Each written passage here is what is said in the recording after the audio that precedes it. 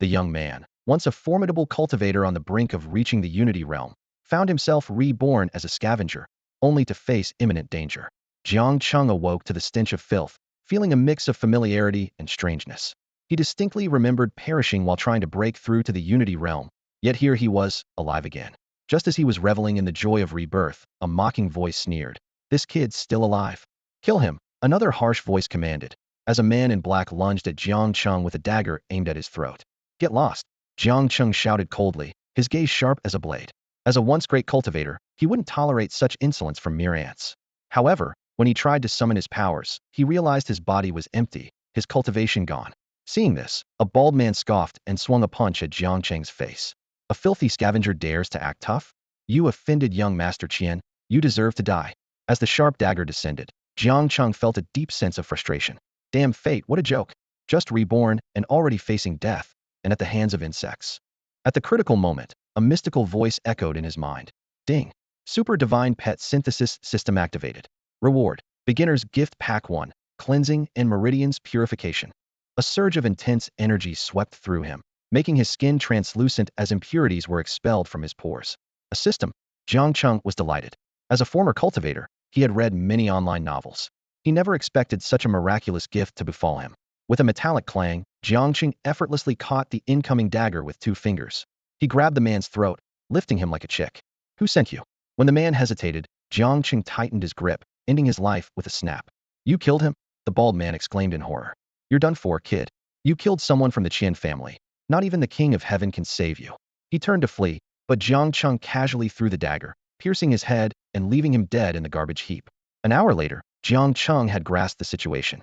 This was Blue Star, a world transformed a century ago by a cosmic anomaly. Seasons were reversed, climates chaotic, and creatures mutated. Even ordinary pigs grew to the size of mountains, let alone the mutated beasts. With beasts invading, firearms were powerless. Professions like beastmasters, warriors, knights, breeders, and contract mages emerged. As Jiang Cheng pondered whether ancient martial arts could be practiced in this world with scarce spiritual energy, the system chimed in. Ding!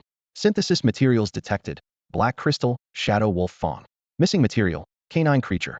Can synthesize beast, sky-devouring wolf, king bloodline. Jiang Cheng looked down at the materials with delight. These were mere scraps in the garbage, yet the system could use them to create a beast. Soon, he found a black and white husky scavenging for food in the trash.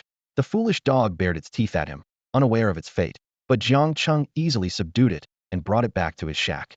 As the system commenced synthesis, a white light shot from Jiang Cheng's brow, merging the materials. In the blistering heat, the husky began to transform. Its limbs grew sturdier, its black and white fur became more vivid, scales appeared on its back, and its eyes turned piercingly sharp.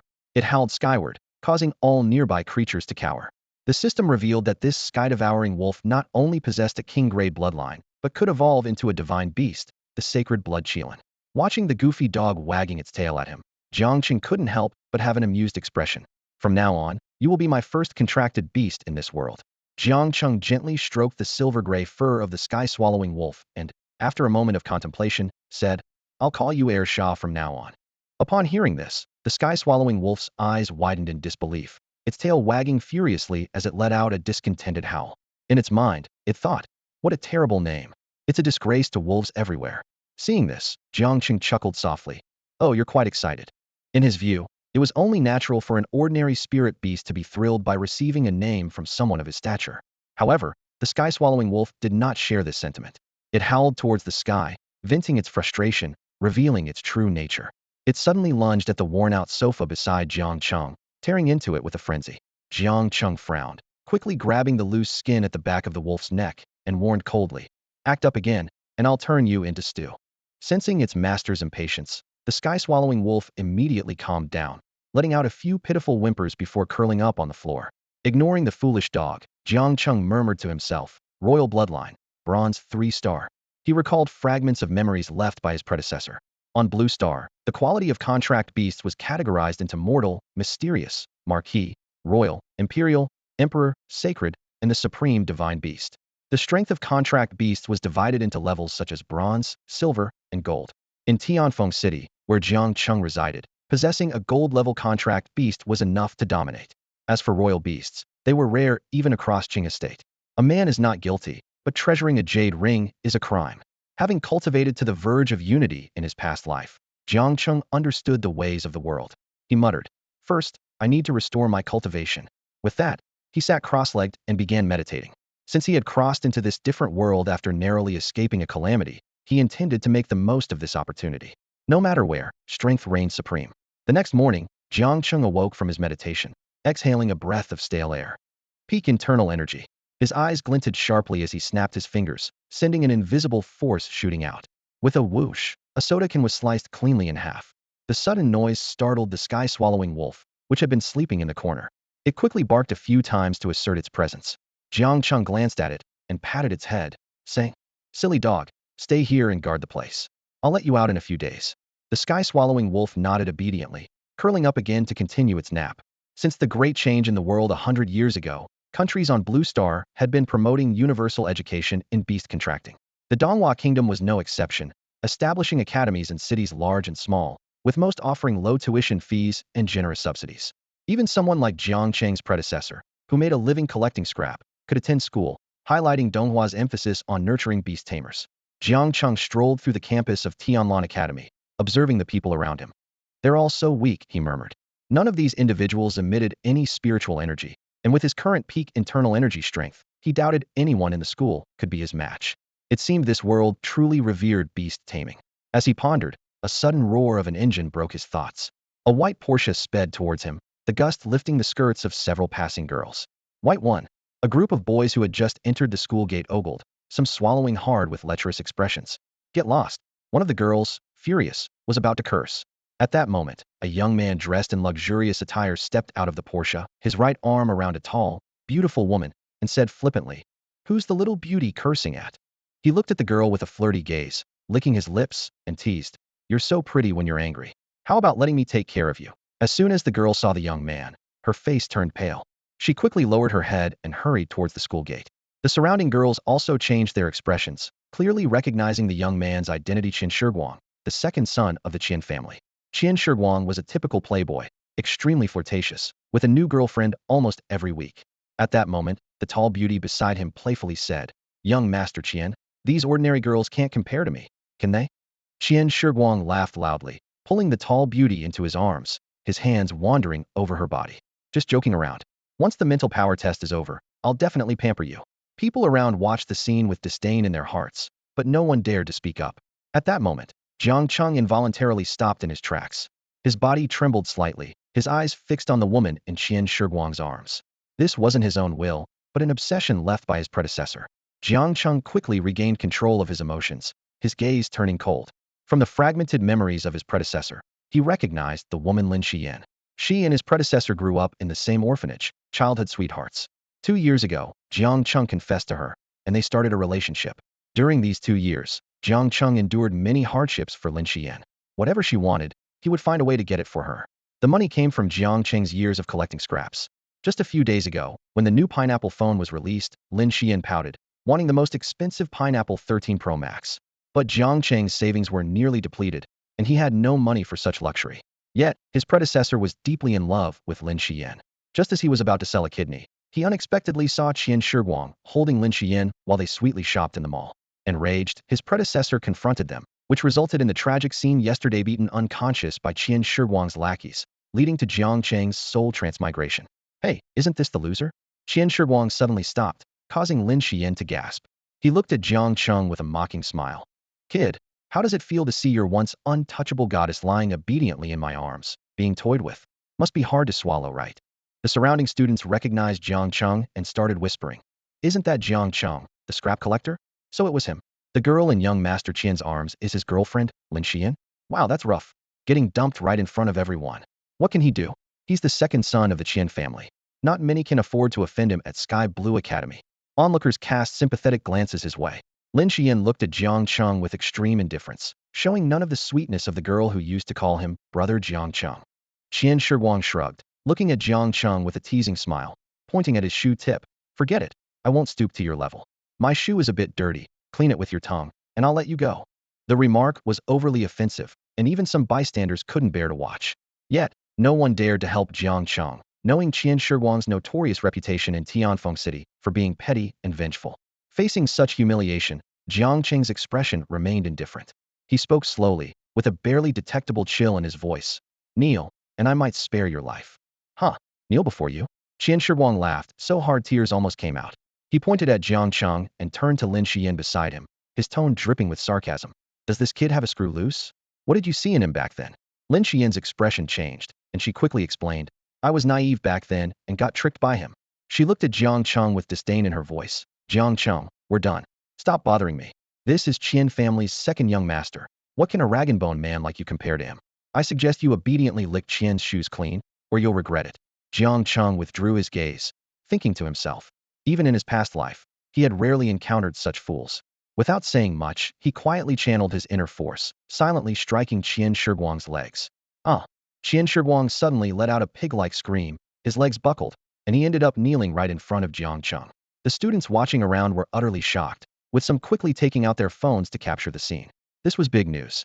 The second young master of the Qian family, kneeling to a poor rag-and-bone boy. Qian Shiguang's face turned red with anger, glaring at Jiang Cheng, gritting his teeth. What trick did you pull, kid? Jiang Cheng ignored him, turning his attention to Lin Xian, his tone indifferent yet threatening. I suggest you return everything you owe me over the years, or face the consequences. Lin Xian was about to retort with sarcasm when she suddenly felt her throat tighten. A terrifying killing intent enveloped her, almost suffocating her. She looked at Jiang Cheng in horror, as if facing a god of death. You little brat, don't go. I'll get someone to take you out. Qian Shiguang roared, never having been humiliated like this before. Jiang Cheng remained indifferent, walking straight into the gates of Tianlan Academy. To him, these two were no more significant than ants. Damn it. Bitch, help me up now. Qian Shiguang shouted at Lin Xian. Lin Xian's face flushed, humiliated by being called a bitch in front of so many people. She hesitated for a moment, but reached out to help Qian Shiguang. Qian Shiguang sneered. What? Not happy about it. Don't think too highly of yourself. You're just a plaything to me. Lin Xian's face was a mix of shame and anger, but she could only swallow her pride and quickly help Qian Shiguang up. The crowd shook their heads, silently lamenting. There are always gold diggers dreaming of marrying into wealth, not realizing they are just toys for the rich. Jiang Cheng arrived at Tianlan Academy at just the right moment, as it was the day for mental power testing.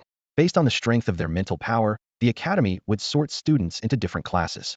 Those with weaker mental power would not become beastmasters, forced to take the path of a warrior instead. On the field, students from each class had gathered, all nervously waiting. Today would determine who could become a prestigious beastmaster. Jiang Cheng, over here. The beautiful mentor of Class 7, Lu Mengli, was exasperated upon seeing Jiang Cheng leisurely strolling onto the field. Jiang Cheng paused slightly, recalling memories of Lu Mengli. He sized up the mentor. Lu Mengli wore a purple dress that outlined her perfect figure, her black hair cascading over her shoulders, lips slightly pouted, and her beautiful eyes glaring at him. Not bad looking, Jiang Cheng thought to himself, but his gaze didn't linger. He approached Lu Mengli and said calmly, Sorry, I got held up on the way. Jiang Cheng gave a brief explanation and then walked towards Class 7's group. He was determined to integrate into this unfamiliar world, and the first step was to join these students. As Jiang Cheng approached, the students of Class 7 parted like the Red Sea, avoiding him as if he were a plague. Their eyes were filled with disdain and mockery as they whispered among themselves. That junk collector actually came here. What a disgrace to our class. Huh, maybe he's just trying his luck. Who knows, he might actually become a beastmaster. Yeah right, if a junk collector like him can become a beastmaster, then I might as well get into Tianqian Royal Academy. These malicious words were like arrows aimed at Jiang Cheng, but he remained unfazed, ignoring them as he continued walking. Lu Mengli, seeing this, glared fiercely at the ones speaking ill and shouted, Shut up, all of you. Just then, an angry shout came from behind. You bastard, I'm going to kill you. It was Qian Shiguang, hobbling towards them with the help of two lackeys, looking like an enraged crab. Several girls couldn't help but laugh at the sight. Some students who arrived late curiously asked, What happened? How did Jiang Cheng, the junk collector, get involved with young Master Qian? More than just involved, someone whispered. Jiang Cheng actually broke young Master Qian's leg and made him kneel on the ground. TSK, it was satisfying to watch. But he's definitely done for. Wow, that's bold. The crowd buzzed with chatter, their eyes on Jiang Cheng filled with admiration, but more with pity and schadenfreude. Everyone knew Qian Shiguang was vengeful, and a mere junk collector like Jiang Cheng stood no chance against the notorious Qian family. As the tension in the air reached its peak, a teacher suddenly shouted, Quiet, the principal is here. No sooner had the words been spoken, the sky darkened as a massive, red dragon with fleshy wings descended onto the platform, its enormous body blocking out the sun. Jiang Cheng's mind was suddenly filled with data. Beast name, Crimson Flame Dragon. Beast level, Gold 4-star. Beast quality, inferior grade. Beast skills, Lava Fury, Dragon's Breath, Fierce Dragon Roar. Beast status, excited. Beast weaknesses, water, ice. Beast evolution requirements, 3 gold beast crystals, 1 jar of golden dragon blood, 10 pine cones. Evolution paths, 27 in total. Gold level. Jiang Cheng murmured, a smile creeping onto his lips. This unexpected system that allowed him to observe others' beast attributes was a delightful surprise. Atop the dragon's head stood 2 people. One was dressed in a white Zhongshan suit with slicked-back hair, none other than the flamboyant Dean Bai Yuntao of Tianlan Academy. The other wore a black robe with 2 embroidered claw patterns on the shoulder, exuding an extraordinary aura. Sharp-eyed students noticed the unfamiliar robed man, their expressions filled with curiosity. Standing alongside the dean, this person must hold a significant position, yet none of them had seen him in Tianfeng City before. Bai Yuntao cleared his throat and introduced, "This is Mr. Liu from Qinghe Academy." Qinghe Academy. The students erupted at the mention. That was the highest-ranking Beastmaster Academy in the entire Qinghe state. Even the furious Qian Shiguang couldn't help but glance at Mr. Liu, a gleam of excitement in his eyes. "Young master, your opportunity has arrived. He's probably here to recruit." The lackeys immediately flattered. Exactly. Who else but young Master Qian is qualified to be selected from Tianlan Academy? Keep it low-key. Qian Shiguang said, though his face was increasingly smug. Standing atop the Crimson Flame Dragon, Bai Yuntao spoke loudly. "Students, it's time for the thrilling spirit power test. Whether you can become a noble beastmaster will be determined today. Of course, if you fail, don't be discouraged. Becoming an honorable warrior is also a commendable path." He paused, then continued. "Seeing Mr. Liu from Qinghe Academy, I'm sure you've all guessed why." The students below immediately held their breath, each one tense, as if about to go into battle. "Now I announce." Bai Yuntao deliberately drew out his words. "The spirit power test begins." A large crystal was then brought onto the platform, a device specifically for testing spirit power. The teacher in charge of registration picked up the roster without expression and called out, "First up, Class 1's Li XX." One by one, the students from each class stepped onto the stage for their assessment, transforming the scene into a merciless selection ceremony. The teacher beside the testing crystal announced each student's fate with mechanical detachment. Passed, inferior aptitude. Assigned to Class Ren. Failed, assigned to Warrior Class 1. Failed, assigned to Warrior Class 2. Emotions played across the students' faces: joy, anger, sorrow, and happiness, as only a few would become beast tamers, while most walked towards the warrior classes with despair. Bai Yuntao stood aside, his face as dark as iron. The results of nearly 200 students were disheartening. Fewer than 50 passed, and those with even moderate aptitude were rare. Teacher Liu remained expressionless, but the other teachers were visibly ashamed. The performance was too poor to impress Teacher Liu. Suddenly, the teacher's voice carried a hint of excitement. "Li Zhilong, passed. Superior aptitude." All eyes immediately turned to Teacher Liu. He nodded slightly. "Not bad, barely acceptable." The crowd was in an uproar. The students exchanged glances, thinking the standards were excessively high. Li Zhilong was overjoyed, quickly running to Teacher Liu to express his gratitude. Next, Jiang Cheng from Class 7. As this name was called, the students from Class 7 lowered their heads, as if witnessing something disgraceful. To them, a junk collector stepping up for the test was a humiliation for Class 7. At that moment, a cold laugh came from the ranks of Class 9. Qian Shiguang glared at Jiang Cheng, and if Bai Yuntao weren't present, he would have rushed over to teach this boy a lesson for humiliating him. Other lackeys from the Qian family chimed in, hurling insults. The students from Class 7 finally realized what had happened at the school gate earlier and distanced themselves from Jiang Cheng, fearing trouble. Bai Yuntao gave Qian Shiguang a dispassionate glance and frowned slightly, saying, "The testing crystal isn't that easy to break." Jiang Cheng stepped out of the line expressionlessly, and Lu Mengli patted his shoulder, offering quiet comfort. This drew envious looks from many male students. As Jiang Cheng passed by the Class 9 lineup, Qian Shiguang threatened, "Kid, don't leave after school. I'll have someone deal with you." Jiang Cheng coldly retorted with an insult, igniting Qian Shiguang's fury. Several lackeys quickly held Qian Shiguang back, reminding him that the principal was still present. That didn't stop them from glaring at Jiang Cheng with vengeful eyes, plotting their revenge after school. Jiang Cheng stood on the testing platform, his gaze falling on the testing crystal, a hint of surprise flashing in his eyes.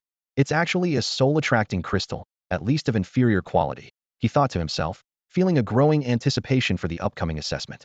Jiang Cheng let out a light chuckle and placed his hand on the testing crystal. This large crystal contained accumulated soul power, and Jiang Cheng intended to extract it all for his own use. To the audience below, the testing crystal flickered slightly the moment Jiang Cheng touched it, then dimmed completely. "Haha, What a waste. Not even a low-grade talent. Qian Shiguang mocked, while Lin Xian beside him also smirked. Lu Mengli sighed softly. She had hoped Jiang Cheng could become a beast master and escape his disrespected status. The teacher in charge was about to announce the results when his voice abruptly stopped. The crystal ball suddenly emitted a dazzling light, shifting from green to red, and then turning purple.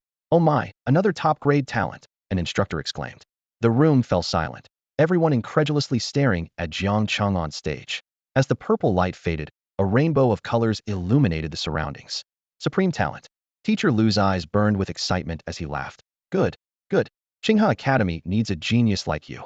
The crowd erupted, with eyes filled with shock, envy, and admiration all focused on Jiang Cheng. Qian Shiguang clenched his fists, grinding his teeth. Lin Xian was stunned, regretting that she had dismissed a genius with supreme beast master potential. She realized that Jiang Cheng's future status would far surpass that of Qian Shiguang, the playboy.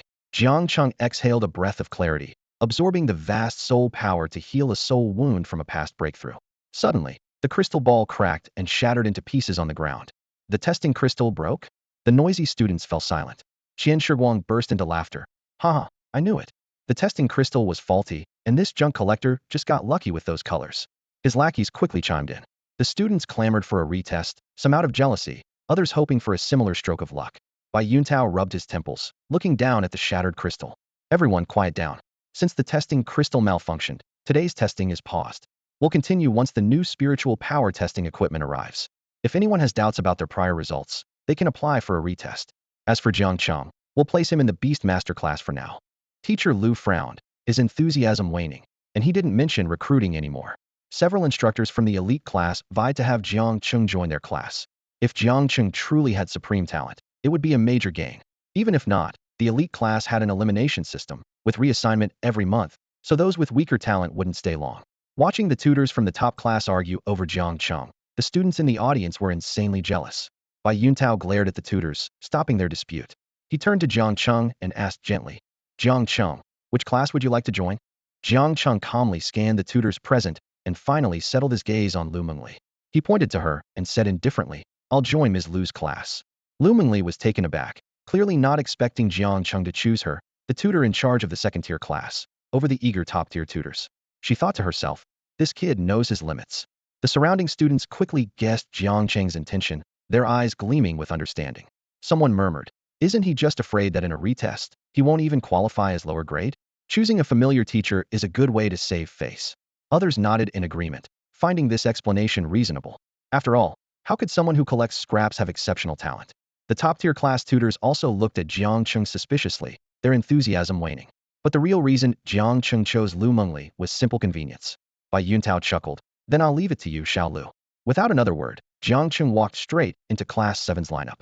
The other students still kept their distance, leaving him a clear space. Lu Mengli smiled at Jiang Cheng, praising, not bad, Jiang Cheng. I didn't expect your mental strength to be so strong. She then asked, what kind of beast do you want to contract? Let me buy one for you, since the beast mastery assessment is coming up. Jiang Cheng replied calmly, no need, I have one. He was currently absorbing a surge of soul power, healing his soul wound. Lu Mengli rolled her eyes at him, her tone turning stern. What do you have? Don't be stubborn. The quality of your beast is crucial for a beast master. Don't waste your talent. From a distance, Qian Shiguang looked at Jiang Cheng mockingly and sneered. No way, no way. Miss Lu, do you really think a scrap collector could have top-tier talent? Just a nobody trying to fake his way into being a beast master? Ready to kneel again. Jiang Cheng raised an eyebrow, a cold glint in his eyes. Qian Shiguang was furious, but, noticing Bai Yuntao still atop the red dragon, held back his anger. He threatened fiercely. Kid, don't leave the school gates if you dare. You're dead otherwise. With that, Qian Shiguang, arm around Lin Xian, left with his cronies, clearly planning to ambush Jiang Cheng at the school gate. Outside of Tianlan Academy, they could do as they pleased. Jiang Cheng squinted, a hint of killing intent rising within him.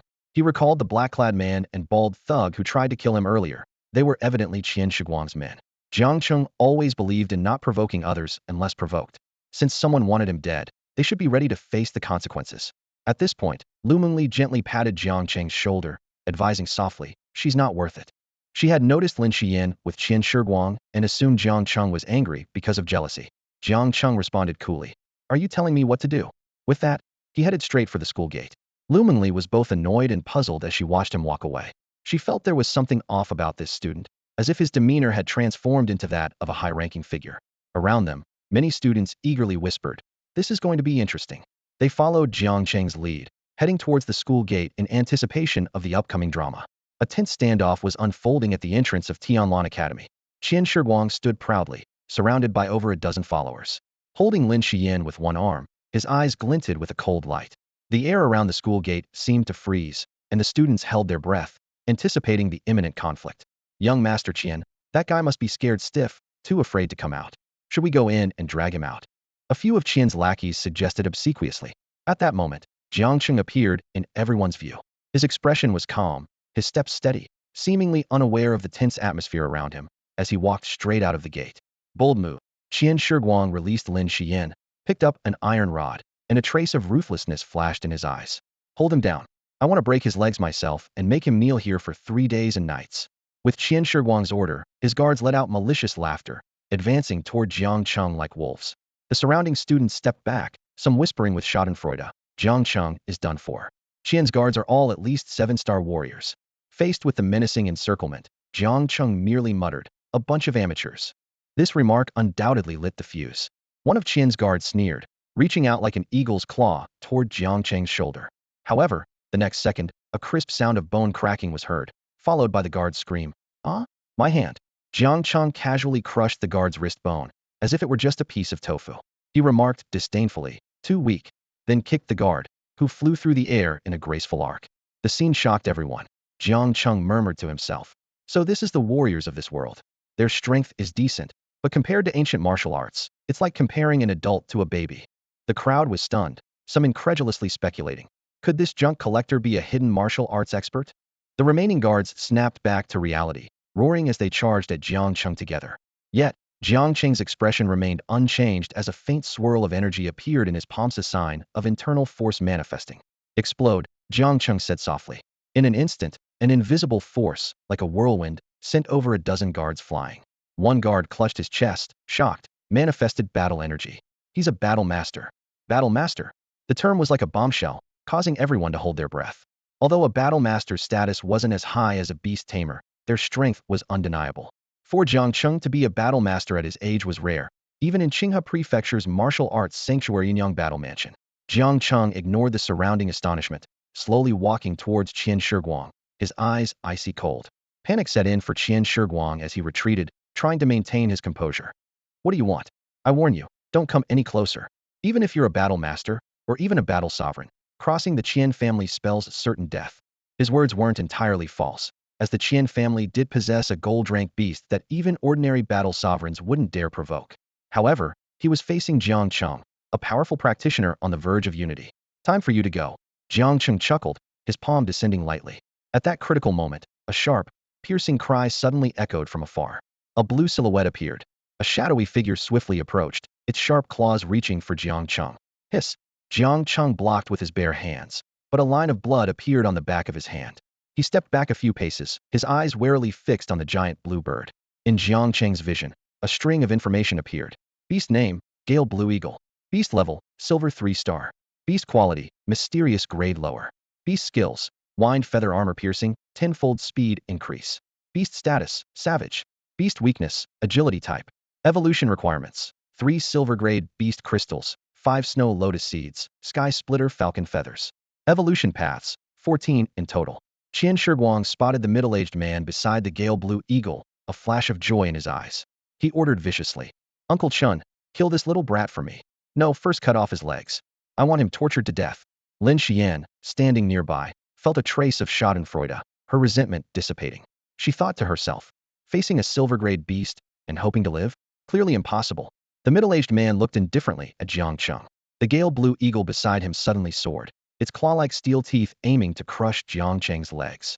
Jiang Cheng's eyes flashed, thinking, "It's fast, but its defense is weak." He was about to unleash his inner strength, preparing to strike at the eagle's abdomen. At this critical moment, a clear shout came from the school gate. "Stop!" Lu Mingli stepped forward quickly, urgently calling, "Xiaobai, stop it!" Swish! A white shadow darted from Lu Mingli's arms. Meow! It was a white cat, incredibly fast, extending its claws towards the Gale Blue Eagle. Chirp! The Gale Blue Eagle let out a miserable cry, with several bloody scratches appearing on its chest. The onlookers couldn't help but gasp, whispering, "That's Teacher Lu's beast, a silver 5-star, a white phantom demon cat." Though only 2 stars apart, the gale blue eagle was no match for the white cat. Qian Shiguang's face was full of anger. He growled, "Loomingly, what do you mean by this? If you save this kid, you'll offend the entire Qian family, and you know the consequences." Loomingly stood in front of Jiang Cheng, her voice cold. "He's my student, and I have an obligation to ensure his safety. Besides, your Qian family doesn't have the power to control everything in Tianfeng City." "Damn it." Qian Shiguang clenched his fists, and Uncle Chen quietly advised, "Young master, let's head back. It's not practical to make a move on this kid at the gate of Tianlan Academy. After all, the headmaster is also a gold-grade beast master. Doing this would be like slapping him in the face." Qian Shiguang's expression changed, and he finally glared at Jiang Cheng viciously, gritting his teeth. "Brat, I hope someone will protect you next time too." With that, he turned and dragged Lin Xian into a white sports car. Lin Xian looked at Qian Shiguang's ferocious face, feeling a bit panicked as she knew she'd have to endure his peculiar habits again tonight. The crowd gradually dispersed, but their gazes at Jiang Cheng were mixed with fear and awe. Someone whispered, "This boy we once looked down on as a ragpicker is actually a hidden genius warrior. But offending the Qian family, he's doomed."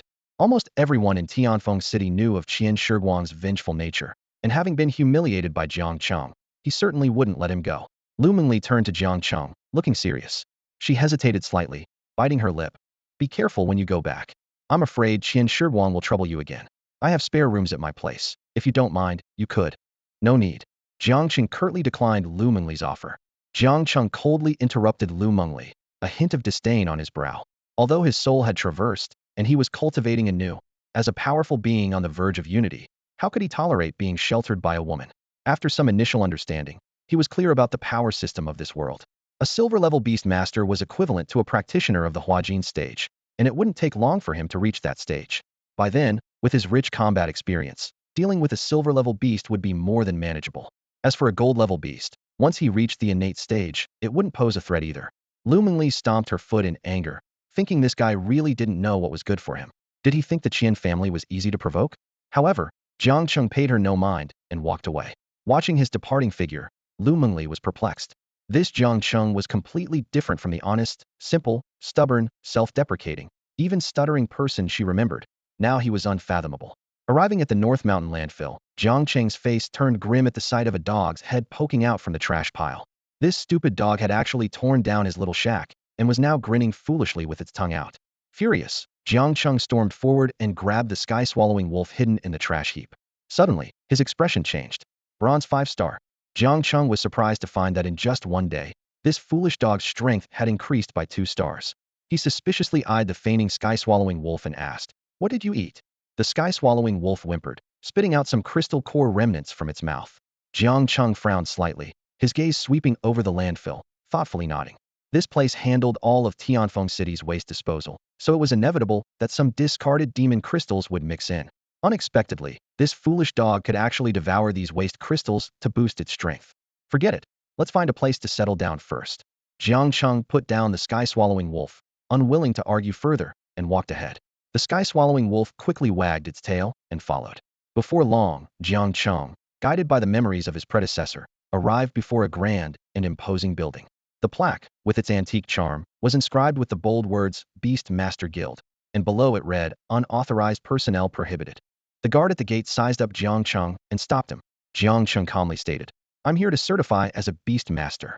The guard scrutinized Jiang Cheng again, noting his tattered clothes and the husky following him, and skeptically asked, "A beast master? Sir, are you joking?" At that moment, a burst of unrestrained laughter came from behind. "Haha, this is hilarious. Bringing a mutt to certify as a beast master." The guard, upon seeing the newcomer, immediately assumed a respectful demeanor. "Young Master Su." A young man in luxurious attire approached, accompanied by a majestic snow-white lion, larger than the sky-swallowing wolf. Jiang Cheng glanced at the slightly restless sky-swallowing wolf at his feet and quietly admonished, "Don't cause trouble." Though he wasn't afraid of conflict, he needed time to restore his cultivation. Dealing with the Qian family was already troublesome enough. Adding another adversary would only complicate matters. Su Ao looked at the trembling sky-swallowing wolf and laughed triumphantly. "Haha, look at this mutt, scared silly. My beast here is a rare snow lion from the western regions, of superior Xian grade bloodline. A silly husky facing a snow lion, it's a wonder it hasn't wet itself in fear. Kid, this isn't a place for you." Go beg somewhere else, Su Ao sneered, casting a dismissive glance at Jiang Cheng before striding arrogantly into the Beastmaster Guild. His snow lion followed, tail held high in defiance. Howl! The Tunshan wolf let out a low growl, a flicker of disdain in its eyes. As a beast with mystical bloodline, it was deeply displeased with the snow lion's boldness. If not for its master's strict orders to avoid trouble, just a hint of its aura would have had the snow lion trembling in fear. Jiang Cheng remained calm, gently patting the Tunshan wolf's head. He said to the guard, "It's a beast too." Howl! The Tunshan wolf understood, releasing a subtle yet intimidating presence. The guard froze, cold sweat forming on his brow in response to the invisible chill. This husky is really a beast, the guard thought, shocked. And its aura feels even more terrifying than Su Ao's snow lion. "Sir, please come in." The guard immediately adopted a respectful demeanor. Even a bronze-level beastmaster was not someone a mere guard could afford to offend. Jiang Cheng nodded slightly and stepped into the grand hall of the Beastmaster Guild with the Tunshan wolf. The space was far more opulent than expected. 6 massive gilded chandeliers hung from the high ceiling, illuminating the hall in a golden glow. For sturdy golden pillars naturally divided the space into 2 sections. The left was a lounge area with plush leather sofas and an array of fine refreshments. The right was a workspace where staff were busily handling various Beastmaster affairs. "Sir, how may I assist you?" a sweet voice suddenly asked. Jiang Cheng turned to see an elegantly beautiful maid smiling at him. "I need to be certified as a Beastmaster." Jiang Cheng replied coolly, not breaking his gaze. "Certainly, please follow me." The maid curtsied and led Jiang Cheng towards the inner hall, where Beastmaster rankings were determined. The inner hall was even more spacious, with several robed beastmasters conversing in small groups. Suddenly, a deafening lion's roar erupted from an inner chamber, followed by Su Ao's ecstatic laughter. "Bronze 5-star. I really am a beastmaster genius. Young Master Su's advancement method is truly remarkable." A middle-aged man in a robe flattered subtly. "Your snow lion might be even closer to the Marquis bloodline after this. It might have already broken through to the Marquis bloodline," Su Ao said excitedly. "Quick, take it to have its quality assessed." He was thrilled to find that a method he casually discovered in the Su family's library was so effective. "Assess my foot." The Beastmaster steward internally grumbled, knowing that the snow lion's breakthrough was due to a secret supplement he had fed it earlier, not Su Ao's so-called method. "Steward, this gentleman is here for Beastmaster certification." The maid beside Jiang Cheng hurriedly spoke up. "Hey, how did this beggar get in here?" Su Ao immediately recognized Jiang Cheng and scoffed. "Steward Qin, how can our prestigious Beastmaster Guild let any random person waltz in here? A husky is a beast. What a joke." Su Ao laughed derisively, and the other beastmasters noticed Jiang Cheng's Tunshan wolf, their eyes filled with curiosity. With its scales hidden beneath its fur, the Tunshan wolf resembled a large husky, a breed historically deemed least likely to become a beast in the annals of beastmaster lore. Qin Yuntao, the steward, scrutinized Jiang Cheng's attire with a frown, his tone severe. "Kid, pretending to be a beastmaster is a serious crime. Can you bear the consequences?" His words were sharp as a knife, causing even the maid beside him to blush with embarrassment, as she was the one who brought Jiang Cheng in. Jiang Cheng remained calm and asked, "Oh? And what if I am indeed a beastmaster?" Su Ao smirked disdainfully, a glint of mockery in his eyes. "If you're a beastmaster, I'll give you 1,000 gold coins. If not, get out of here, and remember, crawl out." Qin Yuntao chimed in, fanning the flames. "Young Master Su, that's too lenient. This kid is clearly a fraud." Su Ao chuckled lightly. "What can I say? This young master is charitable." Their words were relentless, leaving Jiang Cheng humiliated. Yet Jiang Cheng remained composed and said slowly, "I don't want your 1,000 gold coins. Just kneel and apologize to me." "How arrogant." Su Ao laughed in anger. "I want to see where you get the nerve to call yourself a beast master." Other beast masters, intrigued by the commotion, followed them into the area designated for assessing the quality of beasts. In the center of Beast Cloud Hall stood an ancient bronze mirror, surrounded by walls engraved with strange patterns and various mythical beast images. Someone whispered, "This is the demon mirror, capable of determining the quality and bloodline of a beast." The beast masters murmured among themselves, with one mentioning, "I heard a few years ago, our Beastmaster Guild tested a king-grade beast. I wonder if it's true." "It is true," another confirmed. "They say the owner of that king-grade beast is none other than the eldest son of our Qinghe Prefecture's lord, Su Mu." "Nonsense. Why would the Prince of Qinghe appear in our little place?" someone refuted skeptically. At this moment, Su Ao wore a smug smile, tauntingly looking at Jiang Cheng. "Kid, let me show you what a true beast genius is." He patted the head of the snow lion behind him. The snow lion lazily moved to the center of the area, facing the demon mirror. Suddenly, the mirror emitted a red glow, revealing the image of the snow lion. Text appeared on the mirror. Beast name, Snow Lion. Beast quality, High-grade mystic. Beast level, bronze 5-star. Qin Yuntao immediately praised. Young Master Su is indeed favored by the heavens. Your snow lion is already at bronze 5-star in its youth. Breaking through to the gold level in the future is no problem. The surrounding beast masters also expressed their amazement and began discussing. Su Ao, however, muttered in dissatisfaction, only high-grade mystic. Then he looked at Jiang Cheng with disdain. Kid, you probably haven't seen a mystic-grade beast in your life. Let me broaden your horizon today. The snow lion, sensing its owner's emotions, suddenly expanded several times in size, revealing sharp, white fangs, and looked down contemptuously at Jiang Cheng and his beast. Jiang Cheng chuckled, patting the head of his sky-swallowing wolf. A mere mystic grade, just trash. The long-suppressed sky-swallowing wolf let out a howl, its body instantly expanding to 3 meters in length. Scales emerged from its fur, and its pupils turned a blood-red hue. A powerful kingly aura permeated the entire beast cloud hall. The snow lion, witnessing this, was instantly terrified, tucking its tail between its legs and crouching on the ground. This was an instinctive reaction of a beast encountering a superior. Suddenly, the demon mirror emitted a dazzling multicolored light, with large characters appearing, mid-grade king. The entire hall fell silent, everyone staring in disbelief at the sky-swallowing wolf. It was a genuine king-grade beast. The appearance of the royal-grade beast left Qin Yuntao feeling parched and anxious as he realized he had been neglectful towards the owner of such a magnificent creature. Su Ao's face turned pale, his eyes fixated on the sky-devouring wolf, and his body trembled with overwhelming greed. A royal-grade beast was a rare sight in the entire Qing estate. Jiang Cheng looked at Qin Yuntao with indifference and asked calmly, "Can you certify my status as a beast master now?" "Yes, of course. I'll take care of it right away." Qin Yuntao responded with newfound respect, instructing his staff to quickly register Jiang Cheng's information. At that moment, Su Ao suddenly spoke up, his eyes locked on Jiang Cheng. "Kid, I'll offer you 10,000 gold coins for your beast." The surrounding beast masters exchanged peculiar glances. Buying a royal-grade beast for just 10,000 gold coins? It was a fool's dream. Besides, once a beast recognized its master, it couldn't be transferred. What exactly was Su Ao planning? Jiang Cheng remained silent, merely looking at Su Ao as if he were a fool. Seeing Jiang Cheng unmoved, Su Ao raised a finger, his tone threatening. "What? Not interested? I'll offer 100,000 gold coins for your beast. Kid, you should know the status of the Su family in Tianfeng City. Offering you 100,000 is more than generous. It's not worth risking your life over a beast." The scene fell silent, with all eyes on Jiang Cheng. In theory, someone capable of commanding a royal-grade beast must have an extraordinary background, yet Jiang Cheng's simple attire didn't match that of a noble family member. "Get lost," Jiang Cheng said coldly, releasing inner strength that precisely struck Su Ao's legs. Su Ao fell to his knees before Jiang Cheng, his face twisted with rage. "Kid, you've crossed the Su family, you're finished." Jiang Cheng remained calm and indifferent. In his view, neither the Qian family nor the Su family would be a threat once he regained his innate strength. At this point, Qin Yuntao respectfully handed Jiang Cheng his identification card, completely ignoring the kneeling Su Ao behind him. He thought to himself, what a fool. Someone with a royal-grade beast is not to be underestimated. The Su family will eventually regret provoking such a formidable enemy. Sensing Jiang Cheng's indifferent gaze, Qin Yuntao became even more apprehensive. He had only seen such an aura in significant figures. Not even the king of Qinghe exuded such a commanding presence.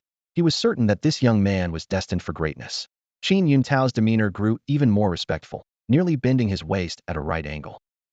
Jiang Cheng accepted the identification card, glancing briefly at the sky-devouring wolf, which was playfully toying with the snow lion.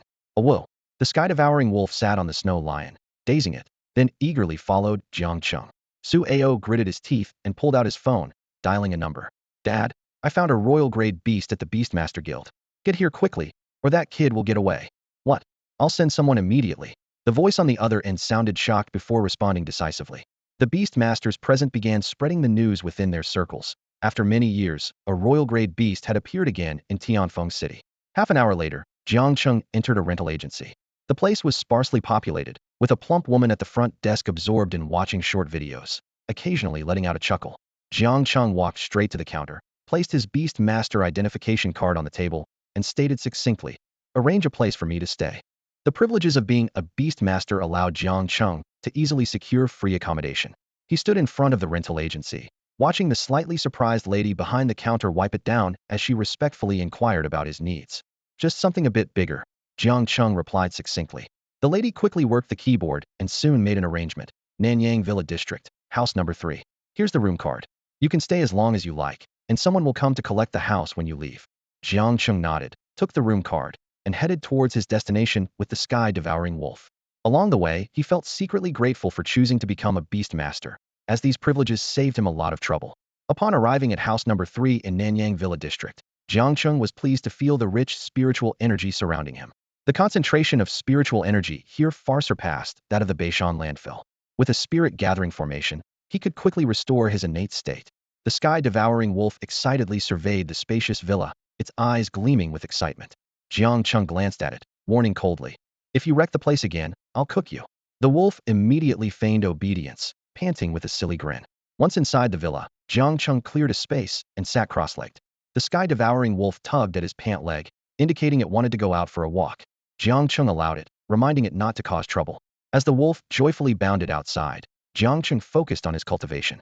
He practiced the dragon-elephant breathing technique, slowly drawing the surrounding spiritual energy into his body. This superior ancient martial arts cultivation method was exceptionally rare in the cultivation world of his past life. Half an hour later, Jiang Cheng's breathing was as heavy as a dragon's roar. He suddenly opened his eyes, his gaze sharp as a sword, and exhaled a stream of white breath that instantly shattered the marble in front of him into powder. Transforming strength, Jiang Cheng murmured, as milky white energy swirled around his fingertips. He knew that in the mundane world, transforming strength marked one as a grandmaster, but in the cultivation world, it was insignificant. Jiang Cheng recalled the 7 great realms of ancient martial arts: postnatal, innate, divine sea, profound capital, life and death, God communing, and the ultimate unity realm. In his previous life, he was a pinnacle God communing expert, just a step away from unity, but he failed in his breakthrough, ending up in this world. Gazing into the distance, Jiang Cheng muttered to himself, "Perhaps this world can help me reach greater heights." He felt that cultivation here was smoother, as if some constraint had been lifted. Jiang Cheng vaguely sensed that it wasn't his power that was lacking, but rather the limitations of the cosmic laws of his previous world that hindered his breakthrough. A chilling howl from a sky-swallowing wolf suddenly pierced the tranquility of the Nanyang Villa District. Jiang Cheng rubbed his temples and sighed helplessly. That foolish dog had caused trouble again. He got up and headed outside, wondering which family the silly dog had offended in this upscale community mostly inhabited by beast tamers. Following the sound, Jiang Cheng quickly reached the neighboring villa. The sight before him made him pause. The sky-swallowing wolf was tightly bound and lying on the ground in a sorry state. Next to it stood a striking woman, with a cold and alluring appearance and a figure that was hard to ignore: full breasts, a slender waist, and long, shapely legs extending from her hot pants. She was holding a white jade fox in her arms, her pretty face filled with anger. As Jiang Cheng approached, the woman raised an eyebrow and asked coldly, "Is this your beast?" "Yes," Jiang Cheng replied, glancing at the sky-swallowing wolf with a headache. The woman, still fuming, said, "How on earth do you train your beast? This lecherous dog just tried to harass my Xiaoyu. If I hadn't caught it in time, who knows what would have happened?" She continued to soothe the frightened white jade fox in her arms. Jiang Cheng's face twitched slightly, and he coughed awkwardly. "I'm sorry, I was negligent." The tall woman snorted coldly and suddenly glanced at the sky-swallowing wolf, who was playing dumb. Her tone carried a hint of surprise. "What quality is your beast that it isn't even afraid of my Xiaoyu?" Jiang Cheng's gaze fell on the white jade fox, and a string of information immediately appeared before his eyes. Beast name: three-tailed spirit fox. Beast level: silver 1 star. Beast quality: lower king grade. Beast skills: charm, great healing. Beast status: weak failed advancement. Beast weakness: strong attack type beasts. Evolution requirements: 3 silver beast crystals, 5 snow lotus seeds, 1 drop of snow fox essence blood. Evolution paths: 16. Jiang Cheng was taken aback, thinking, a king grade beast, and at the silver level. There are only a few king grade beasts in the entire Qinghai prefecture. Judging by her demeanor and attire, she doesn't seem like a local from Tianfeng City, likely a young lady from a prominent family in Qinghai prefecture. As Jiang Cheng pondered, the woman coldly interrupted, "Have you seen enough?" She noticed Jiang Cheng's gaze lingering on her ample chest, and her pretty face instantly turned frosty. "Like owner, like beast." Jiang Cheng withdrew his gaze and calmly said, "Yes, I've seen enough. Your beast has a problem, and if it's not treated in time, its condition might worsen." The woman gave a cold laugh, not responding. At that moment, an elderly man in a green robe emerged from the villa, his presence steady, moving with the grace of a dragon and tiger, not at all like someone of his age. He spoke, "That's enough, Yunner. He's already apologized. Don't make things difficult for him." The tall woman pouted upon seeing the old man. "Grandfather, he's just a lecher and a fraud."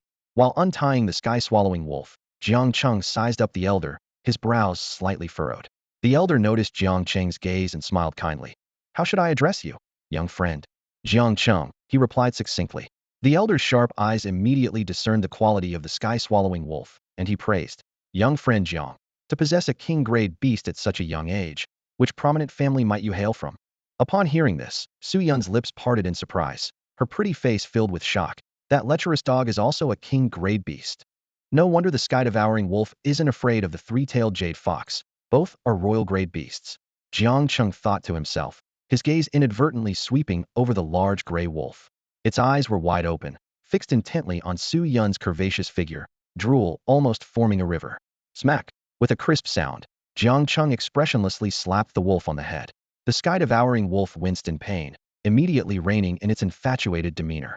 Jiang Cheng turned to the elder, a hint of white light flashing in his eyes, and said in a deep voice, Sir, I sense instability in your internal breath. If not treated promptly, I'm afraid your days are numbered. Rubbish! What nonsense are you spouting? Su Yun was furious upon hearing this, and the three-tailed spirit fox in her arms bared its teeth at Jiang Cheng, growling in warning. The sky-devouring wolf, seeing its master threatened, rushed to Jiang Cheng's side, showing no fear of the higher-ranked three-tailed spirit fox. Yunner, the elder raised his hand to stop her, a look of surprise in his eyes. I do have a hidden ailment, but how did you notice it, young friend? Jiang Cheng shook his head slightly, raising a finger. You're too optimistic. You have less than a month. Utter nonsense. Su Yun glared at him, her face livid. The elder was taken aback, asking solemnly, Why do you make such a claim, young friend? Grandfather, do you really believe him? Su Yun sneered. This guy is obviously a fraud. Jiang Cheng ignored her, looking directly at the elder. If I'm not mistaken, whenever you circulate your true essence, your internal organs tremble. In mild cases, your meridians are damaged. In severe cases, your organs decay. The elder's face showed disbelief. This was a secret only he was aware of. How did this young man know? Seeing her grandfather's expression change, Su Yun's pupils contracted, and she asked nervously, Grandfather, is what he said true? More or less, the elder sighed deeply. I thought it was just the aftermath of a failed breakthrough. I didn't expect it to be so serious. How could this be? Su Yun's face turned pale, her eyes brimming with tears. Grandfather, I'll go ask the medicine king for help immediately. It's useless. I've already consulted him. The elder shook his head, sighing. He couldn't find the problem either. Even the medicine king is powerless. Su Yun's face grew even paler. It's a problem with the cultivation technique. No matter how skilled he is in medicine, how could he see that? Jiang Cheng suddenly chuckled.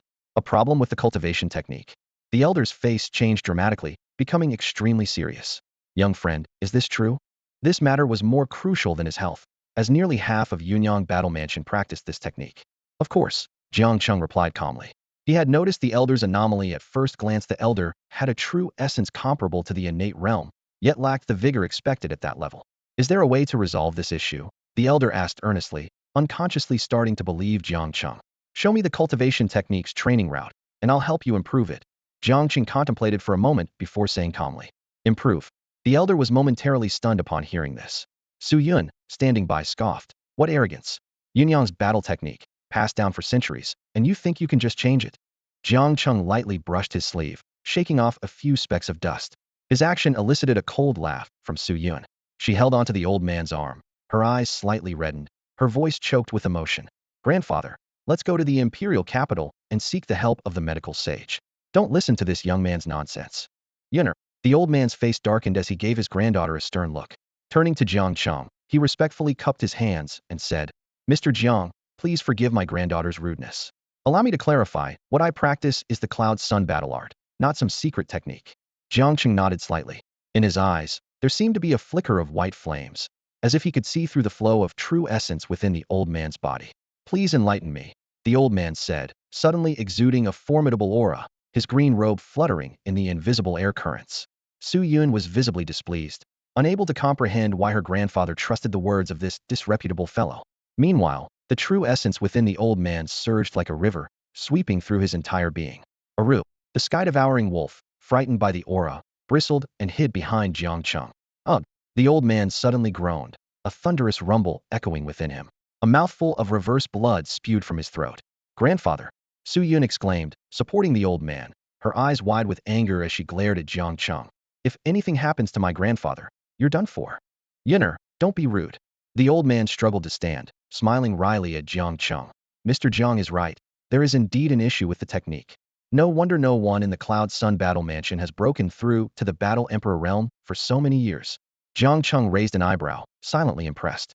To him, the battle art was full of flaws, yet these people managed to cultivate it to a significant level, which earned his respect.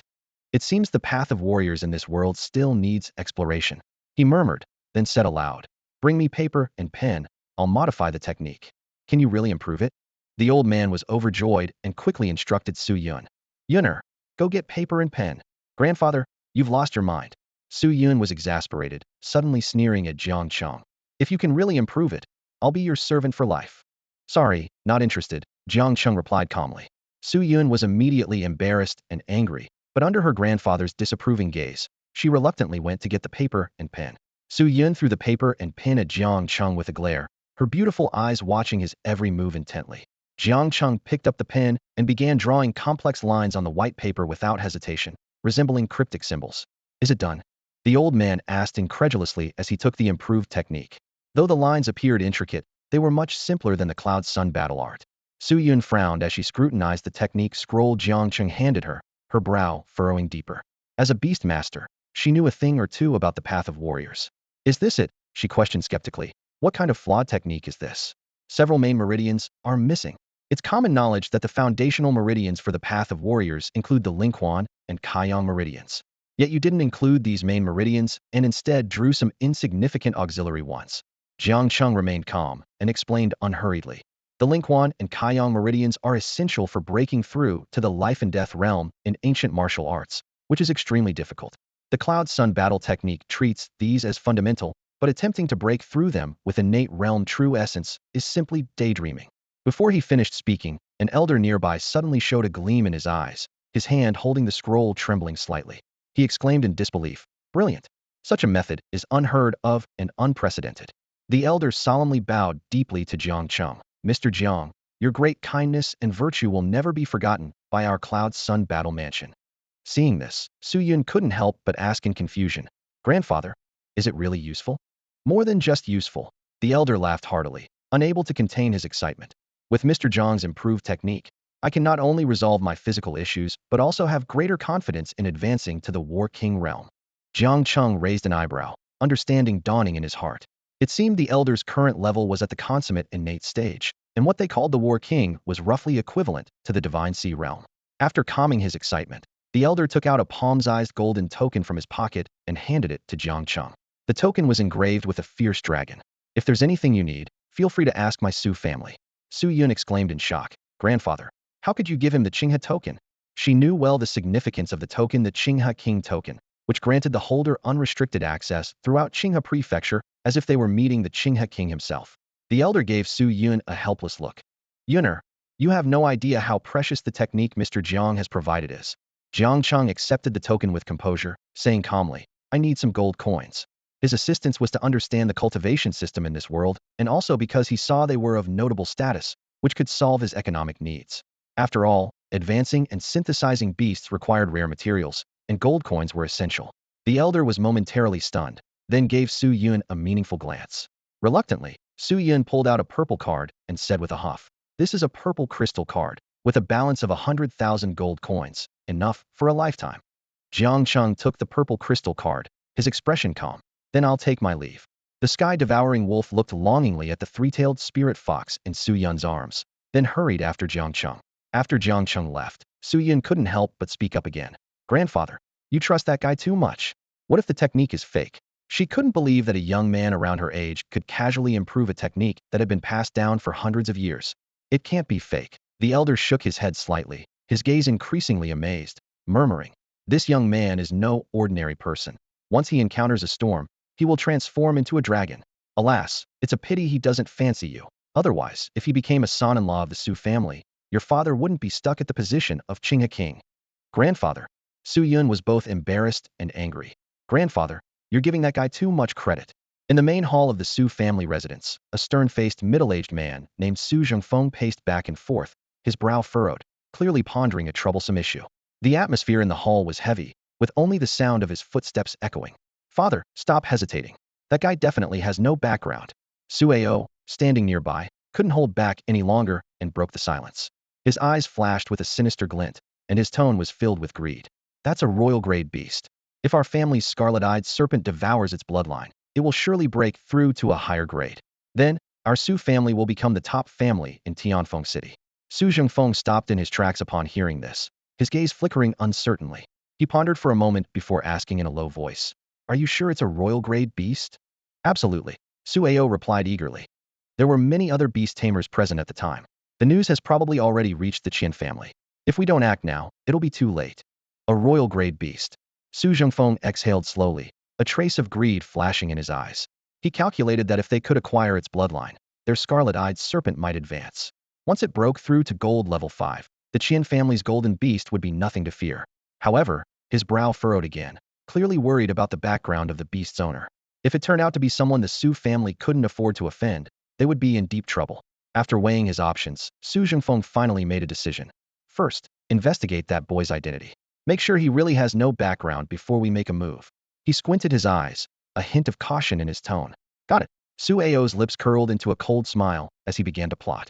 In his view, Jiang Cheng's attire didn't resemble that of a family scion, and the royal-grade beast was destined to be theirs. As for Jiang Cheng himself, Su Ao had already thought of countless ways to torment him. This was the price for insulting him. The next morning, Jiang Cheng awoke from his meditation. He exhaled a breath of clear air, feeling the more solidified aura around him. However, he frowned slightly, murmuring to himself, "The spiritual energy is still too thin. I need to create a spirit-gathering formation soon." As he stood up, his bones cracked like a string of firecrackers. Jiang Cheng had already reached the middle stage of the Hua Jin level, transforming from an ordinary person with no martial prowess into a Hua Jin master in just 2 days. Even in the cultivation world of his previous life, such rapid progress was unimaginable. Shortly after, at Tianlan Academy, Jiang Cheng walked into the building for the Earth class under the envious and jealous gazes of others. As his figure disappeared at the stairway, envious whispers erupted behind him. "What's so great about him? I'll laugh when the retest shows he doesn't even have low-grade aptitude," a boy said indignantly. "Exactly. If it weren't for the broken testing crystal, I wouldn't be in the warrior class," a pockmarked boy chimed in, full of pride. "I think I have upper-grade aptitude." "Haha, me too. Then I must be top-grade aptitude." A burst of laughter followed. These were students assigned to the warrior class after failing the test before Jiang Cheng. They couldn't believe that a scrap collector like Jiang Cheng could have top-grade aptitude, so they subconsciously assumed the testing crystal was faulty.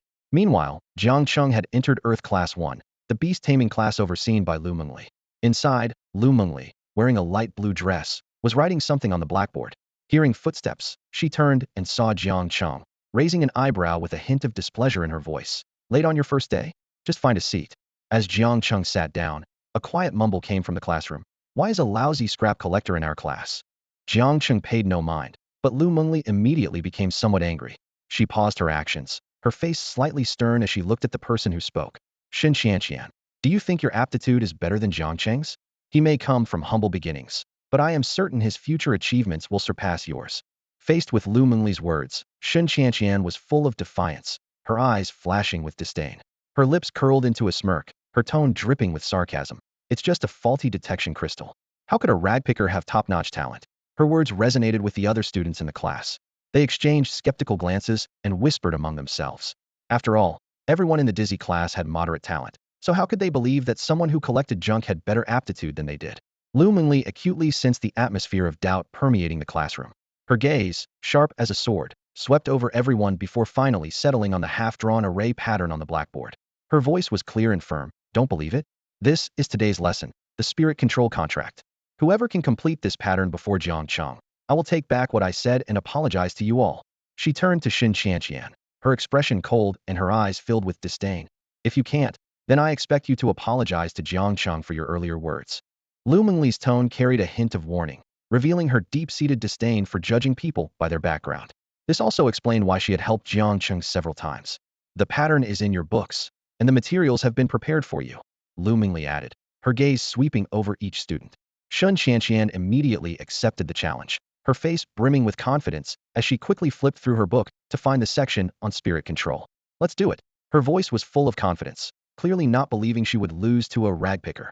The other students followed suit, eagerly opening their books to find the content on the spirit control contract. Their eyes sparkled with excitement, as signing a guardian beast through the spirit control contract was a necessary step to becoming a beast master. Jiang Cheng, however, appeared different.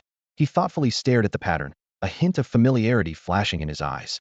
This pattern was similar to the spirit array formations he knew from his previous life, but there were distinct differences, especially the octagonal shape with two small arrays at the center, resembling the eyes of a beast staring back at you. Interesting, Jiang Cheng muttered to himself, his fingers subtly moving as he began to deduce the principles of the spirit control contract. Meanwhile, Shun Qianqian couldn't wait to pick up a brush, dipping it in the specialized beast blood, and started outlining the pattern on parchment. The other students quickly followed, and soon the classroom was filled with the sound of brushes scratching across paper. However, Jiang Cheng remained in his contemplative stance, which drew some disdain from his classmates. As expected of a loser, someone mocked under their breath. Half an hour passed, and Shun Qianqian had already completed half of her outline. She took a moment to glance at Jiang Cheng, who was still observing, and a mocking smile played on her lips. Miss Liu, wasn't I right? He's just a loser. How could he have top-notch talent? Her tone was full of contempt. He's been observing for half an hour and hasn't even started. Is this the genius you were talking about? Lu Mengli's expression grew grim, her delicate brows furrowing. She looked at Jiang Cheng, who hadn't started writing, and couldn't help but feel a twinge of doubt. Could it be? The detection crystal really was wrong? Just then, Jiang Cheng suddenly opened his eyes, a glint of insight flashing in them. I see, it's an array within an array. He murmured to himself. I must admit, the person who invented this spirit control contract is truly a genius.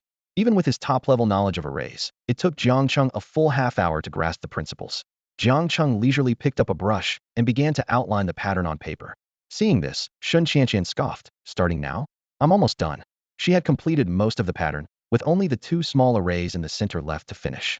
However, just as Shun Qianqian was about to draw the final two small arrays, Jiang Cheng's voice rang out.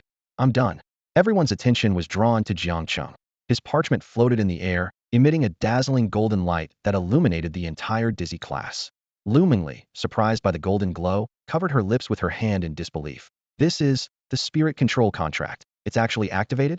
The moment Jiang Cheng completed the spirit contract, the entire class fell into a stunned silence. All the students stared wide-eyed at the scene before them. Not only had Jiang Cheng completed the contract in the blink of an eye, but unbelievably, it had taken effect immediately. Shun Qianqian's face froze, and the brush in her hand dropped onto the desk. She knew that activating a spirit contract required immense mental strength, something even the students of Tianlan Academy couldn't achieve. Yet Jiang Cheng had done it, indicating that he truly possessed exceptional talent. Remembering her previous behavior, Shun Qianqian's cheeks burned with embarrassment, feeling like a fool. Suddenly, the spirit contract floating in the air began to tremble violently, as if it were about to rush in a certain direction. Lu Mengli's expression changed dramatically, and she quickly shouted, Jiang Cheng, stop meditating. She realized this was a sign of bonding with a beast, but there were no beasts in the classroom. If a suitable beast couldn't be found, the contract would backfire on Jiang Cheng's mental strength, with dire consequences. However, Jiang Cheng remained calm. He reached out and pressed down on the parchment, instantly suppressing the golden glow with his vast mental power, bringing the contract back to tranquility. This scene shocked Lu Mengli once again. She had never seen anyone suppress a spirit contract so effortlessly, something even platinum-level beast masters might not achieve. A bold speculation arose in her mind. Could Jiang Cheng's mental strength have surpassed the platinum level? But she quickly dismissed the thought. A platinum-level beast master under 20 was simply unbelievable. Suppressing her shock, Lu Mengli turned to Shun Qianqian and asked, since Jiang Cheng has completed it first, do you concede? Shun Qianqian immediately apologized to Jiang Cheng. I'm sorry, I take back what I said before. I underestimated you. She realized that Jiang Cheng might now be a potential personal disciple of the headmaster and dared not offend him. Jiang Cheng remained unfazed, continuing to focus on observing the spirit contract. Seeing this, Shun Qianqian actually breathed a sigh of relief, grateful that Jiang Cheng did not hold a grudge against her earlier provocation. Lu Mengli surveyed the class and said, continue familiarizing yourselves with the spirit contract. Jiang Cheng, come to my office. Though a bit puzzled, Jiang Cheng got up to follow her. After they left, the classroom erupted with chatter. The students' attitudes toward Jiang Cheng had changed dramatically as they realized he might truly possess exceptional talent. In a world where beast masters were revered, this meant a bright future. In the office, Lu Mengli elegantly sat on a soft chair, holding a white cat in her arms, her long legs crossed. She fixed her intense gaze on Jiang Cheng, making him slightly uncomfortable. Is there something you want? Jiang Cheng asked calmly.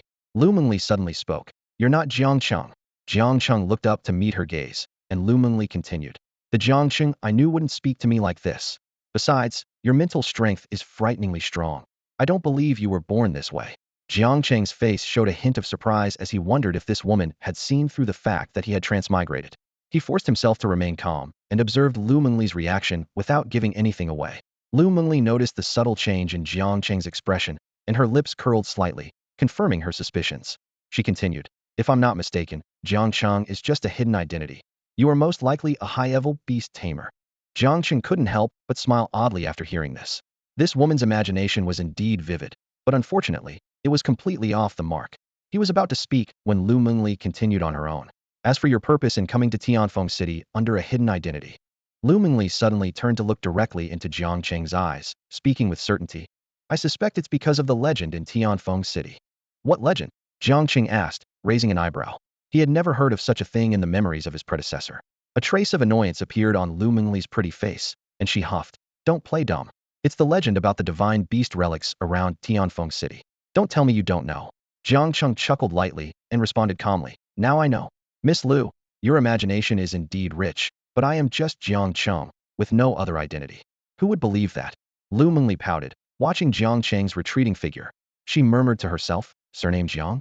Could he be from the Tianhe Jiang family? Or maybe someone sent by the family to secretly protect me?"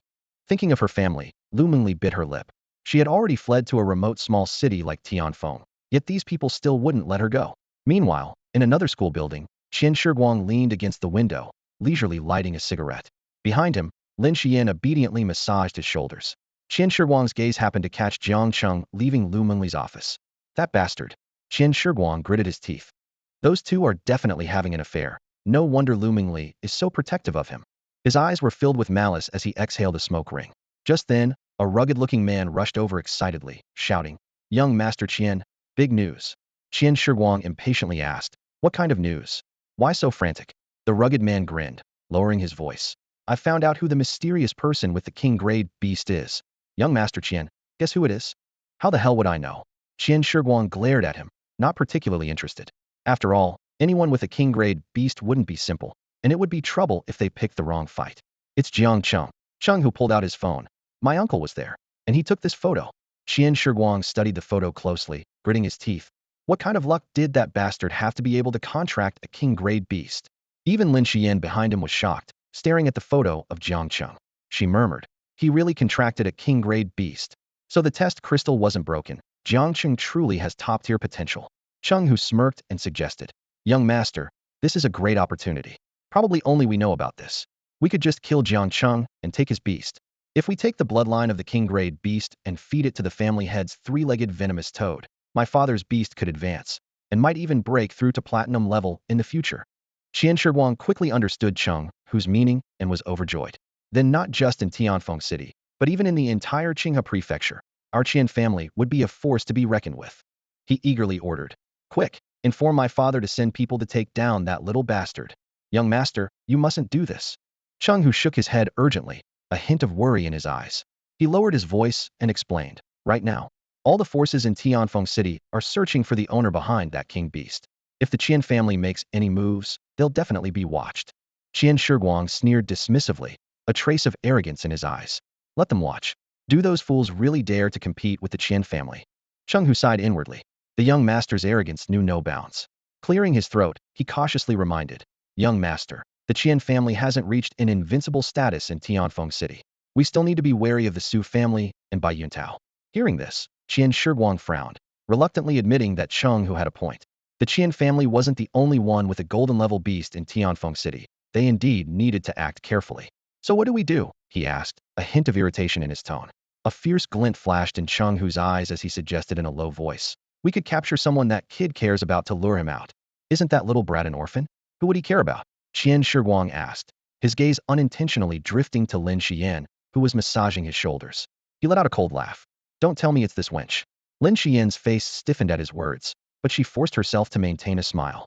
Being insulted repeatedly, she could only suppress her anger, knowing that without Qian Shiguang, she'd have nothing.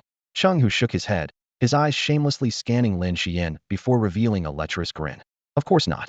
We could target Lu Mengli. She was quite protective of Jiang Cheng before. With that brat's personality, he's sure to take the bait." "Capture Lu Mengli." Qian Shiguang's eyes lit up, picturing Lu Mengli's stunning beauty. He had long desired the beautiful mentor, but had hesitated due to Bai Yuntao. "Is it really possible?" he asked, swallowing hard, excitement barely concealed in his voice. Seeing Qian Shiguang's interest, Chung Hu quickly added fuel to the fire. Of course. Lu Mengli is just a teacher in the Earth class. Besides, we're not planning to kill her. Bai Yuntao shouldn't cause a fallout with the Qin family. He chuckled lewdly. Lu Mengli is said to be the most beautiful woman at Tianlan Academy, with that face and body. Let's do it. Qian Shiguang could no longer contain his excitement and made the decision. Seeing his plan succeed, Chung Hu quickly reminded in a low voice. Young master, we need to plan carefully. That woman has a silver 5-star beast. All right, I'll follow your lead. Qian Shiguang agreed, patting Chung Hu on the shoulder. If this works, I'll have my father arrange a profound-grade beast for you. Thank you, young master. Chung Hu was overjoyed, as this was exactly what he had been hoping for. At that moment, Lin Xian spoke in a sweet voice. Young Master Qian, what are we having for dinner tonight? She was worried that once Qian Shiguang had Lu Mengli, she would be discarded, so she tried hard to make her presence known. Hearing this, Qian Shiguang glanced at Lin Xian with disdain. He pulled out a wad of Eastern Hua currency from his pocket and unceremoniously threw it at her face. Dinner? This is your breakup fee. You can leave now. Young Master Qian. Lin Xian's face turned pale, shocked by Qian Shiguang's ruthlessness. What? Not willing? Qian Shiguang sneered. In his eyes, although this wench had a decent figure and appearance, she was nothing compared to the goddess-like Lu Mengli. An evil thought crossed his mind, and he turned to Chung Hu. Huzi, this woman's skills aren't bad. I'll leave her to you tonight. With that, he roughly pushed Lin Xian into Chung Hu's arms. Thank you, young Master Qian.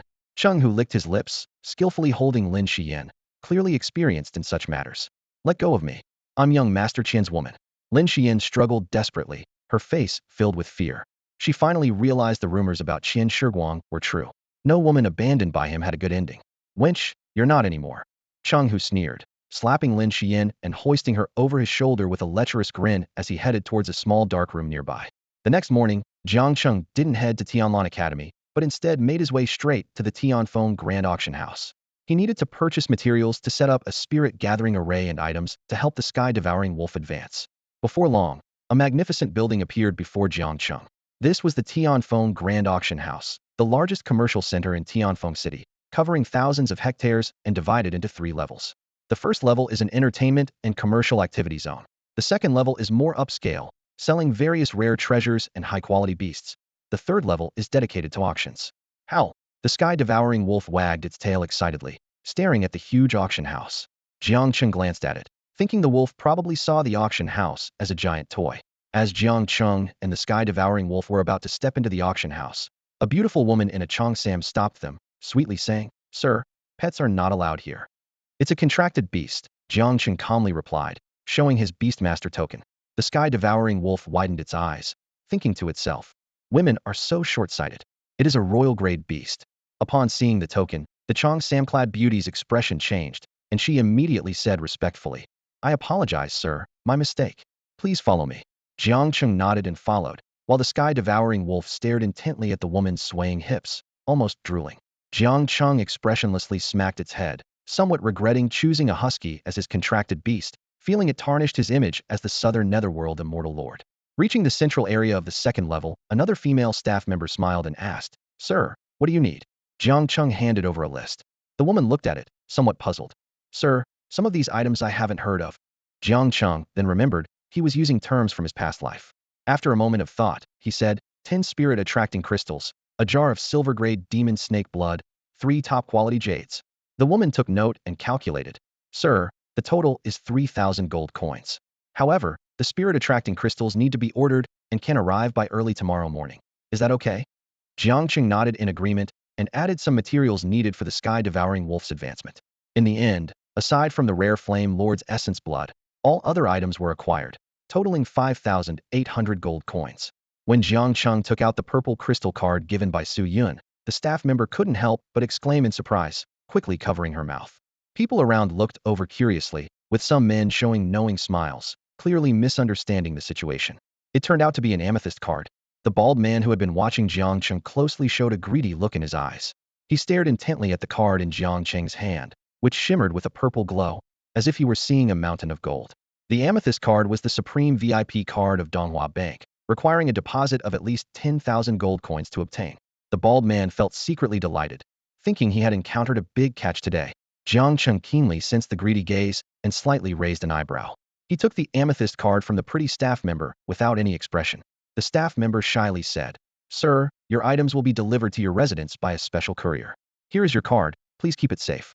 She snuck a glance at Jiang Cheng, thinking that anyone who had an amethyst card must be a big shot, and if he took a liking to her, it would be her chance to transform from a nobody to someone important.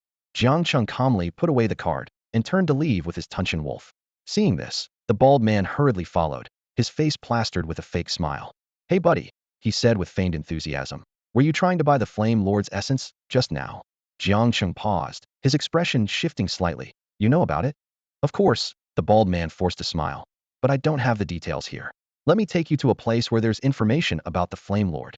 Jiang Cheng caught a glimpse of the greed hidden in the bald man's eyes and smirked internally. Outwardly, he showed a hint of interest. Oh? Then I would appreciate your help. No trouble at all. The bald man, filled with excitement, quickly led the way for Jiang Cheng. The Tunshin wolf seemed to sense danger, softly whining and tugging at Jiang Cheng's pant leg. Jiang Cheng gently patted its head, signaling it not to worry. The bald man led Jiang Cheng quickly away from the Tianfeng Grand Auction House, heading towards a secluded alley. As they moved further from the auction house, a sinister smile curled the corners of the bald man's mouth. A few minutes later, the bald man stopped. Jiang Cheng smiled slightly and asked, Are we there? Absolutely. The bald man grinned and suddenly shouted, I've brought another big fish. As soon as he finished speaking, several men with hostile expressions emerged from the alley, glaring at Jiang Cheng. A man with a scarred face, rubbing his chin, looked disdainfully at Jiang Cheng. Just this little kid. How much can we get from him? A lot, the bald man shouted excitedly. He's got an amethyst card. An amethyst card. The men widened their eyes, showing wolfish greed. They had all heard of such VIP cards and knew the wealth they represented. Jiang Cheng looked at them with a faint smile and calmly asked, Are you planning to rob me? The scarred man grinned. Smart kid. We're just after the money, not your life. Hand over the cash, and I promise you'll walk away unharmed. Oh, Jiang Cheng's smile faded, and his voice turned cold. What if I refuse? The Tunshin wolf trembled with excitement, letting out a low growl, as if saying, Finally, it's time to act. The scarred man sneered. Refuse? Then don't blame us for being rude. He signaled to the others, and the bald man and his group closed in with sinister smiles. Jiang Cheng lightly patted the eager Tunshin wolf and said calmly, Shah, take care of them. The Tunshin wolf instantly turned into a blur, lunging at the thugs. The scarred man's face changed dramatically, and he hastily raised his arms to block. But the Tunshin wolf's speed and strength were beyond his imagination, sending him flying with a single blow. A sharp crack was heard, and it was unclear how many ribs were broken. Whoa! The bald man and his companions looked at each other, their faces pale. Even Brother Scar, a 9-star warrior, was taken down in one move. They knew they were no match for this fierce beast. The dog is at the bronze level. Don't be afraid. Let's attack together. The bald man exclaimed with a gleam in his eye. Hearing this, the people around him grabbed their weapons and charged towards the skywolf. The skywolf let out an ear-splitting howl. Oh whoa! Its eyes, originally black and white, turned blood red, like two evil, glowing crimson gems. Jiang Cheng's gaze sharpened as he thought to himself. A talent skill, perhaps? He watched as the men seemed enchanted, dropping their weapons and stumbling towards the skywolf. The skywolf is devouring their souls. Jiang Cheng noted with a hint of surprise. This ability was indeed unexpected. Shah, stop now. Jiang Cheng suddenly commanded. The skywolf let out a triumphant bark. Woof! Its eyes returned to their normal black and white. The men snapped back to their senses, drenched in cold sweat and pale-faced. That dog is too eerie. It can even capture souls, one of them exclaimed in terror. The bald man felt a chill under Jiang Cheng's icy stare and shivered. He quickly knelt and pleaded, Spare us, sir, we didn't recognize your greatness. Jiang Cheng asked impassively, Is the news about the Flame Lord true or false? The bald man hastily explained, It's true. I saw it with my own eyes a few days ago. About 5 days back, I was with a team of mercenaries hunting beasts in the southern barbarian forest when we encountered a Flame Lord. Its power was terrifying. It incinerated several of our warriors instantly. I barely escaped. Where did you encounter it? Jiang Cheng squinted, probing further. A Flame Lord capable of such feats must be at least at the silver level, possibly higher. Around the Lark Ridge area? The bald man, trembling, pulled a parchment map from his pocket. Here's the map. Jiang Cheng glanced at the map, nodding noncommittally. You better not be lying, or the consequences will be dire. With that, he flicked his fingers, and a white light shot out like a flying sword. Boom! A nearby dilapidated wall instantly collapsed. Everyone present gasped, and the bald man broke out in a cold sweat. Battle Chi manifestation. And to destroy a wall so effortlessly. This beastmaster is also a high-level warrior. Sir, I wouldn't dare deceive you, the bald man said, his face full of smiles. The others also smiled nervously, quickly making way. Jiang Cheng put away the map and turned to leave. The sky wolf swaggered past the group, wagging its tail, and trotted after Jiang Cheng. Help me up, came the muffled voice of the scar-faced man behind them. He had been playing dead and only dared to speak after Jiang Cheng was far away. As Jiang Cheng was heading towards the Nanyang villa, his thoughts were interrupted by the sudden ringing of his phone. He frowned, pulling out an old phone from his pocket, a relic from his former life scavenging through trash, with only one saved contact: Lin Xian. Answering the call, Lin Xian's sweet voice came through. Jiang Cheng Gij, where are you? Jiang Cheng paused, a cold smile forming in his mind. This woman was shameless. Just days ago, she was calling him junk collector in Qian Shiguang's arms, and today she's Jiang Cheng Gij again. It seemed Qian Shiguang had abandoned her, and she was looking for a new fallback. Heh, Jiang Cheng sneered, thinking to himself, do you really think I'm still that pushover from before? Jiang Cheng was about to hang up the phone when Lin Xian's cautious voice came through the receiver. Jiang Cheng, are you still there? Jiang Cheng's tone was as cold as ice. What do you want? Lin Xian's voice suddenly turned affectionate. I was blinded before when I chose Qian Shiguang, but now I've realized the one I've always loved is you. Jiang Cheng was silent for a moment. Even with his calm demeanor from his previous life, he was disgusted by this woman's shamelessness. Without another word, he hung up the phone. On the other end, Lin Xian's face froze, but she quickly gritted her teeth and redialed Jiang Cheng's number. She knew Jiang Cheng was her best option right now. With his exceptional talent and a royal-grade beast, his future as a platinum-level beastmaster was promising. Compared to him, Qian Shiguang was insignificant. Seeing Lin Xian's call, Jiang Cheng's voice was icy. Do you have a death wish? Lin Xian shivered at his cold tone and quickly said, I have something important to tell you. Qian Shiguang knows you have a royal-grade beast, and they're planning to kidnap Lu Mengli to threaten you. Jiang Cheng paused, finding it somewhat amusing. They thought to use Lu Mengli to threaten him, which was a lucky guess. After all, Lu Mengli had taken care of his former self multiple times, and with Jiang Cheng's character, he wouldn't stand by idly. He asked coldly, oh, when are they planning to act? Lin Xian's voice was soft. Let's discuss it in person. Jiang Cheng expressionlessly hung up the phone and headed towards the cafe with his beast, the devourer wolf. Meanwhile, in a hotel room, Lin Xian excitedly got up and chose a dress that best showcased her charm. She noticed several red marks on her pale neck, recalling Cheng Hu's rough treatment yesterday, which brought a flush to her face. She thought to herself that this brute was much stronger than the weak Qian Shiguang.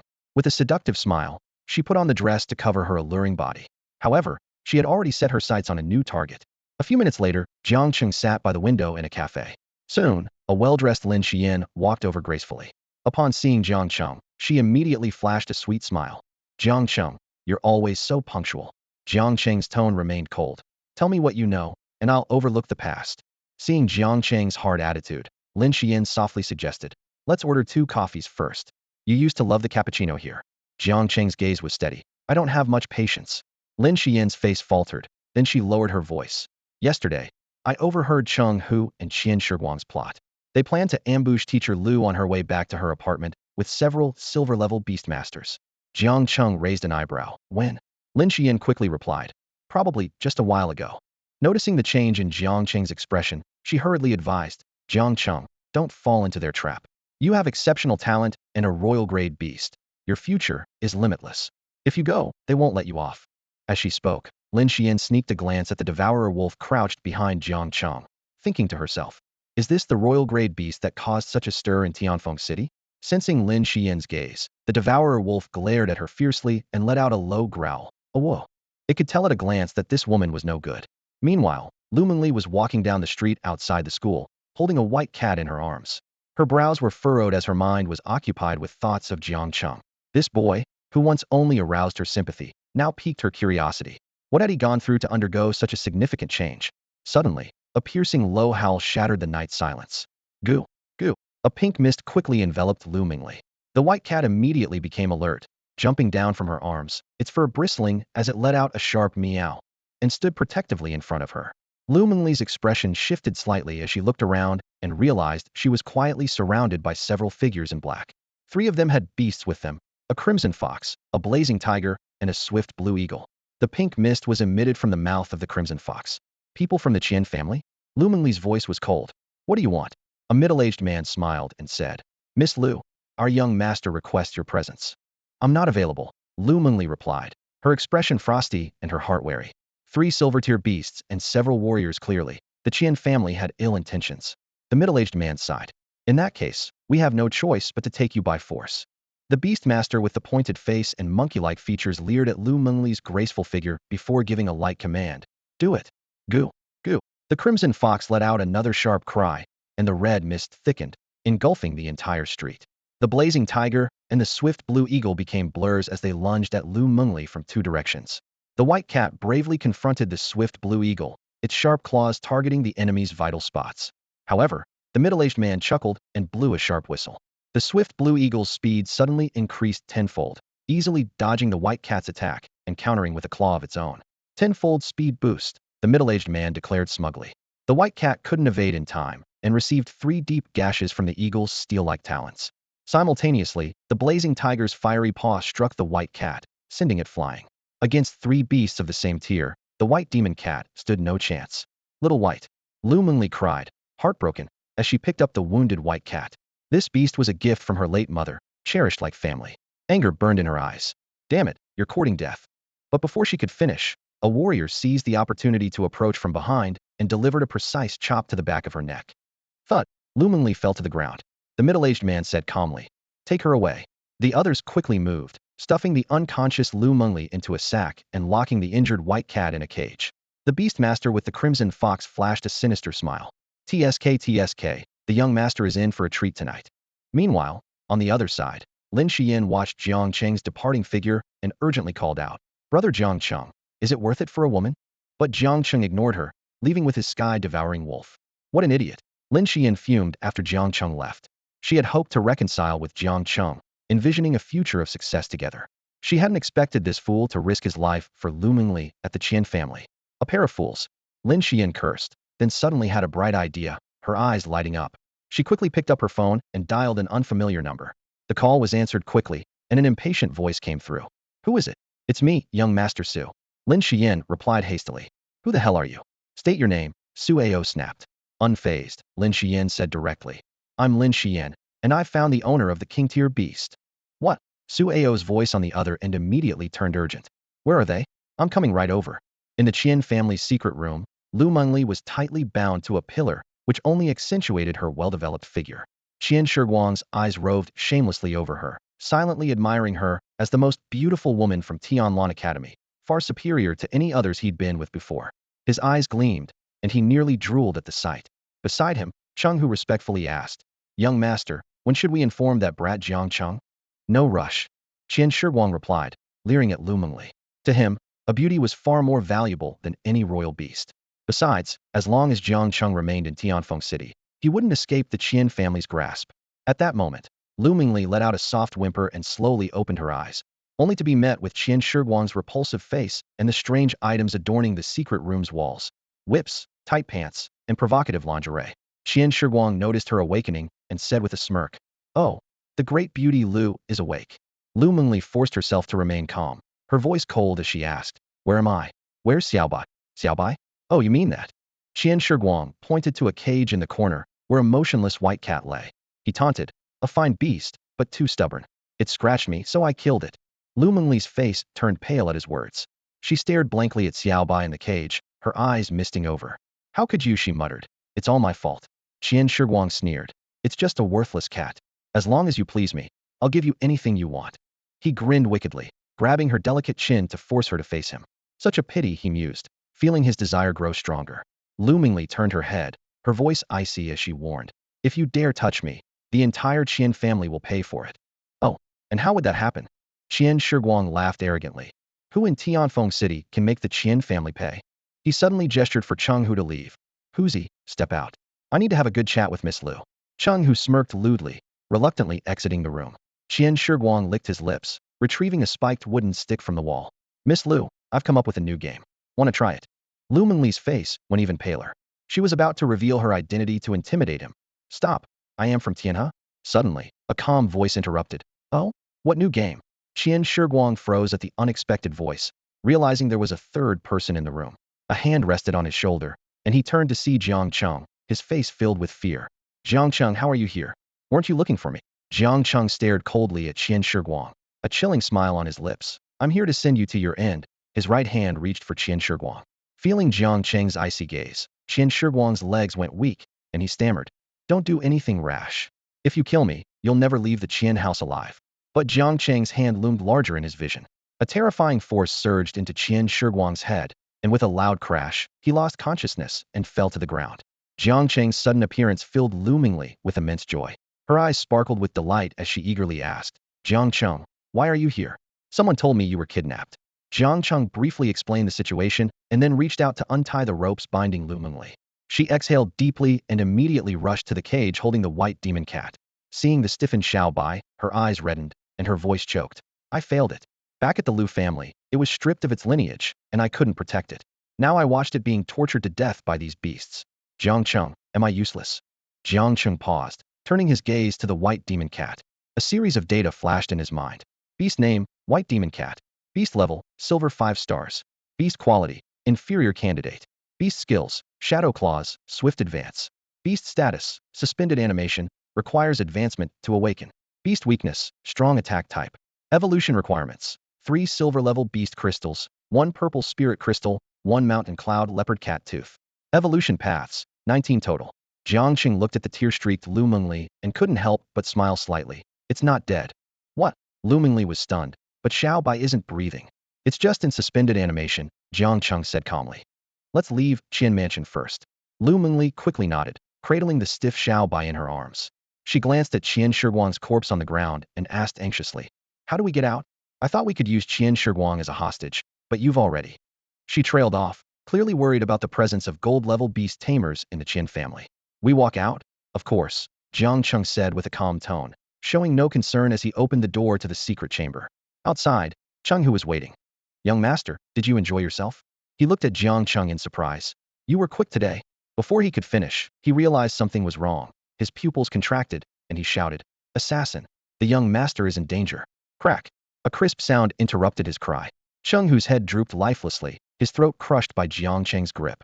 Enemy attack. Chaos erupted outside as Qian family guards swarmed in, with several silver-level beasts advancing toward them. Lu Mingli was frantic. What do we do? They're surrounding us. She looked around, seeing warriors and beasts closing in, and felt a wave of despair. Jiang Cheng remained unfazed, casually brushing dust off his shoulder, his eyes filled with murderous intent. We fight our way out. As they stepped out of the secret chamber, dozens of Qian family guards encircled them with swords and knives drawn. Lu Mingli sensed their formidable presence and gritted her teeth. You go ahead, don't worry about me. But in the next moment, her eyes widened in disbelief. Jiang Cheng's slender frame suddenly unleashed countless dazzling white beams, shooting out in all directions like a celestial display. Flash! Flash! Blood sprayed as the aggressive Qian family guards fell one after another, some dead on the spot, others writhing in agony. Jiang Cheng's power far exceeded Lu Mingli's imagination, and in that moment, she finally saw hope. He is a battle sovereign. A startled cry pierced the silence, like a thunderclap exploding in the ears of the Qian family's guards. Dozens of battle masters trembled under the might of one man, a power that could only belong to a battle sovereign of at least 6 stars or higher. Hold them off until the master's 3-legged poisonous toad arrives. Even a battle sovereign will fall, someone whispered, their voice filled with fear of the powerful and hope for reinforcements. Just then, 3 silver-level beast tamers from the Qian family rushed in. Seeing only Jiang Cheng and another person, Chun Bo's face turned as dark as ink, and he shouted angrily, What have you done with the young master? Jiang Cheng's response was cold and merciless. Killed him. Those simple words hit Chun Bo like a heavy hammer, igniting his rage. Damn it! Kill them, he roared, ordering the others. The other 2 beast tamers also wore grim expressions. It wasn't that they had deep feelings for Qian Shiguang, but they knew they would be held accountable if the master learned of his death. Their only option now was to capture Jiang Cheng and his companion alive to appease the master's wrath. A thunderous tiger roar echoed. One of the beast tamers gently patted the head of his blazing tiger. The massive beast, as large as a mountain ox, instantly ignited in flames and lunged at Jiang Cheng and his companion. Jiang Cheng's eyes gleamed with interest as he murmured to himself, Beast name, Blazing Tiger, Beast level, Silver 5 stars, Beast quality, Intermediate level, Beast skills, Fiery Tiger Claw, Fierce Tiger Pounce. Beast status, Violent, Beast weakness, Ice element. Evolution requirement, 3 silver-level beast crystals, 10 drops of fire-type beast blood. Evolution paths, 27. Interesting. With a slight smile, Jiang Cheng took a deep breath, his chest rising. Swish! He suddenly opened his mouth, and a stream of white energy shot out like an arrow. Thud! A burst of blood bloomed on the blazing tiger's head. The giant beast let out an unwilling roar as Jiang Cheng's concentrated force pierced through its skull. The flames extinguished, and its massive body collapsed with a crash. Ugh! The beast tamer of the blazing tiger turned pale, spitting out blood. After signing a spiritual contract with their beast, a tamer's spirit is closely linked. With the beast's demise, the tamer's spirit naturally suffered a severe blow. Damn my beast! The tamer felt devastated, recalling the thousands of gold coins spent on the cub, raised to silver level, only to meet its end at Jiang Cheng's breath. The crowd erupted in astonishment, cries of shock echoing. He killed a silver-level beast with a single breath. Could he be a battle king? Jiang Cheng spoke calmly, his voice carrying undeniable authority. Those who block my path will be killed without mercy. Chen Bo and the beast tamer with the crimson fox exchanged glances, their faces grim. This young man's strength far exceeded expectations. They had no deep loyalty to the Qian family and naturally didn't want to risk their beasts and lives for the deceased Qian Shiguang. Chen Bo's expression shifted, and he eventually stepped aside, allowing a path. The remaining Qian family guards, seeing this, dared not obstruct them. Blocking a suspected battle king? It was akin to courting death. So powerful. Lu Mengli's eyes sparkled with admiration, amazed at how one person's might could make so many strong individuals step aside willingly. Let's go. Jiang Cheng glanced at the woman, offering no further explanation. In truth, he had used all his internal energy earlier, concentrating it into a sliver of innate power to instantly kill the blazing tiger. Although Jiang Cheng appeared formidable, he was actually at his limit, vulnerable enough for even a battle master to defeat him easily. However, just as they were about to reach the Qian family's main gate, a piercing croak suddenly rang out, causing everyone's eardrums to ache. A massive creature leaped out from the Qian family's inner courtyard. It was the Qian family's gold-level beast, the three-legged poisonous toad. What happened? Qian Feng stood on the three-legged venomous toad, his brows furrowed as he asked directly. He had rushed over as soon as he sensed the commotion, his eyes filled with confusion and vigilance. Chen Bo's face was full of bitterness, his voice low and somber. Master, the young master has been killed. What? Qian Feng was thunderstruck, his mind going blank. Immediately, his eyes widened, bloodshot with fury, and he roared with earth-shattering anger. You brat, I will tear you to pieces. The three-legged venomous toad let out a piercing cry, exuding an overwhelming pressure.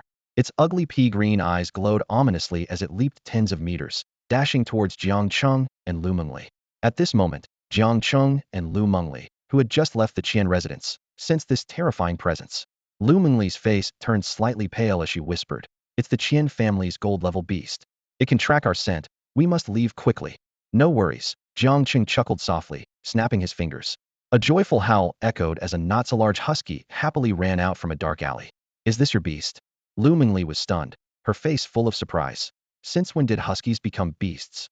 Don't just stand there, get on. Jiang Cheng was already mounted on the devouring wolf and urged Lu Mengli, who was still in a daze, with a frown. Lu Mengli blushed slightly, holding a white cat as she sat on the back of the devouring wolf. Due to its small size, some physical contact was inevitable. Jiang Cheng didn't mind at all and whispered, Hold on tight. He gently patted the devouring wolf's head, which immediately let out an excited howl, its limbs bursting with incredible power as it began to sprint. Almost instantly, the devouring wolf reached its maximum speed, darting through the night like a phantom. Lu Mengli hesitated briefly but then wrapped her arms around Jiang Cheng's waist. Her long hair danced in the wind, breathtakingly beautiful. Meanwhile, the three-legged venomous toad was rapidly moving through the entire Tianfeng city, its leaping ability astonishing, able to propel its mountain-like body tens of meters in a single bound. Qian Feng stood atop it, his face twisted with rage as he roared. Damn it! Faster! Those two bastards are getting away. The hatred of a son's murder was irreconcilable.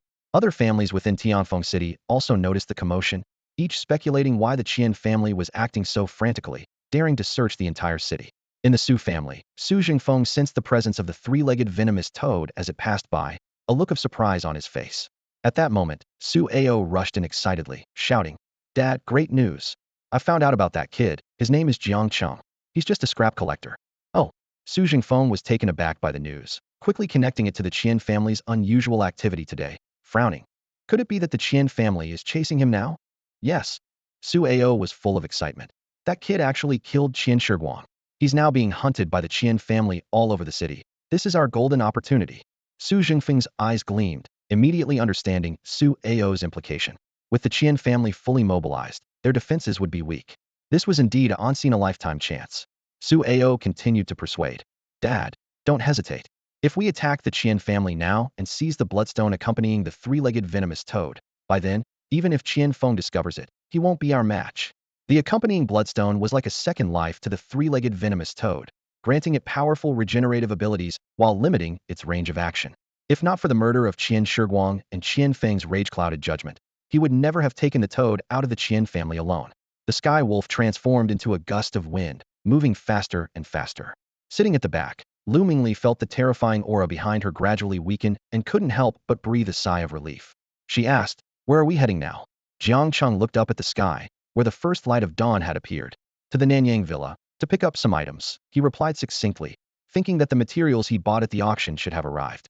Meanwhile, Qian Feng stood on the three-legged poisonous toad, puzzled to find Jiang Cheng and Lu Mengli's presence disappearing again. Even with the toad's speed, he couldn't keep up with them. Qian Feng bit his fingertip, letting a drop of blood fall onto the toad's warty skin. Croak! The toad let out a strange cry, its body suddenly expanding as if fully empowered, moving almost twice as fast as before. Catch up with them. Qian Feng's eyes were fierce. This was the toad's innate skill, usable only once a month. He was sparing no expense to catch Jiang Cheng and Lu Mengli. Soon, the sky wolf brought the two to Nanyang Villa. It was panting heavily, wagging its tail and sticking out its tongue at Jiang Cheng, seemingly seeking praise. Lu Mengli blinked her beautiful eyes and reached out to pet the sky wolf's large head. "Your beast seems to be of good quality." Woof! The sky wolf excitedly licked Lu Mengli's delicate hand, making her giggle. Suddenly, the doorbell rang, followed by a respectful voice. "Is Mr. Jiang here? The items you purchased at the auction have arrived. Please sign for them." Jiang Cheng opened the door to find the auction house's staff outside, accompanied by several formidable-looking men in black, escorting a half-meter-high sealed box. Jiang Cheng nodded slightly and casually signed his name. As Jiang Cheng picked up the box, a foul stench wafted from above. A mountain-sized three-legged poisonous toad appeared in the sky, glaring coldly at Jiang Cheng and Lu Mengli, its forked red tongue flicking menacingly. Standing on the toad, Qian Feng looked at Jiang Cheng with venomous eyes and sneered. "Why aren't you running anymore, you little brat?" Jiang Cheng remained calm, but Lu Mengli's face turned pale. She hadn't expected Qian Feng to catch up again. Sensing the tension, the auction house staff cleared their throat and stated, "Master Qian, we are from Tianfeng Grand Auction House. Get lost. I only want their lives." Qian Feng waved dismissively, and the auction staff quickly retreated as if granted a reprieve. Qian Feng's gaze was cold as he stared at Jiang Cheng, growling, "Was it you who killed my son?" "It was me." Jiang Cheng nodded calmly. "Very well." Qian Feng laughed instead of getting angry, his voice turning icy. "Should I skin you alive first or crush your bones? If you dare harm him, your Qian family will be doomed." Lu Mengli warned icily, her face frosty. "Oh." Qian Feng sneered, looking directly at Lu Mengli. "Even Bai Yuntao wouldn't dare make such a claim. Where does a mere silver beast master like you get the courage to say this? Today, both of you will die." His tone was resolute, and the toad beneath him glared with green eyes, its mouth wide open as if eager to devour them. "Because I am from the Lu family of Tianhe," Lu Mengli declared coldly. "The Lu family of Tianhe?" Qian Feng was taken aback, and then a storm of emotions surged in his heart. The Lu family from Tianhe is renowned throughout Donghua, a powerful clan with even the Battle Emperor and Diamond-level Beastmasters at their service. In comparison, the Qinghe royal mansion pales, let alone the Qian family. A single guard from the Lu family could easily wipe out the entire Qian family. Qian Feng's eyes flickered as he weighed the situation. Suddenly, he sneered, his voice dripping with disdain. "You think I'll believe that? Do you take me for a 3-year-old? Lu Mengli snorted, pulling out a green token from her pocket. The token was carved with a roaring qilin, and the back bore a prominent Lu character. Upon seeing this token, Qian Feng's pupils contracted. He recalled seeing a similar black token at a Qinghe royal banquet from a Lu family emissary. In Donghua, green signifies greater prestige, indicating Lu Mengli's significant status within her family. Lu Mengli coldly watched the change in Qian Feng's expression, her voice icy. "Qian Shiguang attempted to harm me and got what he deserved. Do you accept this?" Qian Feng's face shifted between emotions, internally realizing the danger. It seemed his incompetent son had indeed offended someone from the Lu family. Though Qian Shiguang was his only heir, watching him die inexplicably was hard to swallow. Having crossed the Lu family, Qian Feng knew this matter wouldn't end easily. He quickly made up his mind. Jiang Cheng had been observing Qian Feng's expression. Noticing a flash of murderous intent in Qian Feng's eyes, he narrowed his own, quietly channeling his remaining energy. He moved his lips slightly, warning Lu Mengli behind him. "Step back. He's about to make a move." Lu Mengli's expression shifted with disbelief that Qian Feng would dare act after she revealed her identity. "Eh, daring to impersonate the Lu family, you're courting death." Qian Feng sneered, his eyes filled with killing intent, suddenly shouting. "Croak." His three-legged poisonous toad opened its mouth wide, its scarlet tongue shooting out like a fatal rope towards the two. In that critical moment, a wolf's howl echoed around. The sky-swallowing wolf's eyes turned scarlet again, like two sparkling rubies in the dark. The aura of a king-grade beast was evident. Croak. The massive body of the three-legged poisonous toad trembled slightly, its scarlet tongue recoiling as if burned. This was a beast's instinctive reaction to a superior presence. Even though the toad was 2 ranks higher than the wolf, it was still intimidated by its kingly aura. A king-grade beast. Qian Feng was both surprised and delighted, a realization flashing in his mind. The king-grade beast causing a stir in Tianfeng City was right before him. If he could devour it, his toad could soon advance to the platinum rank. Qian Feng laughed wildly, slapping the toad's head. Croak. Encouraged by its master, the toad forced itself to overcome the king beast's pressure. Roar. It spewed a foul green gas from its mouth. The surrounding plants withered before even touching this gas. It was not only highly toxic but also corrosive, the most terrifying attack of the three-legged toad. Lu Mengli turned pale, but looking at the calm Jiang Cheng beside her, she felt an inexplicable sense of safety. Jiang Cheng slightly parted his lips, uttering strange syllables, Doi Tianlong, Banyo Fanzhou. Suddenly, a hazy golden shield appeared, enveloping the two. Sizzle. The terrifying toxic gas couldn't penetrate this golden barrier. Standing on the toad, Qian Feng was stunned, mumbling, "What is this?" This power was unfamiliar, resembling the path of warriors yet different. Diamond Sutra. Jiang Cheng's expression was indifferent, a hint of nostalgia in his eyes. This was one of the top external techniques of the Earthstar Buddhist sect in his previous life, the Diamond Sutra. "Break it open for me." Qian Feng roared as the three-legged poisonous toad beneath him raised its massive claw and slammed it down with force. Boom. Dust scattered, but the golden shield only dimmed slightly, leaving Jiang Cheng and Lu Mengli unharmed. Lu Mengli blinked her beautiful eyes, secretly relieved. With the powerful protection of the Vajra mantra, she couldn't help but marvel. This protective artifact is truly impressive. Qian Feng was furious, urging the three-legged toad to exert all its strength, yet it couldn't breach the golden shield. Just as the toad was about to unleash a green energy ball from its mouth, its enormous body suddenly convulsed, emitting a piercing wail. Qian Feng nearly fell from the toad's head. He quickly turned towards the Qian family, his face turning grim. "Su Jingfeng, you're courting death!" he shouted in rage, immediately directing the toad to speed towards the Qian family, ignoring Jiang Cheng and Lu Mengli. Meanwhile, within the Qian family estate, a massive purple serpent coiled, spanning tens of meters. Su Jingfeng stood atop the reedy demon snake, looking down as Su Ao led the Su family's elite into the Qian household. A cold smile played on his lips, thinking that once the companion bloodstone of the three-legged toad was taken, the Qian family would fall, and the Su family would rise as the dominant force in Tianfeng City. "Dad, the bloodstone is inside!" Su Ao shouted excitedly, cutting down a Qian family guard with his sword.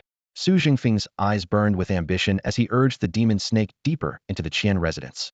However, at that moment, a shrill roar shattered the sky, and the colossal figure of the three-legged toad appeared.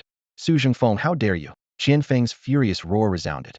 Su Jingfeng's smile froze instantly, and he quickly commanded, "Aoer, find the bloodstone. I'll hold him off." The two golden-level beasts faced off, their terrifying presence sweeping across Tianfeng City, causing all factions to tremble. Meanwhile, at the Nanyang Villa, Jiang Cheng and Lu Mengli also sensed the powerful aura. Lu Mengli pondered briefly, then remarked, "It seems the Su family is trying to take advantage, forcing Qian Feng to retreat. We're quite lucky." Jiang Cheng, looking a bit pale, managed a weak smile. "Indeed, a couple more hits and my Vajra mantra wouldn't have held up." His internal energy was nearly depleted, requiring at least 3 days to fully recover. Seeing this, Lu Mengli's heart tightened. "Jiang Cheng, are you all right?" "I'm fine." Jiang Cheng waved it off, then said, "Your beast is in a state of suspended animation. To revive it, you'll need to gather advanced materials." "What materials?" Lu Mengli asked eagerly, holding Xiaobai. Jiang Cheng calmly listed 3 silver-grade monster crystals, a purple spirit crystal, and a mountain cloud leopard's tooth. Lu Mengli frowned slightly. "I have the silver-grade crystals and the purple spirit crystal, but the mountain cloud leopard is such a rare beast, it's probably not even available at the Tianfeng auction." Jiang Cheng's eyes gleamed. The southern barbarian forest should have such beasts. Southern barbarian forest? Lu Mengli was taken aback, her face showing surprise. "You mean?" Jiang Cheng took out a map, pointing to a specific area. "Next stop, the southern barbarian forest." The southern barbarian forest is adjacent to the northern part of Tianfeng City, marking the boundary between Qinghe State and the Beast Forest. The forest's outskirts are primarily inhabited by bronze and silver-tier beasts, while the interior is perilous, often seeing the presence of gold and even platinum-tier beasts. At the forest entrance, the military has established a strict checkpoint. A soldier clad in green armor stopped Jiang Cheng and his companion as they attempted to enter. Show your identification token and pay 50 gold coins, the soldier said routinely. Jiang Cheng, with a calm expression, took out his Beastmaster token and handed it over. The soldier examined it carefully, his demeanor immediately becoming respectful. Please proceed, esteemed Beastmasters, he said respectfully, not even mentioning the gold coins. Such is the privilege accorded to Beastmasters. After Jiang Cheng and his companion moved on, the green-armored soldiers guarding the checkpoint exchanged glances, their eyes filled with surprise. At least dozens of Beastmaster teams have come through in the past few days. Is something happening in the southern barbarian forest? A new recruit whispered. Could there be another beast tide? His companion's face changed slightly at the mention, recalling the terrifying scenes from the last beast tide. Back then, nearly the entire southern barbarian checkpoint was breached by ferocious beasts. If not for the intervention of several diamond-tier beastmasters and the battle emperor from the imperial capital, the entire Qinghe state might have fallen. Enough chatter, stay focused on your duty, a soldier who appeared to be an officer sternly reprimanded. If the sky falls, there are taller ones to hold it up. By this time, Jiang Cheng and his companion had already ventured into the outskirts of the southern barbarian forest. The mutated plants towered overhead, with ancient trees reaching several hundred meters high. Red wild fruits the size of human heads hung from the branches, and waist-high wild grass swayed in the breeze, resembling razor-sharp thorns covering the ground. The two felt as if they were in a land of giants. Jiang Cheng took a deep breath, a smile appearing on his face. The spiritual energy here was several times richer than in Tianfeng City. As he walked, he practiced the dragon-elephant breathing technique, absorbing the dense spiritual energy from the forest to replenish himself. After setting up the spirit-gathering array, I should be able to quickly break through to the innate realm, he thought to himself. Lu Mengli held a beast skin map, her brows slightly furrowed. After a moment of thought, she spoke. According to the Hunter Alliance and the Mercenary Guild's information, there's a high probability that the cloud leopard appears in this area. Her slender finger pointed to a valley region on the map. This connects the inner and outer parts of the southern barbarian forest, but there may be gold-tier beasts from the inner area. She looked up at Jiang Cheng, biting her lip, hoping for his help but unwilling to put him at risk. There are actually a few other places with traces of the cloud leopard. She hesitated, marking several spots on the map. Jiang Cheng couldn't help but smile at her hesitation, calmly saying, "Those places are too far. Even if we were lucky enough to encounter a cloud leopard, your beast wouldn't last that long." He paused, then decisively added, "Let's head to Yunjian Ridge, but before that, I need to restore my strength." With that, Jiang Cheng patted the head of the sky-devouring wolf.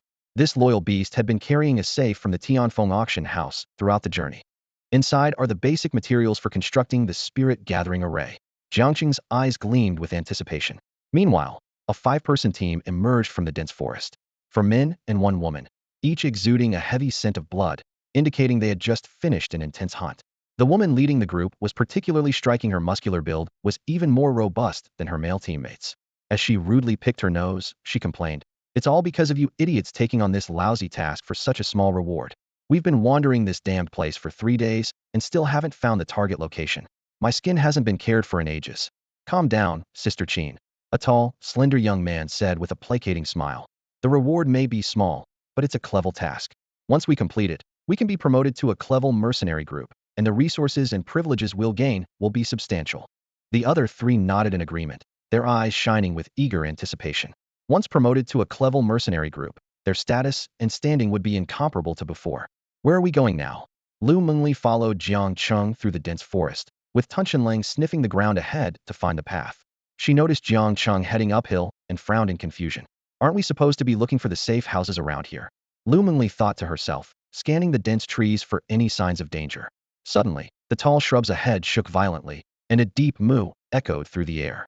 Tunshanlang immediately raised its head, eyes gleaming with excitement. A massive blue wild bull burst out from the bushes, its eyes blood-red, charging towards Jiang Cheng and Lu Mengli with its sharp crescent-shaped horns aimed straight at them. In Jiang Cheng's mind, a line of data appeared. Beast name, Southern Barbarian Wild Bull. Beast level, Bronze 4-star. Beast status, rampaging. He paused for a moment, then calmly said to Tunshanlang, "Dumb 2. It's all yours." Tunshanlang leapt into action, exuding a kingly aura. However, the Southern Barbarian Wild Bull only trembled slightly as it continued its frenzied charge, clearly having lost its mind. Undaunted, Tunshanlang's figure flashed, and its sharp claws left afterimages in the air. Slash! A spray of blood erupted from the bull's neck. It let out a miserable bellow, but Tunshanlang showed no mercy, biting through its throat.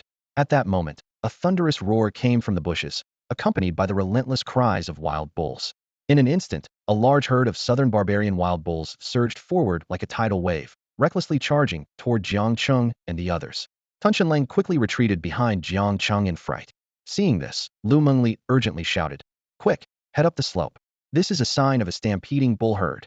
She thought to herself about the three most terrifying things to encounter in the southern barbarian forest: high-level beasts, poison ape hordes, and rampaging herds of southern barbarian wild bulls.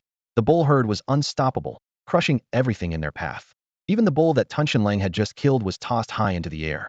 The rumbling sound continued for a long time before the herd finally moved on. Lu Mengli looked at the devastated forest below with lingering fear and said, "I wonder what triggered these bulls. They must have been spooked by some high-level beast deeper in the forest." Jiang Cheng's eyes flickered as he calmly approached the bloodied remains of the trampled bull. He reached down to retrieve the bull's sharp horn, and a line of data appeared in his mind. Ding.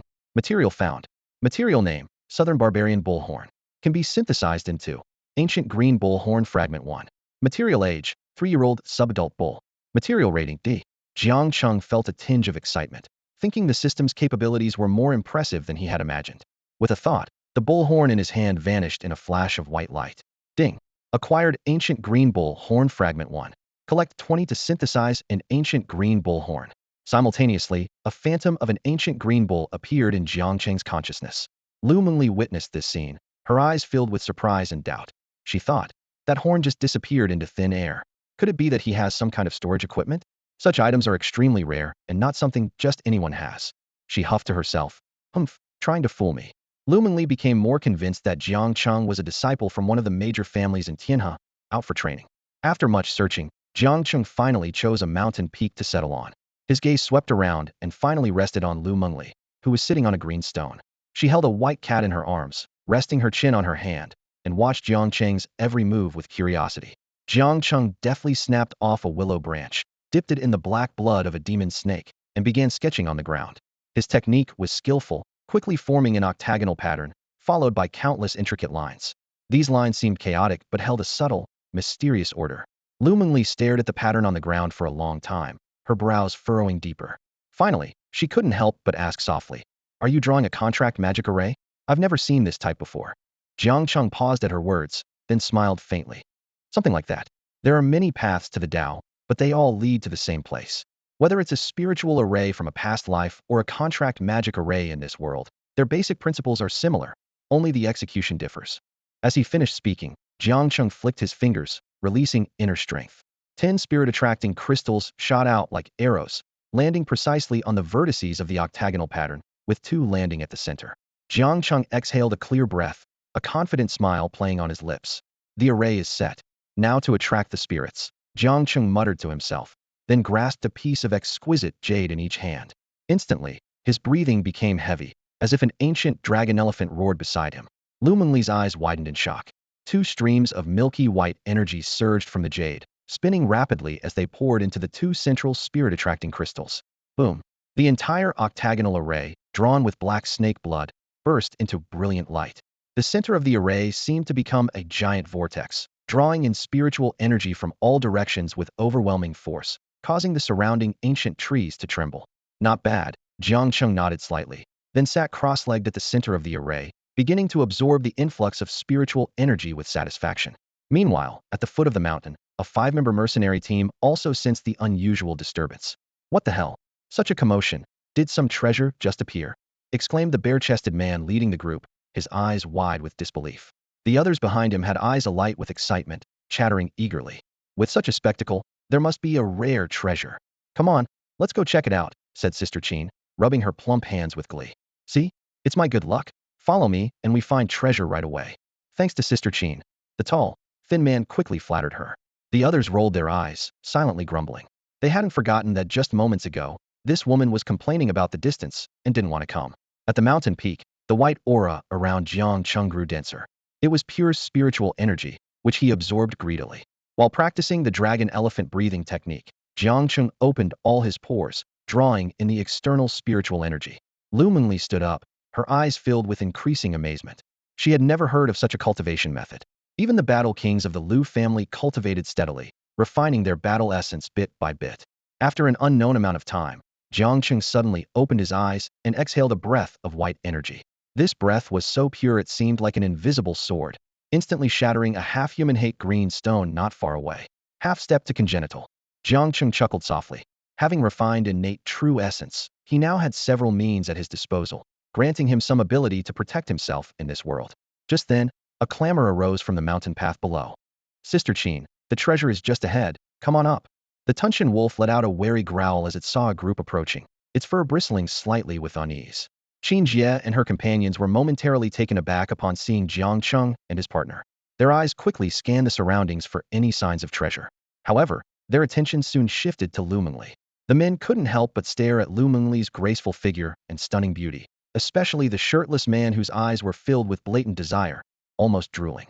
Noticing these unfriendly gazes, Lu Mengli frowned slightly and unconsciously moved closer to Jiang Cheng.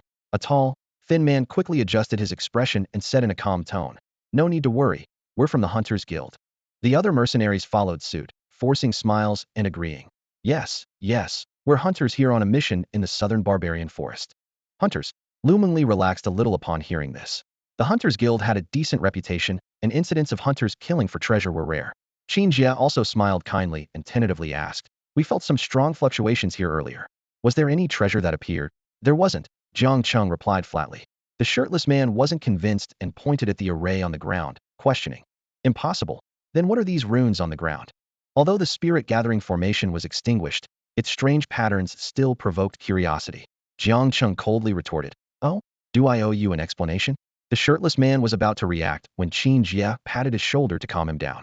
Her gaze shifted between the Tunshan wolf in front of Jiang Cheng and the white cat in Lu Mengli's arms. Licking her lips, she asked, "Are you beast masters?" Beast masters. The eyes of the surrounding mercenaries gleamed with greed. Beast masters were far more lucrative than ordinary warriors, and these men were no strangers to robbery and murder in the wilderness. Moreover, with a beauty like Lu Mengli as a beast master, the mercenaries, who hadn't seen a woman in a long time, were itching with desire. The tall man whispered in Qin Jie's ear. "Qin Jie, should we go for it?" Qin Jie scrutinized the Tunshan wolf and assessed. "Its aura isn't very strong, at most bronze level. With the 5 of us as warlords, we should have no problem dealing with them." She glanced at Jiang Cheng with a fiery look, a blush appearing on her dark cheeks. "Of course, let's do it. The usual rule, the man is mine, the woman is yours." "Yeah, of course," the other 4 replied with sleazy grins. The shirtless man ogled Lu Mengli's mature figure and shouted, "This time, don't fight me for it. I'm first." Seeing these ill-intentioned people closing in, Lu Mengli felt a chill and sighed, realizing that nothing good ever came from encounters in the wild. Jiang Cheng smirked disdainfully and nudged the Tunshan wolf. "Clueless fools. These people aren't weak, likely above warlord level. Perfect for your training." The Tunshan wolf showed no fear. Instead, it howled excitedly. A whoa! Its howl was imposing, shaking the very core of those who heard it. Even the shirtless man looked momentarily uneasy, but he quickly regained his arrogant grin. "Just a bronze-level mutt.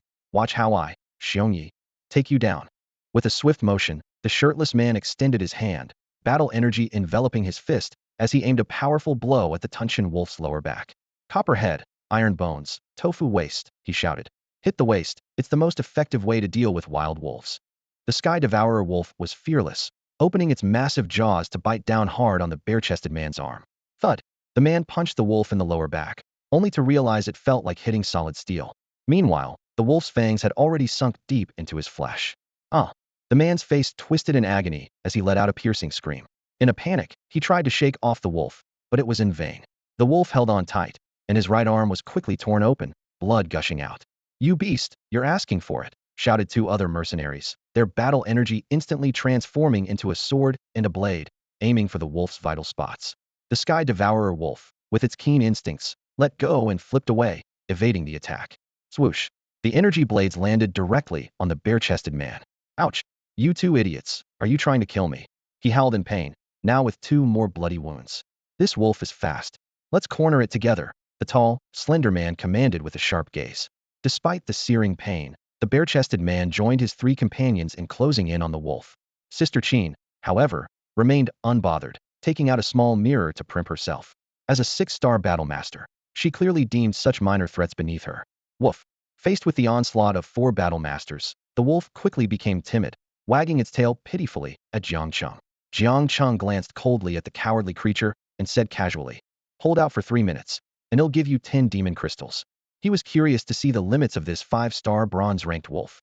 Upon hearing about the demon crystals, the wolf instantly revived, its vicious nature emerging.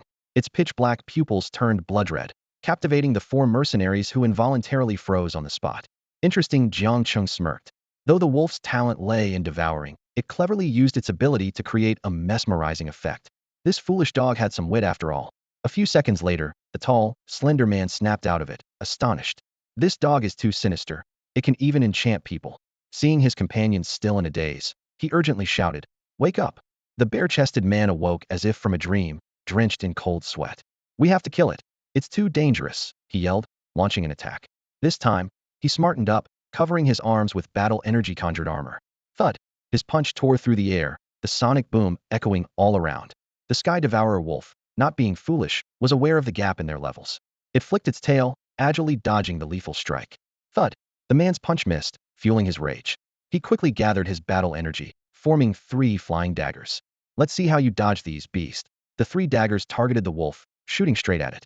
Simultaneously, the other 3 also attacked, their furious battle energy enveloping the wolf completely. The wolf let out a heart-wrenching scream. Jiang Cheng chuckled. This silly dog screamed so miserably, yet none of the attacks had even touched it. Beside him, Lu Mingli was quietly amazed, not expecting Jiang Cheng's beast-handling skills to hold up against the siege of 3 battle masters for so long. Disperse. At the critical moment, Jiang Cheng uttered a single word with indifference. In an instant, the sharp battle energy, just inches from the wolf, vanished into thin air. What happened? The bare-chested man was dumbfounded, as were his companions, all exchanging bewildered glances. "Oh woo." The proud Tunshinling wagged its tail as it returned to Jiang Cheng's side. It glanced sideways at the stunned mercenaries, its clever, husky-like eyes seeming to say, "See, that's the power of my master." Jiang Cheng scanned the crowd with an expressionless face, his voice calm, yet filled with menace. "I don't want to kill anyone today. I'm giving you a chance to leave." His words elicited a few scoffs. A burly man with a bare chest sneered. "You've got some nerve, kid. Without your beast, what's a beastmaster but an ordinary person? I'm curious to see where your confidence comes from." As he spoke, he rolled his shoulders, and a battle aura swirled around his arms. At that moment, a woman named Sister Qin, who had just finished applying foundation, suddenly shouted sharply, "Xiong Shan, if you dare to injure this boy's face, you'll have hell to pay." Xiong Shan chuckled. "Don't worry, Sister Qin. I know my limits. I'll make sure this boy is obediently serving you in no time." His gaze drifted past Jiang Cheng to Lu Mingli behind him, and he added some lewd remarks. "Kid, does it make you mad? Soon you'll be watching helplessly as we enjoy your girlfriend, and you'll have to serve our Sister Qin. Oh, by the way, a reminder, Sister Qin's backside has crushed quite a few men." Before he could finish, a bloody mark appeared on Xiong Shan's forehead. Jiang Cheng said softly, "I gave you a chance." Bang! Xiong Shan fell to the ground with a crash, his consciousness shattered in an instant by the innate true essence. The others' pupils contracted as they watched in disbelief. A tall, thin man stammered, "What kind of sorcery did you use?" Jiang Cheng remained silent, stepping forward calmly. Each step was accompanied by a soft thud, and another person fell. In the blink of an eye, only the tall, thin man and Sister Qin were left, huddled together and trembling with fear. The tall, thin man quickly cried out, "Spare us, sir. I have a secret." Jiang Cheng paused, showing a hint of interest. "Oh? Go on." The tall, thin man sighed in relief and spoke hurriedly. "It's about the divine beast relics in Tianfeng City." His words even surprised Lu Mingli. Jiang Cheng's eyes flickered. "Continue." The tall, thin man gritted his teeth. "Sir, can you spare our lives?" Jiang Cheng replied coolly, "If your information is valuable enough, I'll let you go." The tall, thin man hesitated for a moment, then turned to Sister Qin and whispered, "Take out the map the employer gave us." Sister Qin was taken aback, then exclaimed, "So the task we took was to investigate the divine beast relics?" The tall, thin man ignored her, retrieving the map from Sister Qin's pocket and spreading it out before Jiang Cheng. "These landmarks are the most likely locations for the divine beast relics, provided by the Mercenary Guild. The information is very reliable. Our employer asked us to investigate each one, and we've already ruled out many places." Jiang Cheng took the map and examined it closely. In the brief silence, the tall, thin man and Sister Qin were sweating profusely, their eyes filled with fear, worried that one dissatisfaction from Jiang Cheng would lead to their demise. Suddenly, Jiang Cheng's gaze paused on a landmark, his brow slightly furrowed. It was their destination, Yijin Ridge. The tall, thin man noticed Jiang Cheng's expression change and turned pale. He quickly explained, "Sir, this information is absolutely accurate. I suspect the employer is from the Song family of Tianhe. It can't be false." "The Song family of Tianhe?" Upon hearing this, Lu Mengli's expression changed drastically, as if the name brought back unpleasant memories. Jiang Cheng withdrew his gaze, a faint smile playing on his lips. I'll keep this map. You can leave now. Thank you, sir, for sparing our lives. The tall, thin man felt as if he had been granted amnesty and turned to flee. Sister Qin's plump body trembled as she hurried after him. Jiang Cheng put away the map and then crouched down to search the 3 corpses on the ground. Lu Mengli watched his skilled actions, momentarily stunned. In just a few days, she seemed to have met a new Jiang Cheng, powerful, decisive, and highly capable. Was such a person really only 18 years old? She couldn't help but stare at Jiang Cheng, lost in thought. Ms. Lu, it's time to go, Jiang Cheng reminded her with a light cough. Lu Mengli snapped back to reality, her fair face instantly turning red. She had been staring at her student for so long. She scolded herself internally. How improper, Lu Mengli. Just as they were about to leave, a loud crash echoed from the nearby forest, followed by a piercing scream. It's them, Lu Mengli exclaimed. It was Sister Qin's voice. In Jiang Cheng and Lu Mengli's view appeared the tall, thin man, running frantically, his face full of terror, as if he had encountered something horrifying. Sir, save me. The tall, thin man cried out for help as soon as he saw Jiang Cheng. However, in the next moment, a rumbling sound erupted. From the dense forest, a pair of massive hands wreathed in endless flames reached out, effortlessly lifting the tall, thin man like a chick. Ah! The man screamed in terror before being tossed into a giant mouth. The sound of gruesome chewing followed. Jiang Cheng and Lu Mengli were both stunned by the scene. Flame Lord. Lu Mengli's voice was filled with fear. This is a silver-tier Flame Lord. Its power rivals that of a gold-level beast, an absolute dominator on the outskirts of the southern wilderness forest. Jiang Cheng glanced down at the map, realizing they were standing on Lark Ridge. He laughed. Perfect timing. I was just wondering where to find the materials to advance the sky-devouring wolf. Roar. The Flame Lord fully revealed itself before them. It was a nearly 100-meter turtle giant, covered in strange flame patterns. Its fiery eyes looked down at them. Howl! The sky-devouring wolf let out a cry, showing no fear in the face of a beast 1 tier above it. Its kingly aura surged forth. The Flame Lord's momentum faltered, and it looked down at the sky-devouring wolf, greed evident on its giant face, clearly coveting the wolf's royal bloodline. Find a place to hide, and come out once I've dealt with this guy, Jiang Cheng suddenly said to Lu Mengli. Before he finished speaking, he had already leaped forward, boldly charging at the Flame Lord. With a deafening roar, the Flame Lord unleashed a torrent of fire from its massive mouth and nostrils. The scorching heat waves swept across the surroundings, and several fiery dragon-like flames instantly encircled Jiang Cheng. Watch out, Jiang Cheng! Lu Mengli shouted a warning from below. Jiang Cheng was suspended in midair, and any misstep could lead to him being consumed by the fierce flames. Despite the danger, Jiang Cheng's expression remained unchanged. He lightly stepped into the void and suddenly leaped, effortlessly evading the encircling flames. This scene left Lu Mengli frozen in disbelief. She muttered to herself, is that flight? But that's supposed to be the privilege of a war king. Jiang Cheng gave the Flame Lord no chance to recover. He formed a fist, imbued with terrifying innate energy, and struck directly at the Flame Lord's forehead. With a thunderous boom, the Flame Lord let out a low, pained wail, its colossal body swaying precariously. Sword come, Jiang Cheng commanded, and a blue-white long sword appeared behind him. The sword's presence was so overwhelming that the surrounding flora trembled. With a calm gaze, Jiang Cheng pointed with 2 fingers, channeling the innate energy only attainable at the half-step innate realm.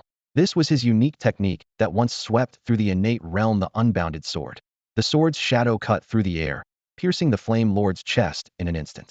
Molten blood gushed out as the Flame Lord howled in agony, desperately trying to flee. However, Jiang Cheng coldly uttered a single word, explode. The blue sword embedded in the Flame Lord's chest trembled violently, followed by an explosion that echoed across the sky. The terrifying innate energy detonated, blasting a massive hole in the Flame Lord's chest. The Flame Lord collapsed, its flames extinguished. Lu Mengli was so shocked by what she witnessed that she became numb. She thought, to defeat a high-tier Silver Flame Lord so effortlessly in just 2 moves, even a typical 9-star battle sovereign might not achieve that. Jiang Cheng landed calmly and walked towards the Flame Lord's corpse, with the devouring wolf wagging its tail hurriedly behind him. Suddenly, a system notification sounded in Jiang Cheng's mind. Ding! Synthesis materials discovered. Material name, Southern Barbarian Bull Horn 21. Can synthesize, Ancient Green Bull Horn Fragment 21. Material age, 3-year-old adolescent wild bull. Material rating, D. Jiang Cheng realized that the Flame Lord must have consumed many Southern Barbarian wild bulls, with the horns still undigested in its stomach. With a thought, the 21 ancient green bull horn fragments in his mind fused instantly. In the next moment, An ancient, majestic bullhorn appeared in Jiang Cheng's hand, nearly twice the size of a southern barbarian bullhorn, exuding an aura of imperial might. The system prompted again.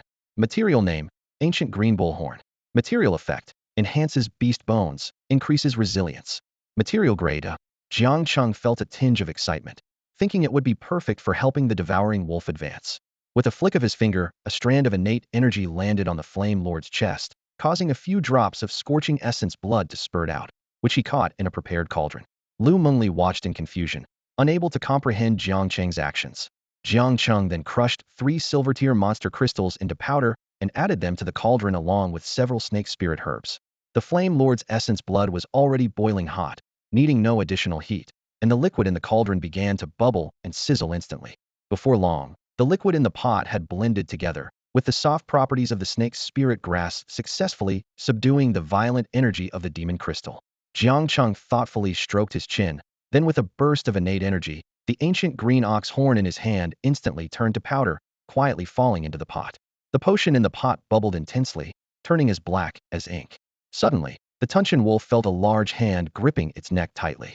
It quickly let out a few whimpers, its eyes wide with fear, thinking to itself, could the master still be considering turning it into a dog meat hot pot? Stupid dog, this is to help you advance, Jiang Cheng said, noticing the wolf's aggrieved expression, leaving him speechless. Woof! The Tunshan wolf grumbled internally. Who's going to believe that when there's a pot already set up? Without bothering with the wolf's wild imagination, Jiang Cheng directly tossed it into the large pot. Having observed for a while, Lu Mengli couldn't help but ask, Jiang Cheng, what are you doing? Helping it advance. Jiang Cheng shrugged, speaking nonchalantly. Advance. Lu Mengli's voice was filled with skepticism. It was common knowledge that advancing a beast was a precise science, requiring meticulous attention to the materials and the beast's condition. This is why the profession of beast cultivators emerged. Even master cultivators needed to conduct detailed analyses before selecting appropriate materials and methods for advancement. But Jiang Cheng's method of tossing everything into a pot was something Lu Mengli had never seen before. At that moment, the Tunshan wolf in the pot let out a series of wails as its fur caught fire. Get it out of there! Lu Mengli exclaimed in panic, but Jiang Cheng remained calm, his gaze thoughtful. The Tunshan wolf is beginning to merge with the power of the Flame Lord. To evolve towards the Holy Blood Qilin, the fire attribute, is essential. Jiang Cheng murmured to himself. Why are you just standing there? Lu Mengli was furious, unable to tolerate seeing her beast suffer. However, her expression soon froze. The Tunshan wolf in the pot was undergoing a transformation. Its distinct black and white fur shed away, replaced by shiny black scales. Its neck grew a mane of red hair, its limbs became stronger, and its size increased to that of an average buffalo. The most striking change was the intricate patterns on its scales, reminiscent of those on the Flame Lord. It really advanced. Lu Mengli's mouth hung open in astonishment. Jiang Cheng gazed at the newly transformed beast, a string of data appearing in his mind. Beast name, Hellfire Hound. Beast level, Silver 1 star. Beast quality, Lower Royal Grade. Beast skills, Infernal Flame, Ferocious Bark. Beast status, Excited. Beast weakness, Light attribute. Evolution requirements, 3 gold grade demon crystals, Azure Water Crystal. Evolution paths, 13 in total. A smile crept onto Jiang Cheng's lips, pleased that its strength had increased by 5 stars. Woof! The Hellfire Hound wagged its tongue at Jiang Cheng, brimming with excitement. But Jiang Cheng's face suddenly darkened as he noticed the hound's eyes still held that characteristic daftness of a husky. It seemed that even advancement couldn't erase its inherent silliness. Maybe I should create another beast. Jiang Cheng sighed, slightly regretting his decision to use a husky for the fusion. He thought to himself that even a random yellow dog might have been more obedient than a husky. With a thud, Jiang Cheng punched the Hellfire Hound, causing the newly advanced beast to let out a pitiful yelp. The Hellfire Hound glared at Jiang Cheng with a look of resentment, whining in protest. Bad master. Bullying the dog. Jiang Cheng ignored its complaints and instead smiled with satisfaction. He thought to himself, as expected, after adding the ancient blue ox horn, this dumb dog's body strength has increased several times, comparable to the Flame Lord at Silver 7-star level. In high spirits, Jiang Cheng turned to Lu Mengli and said enthusiastically, let's go to Cloud Ridge. Lu Mengli stared at Jiang Cheng for a moment before exclaiming, you're simply a prodigy, just a cauldron, and you can easily advance a beast. If that's not genius, what is? Meanwhile, the inner area of the southern barbarian forest was bustling with activity. Shadows of people and beasts flickered through the woods, all drawn by the legendary beast relic. A middle-aged man with a straight posture frowned and muttered, more people? Goodness. How many people did the Tiendo auction house sell the beast relic information to? Soon, another team appeared. Several beast masters with powerful beasts and in different expressions emerged, each one an extraordinary figure. Following them, an eye-catching group arrived. They wore luxurious clothing with jade tokens at their waists, surprisingly without any beasts. Some whispered that they might be experts from the Tianhe family, possibly carrying platinum-level beasts. As the crowd buzzed with speculation, a hearty laugh echoed. A burly middle-aged man led his team with steady steps and an impressive aura. Someone recognized them as the Tianhe Lu family, and others gasped at the mention of the Battle King. The atmosphere grew tense, with various factions quietly vying for dominance. Meanwhile, Jiang Cheng and Lu Mengli rode the now larger Hellfire Hound toward Cloud Ridge. Lu Mengli studied the map carefully and exclaimed excitedly, "We're almost there." Suddenly, a wide gorge appeared ahead, with a rushing river below, blocking their path. "Is this Cloud Ridge?" Jiang Cheng asked, raising an eyebrow. Lu Mengli double-checked the map and nodded. "It should be. The mountain cloud leopard is extremely skilled at climbing rugged terrain. We need to catch it quickly, or it will escape easily." Despite the challenge, Lu Mengli wasn't worried about Jiang Cheng's safety. After all, he had taken down a silver 7-star flame lord in just 2 moves, so a mere silver-level mountain cloud leopard was no match. On the Yunjian Ridge, Jiang Cheng and Lu Mengli carefully navigated through the desolate forest, carrying an almost lifeless white demon cat in their arms. Lu Mengli, with an anxious expression, took out a small bottle from her pocket and sprinkled pale yellow powder around them. Jiang Cheng curiously asked, "What is this?" With a sly glint in her eyes, Lu Mengli replied, "It's the secretion of a female cloud leopard. These feline beasts are in heat all year round and have such keen senses that they can detect the scent of their kind from kilometers away." Just as she finished speaking, the Hellfire Hound sniffed the air and widened its eyes in disbelief.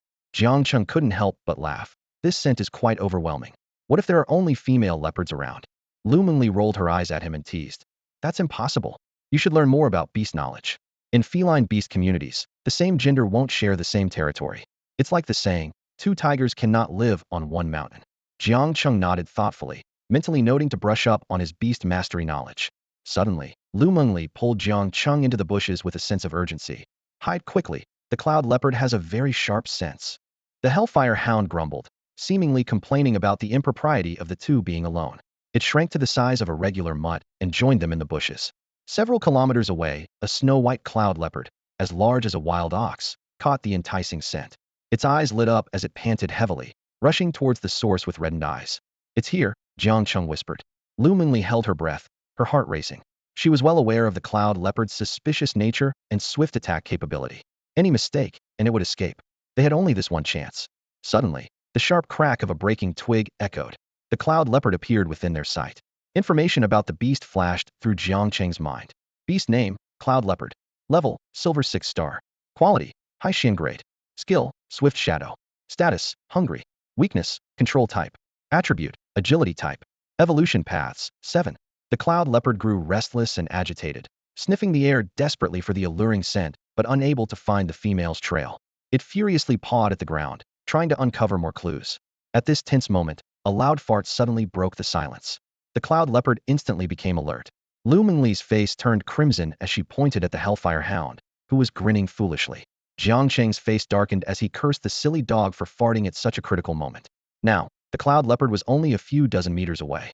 Even Jiang Cheng wasn't confident in subduing it in such a short time. The situation had become even more precarious. The fur of the mountain cloud leopard bristled as it warily watched the bush where Jiang Cheng was hiding. Its hind legs were slightly bent, ready to flee at any moment. Realizing his mistake, Jiang Cheng was determined to make amends personally. His eyes flickered as he gently patted the head of the Hellfire Hound. Despite its caution, the mountain cloud leopard was equally greedy and ruthless. Faced with the Hellfire Hound, which was only at the silver tier, it wasn't intimidated. The Hellfire Hound let out an excited growl and suddenly released a loud, foul-smelling fart. Even with Jiang Cheng's usually calm demeanor, he couldn't help but feel embarrassed. This foolish dog was truly a disgrace. The Hellfire Hound's body suddenly expanded as it leaped forward to confront the mountain cloud leopard Hedon. The leopard froze for a moment, realizing the intruder was not a female leopard, and became furious. Sensing the Hellfire Hound's aura, it displayed a cruel smile. How dare a mere beginner silver tier beast provoke it? The mountain cloud leopard licked its crimson tongue, seemingly anticipating this delivered lunch. It suddenly leaped, its 10 steel-like claws gleaming coldly as they tore towards the Hellfire Hound. The Hellfire Hound showed no fear, howling towards the sky. Flames erupted from the patterns on its scale-covered body. The aura of a royal beast rippled around, causing the mountain cloud leopard to panic. This black dog was actually a royal-grade beast. Even with a 5-star difference, the bloodline gap was insurmountable. The disparity between a common beast and a royal one was like that between a pheasant and a phoenix. The mountain cloud leopard's claws struck the Hellfire Hound, but only sparks flew off the dark scales, leaving no mark. The Hellfire Hound opened its mouth, and a searing black flame quickly formed into a ball. The fireball was intimidating, its temperature so high that the surrounding space seemed to distort. Terrified, the mountain cloud leopard shrieked and tried to flee. Loomingly was extremely anxious, and just as Jiang Cheng was about to intervene, the Hellfire Hound let out a bizarre howl. This was its second skill-vicious dog howl. The sound waves, with fluctuating pitches and filled with negative emotions, penetrated the mountain cloud leopard's mind. Being a feline beast with sensitive hearing, the pain was magnified tenfold. The mountain cloud leopard howled in agony, and at that moment, the terrifying Hellfire ball struck its body. The fireball instantly charred the leopard's flesh. The Hellfire Hound showed no mercy, leaping high and clamping down on the leopard's throat. The mountain cloud leopard gave a symbolic twitch of its hind leg before succumbing completely. Jiang Cheng's lips curled into a smile, thinking it was impressive. Being able to kill a mountain cloud leopard 5 stars above it, even with bloodline suppression, the Hellfire Hound's combat ability was indeed much stronger than the previous sky-devouring wolf. Jiang Cheng walked slowly to the leopard's corpse and effortlessly pulled out 2 fangs. He said to Lu Mengli, "Teacher Lu, now we can save your beast." Lu Mengli was overwhelmed with emotion, tightly hugging the weakened white charm demon cat in her arms, and repeatedly expressed her gratitude. If there had been further delay, it might have truly died. The potion in the large cauldron bubbled relentlessly as advanced materials like the purple spirit crystal gradually dissolved in the boiling liquid. Lu Mengli held Xiaobai in her arms, her beautiful eyes filled with hesitation and worry. She looked at Jiang Cheng, her voice trembling slightly. "Are you sure this will work?" After all, using a large cauldron for advancement was quite an unusual method. Jiang Cheng stroked his chin, a hint of confidence flashing in his eyes. It should be fine. If those 2 fools succeeded in advancing, the white phantom cat shouldn't be an exception. Lu Mengli took a deep breath, gritted her teeth, and resolutely threw the white cat into the cauldron. Well, there's no other choice now. Let's just hope for the best. As the white phantom cat hit the potion, it made a muffled thud. The violent medicinal powers surged into its body, causing it to tremble uncontrollably. Jiang Cheng's eyes flickered, and he instructed, "Increase the fire." Hearing this, the Hellfire dog intensified its flames with a low growl. The potion in the cauldron emitted a hazy white smoke, completely enveloping the white phantom cat. Suddenly, a clear meow pierced through the smoke. It worked. "Xiaobai is alive," Lu Mengli exclaimed with joy, her eyes welling up with tears. If Xiaobai couldn't be saved, she feared she would be consumed by sadness and regret for the rest of her life.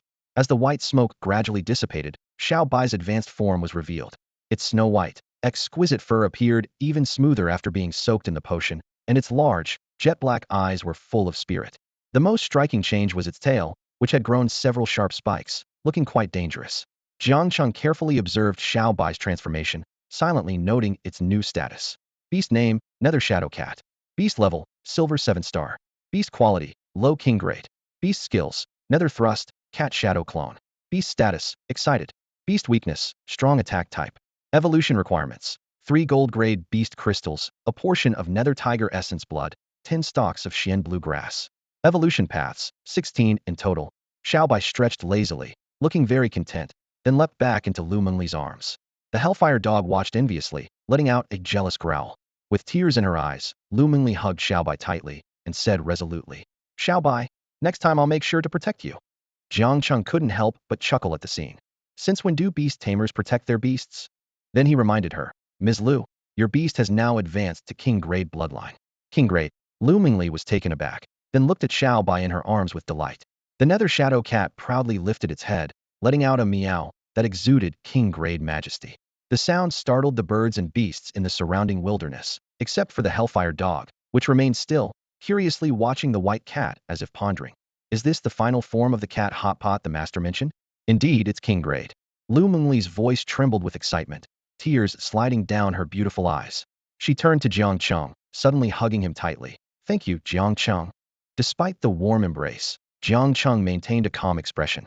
He thought to himself that helping Lu Mengli was merely settling a debt from his past self.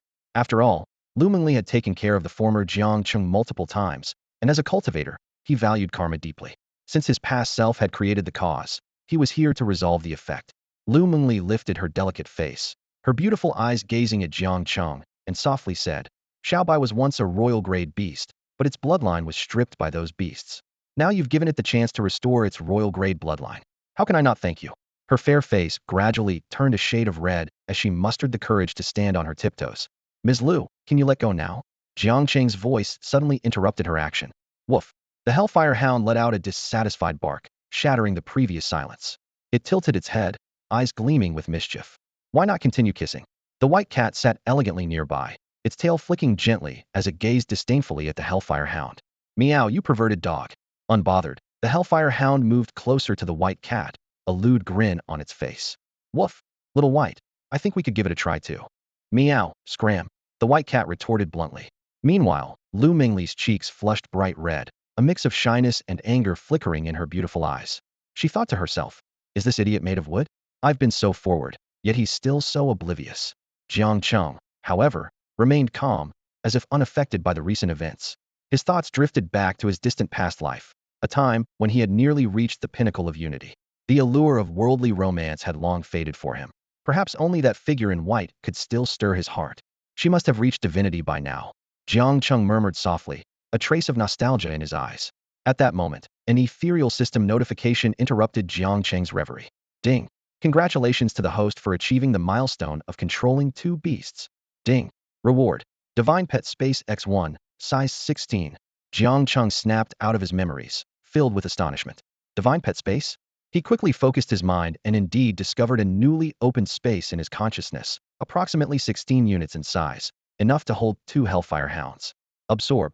Jiang Cheng chuckled, and a beam of white light swiftly enveloped the Hellfire Hound that was flirting with the Shadow Cat. Woof!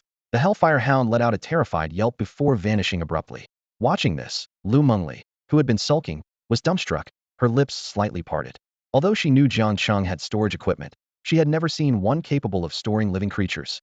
The next moment, Jiang Cheng released the Hellfire Hound again. He also understood the unique feature of this divine pet space. It could not only store living beings, but also accelerate their growth. Jiang Cheng. Lu Mengli began to speak, but a sudden loud noise erupted from the depths of the southern barbarian forest, followed by a chorus of beastly roars. The scene shifted to the center of the southern barbarian forest.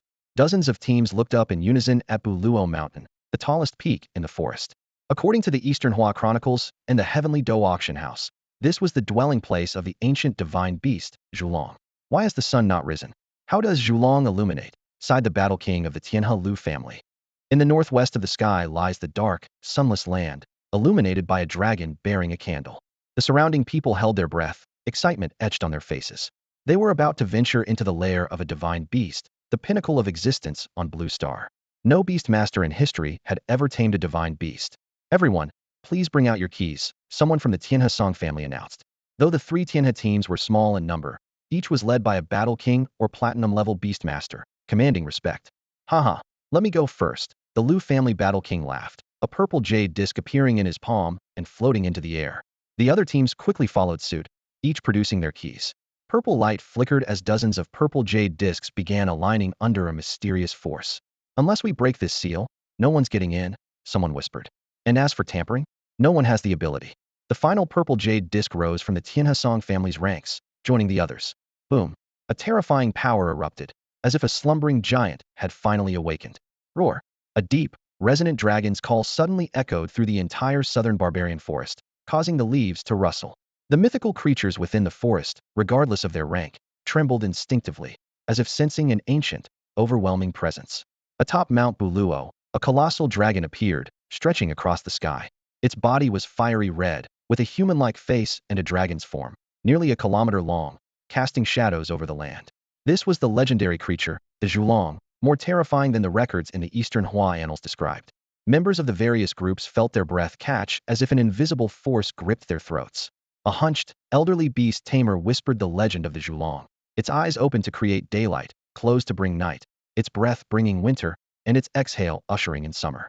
Faces turned pale, and some nearly fell to their knees.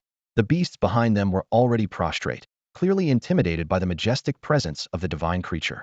Suddenly, the Zhulong opened its eyes. Those eyes, like bronze bells, appeared bottomless, like abysses. In one group closest to Mount Buluo, someone screamed, only to be enveloped by a beam of light and vanish instantly. The others were left in shock, faces filled with terror. However, some informed individuals remained calm. A tall, middle-aged man spoke up. This is the Zhulong's projection. It's leading us inside. This was none other than Chunyu, the king of Tianluo. Relieved, others thanked him. Chunyu, smiling, replied, "No need to thank me, just make some room when we go in." Although he was a lone wolf, no one dared underestimate the king of Tianluo. Meanwhile, in Yunjian Ridge, Jiang Cheng and Lu Mengli also heard the roar. Lu Mengli gazed in awe at the colossal silhouette in the sky and murmured, "That's the divine beast Zhulong." Jiang Cheng was equally shaken, never having encountered such a formidable beast in his past life. At that moment, a low growl came from deep within the forest, as a massive four-armed gorilla leaped out. Following closely, a 50-meter-long ice-blue serpent emerged. Jiang Cheng's expression grew more serious, as these were both gold-level beasts. Worse still, more beasts were lurking within the forest. "This is bad, it's a beast tide," Jiang Cheng exclaimed, quickly mounting his hellhound. Lu Mengli, without hesitation, hugged Xiao Bai and jumped on as well. Facing a tide of dozens of gold-level and hundreds of silver-level beasts, even the entire southern barbarian border would struggle to withstand it. The hellhound howled skyward, its regal aura temporarily intimidating the pursuing beasts. Seizing the moment, it sprinted away, carrying Jiang Cheng and Lu Mengli swiftly from the perilous area. The Hellfire Hound dashed madly through the woods, its forepaws moving swiftly, creating strong gusts of wind. Suddenly, Lu Mengli, seated at the back, exclaimed, "Jiang Cheng, look ahead." On hearing this, Jiang Cheng quickly looked up, his pupils shrinking sharply. Before them, a pitch-black spatial rift appeared out of nowhere, seemingly ready to devour everything.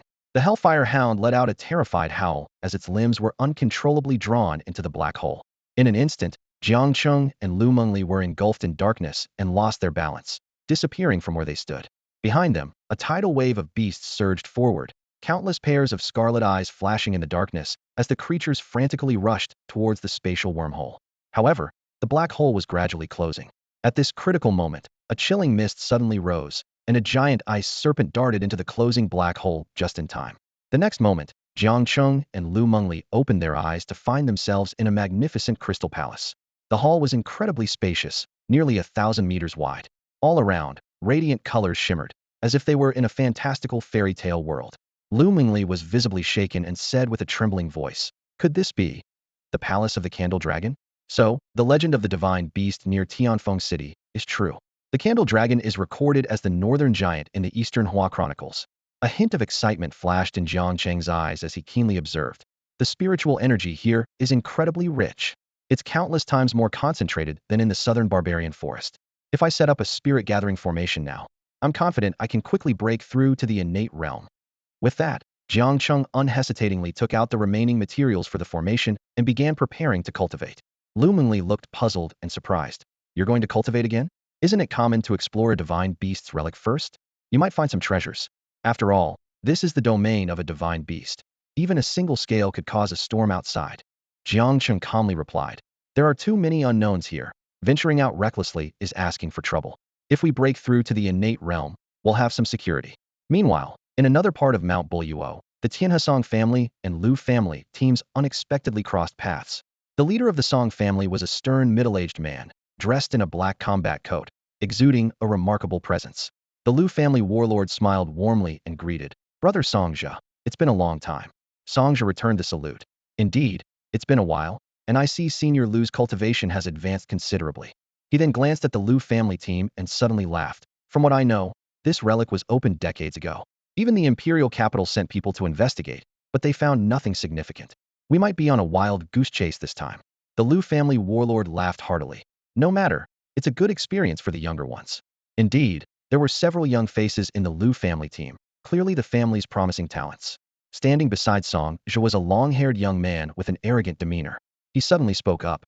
"Has Lu Mengli returned? She hasn't forgotten her engagement with my brother, has she?" These words made the Lu family warlord's face stiffen immediately. He forced a smile. "Young Master Tianzi, the young lady has gone out to train and won't be back for a while."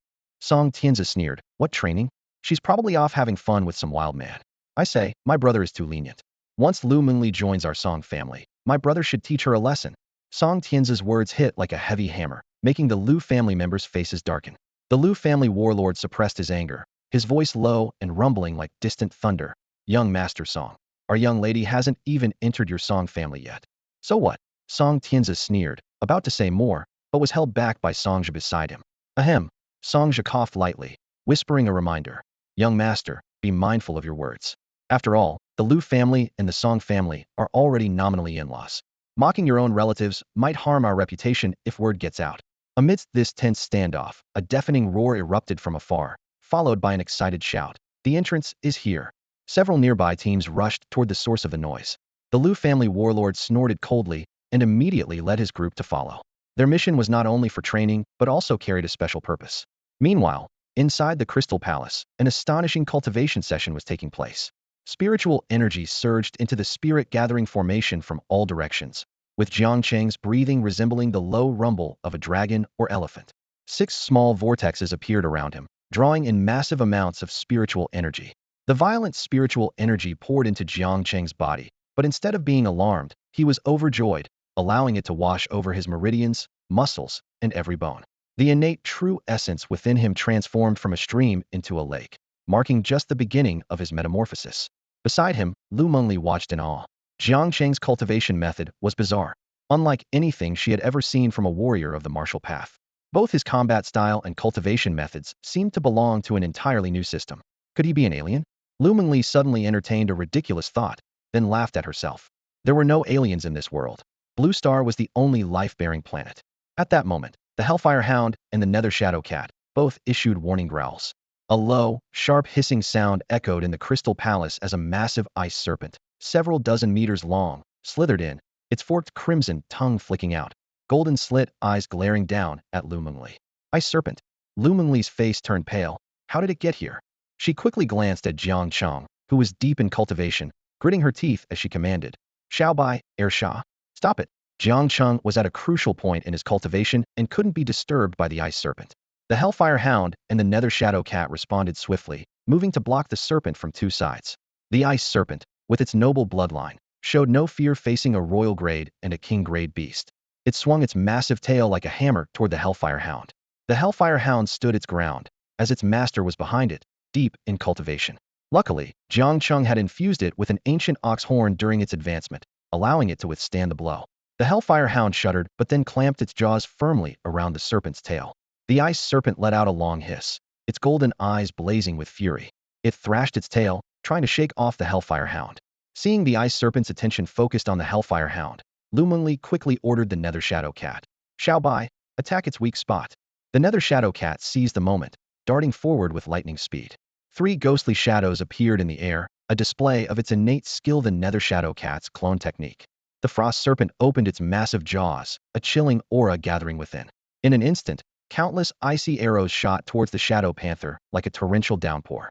Xiaobai, Lu Mengli exclaimed, her face filled with tension. The serpent's wide-range attack had caught her off guard. 2 icy arrows pierced through the Shadow Panther's clones, but the real body evaded the attack with astonishing speed.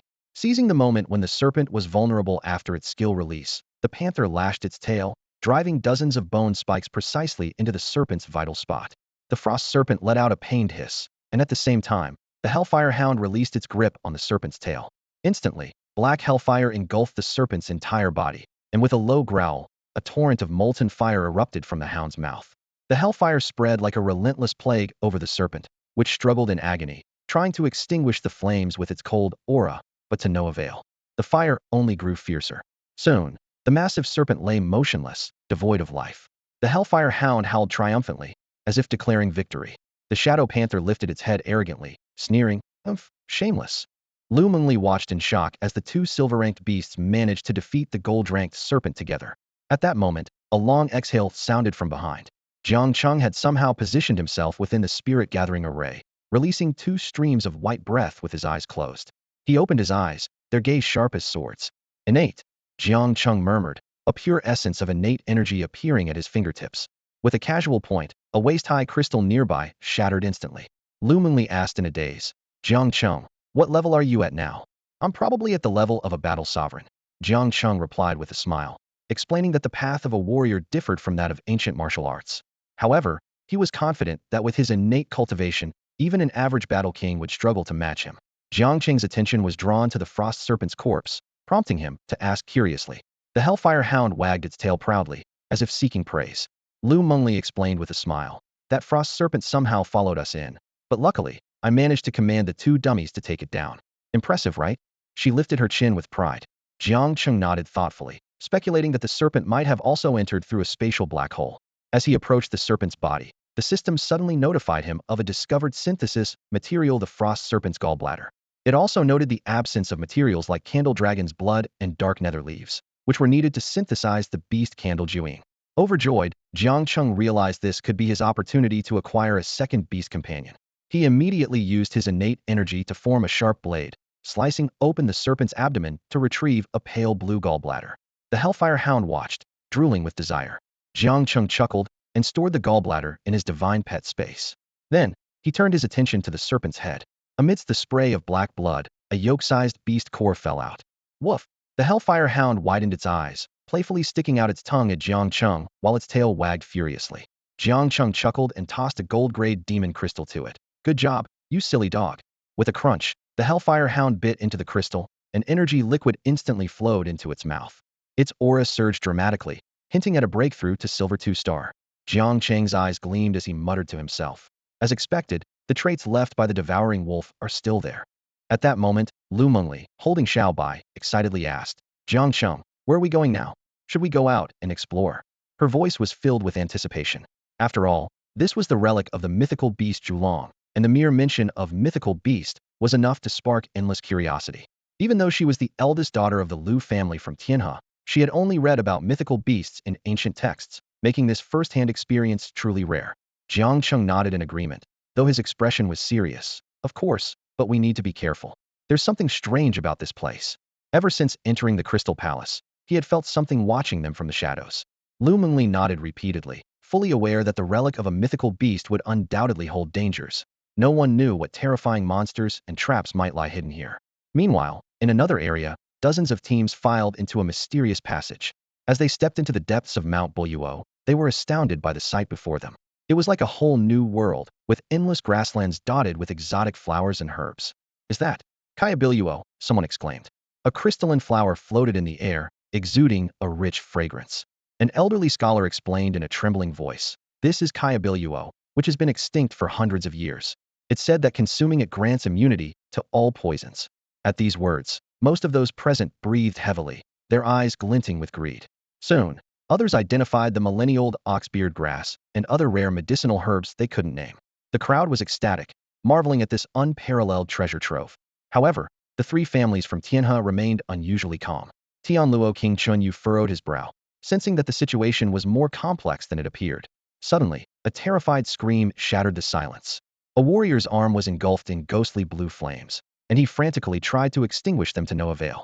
In the blink of an eye, he vanished into thin air, leaving only a wisp of smoke. Chunyu acted swiftly, shouting, "Stop! It's all an illusion." As his words echoed, a sinister crimson mist filled the air. The beautiful scenery vanished, replaced by a landscape of scattered skeletons and rivers of flowing crimson on either side, a grotesque blend of blood and lava.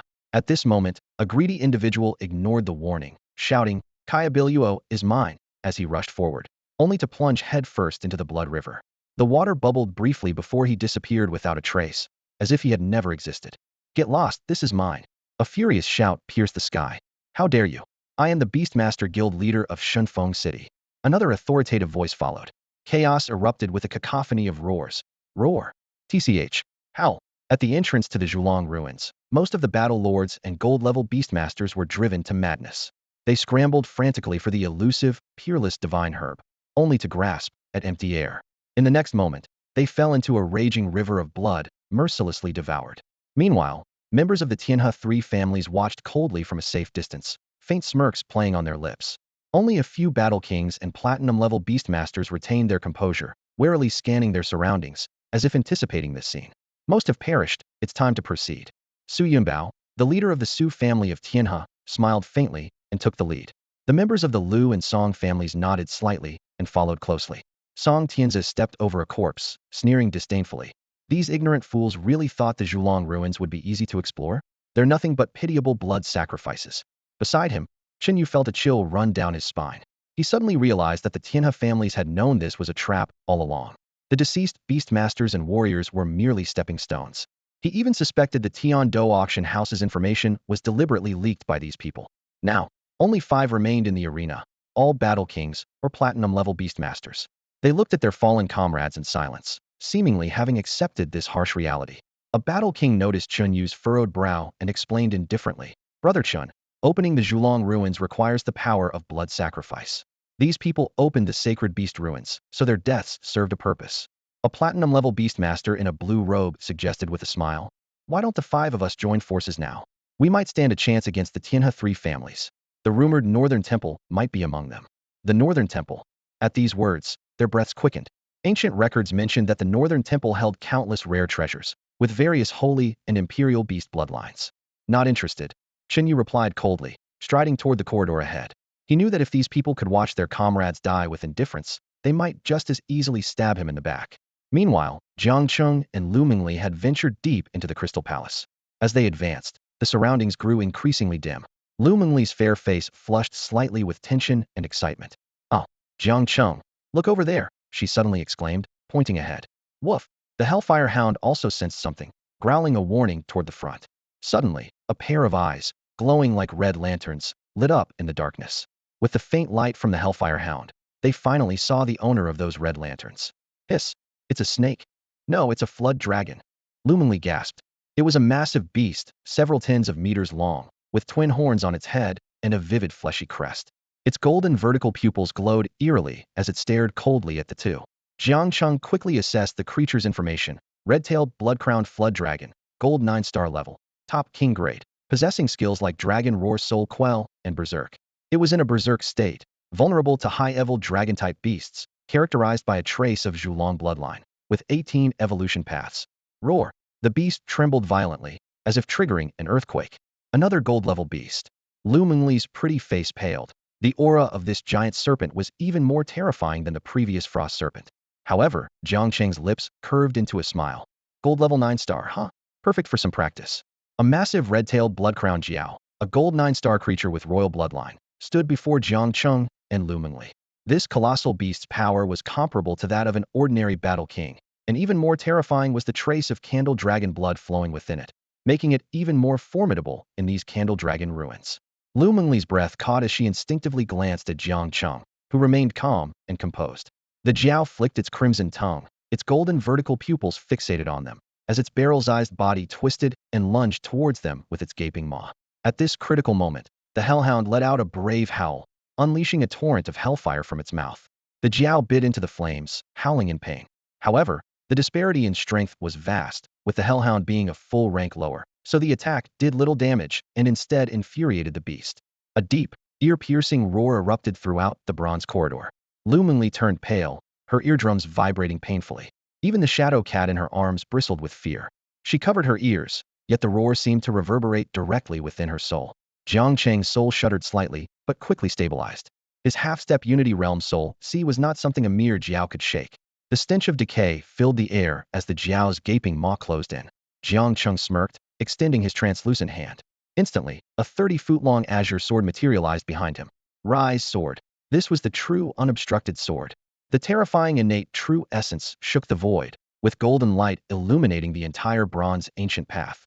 The sword's shadow rapidly expanded in the Jiao's golden pupils. Lu Mingli was once again astounded, thinking to herself, is this a battle sovereign? Even a battle king might not possess such might. The azure sword cleaved through the Jiao's black scales like tofu, leaving deep gashes. The terrifying innate true essence exploded within, causing the beast to howl in agony. Its blood-red crest suddenly stood erect, and its aura grew more violent as its scales turned crimson and its golden pupils became filled with scarlet. Jiang Cheng's eyes narrowed as he murmured, Berserk, it must be a gifted skill from the trace of candle dragon blood within it, but it's too late. He stood with his hands behind his back, softly chanting, Divine Invocation, Heavenly Thunderstrike. As soon as he finished, a pattern the size of a millstone appeared above Jiang Cheng's head.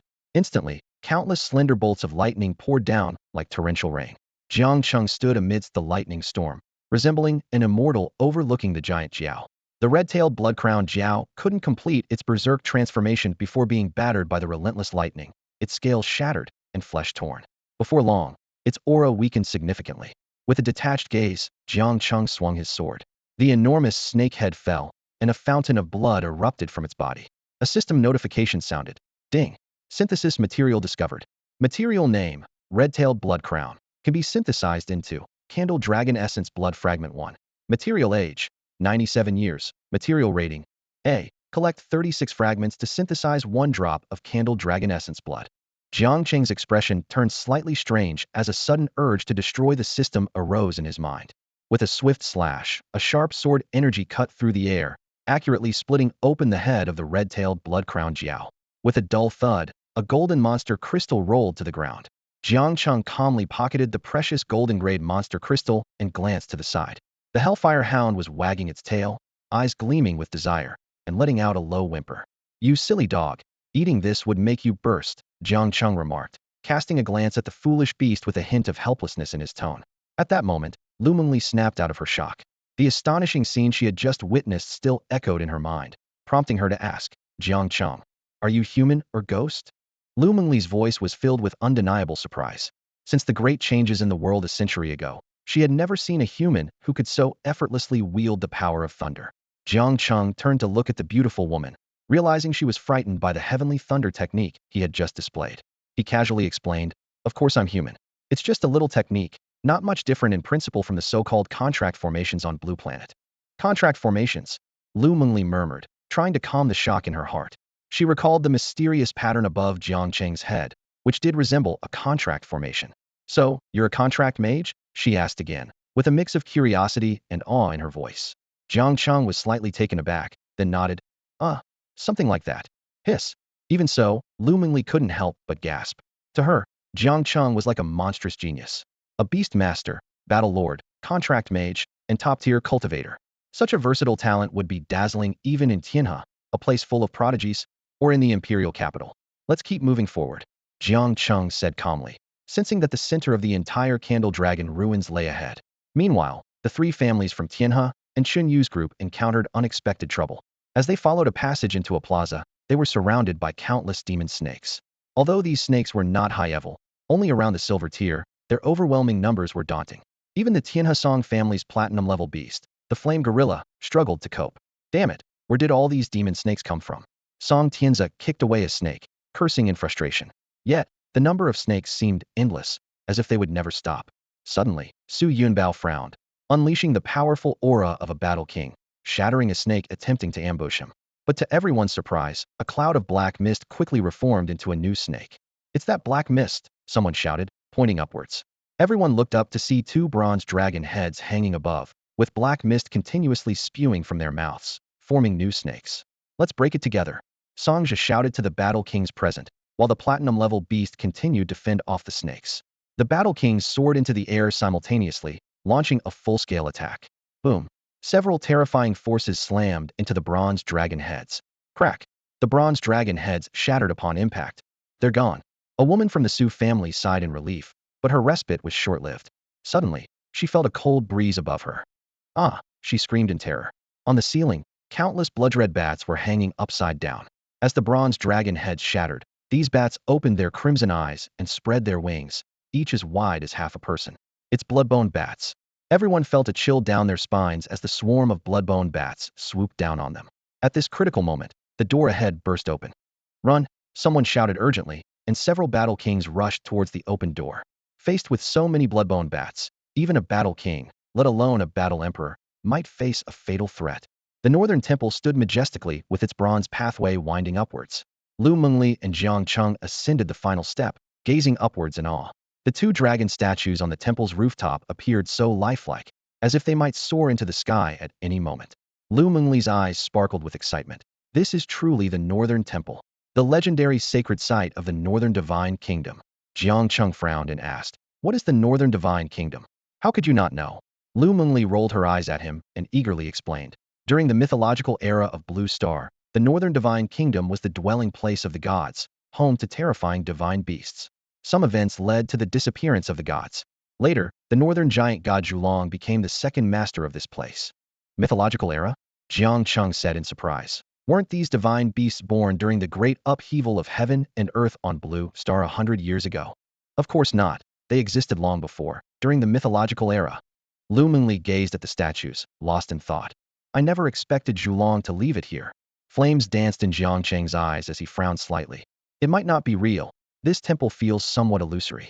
Let's go inside and take a look." As they stepped into the grand hall, countless red dots suddenly appeared. Hiss! Hiss! The infernal flame let out a low growl, spitting out a mass of pitch-black, ghostly flames. Unbeknownst to them, they were surrounded by red-tailed, blood-crowned Jiao, all in their juvenile stage, yet boasting silver-tier strength. Instead of being frightened, Jiang Cheng was overjoyed. Perfect timing. This is practically Zhulong's essence blood delivered to us. Meanwhile, in another part of the ruins, Song Zhe wore a grim expression. Damn it, Song Yun and Song Tian are dead. Shortly after entering the ruins, the Song family lost two promising gold-tier beastmasters, along with their beasts, brutally devoured by blood-bone bats. In contrast, the Tianhesu family and the Liu family only had a few members lightly injured. Everyone gathered in a crystal palace when someone noticed a dead ice python on the ground. A platinum-tier beastmaster frowned. Why is there an ice python here? Its aura is at least gold-tier 9 stars. Su Yunbao's eyes were sharp. These injuries show signs of both fire burns and stabs, and the demon crystal has been extracted. Someone arrived before us, possibly 2 beastmasters, and maybe a contract mage. Chen Yu pointed ahead, where Jiang Cheng had left a spirit-gathering array pattern. A petite girl from the Su family, wearing an eye-catching t-shirt, whispered, "What a strange contract magic circle. I've never seen anything like it." She frowned, analyzing it, her thumb moving slightly. Suddenly, her face changed, and she spat out a mouthful of blood. "Miss Xian." Su Yunbao quickly stepped forward to stabilize her energy. The crowd recognized her identity, Su Xianer, the most outstanding contract mage of the Su family. Su Xianer's autumn-like eyes were filled with disbelief. Such a profound array. She had exhausted her strength just analyzing a corner of it, and couldn't help but wonder, what level of mastery does the one who set this array possess? Ding! The system notification sounded, and in Jiang Cheng's mind appeared a drop of blood as crimson as fire, with a faint shadow of the Zhulong within it. All 36 Zhulong fragments have been collected, synthesis successful. Congratulations, host, you have obtained Zhulong Blood Essence 1. Jiang Cheng exhaled softly, looking around at the corpses of dozens of red-tailed, blood-crowned Jiao, finally obtaining this crucial material. Lu Mengli, accustomed to such events, blushed with excitement in her voice. "Are we going in?" Jiang Cheng squinted his eyes, cautiously observing the northern temple, sensing something unusual. "Yes, be careful," he warned softly, leading the way with the Hellfire Hound. As they stepped through the grand entrance of the northern temple, the massive dark golden doors suddenly radiated a brilliant light. Their pupils contracted, and the sight before them was astonishing. The interior of the temple was vast and boundless, stretching endlessly. Majestic golden pillars soared into the sky, carved with strange patterns. Sacred Blood Qilin, 5-clawed golden dragon, undying phoenix. Lu Mengli held her breath, her voice trembling. These are divine beasts, some not even recorded in the Immortal Chronicles. Jiang Cheng, with a serious expression, recognized more patterns. Qiongqi, Taotai, Inglong. These are ancient ferocious beasts from Earth. How are they here on Blue Star? Looking up, he was even more shocked. The Void Heaven Gate, the legendary gate connecting the mortal realm and the celestial realm, actually existed. Jiang Cheng recognized it instantly, having witnessed it firsthand in his past life when he broke through to the Unity realm. Suddenly, a melodious bell rang, and one by one, ethereal figures rose behind them. Each figure exuded an imposing aura, their faces obscured by chaotic mist. Lu Mengli involuntarily stepped back, her white cat and the Hellfire Hound trembling in her arms. A particular ethereal figure caught their attention, a human-faced dragon body, draped in a gray-blue robe. "Zhulong," Jiang Cheng whispered. "It's among them." These terrifying projections slowly advanced, halting at a certain point. In an instant, the hall was bathed in radiant light. Lu Mengli gasped, her face frozen in shock. Ahead, a pair of eyes like blazing suns stared directly at them. It was the eyes of Zhulong. No wonder the chronicles noted closed eyes for night, open eyes for day. The Hellfire Hound, terrified, tucked its tail and hid behind Jiang Cheng. Lu Mengli broke out in a cold sweat. "It's the real Zhulong. It's actually here." Jiang Cheng remained unusually calm. "We were just in Zhulong's dream. This isn't the true Zhulong, just a projection." "Projection?" Lu Mengli was bewildered, not yet grasping Jiang Cheng's words, as she watched him boldly step forward and reach out to touch Zhulong's face. The act was astonishing. If it angered the divine beast, the entire Blue Star would hardly escape unscathed. Lu Mengli's heart was in her throat as she held her breath, watching the perilous scene unfold. Jiang Cheng's hand moved like lightning, piercing through the image of the Zhulong. The nearly kilometer-long shadow of the Zhulong instantly surged into his body. Lu Mengli was left speechless, her eyes wide with shock. In Jiang Cheng's mind, the crimson shadow of the Zhulong suddenly appeared, swaying wildly in his sea of consciousness. As expected, it's just a wisp of its essence. Jiang Cheng muttered to himself, a hint of curiosity rising within him. Although this essence of the Zhulong was only at the pinnacle of life and death, He was more intrigued to know why the Zhulong left it behind. Suddenly, a system notification sounded. Beast material discovered. Zhulong Essence 1. Material name, Zhulong Essence. Material age, 10,086 years. Material use, grants dragon-type beasts advanced bloodlines and bestows one innate domain. Material rating, SS. Jiang Cheng was taken aback, not expecting the system to utilize the Zhulong Essence. An innate domain, huh? His eyes flickered as he decided to use it for the upcoming synthesis of the Zhulong Jiuyin's advancement. Meanwhile, the three families from Tianhe and Chunyu entered the ancient bronze path, but suddenly stopped in their tracks. Before them lay the corpse of a beast, the scarlet-tailed blood-crowned Jiao, exuding an aura at least at the peak of gold, possessing a trace of Zhulong's bloodline. Everyone was shocked as they examined the body of the scarlet-tailed blood-crowned Jiao. Lu Bo, the battle king from the Lu family, couldn't hide his surprise, noting the smooth, mirror-like wound. Whoever could kill it with one strike is no ordinary person.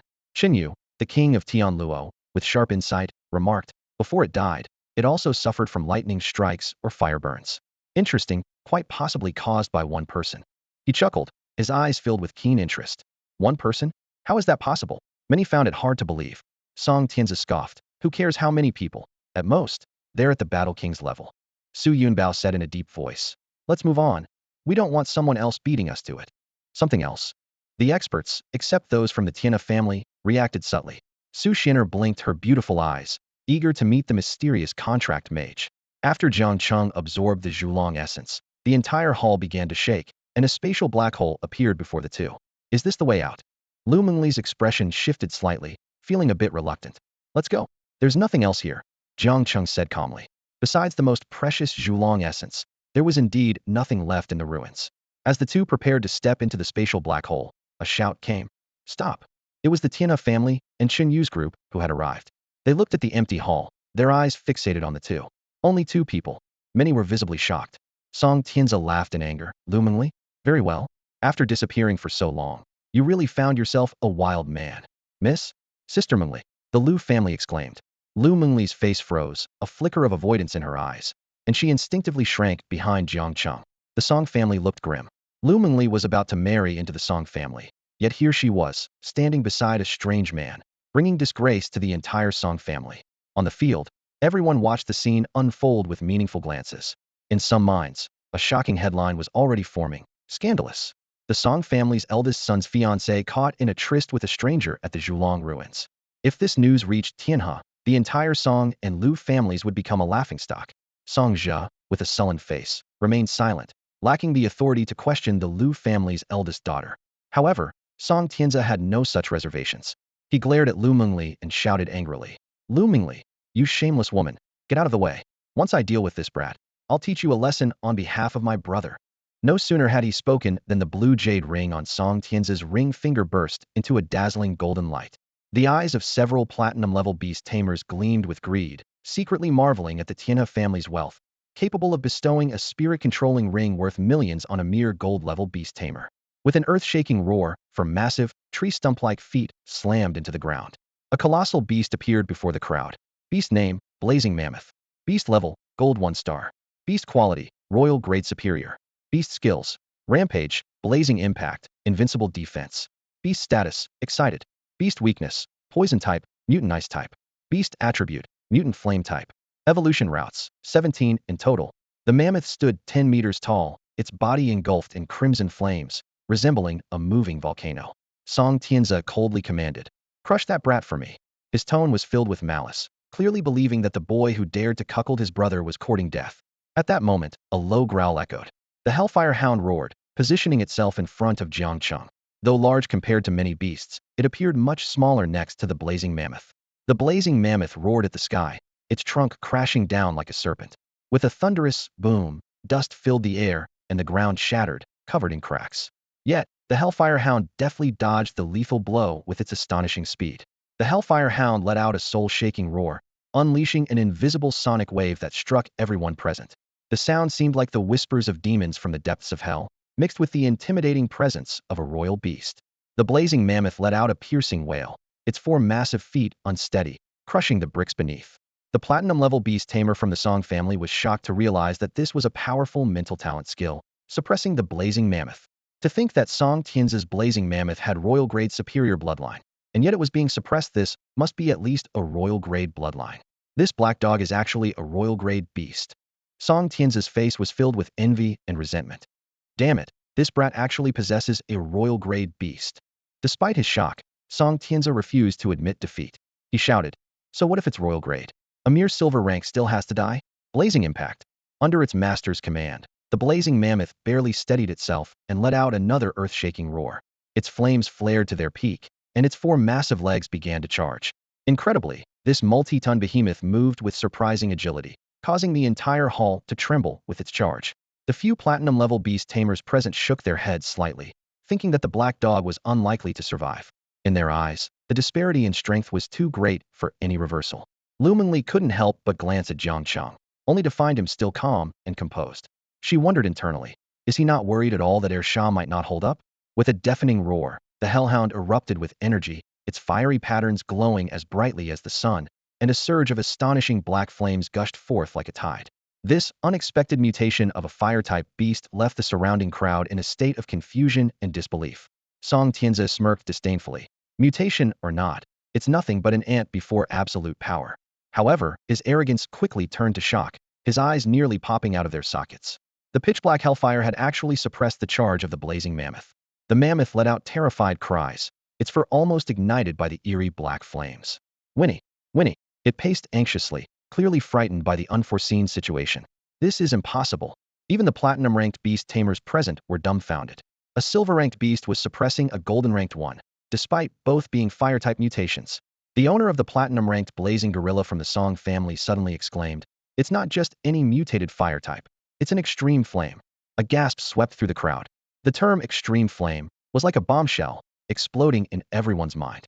Song Tianzi's face displayed naked greed.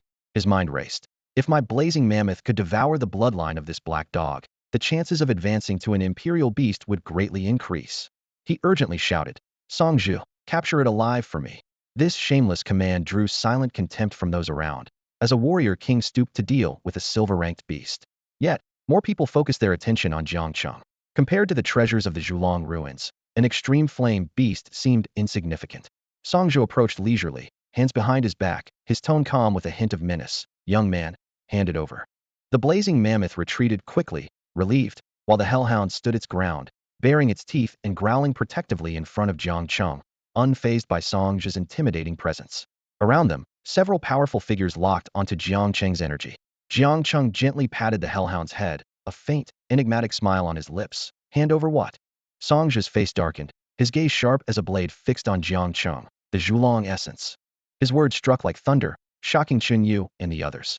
So there was indeed a trace of Zhulong essence in the ruins, explaining why even the Tianhe family wanted a piece of the action. The unfamiliar warrior kings and platinum-ranked beast tamers looked at Jiang Cheng with even more fervent eyes, as if to burn through him.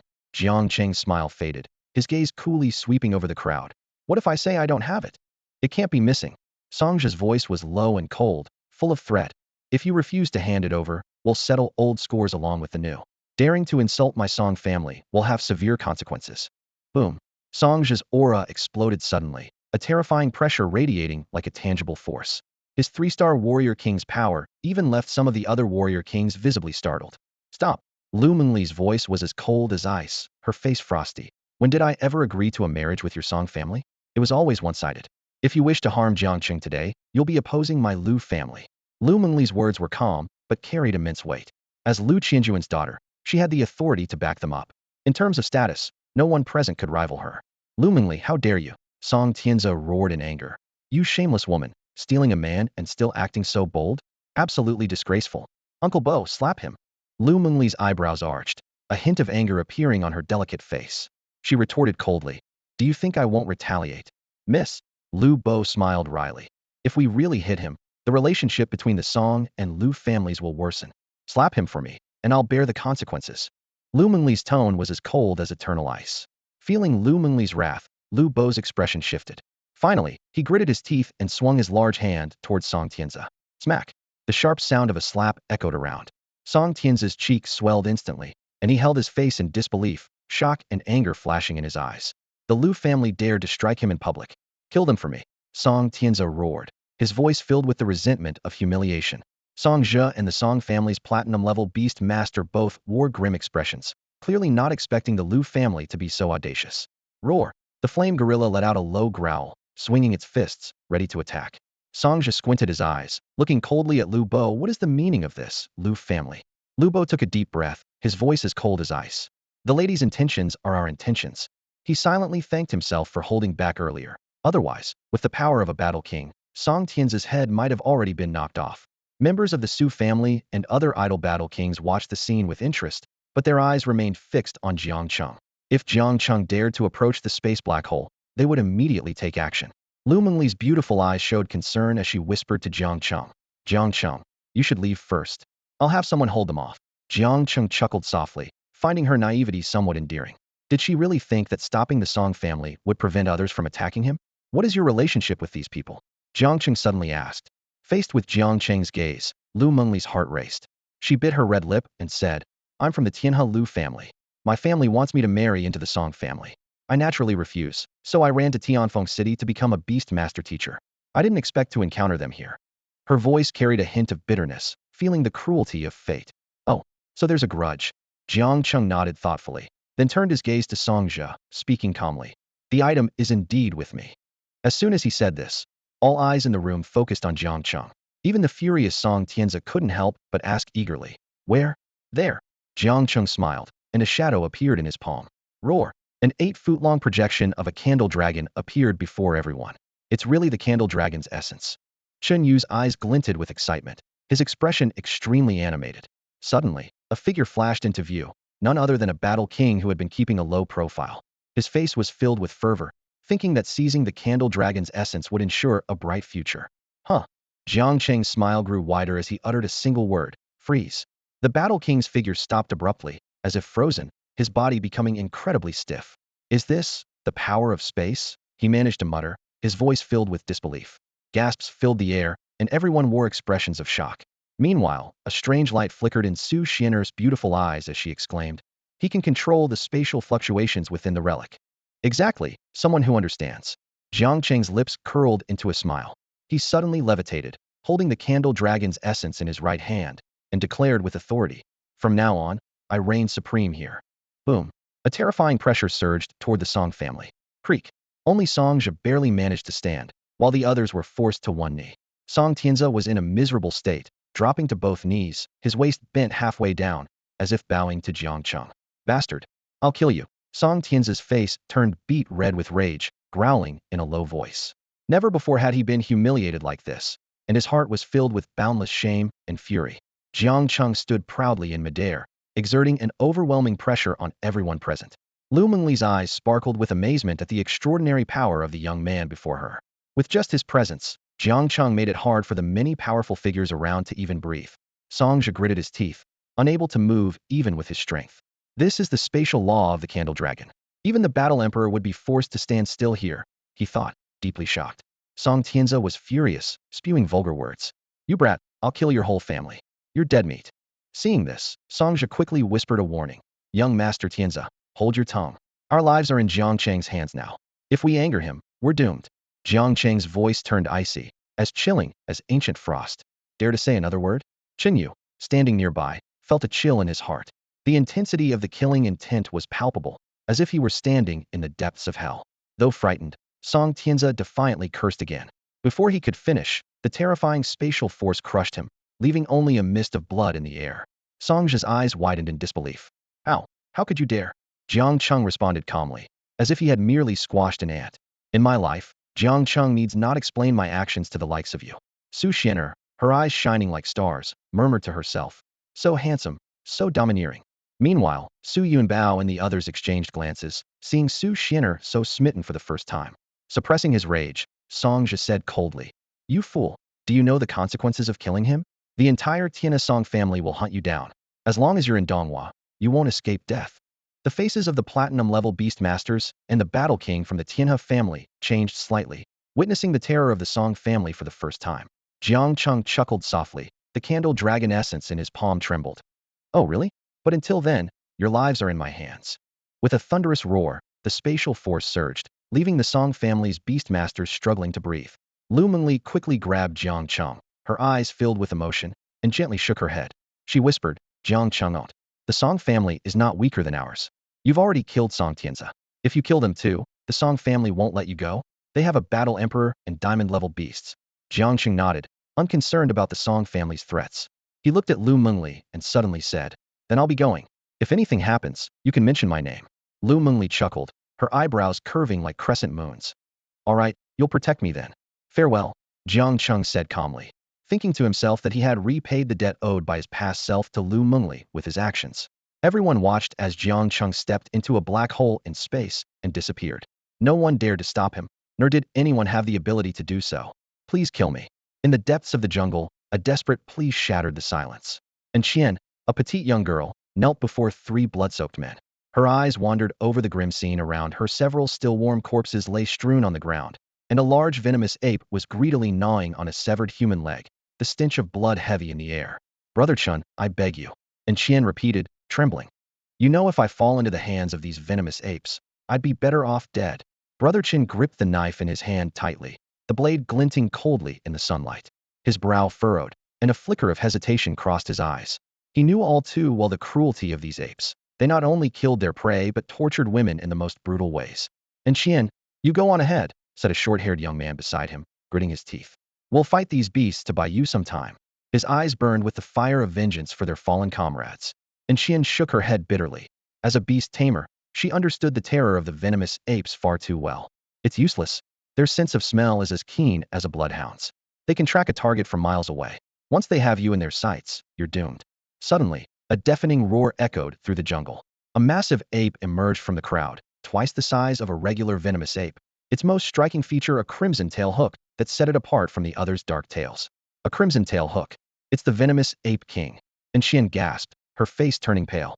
Brother Chun and the others inhaled sharply in unison. The appearance of the gold-ranked venomous ape king extinguished their last glimmer of hope. Kill me, Brother Chun. And Qian pleaded again, her voice filled with despair. Brother Chun closed his eyes, taking a deep breath. I'm sorry. I couldn't take care of you as your brother wished. He gritted his teeth, raising the knife to Qian's delicate neck. Just at that critical moment, a loud bark came from above. Woof! A dark shadow crashed heavily into Brother Chun, sending him reeling. And Qian and the other two young men stared in shock at the sudden turn of events. A large black dog was proudly wagging its tail, as if saying, never seen a handsome dog before? Where am I? A calm male voice asked. All eyes turned to the newcomer.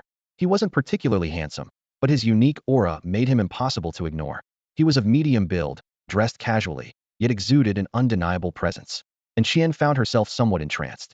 This is the Tiandu Forest. A man holding a military dagger replied. Tiandu Forest. The man mused, nodding thoughtfully, about to ask more. Suddenly, the venomous ape king let out a piercing howl, and the surrounding apes began to stir, their grotesque faces brimming with bloodlust. Sir, are you a beast tamer? Can you help us? They urgently implored, hope flickering in Qian's eyes. The man nonchalantly replied, a venomous ape pack, is it? No problem. He gave the black dog a look. Woof! The black dog barked excitedly, as if to say, another fight? Bring it on. In Jiang Cheng's mind, detailed information about the poison ape king surfaced. A gold 1-star level beast of medium Qian quality, equipped with skills like deadly poison hook, violent iron fist, and berserk rage. Its nature is cruel and easily angered. This beast is a strong attacker with a venomous tail hook and possesses 36 evolutionary paths. Jiang Cheng stroked his chin, contemplating that the Hellfire Hound should be able to handle it. After all, with its royal bloodline suppression, the Poison Ape King's combat power would surely be affected. However, Jiang Cheng wasn't entirely confident, as the Hellfire Hound had only previously dealt with a Mountain Cloud Leopard alone. Other battles were either in collaboration with the Nether Shadow Cat or with Jiang Cheng's intervention. At that moment, the Hellfire Hound, with its sturdy limbs, charged towards the group of poison apes without hesitation. The short-haired young man, seeing this, helped up the team leader Chunyu, who had been knocked out by the Hellfire Hound, and whispered to Qian, Qian, let's head back to the car. Not far away, an off-road pickup truck was parked quietly, and a man holding a military dagger was already in the driver's seat. Clearly, they were worried that Jiang Cheng might not be able to hold back the group of poison apes, and were prepared to flee at any moment. And Qian gently shook her head, fully aware that if Jiang Cheng couldn't hold them back, they wouldn't be able to escape given the speed of the poison apes. At this moment, they could only place their hopes on the unexpected appearance of this beast tamer. Suddenly, the poison ape king launched a fierce attack. Its massive body exhibited astonishing speed, and its thick black arms swung towards the Hellfire Hound's head like cannonballs. The Hellfire Hound let out a low growl, and its demonic mutterings echoed in everyone's minds once again. This was the terrifying bark of a royal hound, infused with its supreme pressure. The surrounding ordinary poison apes clutched their heads, howling and trembling as if subjected to extreme fear. Even the poison ape king showed a ferocious expression, its movement momentarily halted.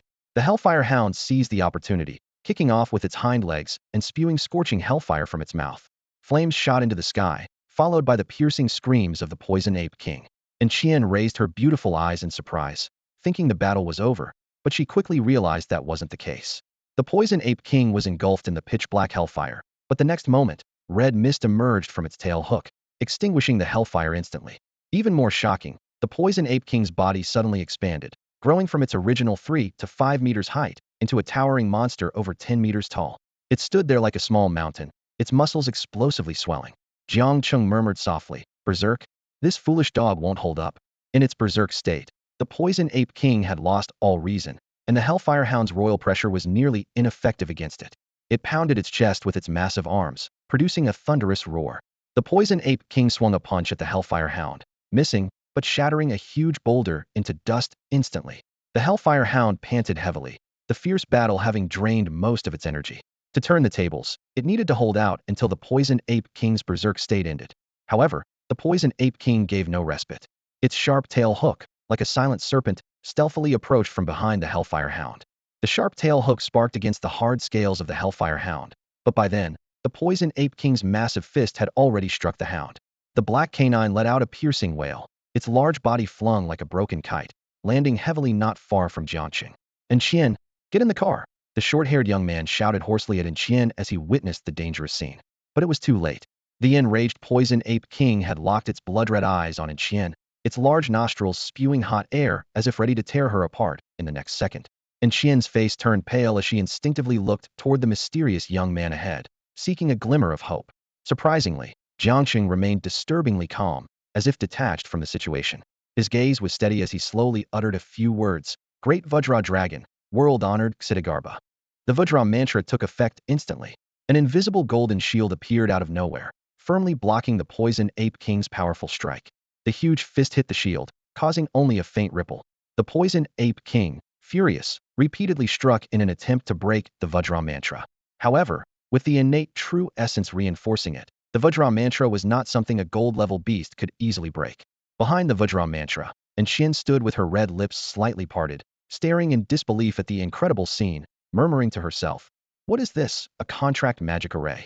"Break!" Jiang Cheng suddenly shouted. In an instant, a massive green sword appeared behind him, the Wuxia sword. The sword flashed, and the void resounded with a thunderous boom. With astonishing speed, the Wuxia sword pierced through the poison ape king's chest in an instant. The beast let out a shrill howl, reaching to pull out the sword. But the next moment, a more terrifying event unfolded. A deafening explosion erupted as the innate true essence detonated inside the poison ape king. Flesh and blood flew, and its chest burst open with a ghastly hole. The massive body collapsed with a thud, raising a cloud of dust. "Awoo!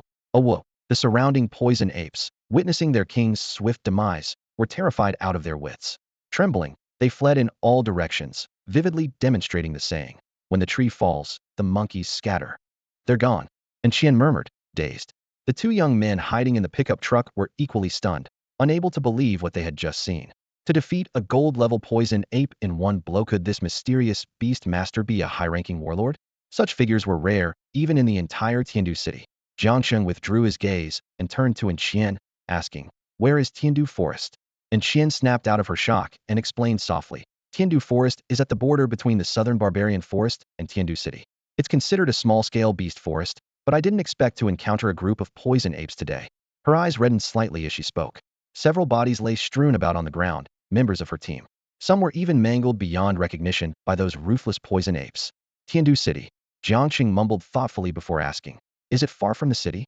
"Not close, about a few hundred kilometers."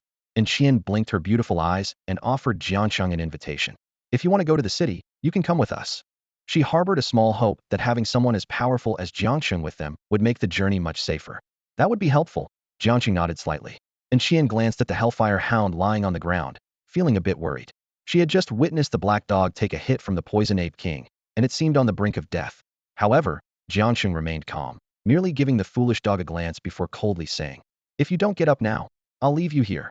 Woof! The Hellfire Hound, which had been playing dead, shivered at these words and immediately stood up, baring its teeth, as if the severe injury was just an act.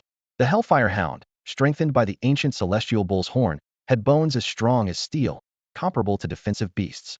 Although the poison ape king's explosive punch was formidable, it struggled to inflict fatal damage. Jiang Cheng, resting his chin in his hand, scrutinized the Hellfire Hound in front of him. He estimated that the true combat power of this beast should be around silver 5 or 6 stars. While the royal bloodline could intimidate most low-level beasts, it had little effect on a berserk beast like the poison ape king. The Hellfire Hound seemed to sense its owner's dissatisfaction, wagging its tail dejectedly and letting out a low whimper. Its ghostly green eyes seemed to plead. I'm only silver 1 star. Holding my ground against the poison ape king is already quite an achievement. And Xian covered her mouth in disbelief as she looked at the still lively Hellfire Hound. She thought, is this really the same dog that just withstood a hit from the poison ape king? Jiang Cheng rubbed his temples and walked towards the off-road pickup truck, saying calmly, let's get in the car first. And Xian was about to remind Jiang Cheng not to forget his beast, but before she could speak, the Hellfire Hound, the size of a buffalo, suddenly shrank to the size of a regular husky. Its eyes glimmered with pride, as if showing off to Xian. Size alteration, this is at least a candidate-grade bloodline. And Xian was stunned, feeling a mix of emotions. As a beast tamer, she only had a bronze-tier mysterious grade beast. Yet, this young man, about her age, not only had the strength of a battle lord but also possessed a beast with at least a candidate-grade bloodline. The vast disparity left her reflecting on the saying, comparisons can be infuriating. Inside the pickup, the others made room for Jiang Cheng in the back seat. Through casual conversation, Jiang Cheng learned about their backgrounds. They were originally a special logistics team responsible for transporting important items. Chen Gu, who was knocked unconscious by Air Shah, was named Chen Songhai and was the leader of the team, with a strength of 6-star battle master. The young man driving was Qin Xiong, and the short-haired youth in the passenger seat was Lu Xing. As for Xian, she was a student at Tianluo Academy, taking advantage of a break to travel back to Tiandu City with this group. Unexpectedly, they encountered a group of poison apes on the way. Where is Tiandu City located? Jiang Cheng suddenly asked. And Xian explained softly, Tiandu City is in Beijiang Province, separated from Tianluo City by the Tiando Forest. Beijiang Province. Jiang Cheng's eyes showed a hint of surprise. He hadn't expected the space rift to transport him so far away. By the way, I still don't know your name, sir? And Xian asked, blinking her eyes awkwardly. It felt odd to keep addressing someone her age as sir. Jiang Cheng, like the river and the city, Jiang Cheng replied calmly. Jiang Cheng.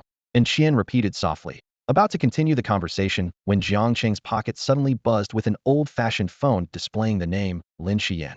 What's up? Jiang Cheng squinted as he answered the call. I miss you, Jiang Cheng. Where are you? Lin Xian's voice, with a hint of a coquettish tone, came through the receiver. Jiang Cheng hung up the phone expressionlessly, feeling disgusted once again. However, Lin Xian persistently called back. Jiang Cheng, don't hang up. I have something important to tell you. This time, she got straight to the point. What is it? Jiang Cheng asked, frowning slightly, without hanging up again. The news of Grandpa Su being bedridden with a serious illness hit Jiang Cheng like a heavy blow. On the other end of the phone, Lin Xian's voice was filled with sighs, expressing her struggles in taking care of him. Jiang Cheng felt a pang in his heart as memories surged like a tide. Mr. Su, the orphanage director who once took him and Lin Xian in, was now gravely ill. However, reason quickly took over. Jiang Cheng frowned slightly, recalling Lin Xian's materialistic nature and her usual indifferent relationship with Mr. Su. Her sudden concern and willingness to care for him seemed suspicious, especially since she was inquiring about his whereabouts from the start. Jiang Cheng's lips curled into a cold smile, his voice tinged with sarcasm. If I'm not mistaken, you should be at the Qian family now, right? Lin Xian's tone instantly turned flustered, revealing her true situation. Jiang Cheng coldly replied, tell the Qian family that I'll be back in a few days. They should prepare the coffins. With that, he decisively hung up the phone. The scene shifts to the Qian family in Tianfeng City. Lin Xian stared blankly at her phone, when suddenly a chilling voice broke the silence. So, did that little brat agree to come back? Qian Feng's face was twisted with malice, his eyes burning with vengeance. Trembling, Lin Xian repeated Jiang Cheng's words, but Qian Feng laughed instead of getting angry. Very well, he's quite bold. In his mind, he was already plotting countless ways to torment Jiang Cheng as revenge for his deceased son. Lin Xian's face turned pale as she quietly asked to leave. However, Qian Feng gave a sinister smile. Since you're Guang's girlfriend, you can join him in the afterlife in a few days. At Qian Feng's command, several guards approached Lin Xian. She was terrified, screaming her denial of any relationship with Qian Shiguang, but it was futile. A swift chop to the neck knocked her unconscious, leaving the room in eerie silence. Meanwhile, back with Jiang Cheng, and Qian curiously asked Jiang Cheng, "Was that your girlfriend?" Jiang Cheng put away his phone and replied indifferently, "No, just a worthless person."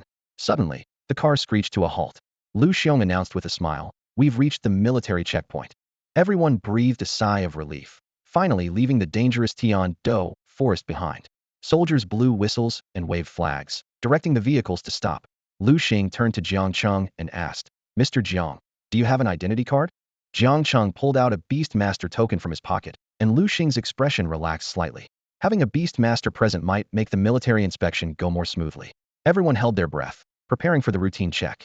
The routine military inspection was underway, primarily aimed at checking passing vehicles for contraband. Two soldiers were responsible for the inspection, and they opened the trunk.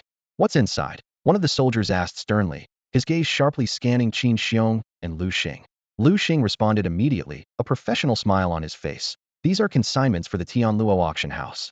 We are a specialized transport team from Yuanfang Logistics." As he spoke, he pulled a business card from his pocket and handed it to the soldier.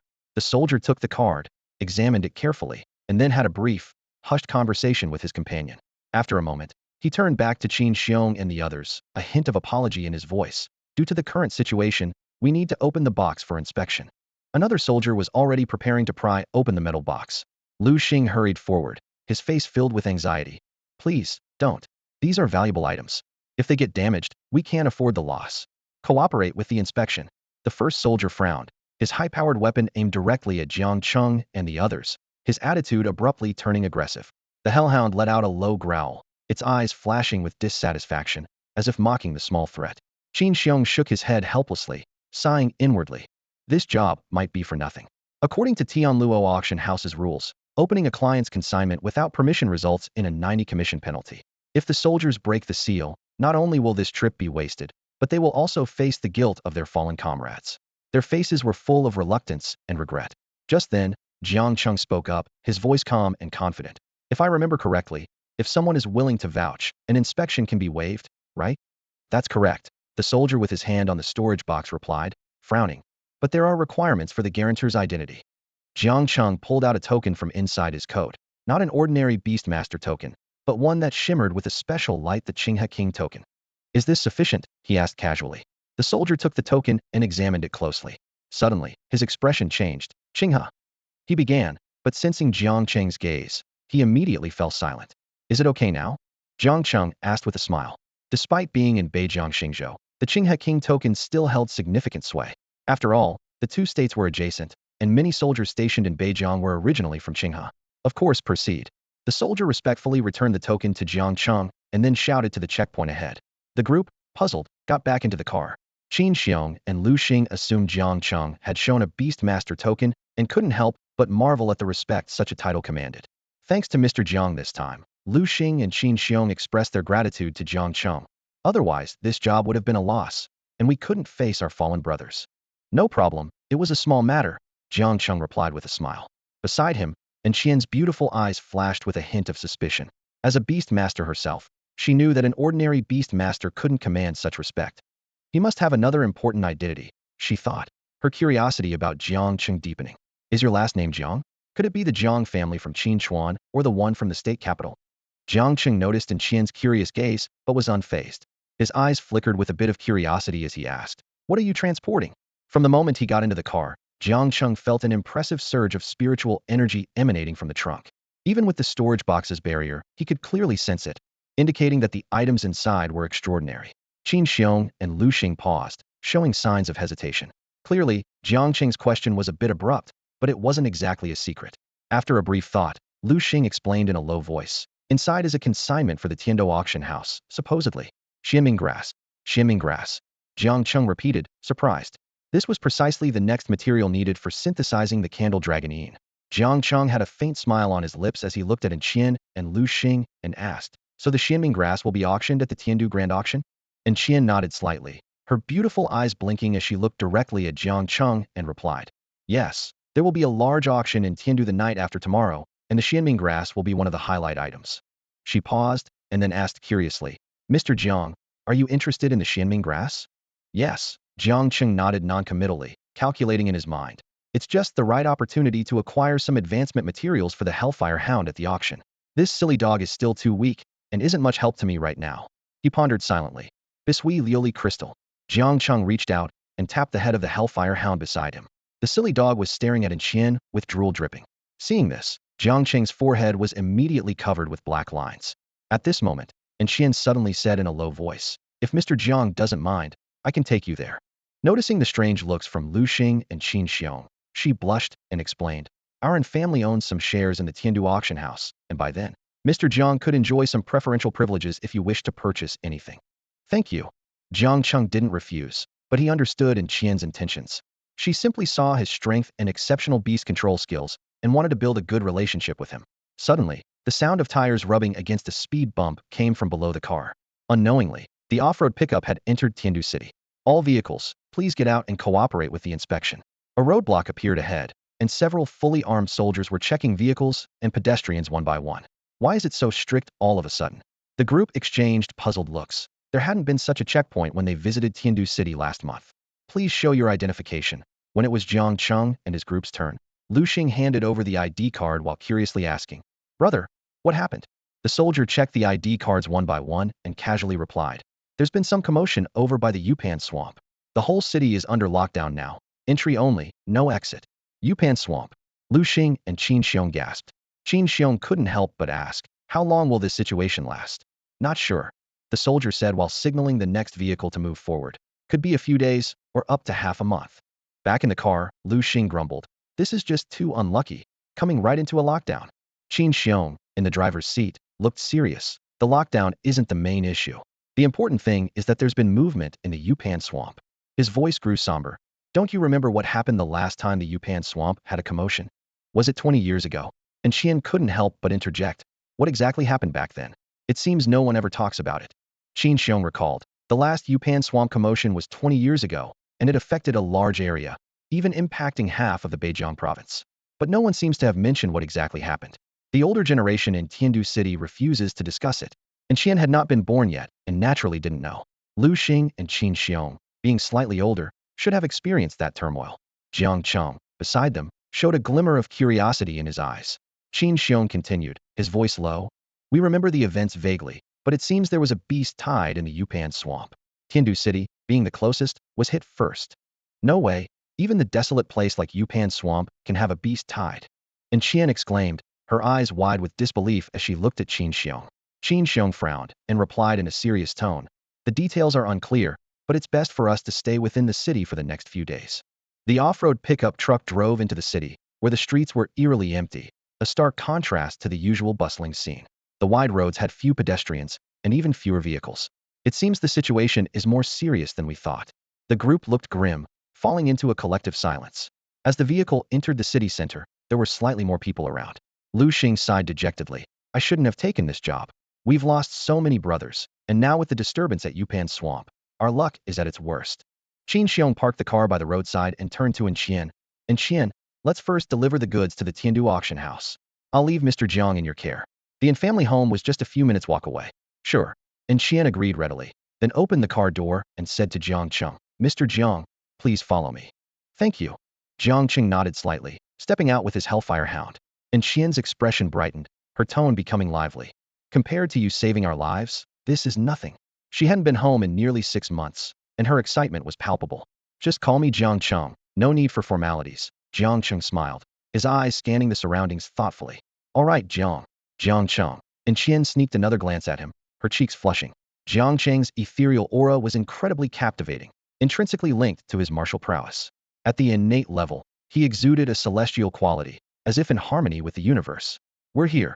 And Qian led Jiang Cheng to a grand estate, the family residence. Its size indicated the family's significant status in Tiandu City.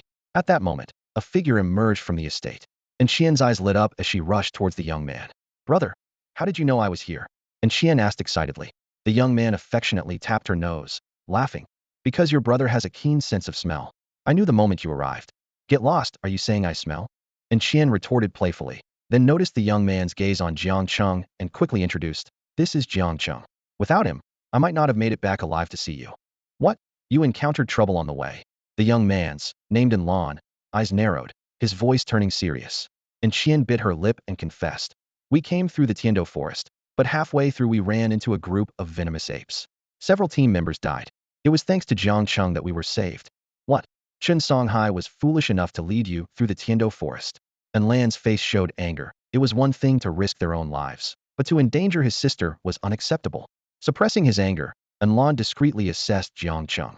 Despite his ordinary attire, Jiang Cheng's extraordinary demeanor was undeniable. Noticing the Hellfire Hound behind Jiang Cheng, Lan was visibly surprised. A beast tamer?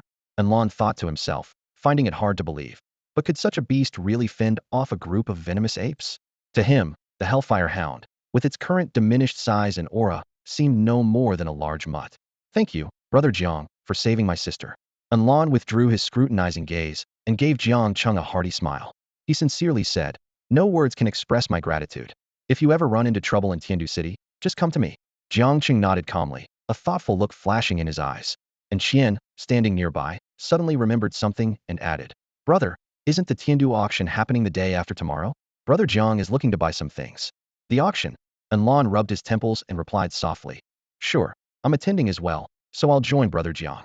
And Qian couldn't help but ask again, by the way, brother, I heard there has been some unrest near Yupan Swamp. Is it serious? I can't believe Tiandu City has been locked down. And Lan's expression darkened slightly, and he replied briefly, we'll talk about it later. Then he smiled at Jiang Cheng. You must be tired from your journey, Brother Jiang. I'll have someone arrange a place for you to stay. All right. Jiang Cheng agreed, his eyes narrowing slightly. He had a feeling that the situation in Tiandu City might be more severe than it seemed. Meanwhile, outside Tiandu City, various military structures were rapidly being erected. Soldiers busily transported construction materials, as if turning the city into an impregnable fortress. Suddenly, a loud dragon's roar echoed from the sky. The soldiers working below looked up in unison, and someone exclaimed, it's the dragon cavalry. I didn't expect them to come too. The arrival of the dragon cavalry intensified the already tense atmosphere. This elite force from the northern Jiang province was invaluable, each rider mounted on a magnificent silver dragon. The dispatch of such a formidable unit indicated the seriousness of the disturbances at Yupan Swamp. Besides military personnel, there were also many construction workers on site. Unlike the soldiers, they began to whisper among themselves. I heard the last group of powerful figures sent to suppress Yupan Swamp hasn't returned yet. Could they have? A young worker said worriedly. No way. That group included a battle king and platinum-level beast tamers. Another worker replied, full of disbelief. Then, an older worker lowered his voice and said, don't you remember? The last time there was unrest at Yupan Swamp, the entire northern Jiang province nearly fell. The young workers around him turned pale, putting down their tools to listen intently. Seeing their reaction, the old foreman continued, 20 years ago, there was an unprecedented beast tide at Yupan Swamp. A beast tide? Impossible. How could there be monsters in that godforsaken place? Yeah, oldly. You must be making it up, thinking we're too young to know better. Faced with skepticism, the old man bristled but then spoke gravely. It's true that Yupan Swamp has no monsters, but it does have the undead. Before he could finish, a cold voice suddenly interrupted. Spreading rumors and causing panic will be dealt with by military law. A young man in uniform, standing tall, glared coldly at the workers. Since it's your first offense, I'll let it slide this time. Thank you, sir, for your mercy. We won't do it again. Old Li and the others, sweating profusely, quickly dispersed. Behind him, several soldiers also watched the group sternly, slowly lowering their high-energy weapons. No one is allowed to leave the city. The soldier's stern voice echoed again, blocking the crowd trying to exit Tiandu City. Among the crowd, a citizen angrily shouted, why? Even if you're military, you have no right to restrict our freedom. The young officer coldly stared at the dissatisfied citizen, his voice icy. It was made clear when you entered the city-only entry, no exit. Are you hard of hearing? Intimidated by the officer's icy gaze, the man was momentarily speechless, his face flushing red as he reluctantly retreated back into the city. The adjutant beside him looked at the young officer with a wry smile. General, the people in the city are starting to panic, and even some of our own men. Just hold them down, Su Yuntian muttered irritably, rubbing his temples. Damn it. Why do we have to deal with this mess? Su Yuntian, the youngest general of the Qilin army, was responsible for defending Tiandu City. He was in charge of all matters, including maintaining public order. Just as he was feeling the pressure, a call came from the temporary military camp. General Su, the officials have arrived. Please come and join the meeting. Damn it, I know. Su Tianlong cursed, then turned to the adjutant. Leave this to you. Keep them calm. The adjutant opened his mouth, his face full of helplessness. This mess had fallen on him again. Meanwhile, Jiang Cheng found himself in an awkward situation at the Yin family home. The Yin family, being a prominent clan, had very formal dinners with all family members present.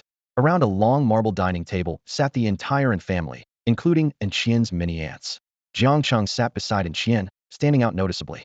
Finally, a flamboyantly dressed woman broke the silence. Xiao Qian, is this your new boyfriend? Why don't you introduce him to us?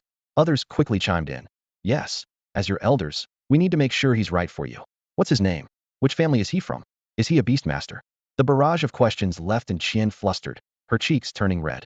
Auntie, he's just a friend. A friend. The women's tone turned more severe. You are too unruly. How can you bring a male friend home so casually?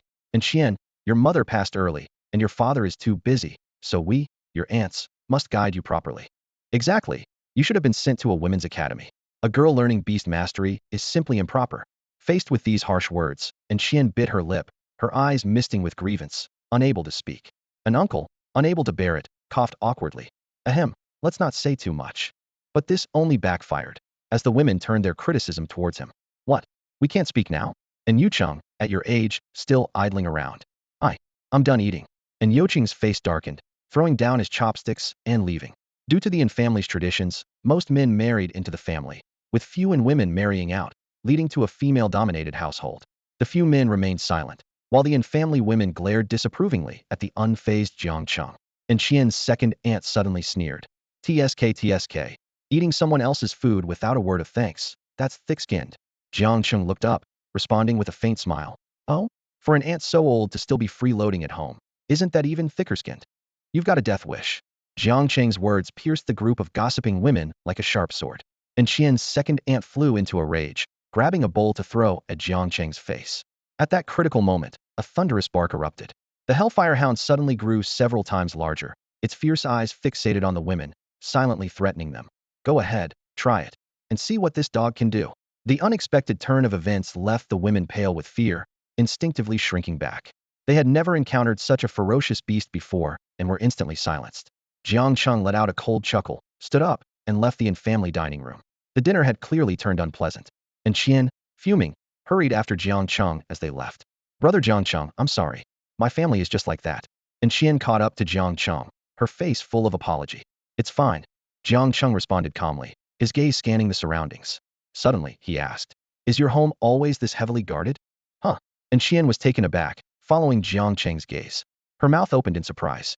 Several guard towers had appeared around the family home, each manned by vigilant personnel. On the ground, squads of capable family guards patrolled in shifts. It wasn't always this strict. And Qian murmured, momentarily lost in thought. Jiang Cheng's eyes flickered as he quickly connected the dots with the current situation in Tiandu City. It seems this isn't a place to linger, he muttered to himself, but decided not to leave yet, as he still needed to gather the materials for Xianming grass and Ershaw's advancement. Where's the Tiandu auction house? Jiang Cheng suddenly asked. Huh? But the auction doesn't start until the day after tomorrow. And Qian replied, slightly puzzled.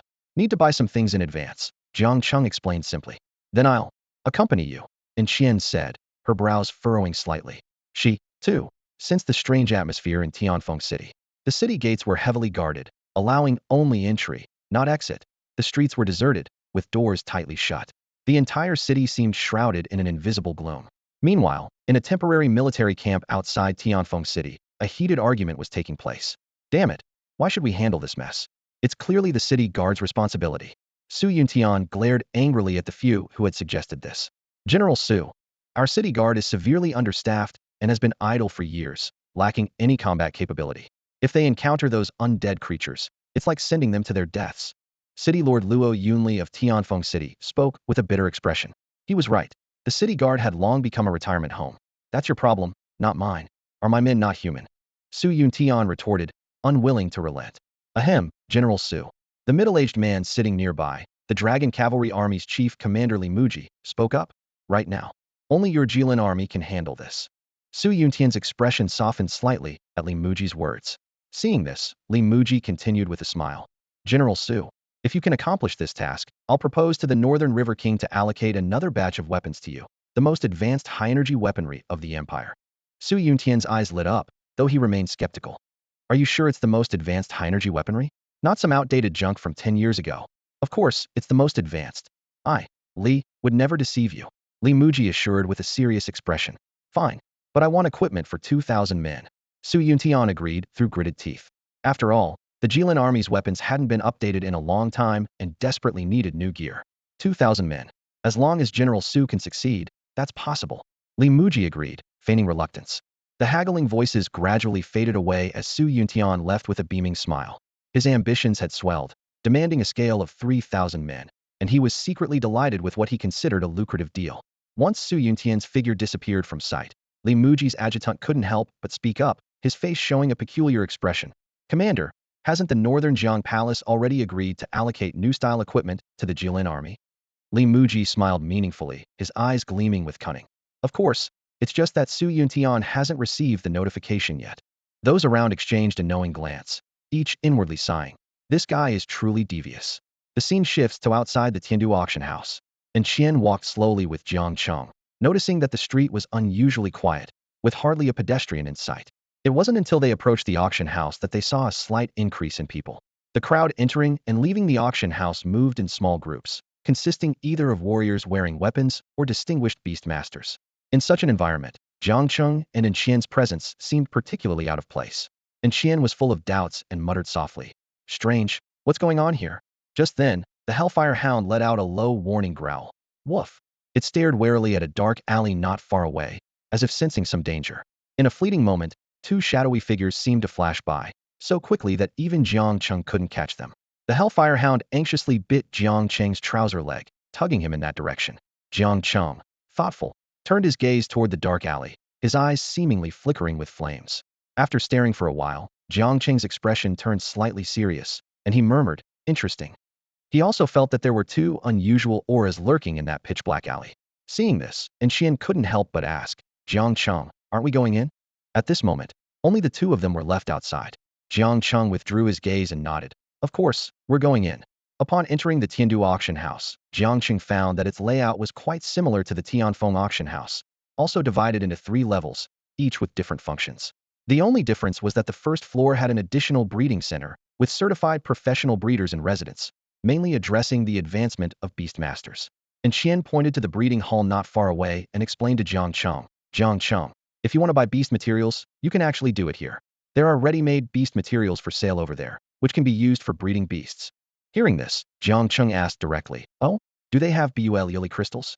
And Qian was taken aback, then a wry smile appeared on her face. "Bul Lily crystals, of course they have them, but they're very expensive, costing tens of thousands of gold coins, and they might not even sell them. Treasures like Bul Lily crystals can't simply be measured by price anymore. You'd need to exchange something equally precious." Jiang Cheng nodded noncommittally. "Let's go in and take a look." The silly dog behind them wagged its tail and hurried to follow, looking a bit excited as if it sensed it might end up as dog meat hot pot again. Inside the breeding hall, there was quite a crowd of both men and women, most bringing their own beasts to solve problems. At this moment, a beautiful receptionist in a black office suit approached Jiang Cheng with a sweet smile. "Sir, what service do you need?" Jiang Cheng got straight to the point. "Do you sell Bul Lily crystals here?" As soon as he said this, the entire breeding hall fell into silence. The receptionist's face turned blank, while the surrounding beast masters all turned their gaze toward Jiang Cheng. Seeing that he was just a young man, they couldn't help but sneer. In their eyes, where did this wet-behind-thieves kid get the nerve to say such a thing? The Bul Lily crystal was the treasure of the entire Tiandu breeding center. The receptionist frowned and questioned sternly, "Sir, are you sure you're not joking?" The surrounding security guards, all at the level of battle masters, had already closed in, clearly viewing Jiang Cheng as a potential troublemaker. Jiang Cheng smiled calmly and unhurriedly pulled out a purple crystal card. This small gesture instantly changed the entire situation. The receptionist's eyes widened slightly, her lips parted, and her voice immediately turned respectful. "One moment, I'll report to the president right away." She quickly left, leaving a room full of shocked gazes. The purple crystal card symbolized a balance of at least 10,000 gold coins and an extraordinary social status. The beast tamers around exchanged looks, their eyes full of surprise and envy. Someone murmured, "He must be a young master from the state capital. But even with money, with President Huang's temper, he might not sell." Most people just glanced curiously, then hurried away with their beasts, as if unwilling to linger outside for even a moment longer. At this moment, Qian couldn't help but ask a well-figured, attractive female beast tamer, "Sister, what exactly happened? Why is the street outside so deserted?" The beast tamer had a proud green warbler perched on her shoulder. She smiled gently and explained, "I've heard that some powerful undead creatures have infiltrated Tiandu City, so everyone is on edge, and hardly anyone dares to go out." If it weren't for my little Qing having some issues, I wouldn't have risked coming out either. She gently stroked the green warbler on her shoulder, her tone tinged with affection. Undead creatures? And Qian's face changed slightly, murmuring in disbelief. How could there be undead near Tiandu City? Her words trailed off as she recalled the disturbances in the Yupan swamp, vaguely guessing something. Jiang Cheng's eyes flickered, recalling the two unusual auras he had sensed earlier, and he remained secretly vigilant. Just then, the previously departed receptionist gracefully returned. Sir, this way please. Jiang Cheng nodded slightly, striding forward, and Qian thanked the helpful beast tamer and quickly followed. They walked through a tasteful corridor and arrived at the inner hall. The receptionist bowed respectfully. President, the guests have arrived. Jiang Cheng and Qian's attention was immediately drawn to a middle-aged man.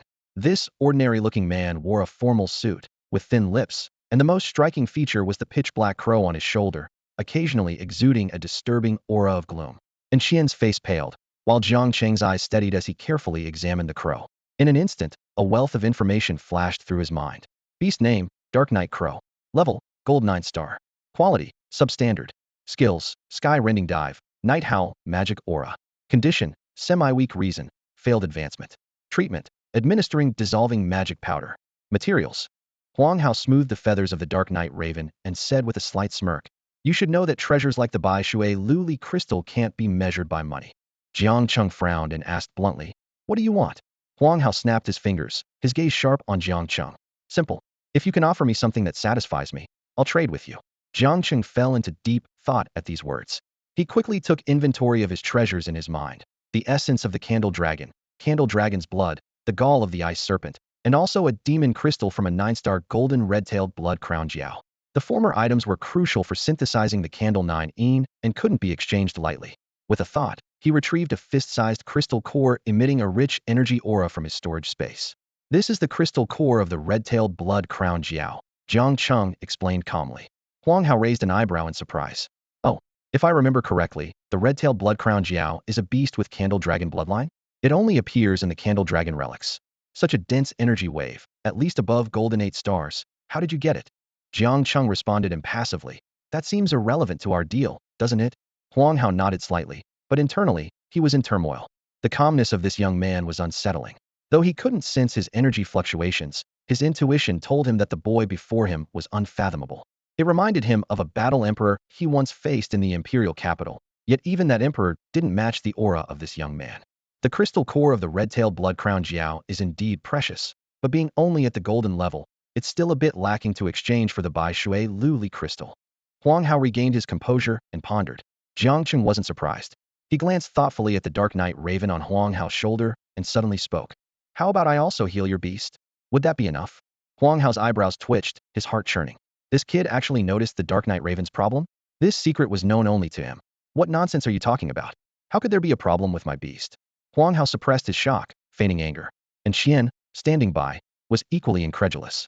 How could the beast of the head of the cultivation center have issues? Such words were a blatant insult to a cultivation master. Jiang Cheng was speechless. This guy was still pretending? According to the system's information, this Dark Night Raven definitely had problems. He couldn't believe a cultivation master wouldn't be aware of his own beast's condition. Jiang Cheng allowed a slight smile and casually said, If you're not interested, then forget it, but your beast might remain stuck at the golden level. With that, he put away the red-tailed blood crown jiao's crystal core and headed for the door without hesitation. And Qian was stunned, thinking, just like that? Not even negotiating further? As Jiang Cheng was about to leave, Huang Hao's expression changed unpredictably. He gritted his teeth and spoke. Do you really have a way to heal He Zi? Of course. Jiang Cheng stopped, smiling. This guy was quite the actor. Without the system, he wouldn't have noticed anything wrong with the Dark Night Raven. If you can heal He Zi, giving you the Bai Shui Luli crystal is no problem, Huang Hao said in a low voice. Although the Bai Shui Luli crystal was precious, it wasn't as important as the Dark Night Raven, which had fought alongside him since childhood. Ever since the failed upgrade due to incorrect beast materials, Huang Hao had been filled with guilt. He had sought help from renowned cultivation masters in Tianhe and even the imperial capital, but to no avail. Jiang Cheng's appearance today offered a glimmer of hope. He believed in Jiang Cheng mainly because of his convincing aura. Sure, but you'll need to provide the materials. Jiang Cheng nodded calmly and then listed the ingredients needed to make the demon transformation pill: rootless water, 10-mile pine resin. Huang Hao quickly took notes, while Qian stood by, flabbergasted. She thought, Jiang Cheng is actually teaching the head of the cultivation center what to do. Although the alchemy materials Jiang Cheng needed were rare, They were not difficult to find at a major auction house like Tiandu. Thanks to Huang Hao's status, the required items were promptly delivered. Huang Hao, with a sharp gaze, kept his eyes fixed on Jiang Cheng, awaiting further instructions. Give me a pot as well, Jiang Cheng said nonchalantly. Huang Hao's expression turned peculiar upon hearing this, but he complied nonetheless. Moments later, two graceful maidservants brought in a large pot, its metallic surface gleaming coldly. What exactly is your method? Huang Hao finally couldn't contain his curiosity and asked. Jiang Cheng glanced at the Dark Knight Crow perched on Huang Hao's shoulder and chuckled. After your Dark Knight Crow failed to advance, its demonic energy must have swelled tremendously. If I'm not mistaken, you must have used some kind of pill or treasure to temporarily stabilize its rampant demonic energy, right? Huang Hao admitted frankly. Yes, I did give it some pills to suppress the demonic energy. That's just treating the symptoms, not the root cause. Jiang Cheng shook his head slightly, his tone leisurely. To cure it completely, you must resolve the chaotic demonic energy within, and one transforming demon pill should suffice. As he spoke, he poured rootless water into the pot, the clear liquid rippling at the bottom. Huang Hao looked at the seemingly ordinary pot, his confusion deepening. But you're not making pills in the traditional sense. And Xian, standing nearby, was equally puzzled. She had never heard of pills being boiled in a pot. How old-fashioned, Jiang Cheng dismissed with disdain. Pills aren't about their form, whether solid or liquid, they're essentially the same. He casually tossed in some pine resin, continuing his explanation. In my past life, I dabbled in alchemy too. Choosing to boil it in a pot is simply for convenience. Jiang Cheng turned to the Hellfire Hound standing nearby, commanding, light the fire. Woof. The Hellfire Hound looked resentful, but obediently opened its mouth, releasing a searing black flame. What an astonishing flame. A mutated fire type. Huang Hao finally noticed Jiang Cheng's beast, shocked. As a master trainer, he could immediately see the extraordinary nature of the Hellfire Hound.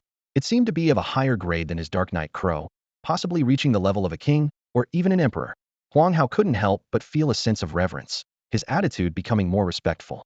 Under the Hellfire's intense heat, the liquid in the pot quickly began to boil. Jiang Cheng added the alchemy ingredients one by one, and the liquid in the pot transformed from milky white to an inky black concoction. It's ready. Jiang Cheng shrugged and stepped aside. This is the transforming demon pill. Huang Hao looked skeptical, doubting that this pot of black liquid could truly neutralize the rampant demonic energy within the Dark Knight Crow. Of course, just have your beast drink it, Jiang Cheng replied calmly. In fact, turning the transforming demon pill into a liquid form made it easier to absorb. Hey Z. Huang Hao hesitated for a moment, looking at the Dark Knight Crow on his shoulder. Caw. The Dark Knight Crow glanced at the bubbling black liquid in the pot, let out a shrill cry, and recoiled slightly. Hey Z, drinking this will be good for you. Huang Hao glared at it, his tone firm. Caw. The Dark Knight Crow reluctantly approached the pot, dipping its beak to consume the liquid. The sound of gulping was incessant. As the Dark Knight Crow drank nearly half the pot, a sudden change occurred. Its jet-black feathers stood on end, and countless streams of demonic energy burst from its body like smoke and fog. Caw. The Dark Knight Crow let out a piercing scream, writhing in agony on the ground. Hazy, what's happening to you? Huang Hao's eyes widened in distress as he hurriedly held the struggling Dark Knight Crow. This is bad, and Xian was drenched in cold sweat. She knew Jiang Cheng's method was bound to be problematic. Who ever heard of boiling pills in a pot? Caw. A joyful cry suddenly broke the silence of the room, emanating from the Dark Knight Raven nestled in Huang Hao's arms. Immediately following, an unusual energy wave radiated from the Raven, as if heralding a significant transformation. Huang Hao held his breath. Through the spirit contract, he could clearly sense the intense changes occurring within the Dark Knight Raven. The once volatile and restless demonic energy had vanished, replaced by a liquid-like, half-demonic essence. This phenomenon of condensing demonic essence was a clear sign that the Dark Knight Raven was about to advance to platinum level. A look of disbelief flashed in Huang Hao's eyes as he murmured to himself. It's really happening. The chaotic demonic energy inside it has been resolved. At that moment, Jiang Cheng's gaze sharpened, and he spoke in a calm, yet undeniable tone. You can fulfill your promise now. Upon hearing this, Huang Hao's expression became enthusiastic. He quickly moved to the side, personally pulling over two leather armchairs and politely inviting Jiang Cheng and his companion to sit. Of course, sir, please have a seat. And Xian watched this scene with a look of astonishment. To know that Huang Hao was one of the top cultivation masters in Tiandu City, even her father had to show him respect and address him as Master Huang. Yet here, this master was personally offering her a seat. And Xian stole a glance at Jiang Cheng, noticing his calm and composed demeanor. She thought to herself, he must be from the Jiang family in Zhoucheng, and with a significant status. This thought only strengthened her belief in Jiang Cheng's extraordinary background. Huang Hao turned and walked towards a storage cabinet in the back of the room. retrieving an exquisite jade box. He carefully placed the jade box in front of Jiang Cheng, smiling as he explained. The Bai Shui Ilili crystal contains extreme coldness. Without a specially crafted jade container, it easily loses its chill. With a gentle click, the jade box opened. Instantly, a wave of coldness swept over them, as if the room's temperature had suddenly dropped by several degrees. Within the box lay a translucent, light blue crystal, emitting a faint, icy glow. At that moment, an ethereal voice echoed in Jiang Cheng's mind. Ding! Beast taming material detected. Bai Shui Lioli Crystal 1. Material name, Bai Shui Lioli Crystal. Material age, 999 years. Material use, can enhance beasts with extreme ice attributes. Material rating. Jiang Cheng's gaze flickered slightly as he glanced at the Hellfire Hound rolling on the floor. He thought to himself, I didn't expect this silly dog to evolve into a dual attribute, with both extreme fire and extreme ice, two opposing attributes. Seeing Jiang Cheng put away the Bai Shui Lioli crystal, Huang Hao showed no sign of reluctance. Instead, his smile widened. Curiously, he asked, May I know your name, sir? Jiang Cheng. Jiang Cheng replied calmly. Jiang. Huang Hao murmured, as if searching his memory for information on any Jiang family cultivation masters. Though he found nothing, it didn't dampen his enthusiasm. He pulled out an extremely thin card from his pocket and respectfully handed it to Jiang Cheng. Master Jiang, please accept this as a small token of appreciation. And Qian caught sight of the card and couldn't help but exclaim, This is a diamond VIP card for the Tiandu auction house. She knew well that fewer than 4 people in Tiandu City were eligible for such a high-level membership card. Even her father, and Qianqian, head of the Yin family, fell short of qualifying. Huang Hao, still smiling, explained, Yes, this diamond membership card is valid throughout the Eastern Hua Empire. It offers a 50% discount at any auction house and allows a prepayment of up to 100,000 gold coins. Jiang Cheng glanced at Huang Hao and accepted the generous gift without hesitation. He thought to himself that this card would save him a lot in future purchases of beast taming materials. Seeing Jiang Cheng accept the diamond card, Huang Hao's smile grew even brighter. To outsiders, it might seem like he had taken a loss. But Huang Hao knew that forming a connection with someone like Jiang Cheng was an opportunity far more valuable than any number of diamond membership cards. Jiang Cheng's technique of brewing elixirs in a large pot was unparalleled in the entire cultivation world of Blue Star. Huang Hao gently stroked the Dark Knight Raven on his shoulder, feeling immensely pleased. He mused to himself, this young man is no ordinary talent. Suddenly, a woman's scream echoed from the hall outside, accompanied by beastly roars and the shattering of glass. Huang Hao's face darkened instantly, his brows furrowed. President, 2 undead creatures have broken in. Before he could finish, a maid rushed into the room, her face ashen. What? Undead creatures? Huang Hao's face changed dramatically, and Qian was equally horrified, unable to believe the dreadful news. Meanwhile, chaos erupted on the first floor of the Tianfeng auction house. 2 undead creatures, origin unknown, had smashed through the glass and barged in. They were skeletons, devoid of any flesh. One stood 5 or 6 meters tall, with golden flames burning in its hollow eye sockets, wielding a sharp-boned sword. The other was the skeletal form of an equine beast, engulfed in orange-red flames. It's a golden-level undead, someone whispered in shock, and the faces of the beastmasters in the arena turned pale. The few remaining beasts there were only silver tier, completely unable to contend with these powerful undead. Clatter! The Death Knight emitted a crisp sound of joints rubbing together as the flaming skeletal horse beneath it neighed, its hooves pounding rapidly as it charged toward the beastmasters with the bone sword. Stop them! People shouted to the remaining beastmasters. Stop them, my foot! The beastmasters cursed inwardly. Sending silver-tier beasts against 2 ferocious golden-level undead was like a mouse licking a cat's teeth, the sure death. Meanwhile, in a luxurious suite at the Tiandu Hotel, is everything arranged? A cold yet alluring voice asked. Shaochen bowed his head respectfully. Yes, Saintess, everything is ready. The military will soon move to capture the 2 undead. Well done. The woman stretched lazily, her alluring figure outlined beneath a sheer black veil. Shaochen, catching a glimpse of her shapely silhouette, involuntarily swallowed. The woman chuckled, her eyes clear as autumn water, her voice full of allure. Lift your head, look at me. Huh? I dare not. Shaochen lowered his head even more, cold sweat breaking out all over. He had heard tales of this unpredictable and ruthless saintess within the cult. I command you to lift your head. The woman's voice turned icy. Terrified, Shaochen gritted his teeth and lifted his head. As he saw the woman's devastatingly beautiful face, his gaze became dazed. Her starry eyes were as clear as autumn water, her fair and delicate face both cold and alluring, especially those fiery red lips, so plump and inviting that Shaochen wished he could kiss them. Am I beautiful? The woman's dark eyes turned a seductive pink, her lips curling into an enchanting smile. Beautiful. Xiao Qin's Adam's apple bobbed violently, his eyes losing focus, completely entranced by her beauty.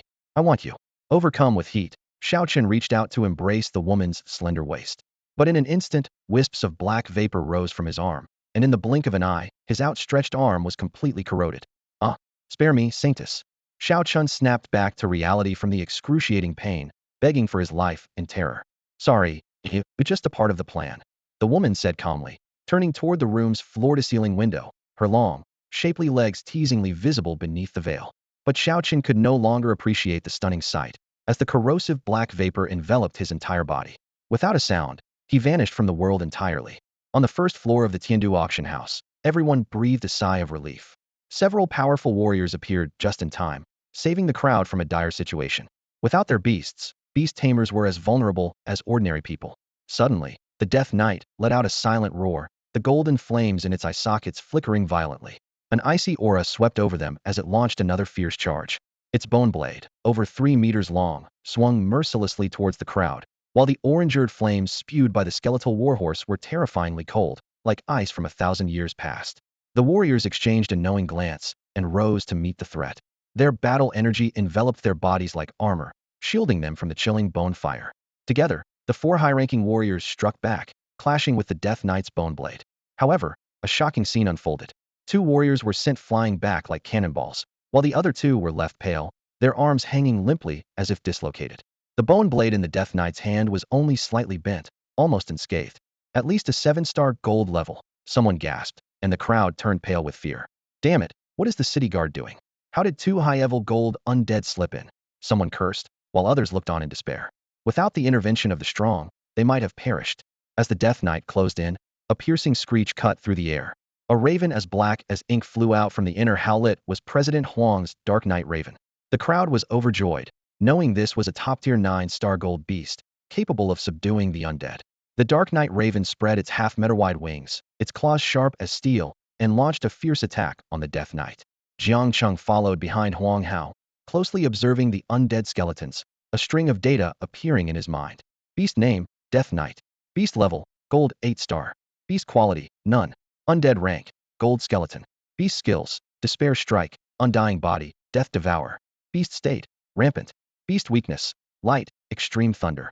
Evolution paths, 36 in total. Qualityless. Jiang Cheng was momentarily taken aback, then understood. Undead are considered special beasts, not subjected to bloodline suppression. Overcoming it requires sheer strength. At this point, the Dark Knight Raven clearly had the upper hand. Dark energy poured from its beak, washing over the Death Knight's skeletal frame like boiling water. The bones quickly corroded, soon collapsing into a pile. Even the skeletal warhorse beneath it met the same fate. Is it dead? The surrounding crowd relaxed, casting looks of awe. A creature that even 4 high-ranking warriors struggled against was effortlessly defeated by the Dark Knight Raven. President Huang's prowess was indeed formidable. Huang Hao's lips curled slightly in satisfaction. Without the rampant dark energy, the Dark Knight Raven's power had reached new heights. However, just as everyone thought the danger had passed, a shout shattered the brief calm. It's alive again. The scattered bones, under some mysterious force, began to reassemble. The golden flames in the Death Knight's eye sockets flickered once more. It had revived. Screech. The Night Raven's claws tore through the Death Knight's skeleton once more, but the scattered bones quickly reassembled as if they had a life of their own. Huang Hao's face was as dark as iron, and the onlookers were dumbfounded. This undead bone knight had been shattered over a dozen times, yet it always managed to rise again.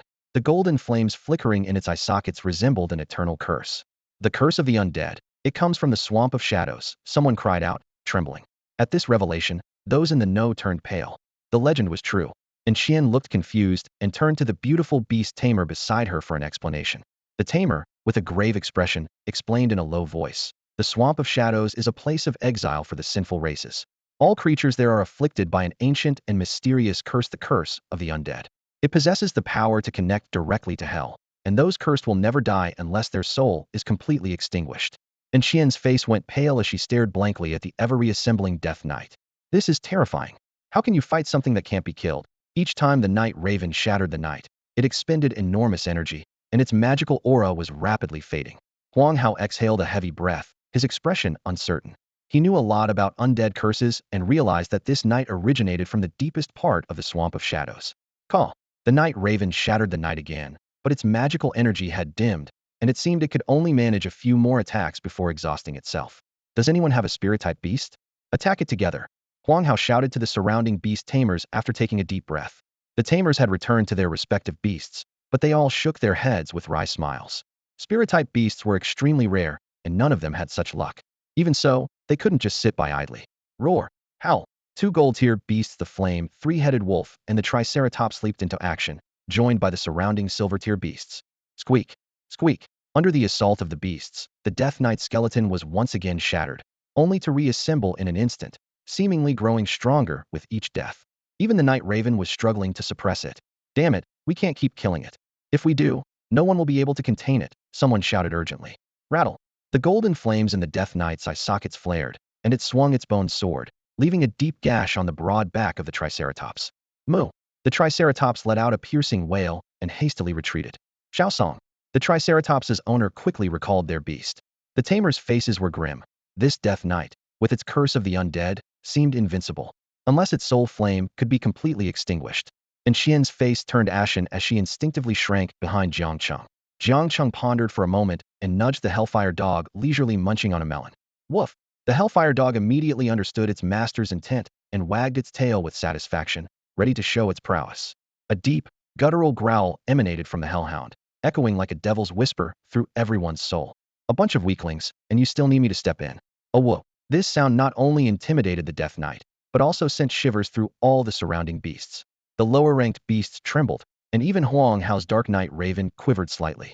Huang Hao cast a deep glance at Jiang Cheng, who remained calm and composed, thinking to himself, this young man's background might be more terrifying than I imagined. The Jiang family from the imperial capital, he murmured, his smile growing wider. The Hellhound's roar, its innate skill, not only had a soul-stunning effect, but was also deadly to undead creatures.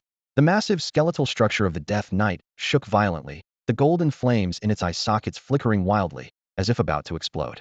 It's working, someone exclaimed, and the crowd rejoiced. Suddenly, the hall plunged into darkness, with only the flames from the skeletal warhorse providing light.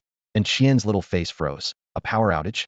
Not only the Tianfeng auction house, but the entire Tian city was enveloped in darkness.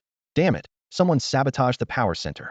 A squad of the Red Lin army rushed towards the towering building next to the auction house, the power supply center of Tian City. A giant undead skeletal monkey clung to the iron frame of the power tower, green flames flickering in its hollow eye sockets. It let out an eerie laugh, easily destroying the steel structure. An eerie flute melody drifted from nowhere, driving the undead monkey into a frenzy, its boulder-like fists relentlessly pounding the tower.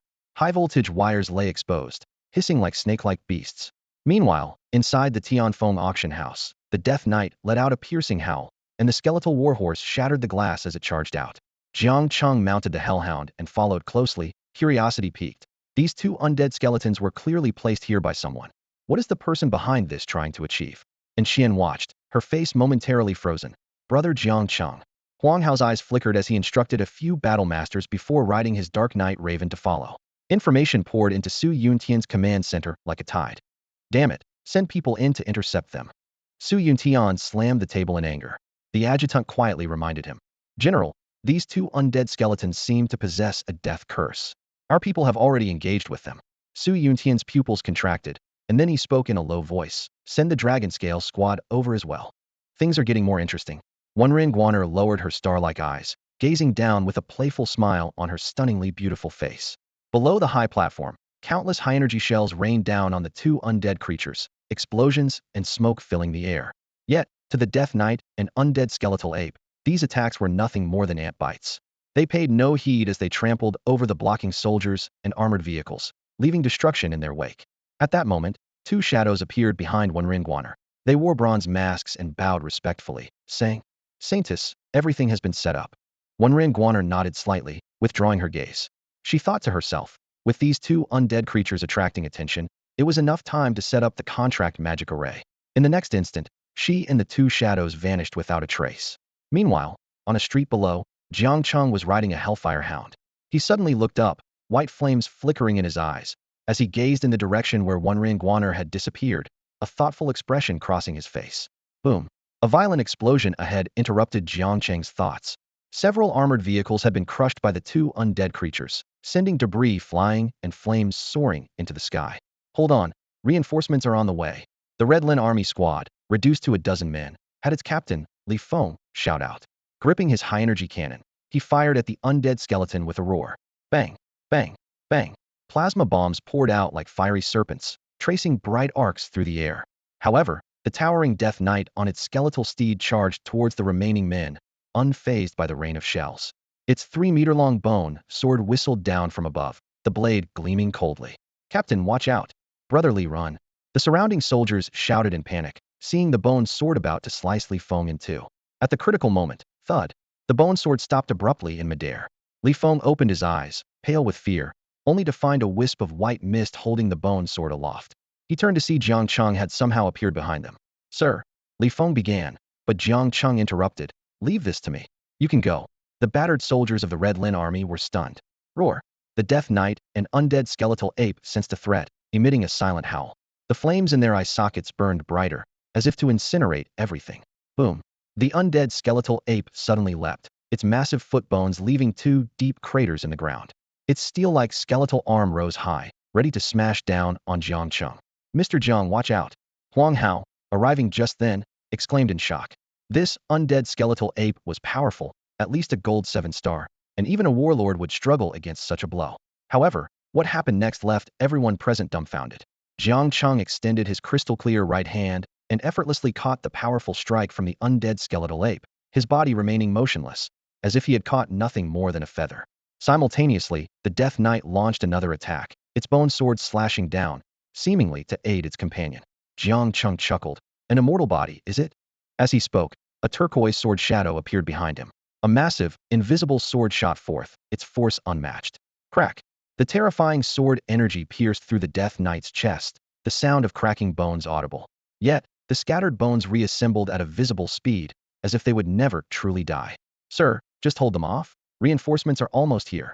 Li Feng called to Jiang Cheng, barely suppressing his shock. But what happened next left everyone in a state of disbelief once more. Above Jiang Cheng, a giant circular pattern suddenly appeared, suspended in the air, emanating a mysterious and powerful aura. The intricate pattern seemed to contain infinite power, causing an involuntary sense of foreboding. Divine guidance, heavenly fire descends. Jiang Cheng murmured softly, and in an instant, golden flames poured down from the sky like a sudden storm, precisely engulfing 2 undead creatures. Strangely, everything around remained untouched by the fire.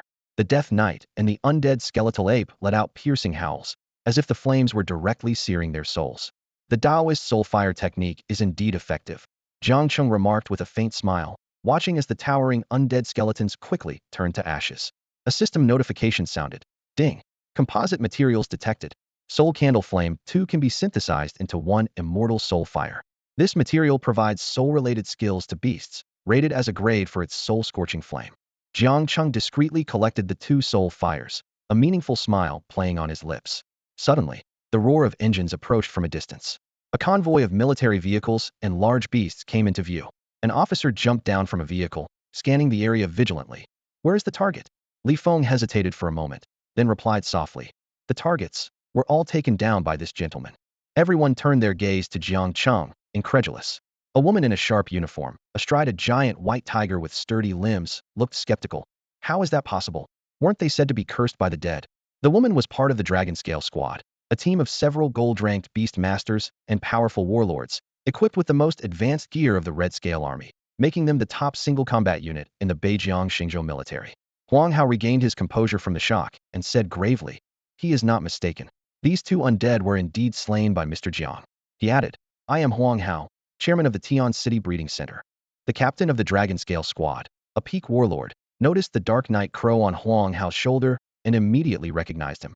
Master Huang. The officer clasped his hands in gratitude towards Jiang Cheng. Thank you for your assistance, sir. Jiang Cheng nodded slightly. His actions were not out of righteousness, but due to his interest in the mastermind behind these events. The Death Knight had caused a disturbance at the Tianfeng auction house, while the undead skeletal ape destroyed the central power tower of Tian City. This was no coincidence. It was a carefully orchestrated plan. Jiang Cheng's mind was clear. Once the power tower was destroyed, the city would inevitably face a prolonged blackout. During this time, the city hall and military would focus on repairing the power tower and finding whoever brought the undead creatures into the city. A distraction, perhaps? He pondered with a deep gaze. The officer received a message and said gravely, Sir, our general wishes to see you. Jiang Cheng frowned slightly. Huang Hao whispered a reminder. Mr. Jiang, these undead creatures came from an unknown source and possess a death curse. It's normal for the military to want to investigate. I will accompany you. All right. Jiang Cheng agreed calmly, stepping forward with an air of confidence. Woof. The Hellfire Hound wagged its tail and followed closely behind. Inside the temporary command center of the Qilin army, the atmosphere was heavy and tense. Su Yuntian personally poured tea for Jiang Cheng, his sharp gaze assessing the young man with a slight raise of his eyebrows. According to reports from his subordinates, Jiang Cheng had dispatched 2 cursed skeletons with impressive speed, piquing Su Yuntian's interest. Jiang Cheng, meanwhile, was secretly observing Su Yuntian, a hint of surprise flashing in his eyes. To hold such a high position at a young age, one must have either extraordinary connections or exceptional abilities, he mused to himself. I am Su Yuntian, the current general of the Tian City Guard. Su Yuntian introduced himself with a smile as he poured his own tea. Casually, he inquired, I heard that those 2 undead creatures were taken down by Brother Jiang in one move? Jiang Cheng smiled modestly. Not quite in one move. Su Yuntian pressed on. So, Brother Jiang, are you a contract mage? According to Li Feng's team, you seem to have used a flame formation. No, Jiang Cheng chuckled inwardly, realizing they had mistaken his Taoist techniques for a contract magic formation. Su Yuntian silently cursed. Clever kid, even calmer than I am. Outwardly, he smiled even more as he probed further. Could you share your background? Given the current special circumstances, all Beastmasters of War Sovereign or above need to register. Naturally, a strong individual like yourself is no exception. Seeing Jiang Cheng's slight frown, Huang Hao quickly interjected. General Su, Mr. Jiang is unable to reveal his identity at this moment, but I can vouch for his integrity. Su Yuntian agreed amiably, though his eyes narrowed slightly. For the usually aloof Huang Hao to hold someone in such high regard. Could he be a prodigy from the imperial capital? Su Yuntian speculated, his fighting spirit suddenly ignited. Suddenly, Su Yuntian's hand shot out, aiming straight for Jiang Cheng. General Su, Huang Hao shouted angrily, ready to intervene.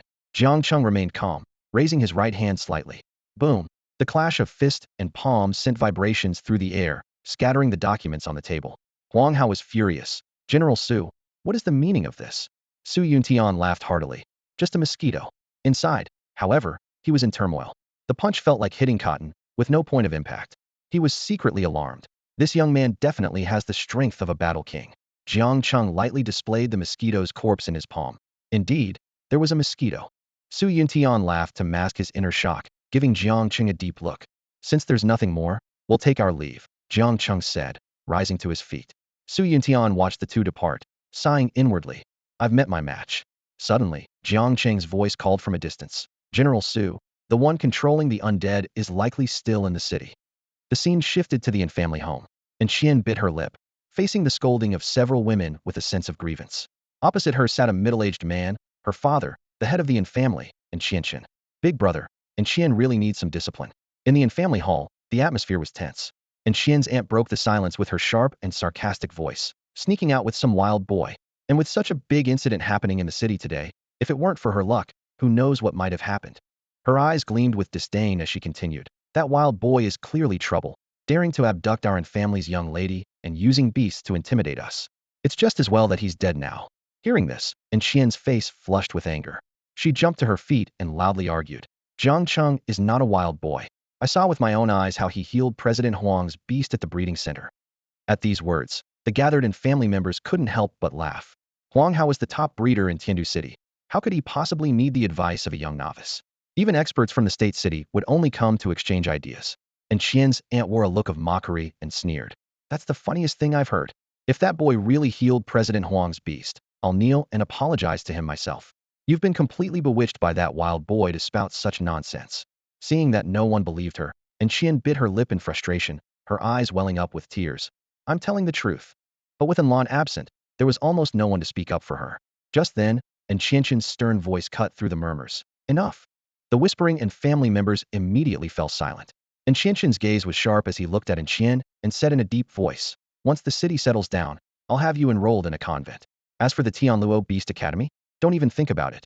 And Qian's heart trembled at his words, her eyes misty with tears. She hadn't expected even her father not to believe her. She choked out, I won't. And Qian's voice was cold. You don't have a choice. His anger wasn't just about Qian's supposed lies but the fact that she had run off with Jiang Cheng, especially on such a dangerous day in the city. If anything had happened to her, he would have regretted it for the rest of his life. I may have been lax in disciplining you before, but I won't let you act recklessly anymore. And Qianqian's eyes were fixed on his daughter, his tone unwavering. Just as Qian was about to speak, a cheerful voice came from outside.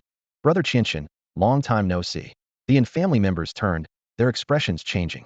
And Qian's aunt looked at Qian with a sneer, thinking that now the real test would come, and she couldn't wait to see how the young girl would handle it. And Xiaomei hurried forward to greet them, her face beaming. Oh my, what wind has blown President Huang to visit us in person today? But her words suddenly stopped. It wasn't just Huang Hao. In front of him stood a young man with an ethereal demeanor. Jiang Cheng, that wild boy, actually came here with Master Huang? Couldn't Qian have been telling the truth? Those who had mocked Qian moments ago suddenly felt uneasy. And Xiaomei quickly shook her head, cautiously asking, Master Huang, has this wild boy displeased you? He really doesn't have much to do with our family. Huang Hao's face immediately showed a hint of anger at her words. The Yin family members around them breathed a sigh of relief, glaring at Jiang Cheng with hostility. And Qianqian also frowned. Huang Hao held a significant position in Tiandu City. Not to mention, he was a master breeder with extensive connections. Offending him could mean trouble for any family's beasts in the future. However, Huang Hao's voice suddenly boomed with anger. Wretched woman, how dare you call Mr. Jiang a wild boy? Kneel down and apologize immediately. His shout was like a thunderclap in the family hall, stunning everyone into silence. Mr. Jiang. Huang Hao's address rang like a clap of thunder in the ears of the family members. And Xiaomei's face changed drastically as she stammered. Master Huang, are you sure you haven't made a mistake? He's just a nobody. Before she could finish speaking, Huang Hao swiftly stepped forward and delivered a resounding slap across Xiaomei's face. And Qian, who had been in tears, suddenly brightened up, feeling as if justice had been served. The surrounding members of the family were left speechless, and even those who had insulted Qian the most viciously shrank back involuntarily. Huang Hao withdrew his hand and said calmly, Qianqian, your sister dared to insult Mr. Jiang, so I thought it appropriate to discipline her a bit. Jiang Cheng remained a silent observer, as if none of this concerned him. And Qianqian cleared his throat, glanced briefly at Jiang Cheng, and then turned to Huang Hao, asking, President Huang, who might this be? This is Master Jiang. Huang Hao replied seriously, his tone carrying a hint of respect. Ever since witnessing Jiang Cheng's extraordinary abilities, he had been thoroughly convinced. A collective gasp was heard from the crowd. The way they looked at Jiang Cheng changed instantly. Being addressed as a master by the president of the cultivation center spoke volumes about his status in the cultivation world. Jiang Cheng's gaze, calm as ever, fell on Qian, whose face was streaked with tears. He quickly deduced what had transpired and said softly, Qian is my friend. This statement hit like a hammer, leaving those who had mocked Qian moments ago drenched in cold sweat. And Xiaomei felt her face burn with embarrassment. It turned out Qian had been telling the truth all along.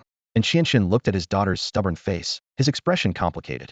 After bidding farewell to Qian, Jiang Cheng left the family, with Qian reluctantly seeing him off.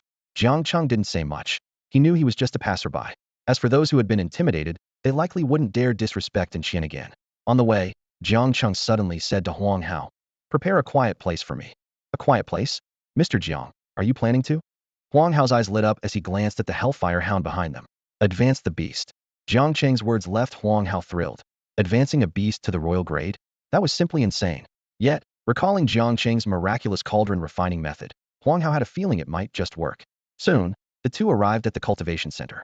Huang Hao immediately instructed for the largest cultivation room to be cleared and eagerly said, Mr. Jiang, whatever you need, just let me know. I'll assist you. Jiang Cheng pondered for a moment and then said, 3 gold-grade demon crystals, 10 stalks of purple sparrow grass, and a cauldron. As he spoke, he produced a warm jade box. The crystal inside is the main ingredient. A cauldron again? Huang Hao wore a peculiar expression. Could advancing a beast also be done with a cauldron? Shouldn't it be placed in a specially designed cultivation container? But he didn't question further and immediately arranged for the items Jiang Cheng requested. The Beihai Lioli crystal contains extreme cold, while the purple sparrow grass has intense properties, which can counterbalance each other, Jiang Cheng explained. Soon, 10 stalks of purple sparrow grass were ground into powder and sprinkled into the cauldron, followed by pouring in the specially formulated energy liquid for beast advancement. The cauldron immediately began to bubble and boil. Mr. Jiang, are you really putting it in like that?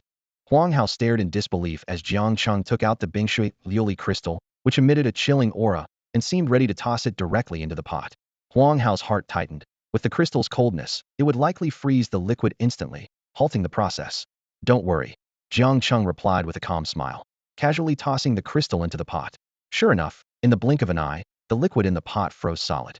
A biting chill filled the room, dropping the temperature as if they were inside an ice cellar. At that moment, the Hellfire Hound shivered, its body suddenly enveloped in the black hellfire.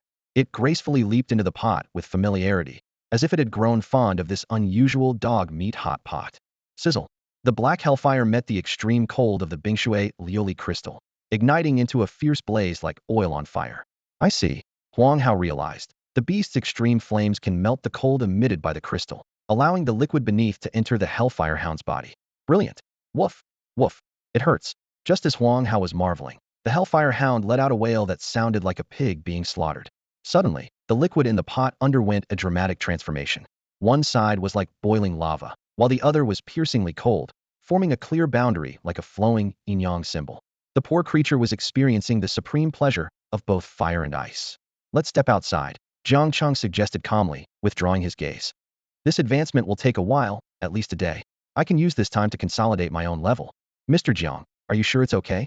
Huang Hao asked, worried, as he looked at the wailing hellfire hound. This is normal, Jiang Cheng explained briefly. Advancing a beast was extremely challenging, and reaching the imperial bloodline level was even harder. The hound's method was relatively mild, only causing superficial pain. In contrast, other imperial beasts often faced life-threatening risks to advance. During the hellfire hound's advancement, Tiandu City was undergoing immense changes. With almost all power towers destroyed, the electric department was working tirelessly to build a new power station. Meanwhile, the military and city lord's office were overwhelmed with maintaining order, as the citywide blackout led to a spike in crime, with lawbreakers emerging from the shadows. The military had to assist in maintaining order while also investigating the two mysterious undead creatures. Su Yuntian was especially stressed, dealing with constant emergencies. It was then that someone discovered the mysterious disappearance of the city guard commander, Xiao Chun. The military followed the clues left before Xiao Chun disappeared and uncovered a shocking truth. The two undead creatures were brought into the city by Xiao Chun himself.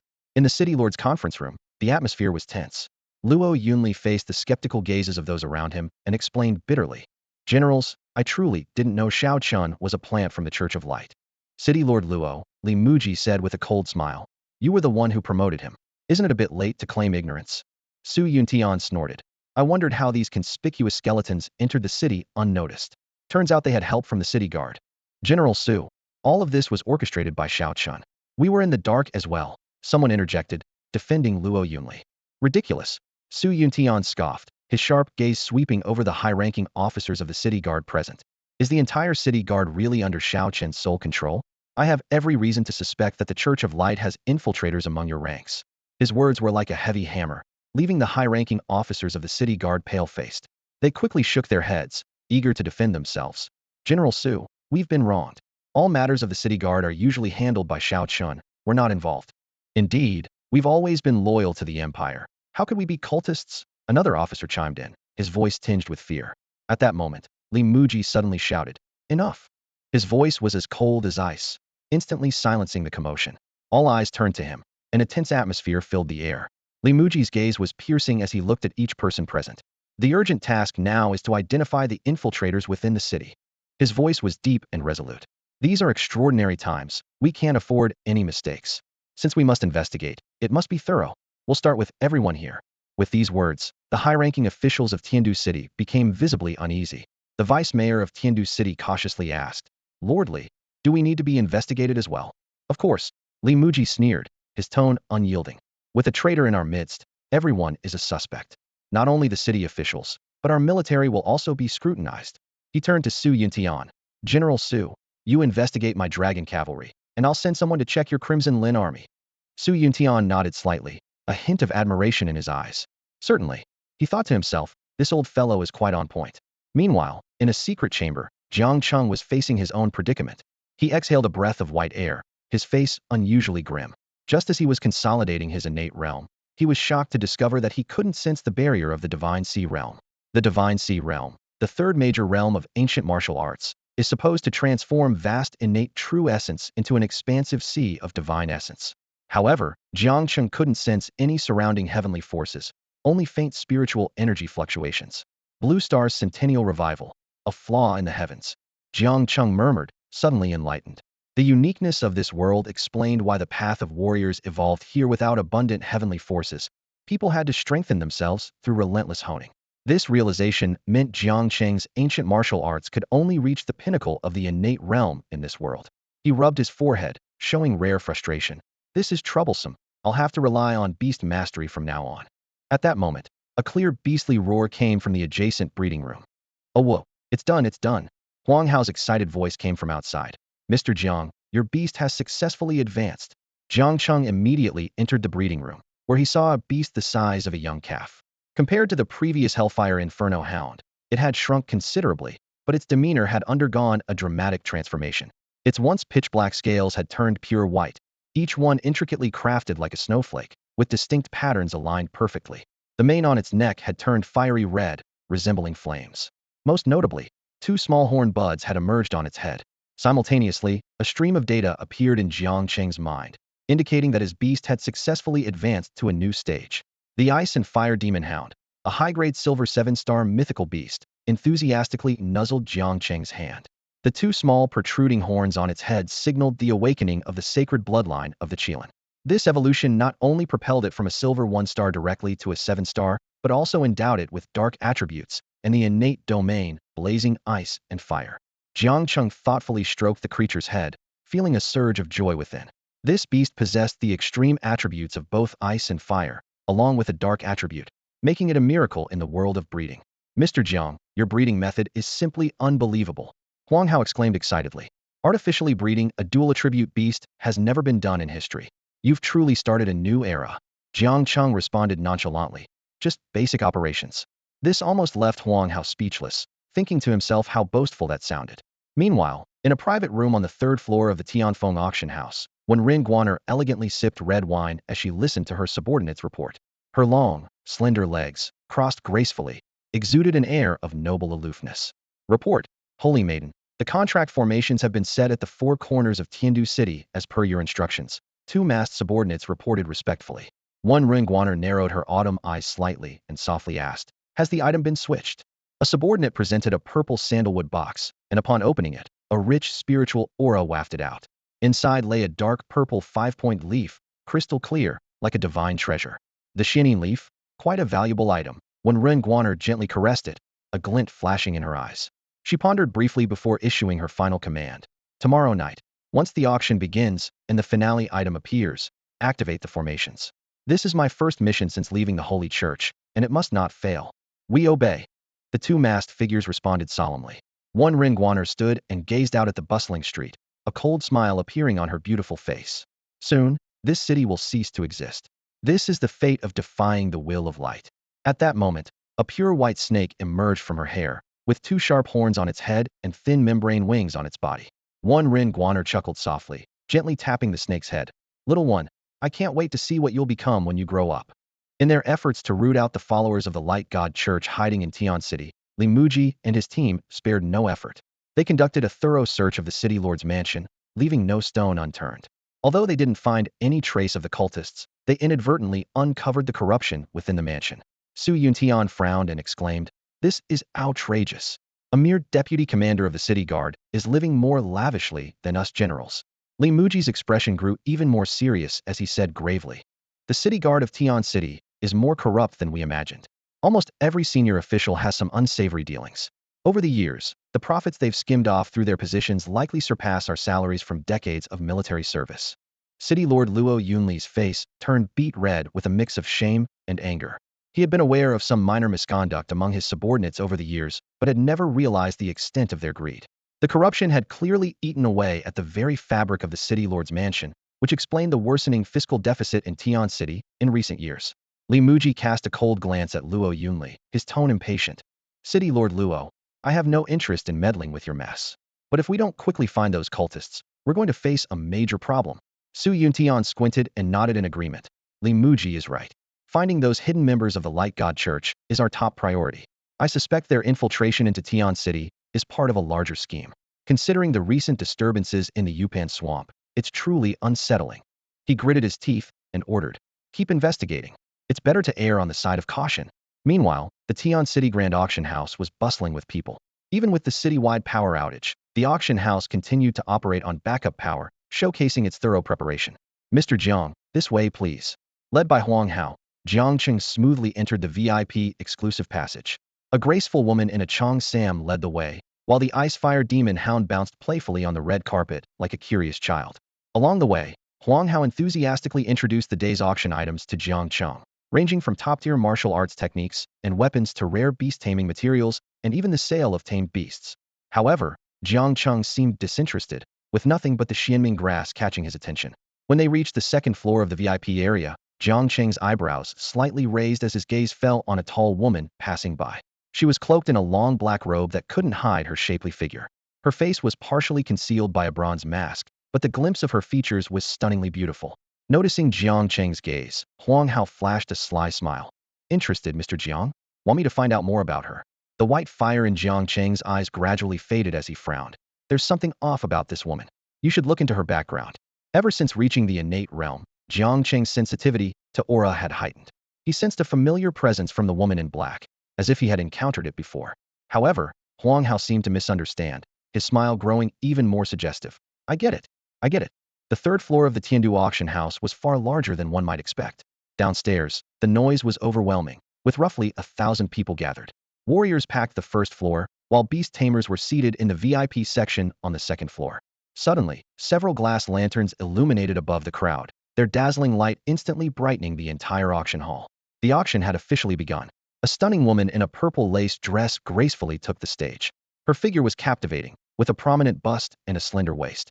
Her golden, wavy hair cascaded down, and her long, smooth legs were as flawless as jade. Her striking entrance left the men below drooling. Ladies and gentlemen, it's your girl Yuer here again. Yun Yuer's voice was sweet yet alluring, like a cat's paw gently brushing against everyone's heart. The audience erupted. Men took deep breaths, and the bold ones began to shout their confessions. Yuer, darling, I love you. Be with me. Get lost, you toad. Dreaming of a swan. Miss Yuer is mine. Yuer, I love you. Jealous women also shouted insults. Ugh, shameless hussy. Seeing the crowd's enthusiasm, Yun Yuer smiled with satisfaction and clapped her delicate hands. Without further ado, let's bring up the first auction item of the day. I'll keep it a surprise for now. Then, for powerful battle experts pushed a massive iron cage, nearly 5 meters long, onto the stage. It was draped with red cloth, concealing its contents. Could it be a beast? Someone murmured in suspense. One of the battle experts reached out with a muscular arm and lifted the red cloth. The crowd gasped as they caught sight of the creature inside. It was a beast that resembled both a lion and a tiger, its body covered in cold, black scales and golden fur. A sharp bone spike protruded from its massive head, and its blood-red eyes scanned the crowd with a violent disdain. Jiang Cheng's gaze swept over it, and a line of data immediately appeared in his mind. Beast name, Terror Lion Tiger. Beast level, Silver 9 star. Beast quality, Supreme potential. Beast skills, Ruthless charge, Death stab, Dark stealth. Beast status, Savage. Beast weakness, Light element. Beast attribute, Dark attribute. Evolution requirements, 3 gold level beast crystals, a cask of forest dragon tiger blood, 18 mora fruit seeds. Evolution paths, 36 in total. Yun Yuer introduced it unhurriedly. The Terror Lion Tiger, Silver 9 star, with supreme potential bloodline. This simple statement left the beast tamers in the audience restless. Even Huang Hao, sitting beside Jiang Cheng, gripped his chair tightly, his emotions churning. His night demon crow was only of lower potential, while the Tiandu auction house had just unveiled a beast with supreme potential bloodline, which was truly astounding. The beast tamers on the floor were breathing heavily. Although they each had a beast already, it didn't stop them from contracting a second one. As long as their mental strength was sufficient, they could indeed form a contract with a second beast. The starting bid is 20,000 gold coins, with increments of no less than 1,000 each time. Yun Yuer's alluring voice had barely faded when someone immediately shouted, I'll bid 30,000 gold coins. It's the young master of the Feng family, Feng Xiaotian. With this exclamation, the atmosphere in the auction hall instantly became tense. All eyes turned towards the VIP room on the second floor, where a young man dressed in luxurious attire and exuding a lazy demeanor leaned against the window, a contemptuous smile playing at the corner of his mouth. 30,000 gold coins, Feng Xiaotian casually announced, instantly raising the bidding price by a whole 10,000. As expected of young Master Feng. Such generosity. The auctioneer Yun Yuer said with a charming smile, her eyes sparkling. Is there anyone else who wants to bid? Otherwise, this supreme-grade beast will belong to young Master Feng. No sooner had she spoken than an elderly voice echoed from another VIP room. 30,100. It's old Xiao, murmured the crowd. I didn't expect him to be interested in this beast too. Isn't that obvious? Who wouldn't want a supreme-grade beast? This just got interesting, with the president of the Beast Tamers Association joining the auction. The warriors below watched with eager anticipation, their excitement palpable. Huang Hao frowned, muttering under his breath, Old Xiao has ideas too? He then withdrew his gaze, calculating in his mind. While this terrifying lion tiger was of high quality, it shared the same attributes as his dark knight raven, posing a risk of a tribute conflict. In the beast-taming world, few could afford to have two beasts with the same attributes, and it wasn't worth the risk. The bidding quickly heated up. 30,200, 30,400, 40,000. The final bid came from a middle-aged man whose accent didn't match the northern Jiangcheng region. But being in VIP room 6, he clearly wasn't ordinary. The staggering price of 40,000 gold coins made many hesitate. In VIP room 7, old Xiao frowned deeply. This price exceeded his budget. If it had been just 40,000, he might have continued, but he feared the other party would raise the bid further, making it not worthwhile. At that moment, Feng Xiaoyan's arrogant voice rang out again. 40,100. He glanced at VIP room 6, sneering. This terrifying lion tiger is mine. 40,200. The voice from VIP room 6 wavered, seemingly weighing whether the beast was worth the price. 40,500. Feng Xiaoyan added 4,000 more, silencing the room. Yun Yuer scanned the crowd with a smile, her voice enticing. Anyone else want to bid? If not, this terrifying lion tiger will belong to young Master Feng. After a moment of silence, Yun Yuer feigned disappointment, though her lips curled slightly upward. Then I must announce that this supreme-grade bloodline beast belongs to young Master Feng. She was secretly pleased, as the profit was substantial. Four warriors carried the iron cage down and delivered it to Feng Xiaoyan's room.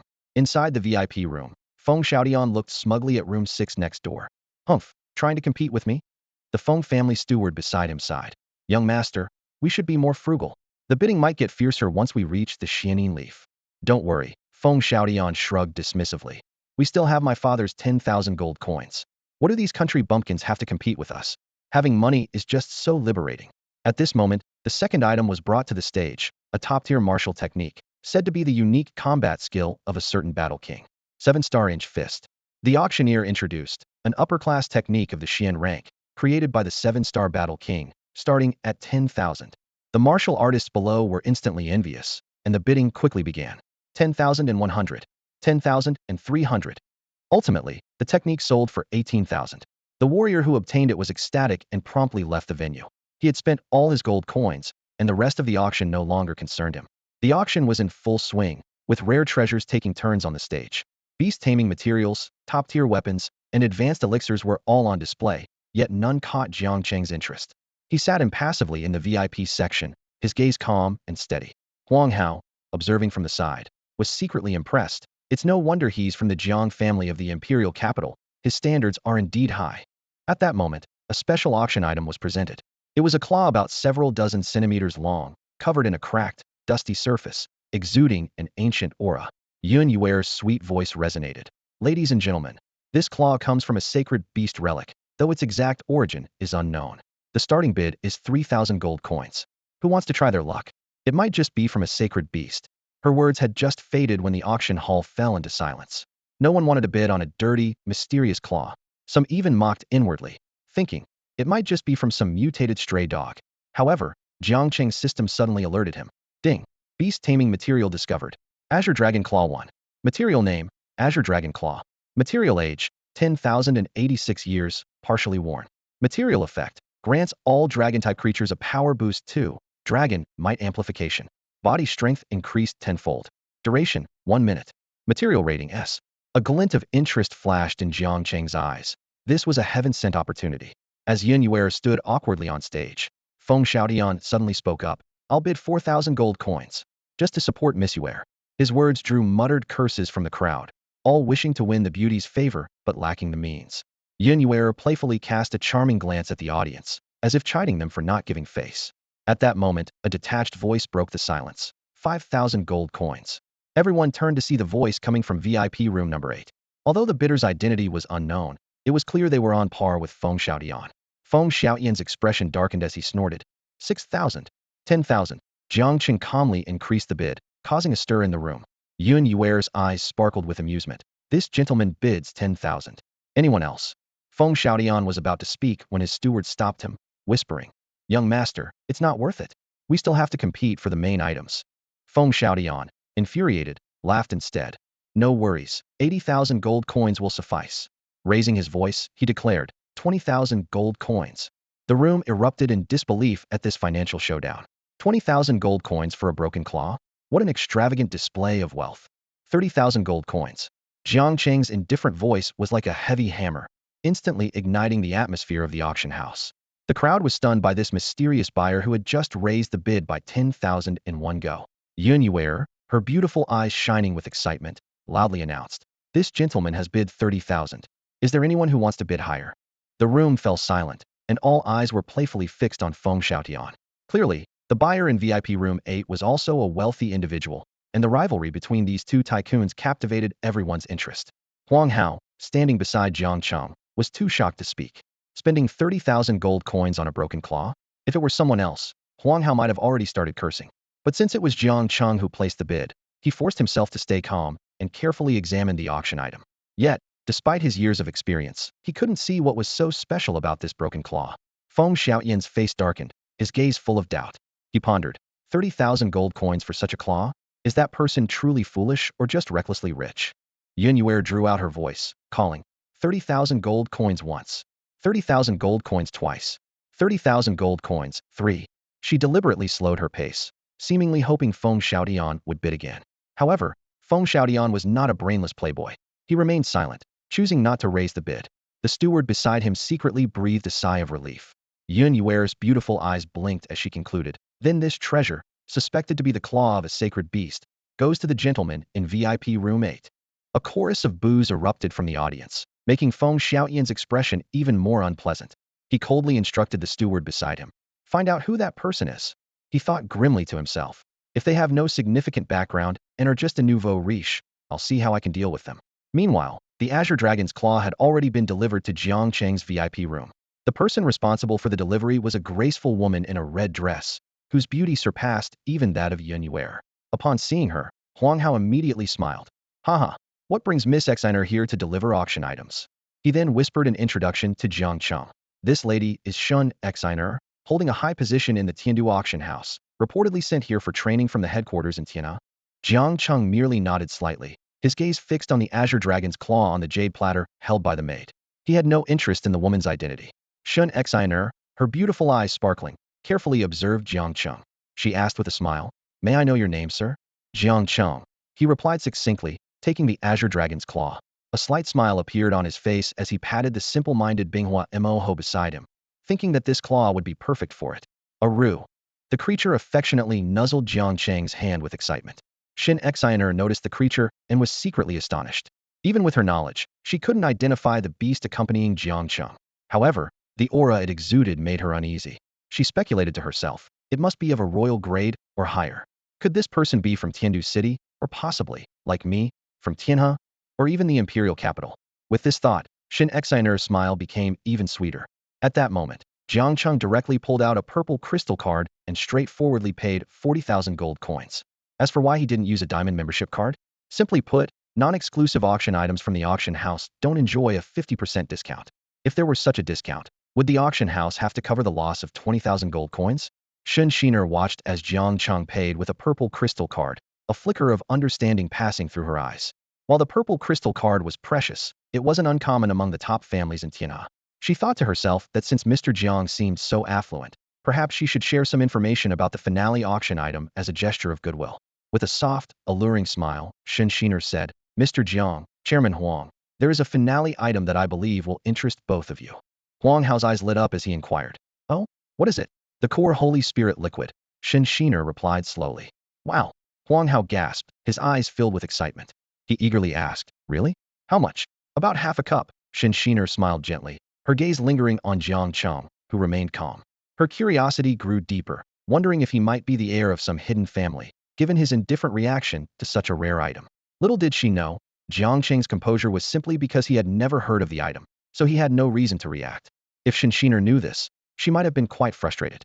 "I won't disturb you any further," Shinshiner said, withdrawing her gaze. As a member of Tianhe, she held her own pride and saw no need to lower herself too much. After Shinshiner left, Huang Hao appeared dazed, muttering, "I didn't expect them to bring out the core Holy Spirit liquid."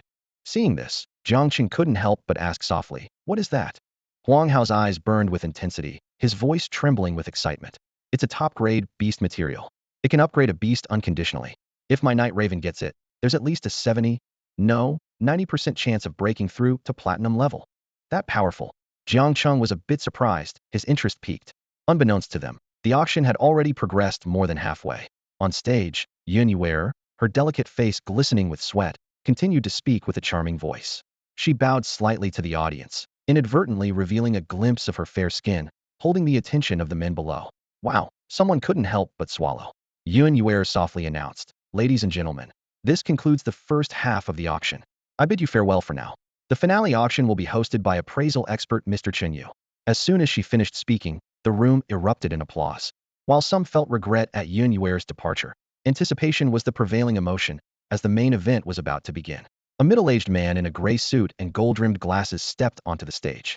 With a scholarly appearance, he was Chun Yu, the appraisal expert at the Tiandu auction house. Chun Yu got straight to the point. "I am Chun Yu, and I won't waste any words. Please bring out today's first finale item." Immediately, two slender maidens in thin dresses brought a rosewood tray onto the stage. Although their figures were partly visible, all eyes were fixed on the tray. With a slight smile, Chen Yu unveiled the red cloth covering the item. "That's holy blood vervain," someone exclaimed, causing a stir in the VIP section. "Wow, this auction is incredible. They're leading with this." The crowd buzzed with excitement. Even if they couldn't afford it, the value of holy blood vervain was undeniable. Holy blood vervain, a top-tier medicinal herb. It's said that a single drop of its juice can extend life by 10 years. And it has amazing effects on beasts too. What effects? It enhances the potential for beast evolution. Wow. The room collectively gasped again, the atmosphere reaching a fever pitch. As we all know, not all spirit beasts can ultimately evolve into divine beasts. The potential of a spirit beast determines the extent of its evolution, and most ordinary beasts can only evolve to a certain level. However, the Holy Blood Biluo orchid compensates for this limitation. It not only significantly enhances a spirit beast's potential, but also opens up endless possibilities for its evolution. Inside the auction house, the atmosphere suddenly grew tense. Everyone's breathing became heavy as they stared intently at the Holy Blood Biluo orchid, which emitted a faint halo on the rosewood tray. If it weren't for the presence of several 9-star battle masters and gold-level spirit beasts vigilantly guarding the area, these people might have already rushed forward. Chun Yu scanned the room, a faint smile on his lips, and announced loudly, "The starting bid is 40,000, with increments no less than 2,000 each time." No sooner had he finished speaking than someone impatiently shouted, 42,000. At this moment, the president of the Spirit Beastmaster Guild, Elder Shao, spoke up. His voice was steady, with a hint of a plea. "This item is extremely important to me. If any of you could let me have it, consider it a personal favor." A favor from the president of the Spirit Beastmaster Guild? This statement was like a bombshell, causing a stir among the audience. Many wished they could agree immediately, but they didn't have the qualifications to bid. 44,000. Huang Hao's voice suddenly rang out. He laughed and said to Elder Shao, "Old Shao, this item is also very important to me. I hope you understand." Elder Shao snorted coldly, undeterred. 46,000. 48,000, followed in Lan's voice. Clearly, the major families in Tiandu City weren't going to miss out on such a treasure. As expected, several families soon placed their bids. 50,000. 52,000. 60,000. A cold yet charming voice suddenly called out. Everyone was taken aback, turning their gaze towards the source of the voice. VIP room 3. Someone was actually there. Usually, the first 3 VIP rooms were left empty unless a truly significant figure arrived. Inside VIP room 3, Wenren Guaner lounged leisurely in a soft chair, as if the 6 million gold coins she just bid were a trivial amount to her. Who was this woman? She just bid 6 million. Even Feng Xiaodian, known for his extravagance, was shocked. 62,000. Elder Shao gritted his teeth, clearly determined to obtain the Holy Blood Biluo orchid. In the VIP room, Huang Hao shook his head. He had stopped bidding, as the Earth Core's Sacred Spirit liquid was more important to him than the Holy Blood Biluo orchid. 68,000. Suddenly, another unexpected bidder joined in. It was the occupant of VIP room 6, who had previously competed with Feng Xiaodian for the terrifying lion tiger. The crowd was in an uproar. The price of the Holy Blood Biluo orchid was nearing 7 million gold coins. Wenren Guaner's beautiful face showed a hint of surprise. She raised her starry eyes, seemingly attempting to use some kind of eye technique to see the figure in VIP room 6. Unfortunately, a layer of hazy aura obscured everything, preventing her from seeing inside. Interesting. Wenren Guaner pursed her red lips and smiled charmingly. 8 million gold coins. The entire room fell silent, and even Chun Yu was momentarily choked by the price. "Since this young lady desires it, I shall yield." A cool voice came from VIP room 6, evidently deciding not to bid further. A woman? The crowd was puzzled upon hearing the voice. Earlier, the bidder who competed with Feng Xiaodian sounded like a middle-aged man. How did it become a woman now? Inside VIP Room 6, a serene woman in a blue and white long dress withdrew her gaze, standing beside a calm, middle-aged man in a yellow robe. Miss, are we not going for the holy blood billuo orchid? The middle-aged man asked softly. The serene woman smiled slightly, gently tapping the small head of the gale green eagle beside her with her slender fingers. The holy blood billuo orchid is nice, but what comes next is more important for Shaoqing. As the auction in Tiandu City was in full swing, unnoticed changes were quietly taking place in the city's four corners. Several members of the Church of Light, dressed in black, skillfully activated an array they had long prepared. In an instant, a dark radiance surged like a tide, enveloping the surroundings. On the ground, hexagonal patterns slowly rotated, emitting an eerie glow. Suddenly, harrowing wails emanated from the array, reminiscent of evil spirits howling from the depths of hell. We did it, the masked leader in black whispered fervently, a flicker of fanaticism in his eyes. You two stay and guard the array. I'll go fetch the holy maiden. Yes, holy envoy. The two followers responded in unison, their eyes filled with fervor and determination. They were diehard believers, trained from a young age to obey the church's orders without question, even unto death. Meanwhile, at the Tiandu auction, the star item, the holy blood billion, was sold for a staggering 70,000 gold coins. Immediately afterward, another significant item was presented, Xuanming leaf. Although it didn't hold the same allure as the holy blood billion, many esteemed guests had come specifically for it. Jiang Cheng's gaze was sharp as it fixed on the box containing the Xianming leaf, his brow involuntarily furrowing. This aura, it seemed slightly different from what he had sensed earlier. At that moment, the host, Chen Yu, suddenly spoke, interrupting everyone's thoughts. According to the seller's request, this Xianming grass will not follow the regular auction process. The seller will personally come on stage to sell it. This announcement caused many faces in the crowd to change. Feng Xiaodian grumbled in annoyance. What's going on? Does this mean the 80,000 gold coins I brought are useless? Not at all. A sultry voice suddenly interjected. A woman in black gracefully emerged from VIP Room 3. Her figure was perfectly sculpted, and though her exquisite face was hidden behind a bronze mask, it only added to her mysterious allure. This is Miss Wenren, the owner of the Xianming leaf, Chen Yu introduced simply. Wenren Guaner chuckled softly, taking slow, deliberate steps onto the stage. Her appearance instantly captivated the audience. Even with a mask, her breathtaking beauty was palpable. Her perfect curves, cold yet alluring demeanor, and an aura of subtle nobility made every man present yearn to see her true face. Gulp! Even Feng Xiaodian couldn't help swallowing hard, thinking to himself, compared to this woman, Yun Yuer is worlds apart. Huang Hao whispered in shock. It's actually her. Then glanced at Jiang Cheng, secretly admiring. So, Mr. Jiang had already seen through this woman's extraordinariness. With a light laugh, Wenren Guaner spoke, her red lips parting slightly. It's my first time doing business, and I don't know how to sell. So let's go with the flow. Whoever offers something that satisfies me can have it. Her words instantly stirred the hearts of many men, silently cursing. What a tantalizing little enchantress. Unable to contain himself, Feng Xiaodian spoke up. Beautiful lady, why not open the box and let us see the quality of this Xianming leaf first? His gaze unabashedly roamed over Wenren Guaner's shapely figure. Of course, Wenren Guaner replied with a soft laugh, gently opening the box with her delicate hand. In an instant, all eyes were drawn to the box. Inside lay a pentagonal leaf of deep purple, occasionally emitting an astonishing spiritual energy. It really is a Xianming leaf. And of decent quality. Huang Hao marveled, his eyes fixed intently on the mysterious leaf. However, Jiang Cheng's frown deepened, as a line of data suddenly appeared in his mind. Material name, 5-point demon mulberry.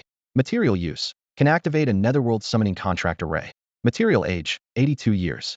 Material rating, Wu Jiao Mozong. Jiang Cheng murmured softly, a hint of intrigue flashing in his gaze. He couldn't help but wonder what this mysterious woman would do next. At this moment, the entire auction house's attention was focused on the rare Xianming leaf. Despite its singular characteristic of containing immense spiritual energy, its uses were incredibly diverse. It could be refined into the sacred elixir for warrior advancement, the Grand Yuan pill, serve as a crucial material for beast progression, or even act as the core of a contract formation. In short, its applications varied depending on the individual, making it extremely valuable. Feng Xiaoyan's eyes sparkled with excitement, almost causing him to leap up. With this Xianming leaf, crafting the Grand Yuan pill means my dad's breakthrough to Battle King is just around the corner. His gaze was fixed intently on the Xianming leaf in front of Wenren Guaner, as if trying to etch it into his memory. The other VIP rooms also erupted with excitement, as eager eyes turned toward the auction stage. Even among the major businesses in the state city, such treasures were rare. Unable to contain himself, Feng Xiaodian leaned out the window and shouted, Beautiful lady, I'll offer 40,000 gold coins. What do you say? His eyes couldn't help but wander over Wenren Guaner's graceful figure. Wenren Guaner responded with a charming smile, her ample chest quivering slightly. 40,000 gold coins? But I don't lack money. This scene left the men below utterly entranced. A bald warrior swallowed hard, mesmerized. This woman is just too alluring. How wonderful it would be if she were my wife. He turned to his companion, only to find that person already flushed, his left arm moving unconsciously. Feng Xiaoyan's tone turned playful. Then what do you want, fair lady? He asked, leering at Wenren Guaner. Wenren Guaner gently stroked her chin in a thoughtful pose. What do I want? Let me think. As she spoke, she slowly removed the bronze mask from her face. The entire room fell silent. Beneath the mask was an exquisitely beautiful face, eyes clear as autumn water, lips as alluring as roses, and cheeks charmingly flushed. Her long, dark hair cascaded like a waterfall, accentuating her well-developed curves and a cold yet enchanting aura that was utterly captivating. Suddenly, Wenren Guaner flashed a sinister smile. How about I take your lives? As soon as her words fell, a faint black mist began to emanate from around her. This mist seemed to possess a bewitching power, and soon, the crowd below started to become restless. Wang Maozi, are you looking for trouble? What are you staring at? She's my wife. Get lost. With your looks? Dreaming of having such a beauty? Su Hao, I've had enough of you. I'm going to take you down this time. The crowd erupted into angry shouts, and some even started fighting. Different battle energies clashed in the air, creating chaos. Even the golden-grayed beasts guarding the auction house became restless. Suddenly, a snow-white lion opened its massive mouth and attacked its companion. With a series of heavy thuds, the battle lords and several golden-grayed beasts joined the brawl. The entire auction house descended into utter chaos. Chen Yu looked at Wenren Guaner in horror, only to find the stunning woman gazing at him with a cold, deathly stare. Suddenly, two scarlet vertical pupils appeared behind Wenren Guaner. It was the eyes of a giant serpent. Its pure white scales stood erect, exuding a suffocating aura. Wenren Guaner smiled elegantly, gently picked up the Wujiao Mozong with her jade-like hand, and softly commanded, "Kill them." The pure white giant serpent soared high, its car-sized head looking down on the crowd like ants, letting out a deafening roar. Jiang Cheng stared at the giant serpent wreaking havoc in the auction house, a flicker of surprise in his eyes. He quickly scanned the information on this imperial beast. The radiant serpent, a level 7 gold star creature of lower imperial quality. It possessed a formidable array of 17 powerful skills, including the Great Light Domain, Death Gaze, and Invincible Golden Body. This serpent was of the extreme light element, with a trace of divine beast bloodline flowing within it.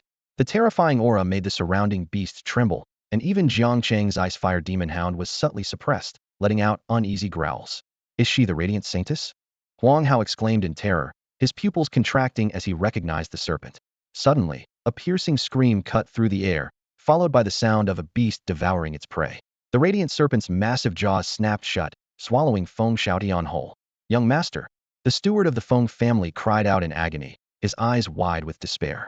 Yet the serpent seemed not yet satisfied, its crimson-slit eyes gleaming with greed.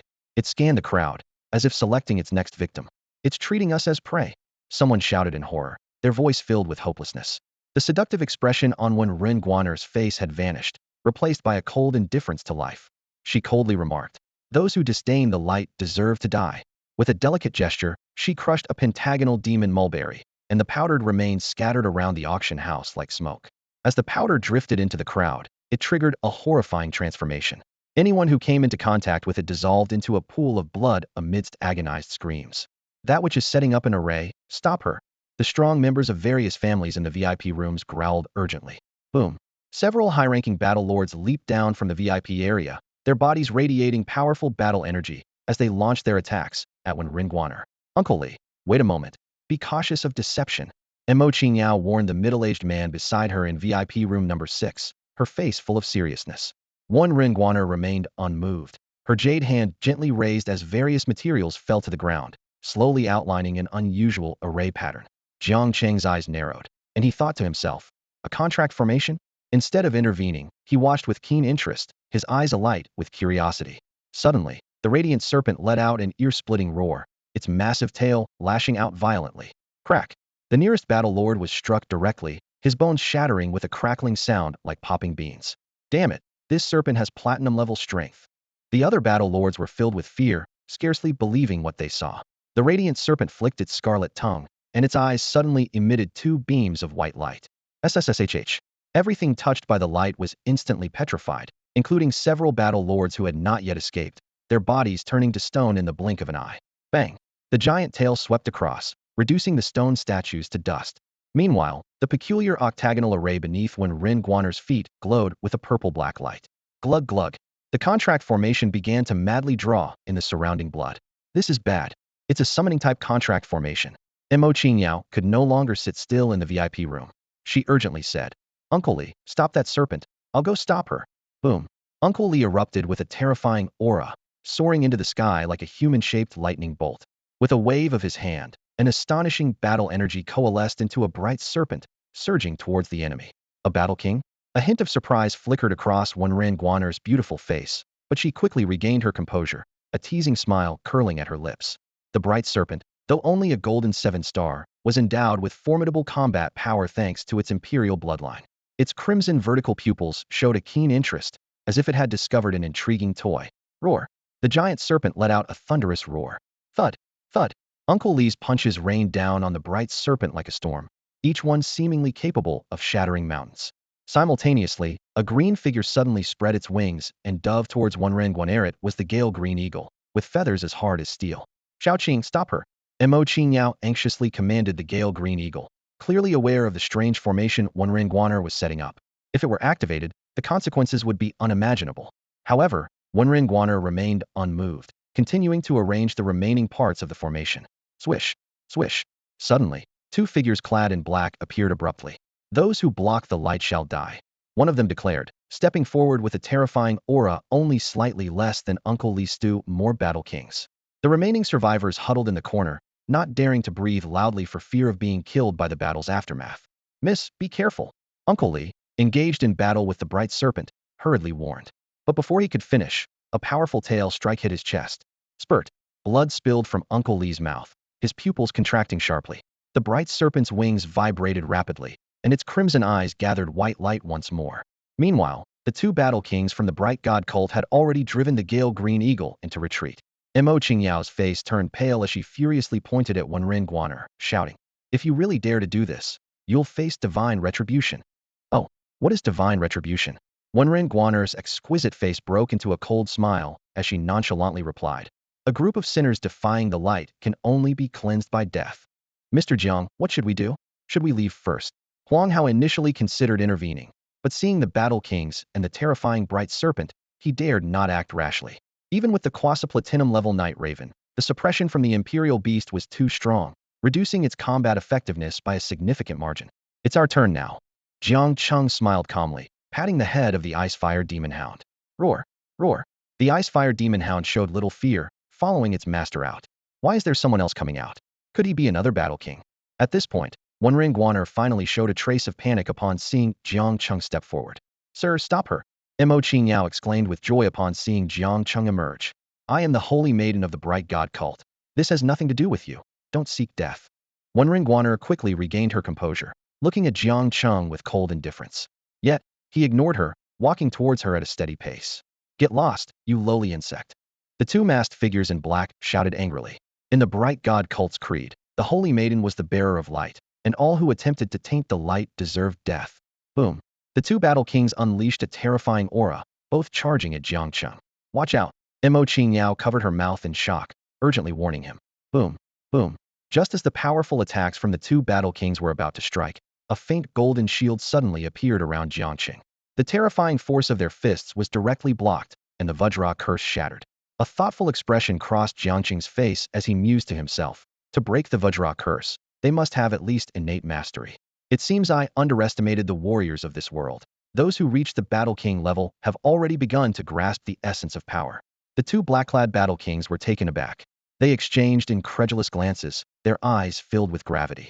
Their combined strike had been so easily deflected. Silently, they reached a mutual decision. They must join forces to eliminate him. Whoosh! Whoosh! The two quickly closed in on Jiang Cheng, their auras exploding to peak intensity. Behind one Battle King, a faint purple thunder shadow appeared, taking the shape of a thunder rhinoceros, its image gradually becoming clearer. "Thunder Rhino charge," the man in black growled, his eyes filled with killing intent. The thunder rhino shadow let out a sky-shattering roar and charged towards Jiang Cheng, enveloped in terrifying thunder power. Meanwhile, the other battle king didn't miss the opportunity. roaring as a 3-meter-long flaming giant ruler came crashing down. Their combined assault left no room for Jiang Cheng to escape. Roar! Roar! The ice-fire demon hound roared angrily, eager to join the fray. But Jiang Cheng held its head down, glancing at the foolish creature with a hint of disdain. Stupid dog, do you think you're me? Woof! The simple-minded hound widened its eyes, thinking, the master is really showing off. Facing their onslaught, Jiang Cheng remained calm. A smile played on his lips as he softly said, very well, let me show them what true battle techniques are. Whoosh! Whoosh! Whoosh! Wisps of white energy suddenly surged from within Jiang Cheng, his aura becoming increasingly sharp, like a colossal sword piercing the heavens. Huang Hao, hiding in the VIP room, was stunned. Compared to Jiang Cheng's earlier display of heavenly fire, this scene was even more breathtaking. Countless wisps of white energy condensed into short swords, their numbers nearly reaching tens of thousands. 10,000 swords returned to origin. Jiang Cheng's indifferent voice resonated, and the countless sword shadows behind him lit up, unleashing a torrent of innate true essence. Roar! Roar! Whether it was the ferocious thunder rhino shadow or the imposing flaming giant ruler, they were both swallowed up by the overwhelming sea of swords. Flash! Flash! Flash! The sharp sword energy left bloody marks on the two black-clad battle kings. Even though they used all their battle energy to protect themselves, they couldn't hold out for long. Splat! One of the battle kings turned pale, his internal energy completely depleted. Without the protection of his battle energy, he was torn apart by the violent sword aura, his flesh shredded and bones exposed. Though he was not yet dead, he was barely clinging to life. The other battle king fared no better, breathing heavily, his body riddled with wounds. Gasp! Mo Qingyao was already stunned, unable to find words. Damn, how could such a powerful figure appear in a mere city like Tian? Wenren Guaner was visibly shaken, but she continued to hasten the activation of the grand formation, thinking anxiously. Just a little more, just a few more sacrifices. Despite her urgency, her face remained cold as she looked at Jiang Cheng, saying, you are indeed strong, but to the divine sect, you're just a slightly larger ant. Offending us is unwise. Oh, Jiang Cheng chuckled, looking at Wenren Guaner with a detached gaze, and asked directly, where is the Xianming leaf? Xianming leaf? Wenren Guaner's expression turned strange. She thought to herself, so he did all this, killed 2 battle kings, just for the so-called Xianming leaf? I can give you the Xianming leaf, but you must promise not to interfere in this matter, said Wenren Guaner, her long autumn eyes narrowing slightly as her jade hand gently caressed the box made of purple sandalwood. Inside lay the true Xianming leaf, exuding a faint, mysterious fragrance. Sir, you mustn't agree to her. Mo Qingyao pleaded anxiously. She's the saintess of a cult, setting up some kind of summoning array. If she succeeds, the consequences will be unimaginable. Boom. A loud explosion echoed from afar. Li Shu, who was fiercely battling the bright Ting snake, was at his limit. As a 3-star battle king, his face was filled with shock as even his full-force punch couldn't dent the snake's iron-hard scales. The pure white giant snake lost patience, letting out an ear-piercing hiss. Each scale stood erect like a sharp blade, creating a chilling sound as they rubbed against each other. Meanwhile, the grand array gradually took shape, greedily absorbing the surrounding blood. Strange patterns flickered with a dark light. Wenren Guaner's red lips curled into a cold smile. She was secretly pleased. It was nearly done. Once the array was activated, endless evil spirits from the netherworld would descend. Coupled with the undead beast tide from the Yupan swamp, not just Tiandu City, the entire Beijiang province would fall. Your array has some flaws. Jiang Cheng suddenly spoke, his tone playful. What nonsense are you spouting? Wenren Guaner was furious. How could there be flaws in the array I set up? As a high-level contract mage, her expertise in contract arrays was on par with veteran masters. Jiang Cheng's words were an open insult. Jiang Cheng chuckled softly, walking unhurriedly towards the center of the array. Wenren Guaner sneered repeatedly, thinking he was courting death. The center of the netherworld array contained immense necromantic energy, which would dissolve an ordinary battle lord on contact, and even a battle king would find it hard to survive. Boom. The octagonal array pattern operated frantically, black energy soaring into the sky. A gigantic portal shadow slowly appeared the netherworld portal. Mo Qingyao's face turned as white as paper, drenched in cold sweat. These cultists were inhumane. The netherworld array was a forbidden summoning array that, once activated, would draw countless evil spirits from the netherworld. If it erupted in the densely populated Tiandu City, it would be a catastrophe. The wind howled, and from the illusory netherworld portal came the occasional wails of evil spirits. Wenren Guaner's cold smile deepened, thinking that if that person had intervened earlier, the array might not have succeeded. But this ignorant fool dared to claim her array had flaws, and even walked into the center? Truly a foolish ant. However, when Wenren Guaner looked up, her expression froze. In the center of the purple-black necromantic energy stood a figure, proud and unscathed. How is this possible? He's not dead. Wenren Guaner and Mo Qingyao were both shocked. Using the power of blood sacrifice as the core provides immense energy, but the force is ultimately too chaotic. Jiang Cheng spoke calmly. By simply mixing in a touch of other energy, you can easily dismantle the array you pride yourself on. Jiang Cheng's fingertip, enveloped in innate true essence, lightly touched the blood-red mass at the array's core. Boom. It was as if a violent chemical reaction occurred. The netherworld portal above the array vanished instantly, and not even a single howl from the evil spirits could be heard. Crack. A fissure appeared in one part of the octagonal array pattern, then spread like a web. The array was broken. The tranquility of Tiandu City was shattered by a sudden upheaval. In the four corners of the city, dark runes fractured like a spider's web. The main formation collapsed, and the four subformations disintegrated with it. Xu Yuntian, who was patrolling the city, heard the commotion and gritted his teeth. Damn it! It's the followers of the Church of Light, he exclaimed, furious that these cultists dared to set up formations right under his nose. At that moment, 3 silver dragons appeared in the sky, majestic and imposing. Li Muji sat atop the middle dragon, his expression grave. General Su, something major has happened at the Tiandu auction house. Bring your dragon scale squad, and come with me. Before he finished speaking, the silver dragon beneath him unfurled its enormous wings and sped towards the auction house. Xu Yuntian cursed under his breath. So what if you have a dragon? Then he shouted loudly. Everyone, follow me. Meanwhile, chaos reigned inside the auction house. Wenren Guaner, with her stunning face now twisted in anger, shrieked, "How dare you destroy the formation? The church will never let you go." But before she could finish, Jiang Cheng appeared before her like a phantom, seizing her pale, jade-like neck. His voice was cold and devoid of emotion. The last person who threatened me like that is probably lying under a grave by now. 2 surviving black-clad warrior kings roared as they charged at Jiang Cheng. You lowly ant, release the Saintess. They summoned the remaining battle energy within them, determined to rescue Wenren Guaner. Jiang Cheng's lips curled into a cold smile. Ants? Are you referring to yourselves? As soon as he spoke, terrifying innate energy transformed into a sharp sword, piercing through the chests of the 2 warrior kings with a thud, and then exploding. Blood splattered, and flesh flew everywhere. Mo Qingyao, witnessing the bloody scene, turned pale as paper, nearly retching. Wenren Guaner felt Jiang Cheng's icy gaze, and a chill swept over her body. For the first time, she truly sensed the approach of death, and fear surged over her like a tide. Though she was used to killing others like ants, now that death loomed over her, she understood what true terror was. Suddenly, an earth-shattering roar echoed, as the massive head of the bright-tongued snake, as large as a car, lunged at Jiang Cheng. His eyes narrowed, and without a hint of mercy, he flung Wenren Guaner aside. She tumbled to the ground, her delicate clothing tearing to reveal flashes of pale skin. Disheveled and flushed with humiliation, Wenren Guaner still exuded a strange allure. She screamed, "Shall I kill him for me?"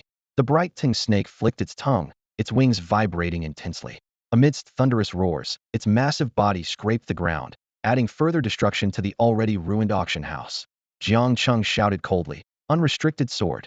Instantly, a massive azure sword shadow appeared behind him. The sword light shot forward, aiming straight for the bright-tongued snake's throat. However, with a loud clang, the blade struck the snake's snow-white scales without causing any damage, only sparking against the golden glow. Jiang Cheng's pupils contracted as he noticed the golden light shimmering on the snake's scales. Invincible golden body, immune to all physical attacks for 5 seconds. In that fleeting moment, the enormous tail of the snake descended with force. Jiang Cheng moved like lightning, narrowly avoiding the deadly blow. With a resounding boom, the floor beneath him split into a chasm 10 feet wide. The bright-tongued snake let out an angry hiss, and suddenly, a shattering sound echoed from an unknown source.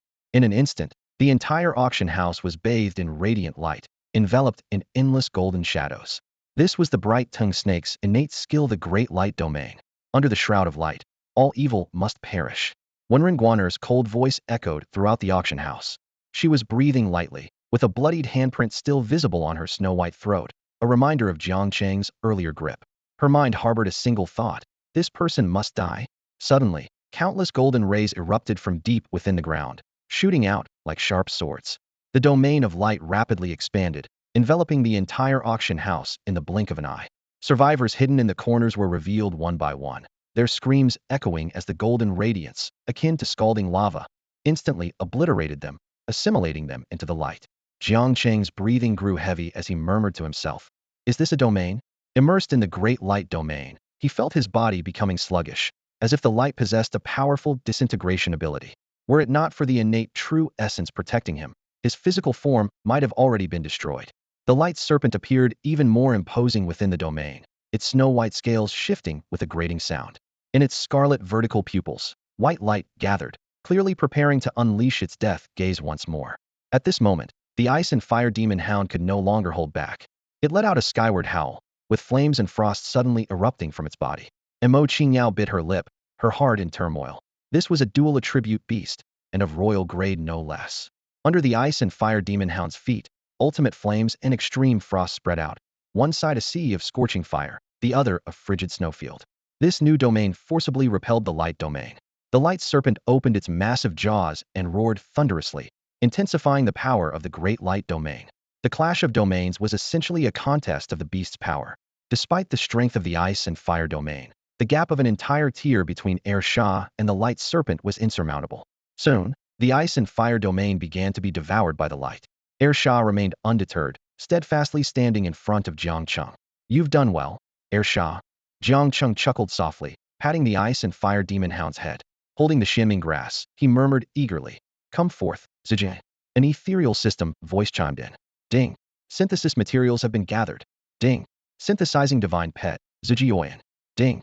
Synthesis materials have been added as per host's request, including candle dragon essence 1. A white light flickered wildly at Jiang Cheng's brow, and the Xianming grass in his hand vanished. In the divine pet space, the candle dragon blood, essence, Xianming grass, and a golden-grade demon crystal, among other synthesis materials, were already assembled. A tidal wave of white power fused all the materials together.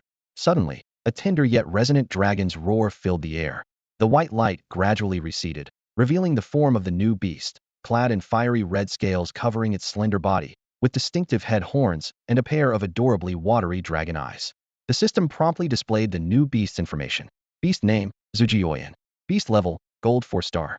Beast quality, mid-tier imperial. Beast skills, true dragon domain exerts absolute bloodline suppression on all dragon-type species, increases gravity by 300, reduces power and speed by 50, summon wind and rain, terrifying dragon breath. Beast status, excited. Beast weakness, ticklish. Beast attribute, divine spirit type, bearing the ancient god-beast candle dragon bloodline. Evolution paths, 36 in total. At that moment, a voice suddenly echoed in Jiang Cheng's mind. Hee. Who is it? Jiang Cheng was utterly astonished that someone could communicate with him through his soul sea.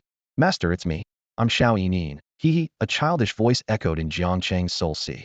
He was surprised to find a small fiery creature had appeared in his mental world. It was Zhu Jiuyin, capable of direct mental communication. Xiao Yinin. Jiang Cheng was taken aback by the name, his face twitching involuntarily. This little creature had the audacity to name itself right after being born. At that moment, the ice-fire demon hound let out an urgent roar, clearly struggling. Jiang Cheng's eyes narrowed as he instructed Zhu Jiuyin. Xiao Yinin, take care of that snake. Although Zhu Jiuyin was only at the golden 1-star level, as a high-level dragon, it should handle the light serpent without issue. Got it, master.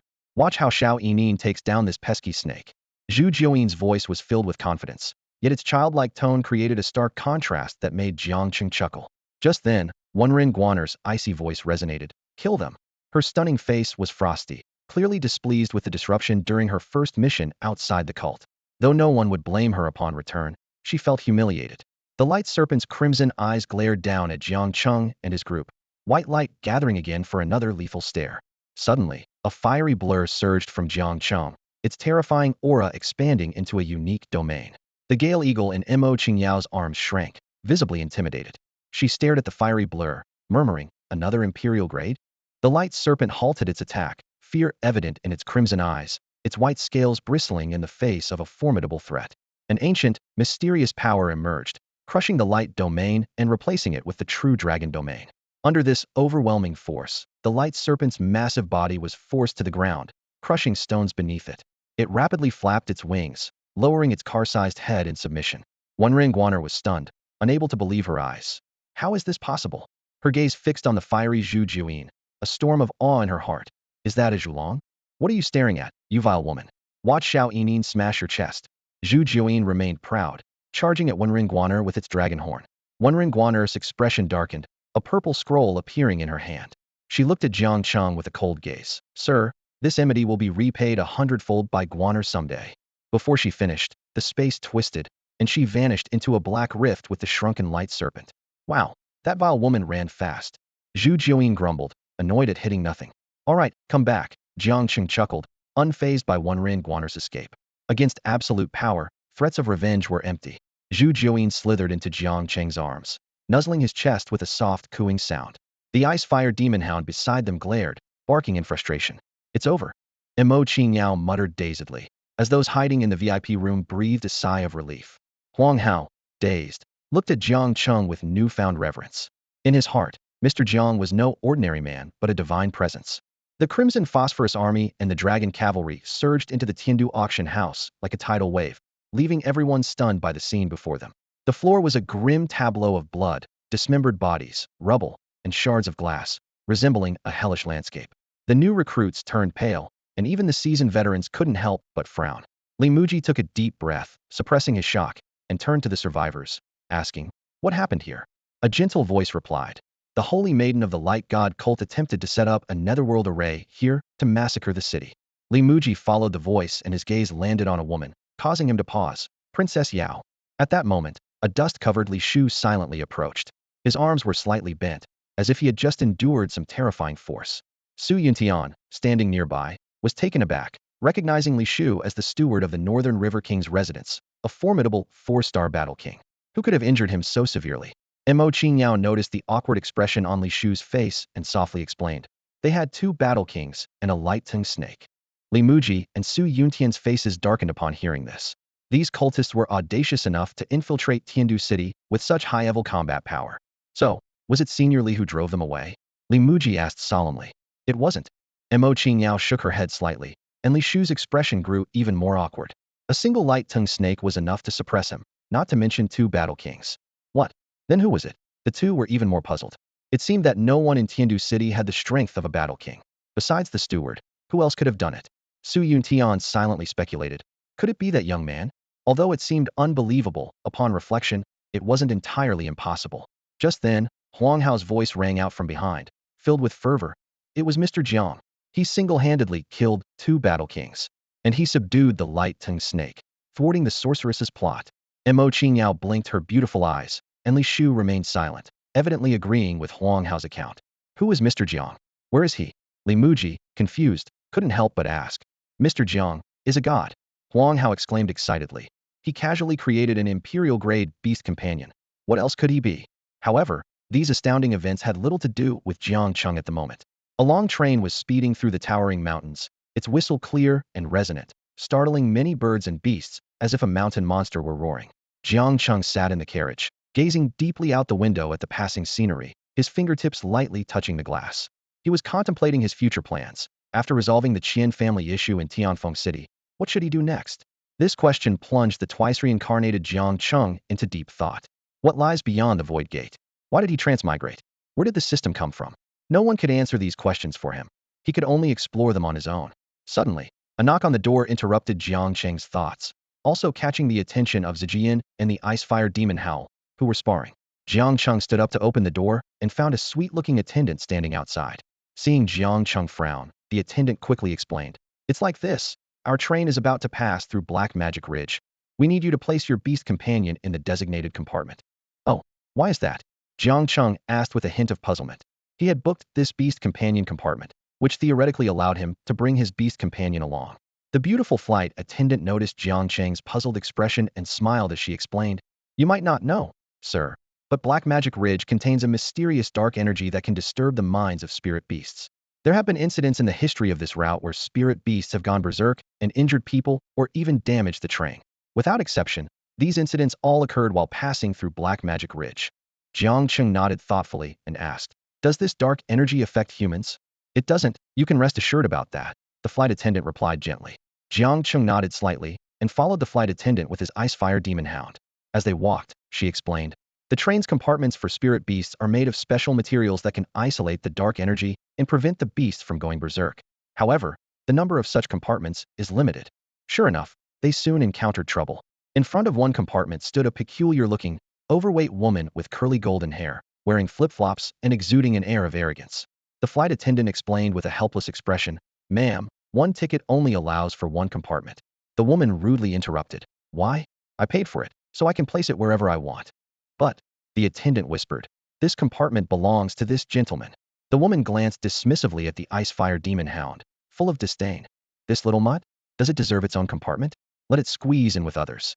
She didn't even spare Jiang Cheng a glance, clearly assuming he was just a low-level spirit beast master. Woof! The ice-fire demon hound widened its eyes in disbelief. It couldn't believe it was being called a little mutt. Poor Ursha.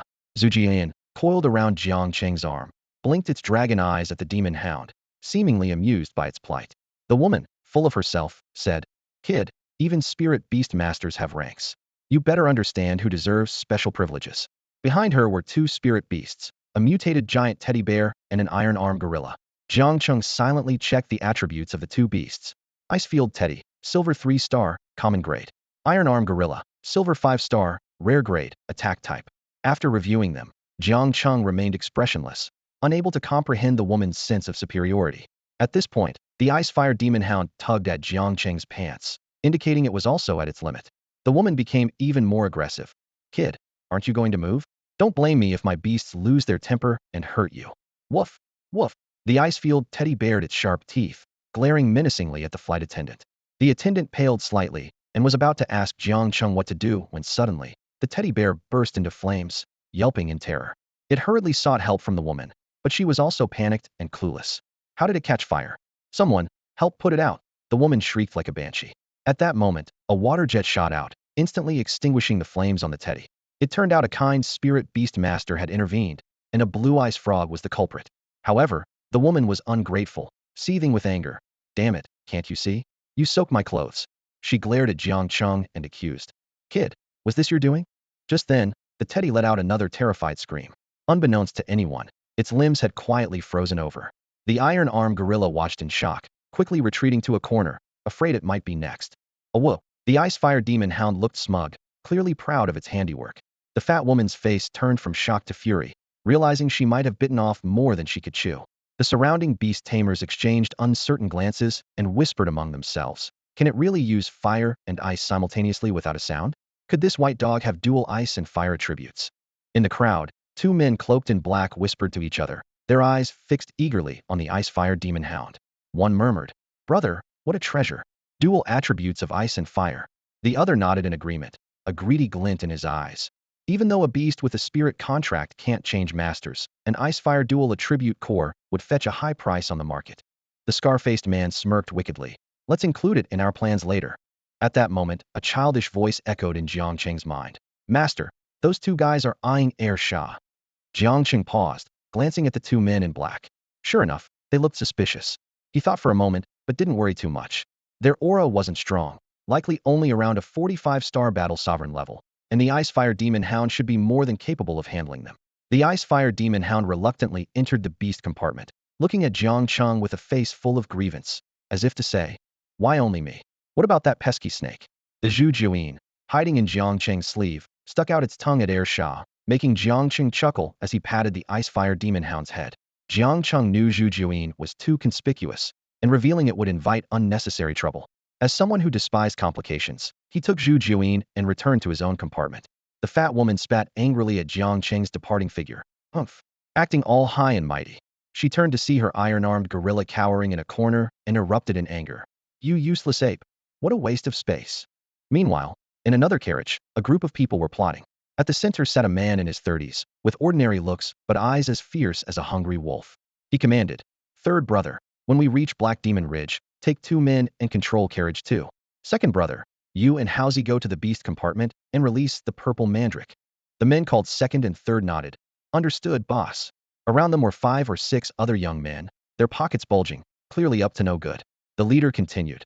The rest of you, come with me to rob those beast tamers. They're the real gold mine. Nangi licked his lips, eyes gleaming with greed. After this job, we should be able to take a long break. One of them whispered. Yes, boss. The remaining 4 grinned coldly. These were no ordinary passengers. They were bandits, specialized in robbing travelers along the way. In another carriage, Jiang Cheng listened to Zhu Juin's report, his expression turning curious. He hadn't expected 2 groups of bandits to be plotting on the same train, the group next door and those 2 men in black. Little did they know their plans had been overheard by Zhu Juin. Master, what should we do? Zhu Juin's voice was tinged with excitement as it asked, should we strike first? Amused by the cleverness of the recently born creature, Jiang Cheng chuckled and replied calmly, "No need. Let them fight among themselves. They're all after the beasts, right? As long as their sleeping gas doesn't work, we're fine." "Great idea," Zhu Jiuyin exclaimed, impressed. "No wonder you're my master, so cunning. We should let Air Shah handle it. It can freeze the mist with its ice powers." "Smart," Jiang Cheng said with a smile, rubbing his temples as he advised. "Just don't go overboard, and make sure the demonic energy doesn't affect the beasts." "Hee. Got it." Zhu Jiuyin shrank its body down, floating like a worm in the air, clearly planning to inform Air Shah. Jiang Cheng shook his head with a smile, unconcerned. Night soon fell over the train as it approached the Black Demon Ridge. Most passengers huddled in their compartments, with seasoned travelers locking their doors, knowing the train wasn't safe at night, especially when passing through the ridge. "Move." At that moment, shadows slipped out simultaneously from two different compartments. Elsewhere, Air Shah listened to Zhu Jiuyin's plan, its excitement palpable. "Time for action." It cheered silently, ready to spring into action. The cold wind howled outside, and the sky grew increasingly dark, occasionally punctuated by the lonely howls of wolves. The train finally entered the Black Magic Ridge area, and suddenly thin wisps of dark mist began to rise from the floor of the carriage. "The train has now entered Black Magic Ridge. Passengers, please lock your windows and avoid unnecessary movement." The conductor's deep voice echoed through the broadcast to every passenger. Jiang Cheng squinted slightly, his fingertips wrapped in a wisp of dark magic energy. He felt the cold, thread-like, resilient power and murmured to himself, "What a fascinating force. Even innate true essence cannot decompose it." He pondered, finding the dark magic energy familiar, yet somehow different. As time passed, the dark magic energy inside the train became denser, filling the entire aisle with black mist. The carriage was silent, so quiet that you could hear a pin drop. Suddenly, a scream pierced the silence, echoing throughout the carriage. "What's happening?" Many were startled awake, and the brave ones peeked out to see 4 or 5 shadowy figures drifting in the pitch-black aisle, their feet not touching the ground, creating a chilling scene with the sinister dark magic energy. "Robbery," Ningi sneered, while a few of his men shouted menacingly. "Everyone stay calm. We're only after money, not lives." With a snap, the corridor lights flickered on, revealing several individuals wielding sharp knives, ready to rob each compartment. Don't kill me. I'm still a virgin," cried a plump woman in the first compartment, a knife pressed against her throat, her face filled with terror as she pleaded. "Shut up, you fat pig. Who the hell is interested in you?" Ningi glared at her. "Hand over anything valuable." I'll get it right away," she stammered, hurriedly reaching into her handbag on the bedside table. A young man in a black tight suit snatched the handbag, turned it upside down, and only a pile of snacks and a few coins fell out. "Damn, boss. This pig is dirt poor." They exchanged glances, having never encountered such a destitute beastmaster. Ning Yi's face darkened, his electric baton crackling. "Tell me, did you hide something? This is all I have left." The woman trembled under their unfriendly gazes, her face quivering with fear. "Then there's no reason for you to live." The young man in the tight suit sneered, thrusting his sharp knife toward her chest. Just then, the shrill sound of an alarm blared outside. "You dare to sound the alarm?" Ning Yi was furious, jabbing the electric baton into the woman.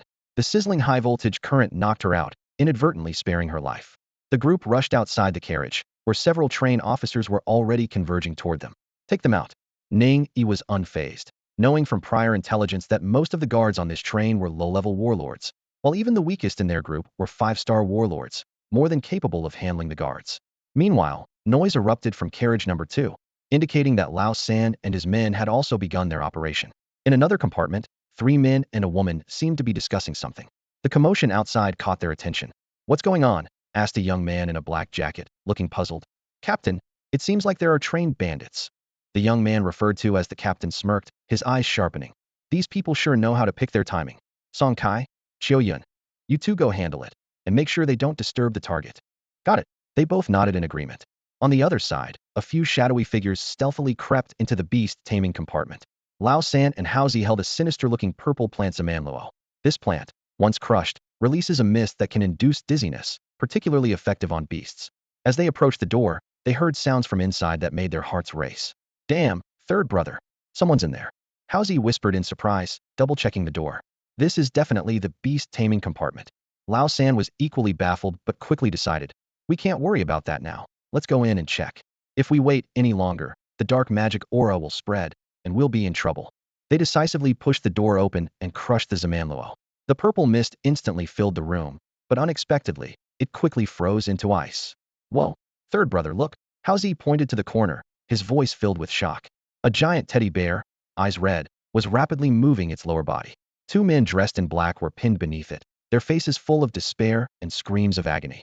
Suddenly, an iron-armed gorilla glared at them menacingly. Lao San and Haozi realized they had been tricked. They tried to flee but found their feet already frozen in ice.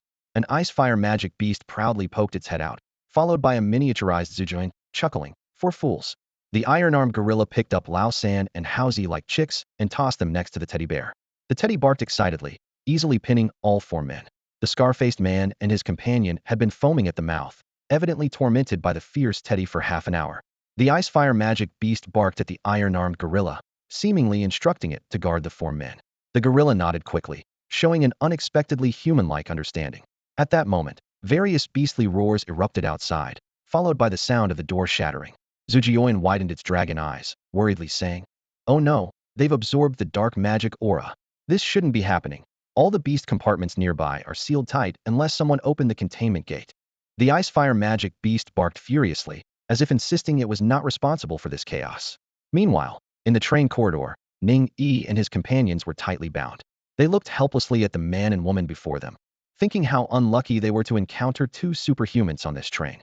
The woman, Qiu Yun, was surrounded by crimson flames, evidently possessing fire abilities. Next to her, Song Kai held a green vine in his palm, looking down on the group.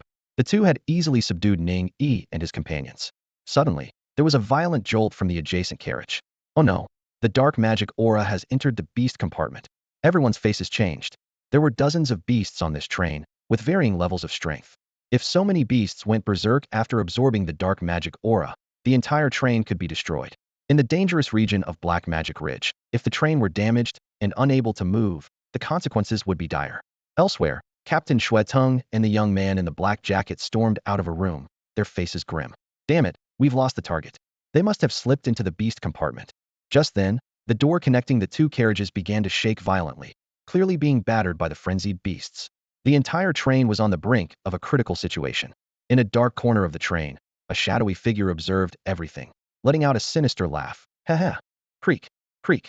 Beneath him, a pitch-black creature with 8 tentacles was devouring something. In the dim light, it was clear that it was a bloody human thigh bone. The carriage was filled with the strong scent of blood, yet eerily silent. Gurgle. The 8-tentacled creature made a satisfied sound, its grotesque face smeared with blood, creating a chilling sight. Suddenly, a calm voice broke the silence. "These people, did you kill them all?" Jiang Cheng appeared in the carriage, white flames flickering in his eyes. He took in the horrific scene, his gaze landing on the bloodthirsty creature, the coldness in his eyes reaching its peak. The shadow seemed startled by Jiang Cheng's sudden appearance, but upon realizing it was just a young man, he burst into a harsh, crow-like laugh. "Kid, you're clever. You actually found me." The man stepped out of the shadows, revealing his appearance to Jiang Cheng, a face as pale as paper, devoid of any color, with a hooked nose and dead fish-like eyes. His entire being lacked any sign of life, exuding a thick aura of death. Meanwhile, the 8-tentacled creature stopped gnawing on the bloody bone, its asymmetrical green eyes fixed on Jiang Cheng, emanating an evil glow. In Jiang Cheng's mind, data appeared. Beast name, 8-tentacled dark demon. Beast level, gold 6 star. Beast quality, lower royal grade. Beast skills, death coil, demon roar, deadly poison mist. Beast status, rampage. Beast weakness, extreme light element. Beast attribute, dark, enjoys human flesh. Evolution paths, 27 in total. Jiang Cheng's eyes were sharp as he glared at the 8-tentacled dark demon, fury boiling within him. This creature had devoured an entire train of people, deserving the harshest punishment. He raised an eyebrow, coldly eyeing the sinister man, and asked, "Did you also open the beast carriage's gate?" The man grinned wickedly, revealing a row of chillingly white teeth. "Why don't you guess?" Jiang Cheng's face remained expressionless as he said, "Very well, you may die now." His tone was filled with determination, leaving no room for doubt. The man was taken aback by the words, but a cold smile soon crept onto his lips. He gave a chilling order. "Haigu, kill him." The 8-legged black demon reacted with excitement, its scarlet tongue licking the blood off its grotesque face. Its 8 pitch-black claws stretched out like octopus tentacles, emitting a nauseating stench, and lunged at Jiang Cheng's head. This was the demon's usual method of killing, piercing the target's skull before greedily sucking the delicious juices within. Facing such a terrifying attack, Jiang Cheng didn't even blink. He instantly gathered a formidable innate energy, ready to counterattack. Meanwhile, the situation inside the beast carriage was equally tense. The presence of Zhu Jiuyin and the Icefire Demon Hound was suffocating, their regal and imperial auras dominating the space. Even the beasts, already corrupted by the black demonic energy and devoid of any familial recognition, couldn't help but tremble. However, this fear lasted only a moment. The black demonic energy seemed to possess some mysterious power, enabling these beasts to overcome their instinctual suppression and charge at Zhu Jiuyin and the Icefire Demon Hound. Howl! The Icefire Demon Hound roared skyward, instantly unleashing its Icefire domain. Endless ice and flames surged, forming a solid barrier inside the carriage, temporarily blocking the path of the frenzied beasts. Zhu Jiuyin, perched on Air Shah's head, wore a troubled expression. This can't go on. Howl! You stupid snake! Air Shah shouted, full of grievance. If you don't do something, I won't be able to hold on much longer. Idiot, this dragon is contemplating a strategy. Zhu Jiuyin snapped, its sharp eyes noticing that the surrounding black demonic energy was beginning to solidify. Its dragon eyes brightened with a sudden idea. Air Shah, try using your ice powers to freeze that black energy. The Icefire Demon Hound was momentarily stunned, but complied. Within the Icefire domain, the power of ice reached its peak, freezing even the moisture in the air. Sure enough, the black demonic energy began to solidify, hanging like countless threads in midair. The frenzied beasts in the carriage calmed significantly. It actually worked. This dragon is a genius. Zhu Jiuyin boasted, then urged, Air Shah, increase the power. Freeze them completely. Howl! The Icefire Demon Hound glared in dissatisfaction. That snake was all talk and no action, expecting it to subdue the crazed beasts and freeze the black energy with no extra strength to spare. Seeing the Icefire Demon Hound's resentful look, Zhu Jiuyin realized its oversight. With a chuckle, it suddenly expanded. Roar! A resonant dragon roar echoed throughout the carriage as the true dragon domain spread. Boom! Boom! Within the domain, gravity increased to 300, reducing the speed and strength of all creatures by half.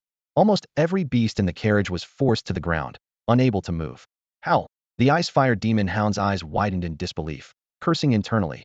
How could this snake be so powerful? Why didn't it act sooner? Wasn't this just bullying a dog? Bang! The fierce, innate energy, like an invisible giant hammer, smashed the sinister eight-legged black demon with overwhelming force. The evil man's expression changed dramatically, shock evident on his face. He never expected that this seemingly ordinary young man was actually a powerful battle king. Damn, a battle king, the evil man thought to himself, alarmed, but then a strange smile appeared on his face. But even a battle king can't kill me. Before he finished speaking, the eight-legged black demon beneath him let out a piercing scream. The sharp sound waves were so strong that they caused the nearby glass windows to crack like spider webs.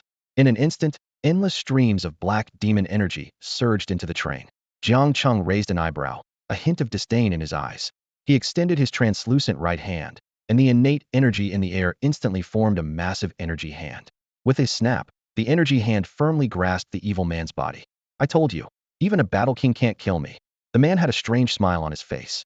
The next moment, a horrifying scene unfolded. His body melted like a candle, turning into a pool of pitch-black liquid, easily slipping out of Jiang Cheng's grasp. A liquid man? A flicker of surprise crossed Jiang Cheng's face, but he quickly regained his composure. He smirked slightly, a cold smile appearing on his lips. Swish, swish, swish. In an instant, countless golden lights flowed out from every crevice of the carriage like living creatures, enveloping the entire space. This was the Vajra mantra of Buddhism, capable of not only defending but also sealing space. Jiang Cheng had effectively sealed every corner of the carriage. Damn it, what kind of trick is this? The man, now a pool of liquid, was horrified to find himself trapped by the mysterious golden light as he tried to escape through the door crack.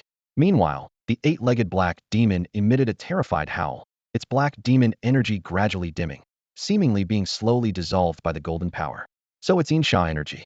Jiang Cheng murmured to himself, realization dawning in his eyes. No wonder this black demon energy seemed familiar, yet different.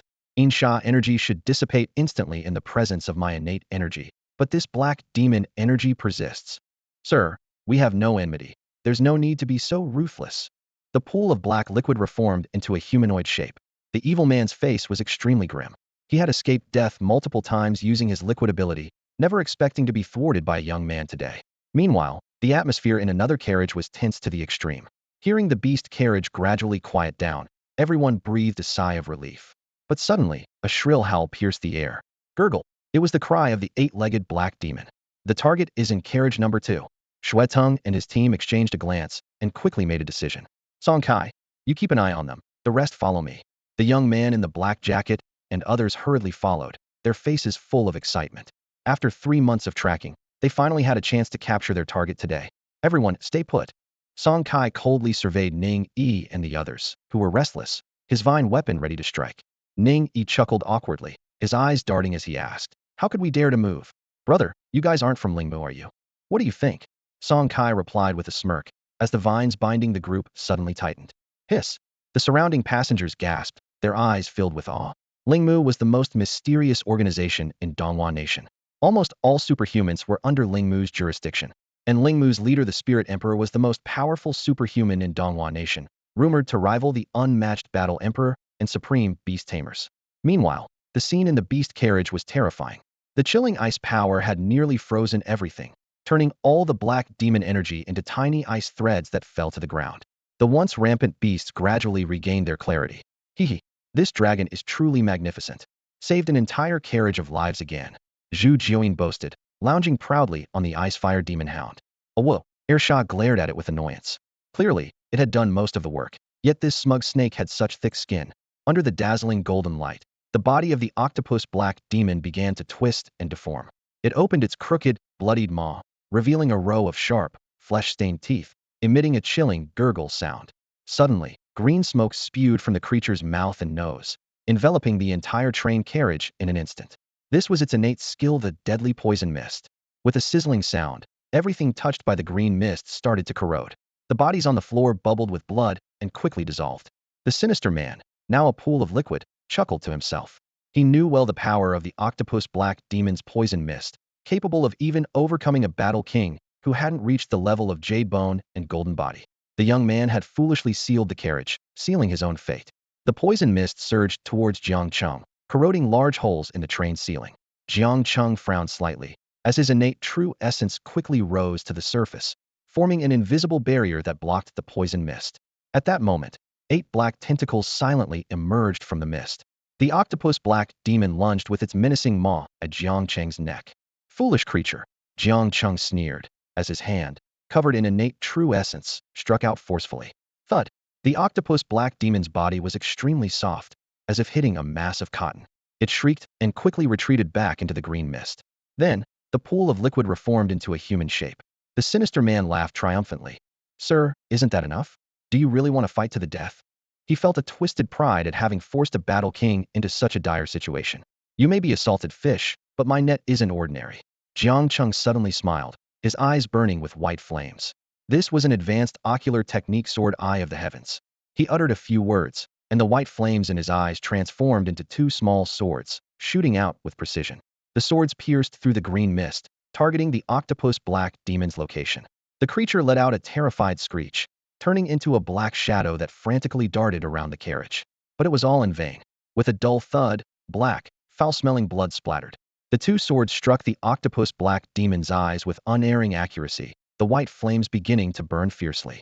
In just a few breaths, the octopus black demon dissipated into a wisp of black magic energy and vanished. How is this possible? The sinister man stared wide-eyed in disbelief.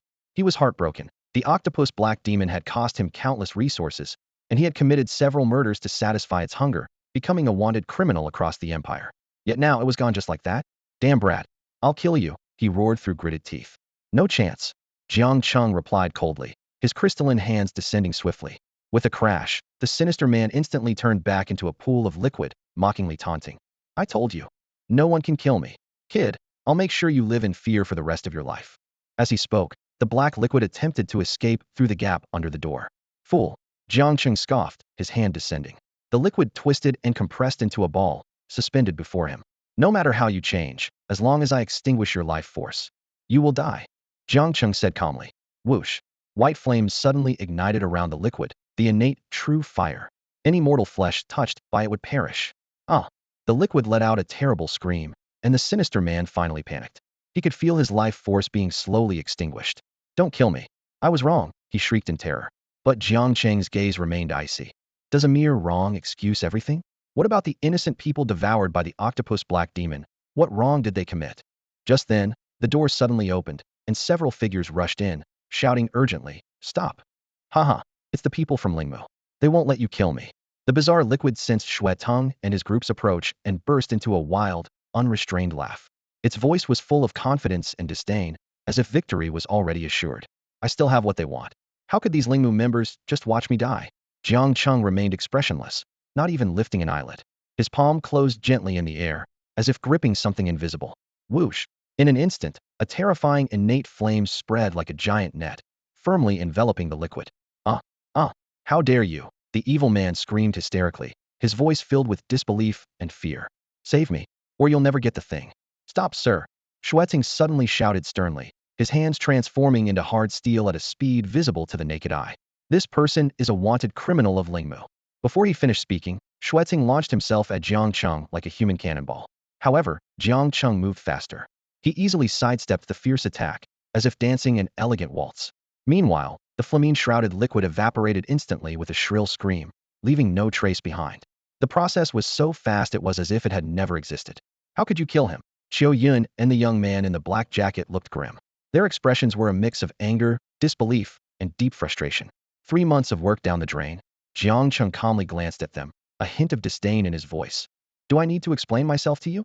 His gaze swept over them, noticing something unusual. Qiu Yun was surrounded by crimson flames. The young man in the black jacket had arcs of lightning flickering around him, and Xue Teng, who had just attacked him, had the ability to turn his body into steel. These people, are they superpowered? Jiang Cheng pondered silently. In fact, ever since the Great Change on Blue Star a century ago, not only beasts and plants mutated, but a small portion of humans were also gifted with mysterious powers. Some could control fire, some could manipulate lightning. These individuals were known as superpowered. Unlike warriors, once awakened, superpowered individuals could become incredibly powerful, even rivaling beasts of the same rank. However, due to their rarity, their existence had gradually faded from public memory and seldom mentioned. Shueting squinted, suppressing his anger, his voice tinged with reluctance. Sir, this is too much. We tracked this person for 3 months for the stolen item. And you just killed him? How are we supposed to continue our investigation? The other two looked equally displeased, as if they had swallowed a fly. Jiang Cheng raised an eyebrow, his tone still calm. What does that have to do with me? He killed a whole bus of people. Didn't he deserve to die? Although Jiang Cheng wasn't one to meddle, he habitually chose to eliminate such brutal villains. Qiu Yun's flames burned more fiercely, her beautiful eyes filled with anger. Finding that item would have justified their deaths. But you've destroyed that hope. Jiang Cheng's lips curled into a mocking smile. How ridiculous. Let me ask you, if the people on that bus were your family or friends, would you still say that? You're being unreasonable. Qiu Yun was momentarily speechless, unable to retort. Her chest heaved with intense anger. Shueting took a deep breath, trying to calm his inner fury, his face dark as he said, regardless, please, come with us to Lingmu. Otherwise we can't account for this. Jiang Cheng stood his ground, a hint of contempt in his smile. You can try. Qiu Yun, Du Filong, capture him. Shueteng ordered. Qiu Yun and Du Filong's young man in the black jacket advanced towards Jiang Cheng. Forgive me. Du Filong extended his arm, slender arcs of lightning coiling around him, reaching for Jiang Cheng.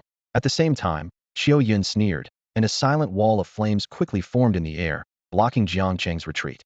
The combined assault of two A-level superpowered was powerful enough to make even a newly ascended battle king tremble. Yet, their target was Jiang Cheng. Foolishness. Jiang Cheng shook his head slightly, a trace of disdain in his eyes. Behind him, a massive blue sword materialized, emitting a terrifying aura that made one's heart race. What an incredible sword aura. Could this person be a sword master?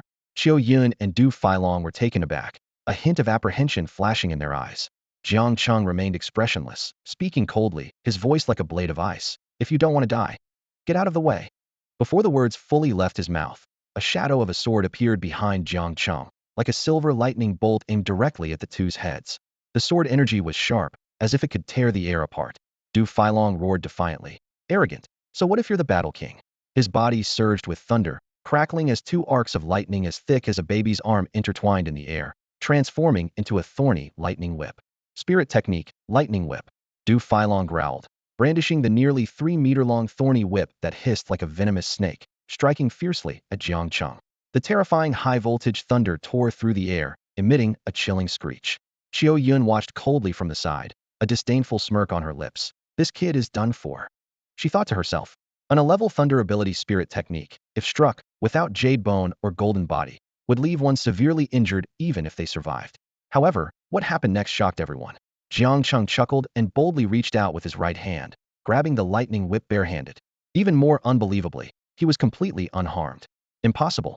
Shueteng and Qiu Yun, who were watching, were stunned, waves of shock surging in their hearts. They couldn't believe someone could catch a spirit technique with their bare hands. Had he mastered the legendary jade bone golden body?